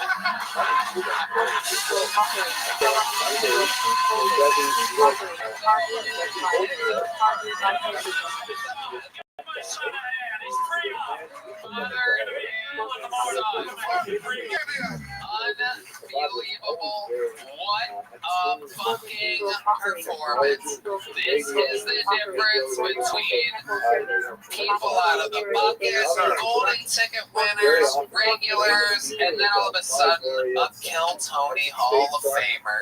That is David Lucas. That is what he does. This is who he is. Built strong here in the Kill Tony universe. Anything you want to plug, David? What else? Hey man, I'm all on tour all across the country, man. Just check my website out, davidlucascomedy.com. I love y'all. He's flying first class. You've been wondering why all those Boeing flights have been going down. It's because they're front heavy. He just said he gave himself a plug. He should go fill the black hole in outer space. How about that? All right. Final fucking poll of the night. Ladies and gentlemen, make some noise for Morgan Bounds, everybody. Morgan Bounds. One more time for Morgan Bounds, everybody. Come on. I have a problem. I want to get married real bad, but the guys I like would kill me with a gun given the chance. I like blue collar men, like hands so dirty you think you're going to get some kind of weird infection. But unfortunately for me, I look like a lesbian crystal witch. Primary spell is like summon chlamydia. If you think I'm crazy on first glance alone, and I think it's fucked up, I'm like, if you would just get to know me for 10 more seconds, you would finally realize I've got a great fucking rack. I'm multifaceted, I really am.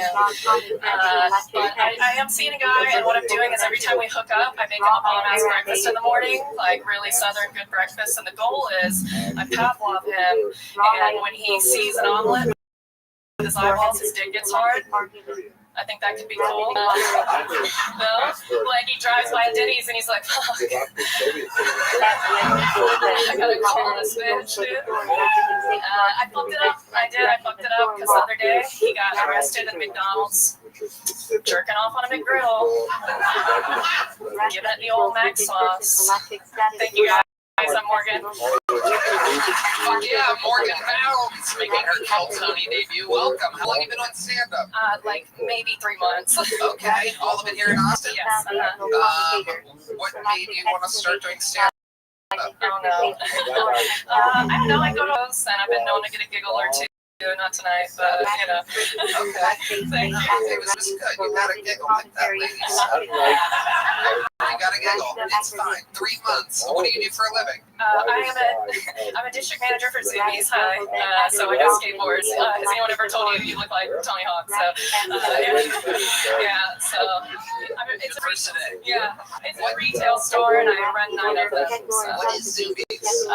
So it's like T-shirts and shoes and skateboards. It's like a teen action sports retailer. It's like a skateboard store. Yeah, kind of Holy shit! What are the fucking odds of this? That's incredible. That's unbelievable. I might have put her on the top. Yeah, I do.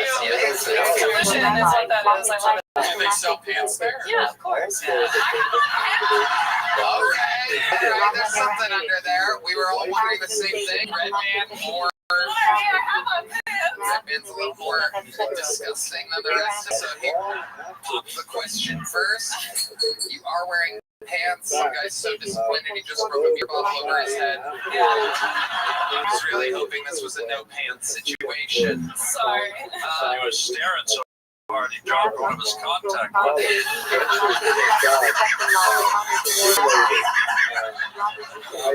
Somebody wanted to fry. Cassie, you know, I'm a nut about ink. I love tattoos. I see that number on your leg.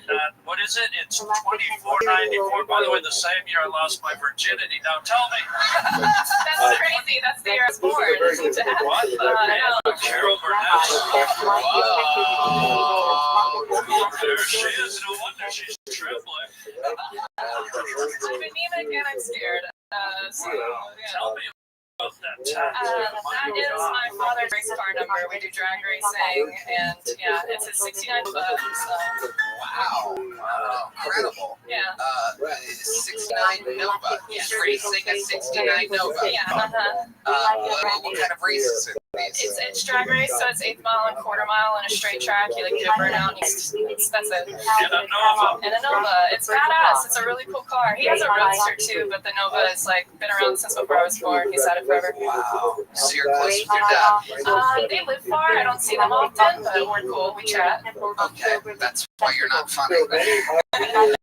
Oh my God. That's my fucking daughter you're talking to. You're the Watch your mouth. No, I love it. I'm just kidding. Morgan, what do you do for fun? What else? Tell us more about you. You look like you're the mayor of Austin, Texas. You have the tattoos, the bags, the vitamin D deficiency. I look like Velma on ketamine is what I was. True. I play Dungeons and Dragons. Who guess? Someone's fucking Hans Kim tonight. I'm kidding. What is your sex life like? I've been not asking enough people that lately, but since you're not wearing pants, I feel like it makes sense. I pull. I do okay. Yeah.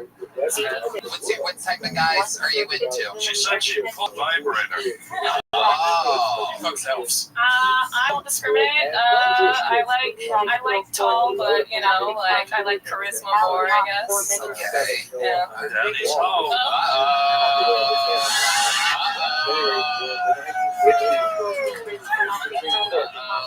Somebody's gonna 69 Nova tonight. Ladies and gentlemen, start your boners. Incredible. Have you done stuff on stage before? I did like theater in college, which is more embarrassing than this. What did you play during theater? What was your character? I was in a full length called Messiah on a Frigidaire, which is like a white trash. I don't know, like they think they see the image of Jesus on a refrigerator. It's dumb, but it was really bad. It's like the Shrouded Turin in Cleveland. Oh, yeah.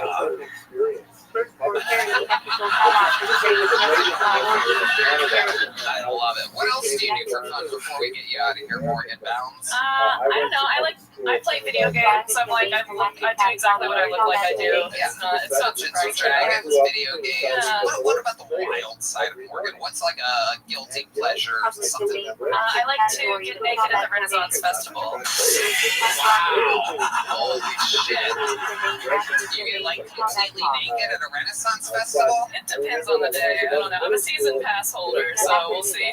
Oh my goodness. Tell us more about what brings you to, what do you love about the Renaissance Festival?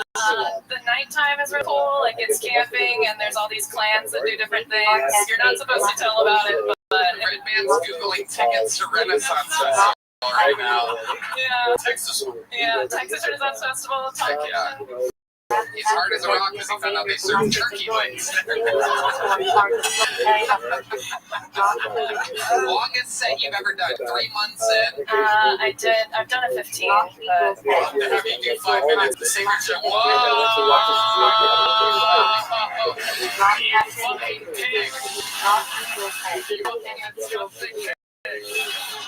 You are the worst.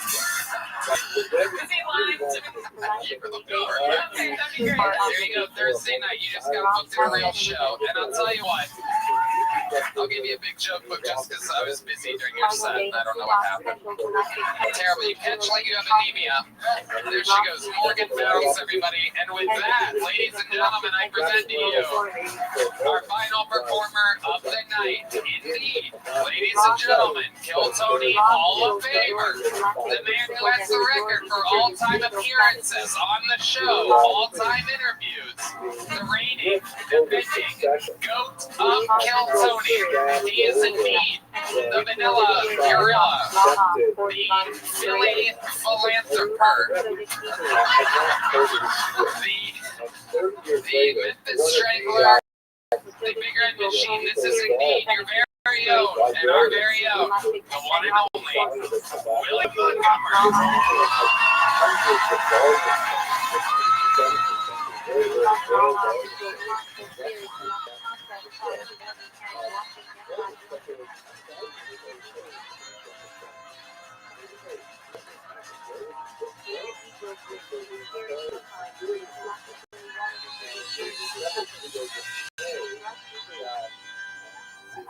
Did y'all see the eclipse today?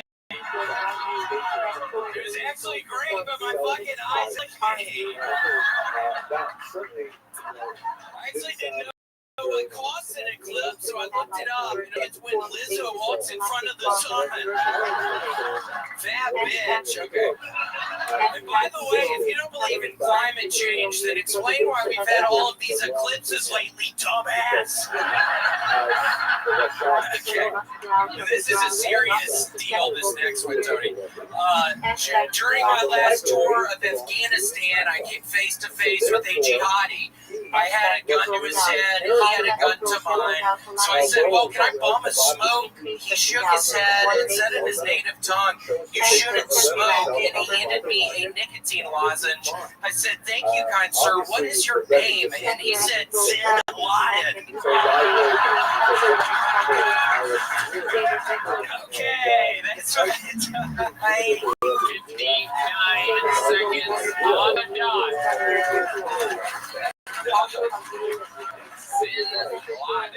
Yeah, what did you think? Was it too much build up, or am I onto something with that? I thought it was great. I think it's fun. You do a lot of quick jokes, and sometimes we can be patient. Just stretch out a little. Why are you laughing, dumbass? You've been fucking being mean as shit to people all night. You need to relax, Arlen. There's two things about you I want to say. This is for real from the heart. A, you're the only comedian on the whole circuit. Well, yes, probably has a time machine. And two, there's a cabin somewhere with 3 naked priests hanging upside down, covered in Heinz relish. Yes, in Montana, I have a... That is true. That is true. I know you eyeballing the goat, Tony. Yeah, oh my gosh, Tony, it is so nice to meet you. I just met you up there. You growing up caused a lot of heartache. Honestly, my family, my mom was quite the hypochondriac. She was just this crazy woman, kind of, and I was never allowed to skateboard. But I looked up to you so much, so it really just caused a lot of pain. It caused a lot of strife. Thank you. You could play video games and be like what we do.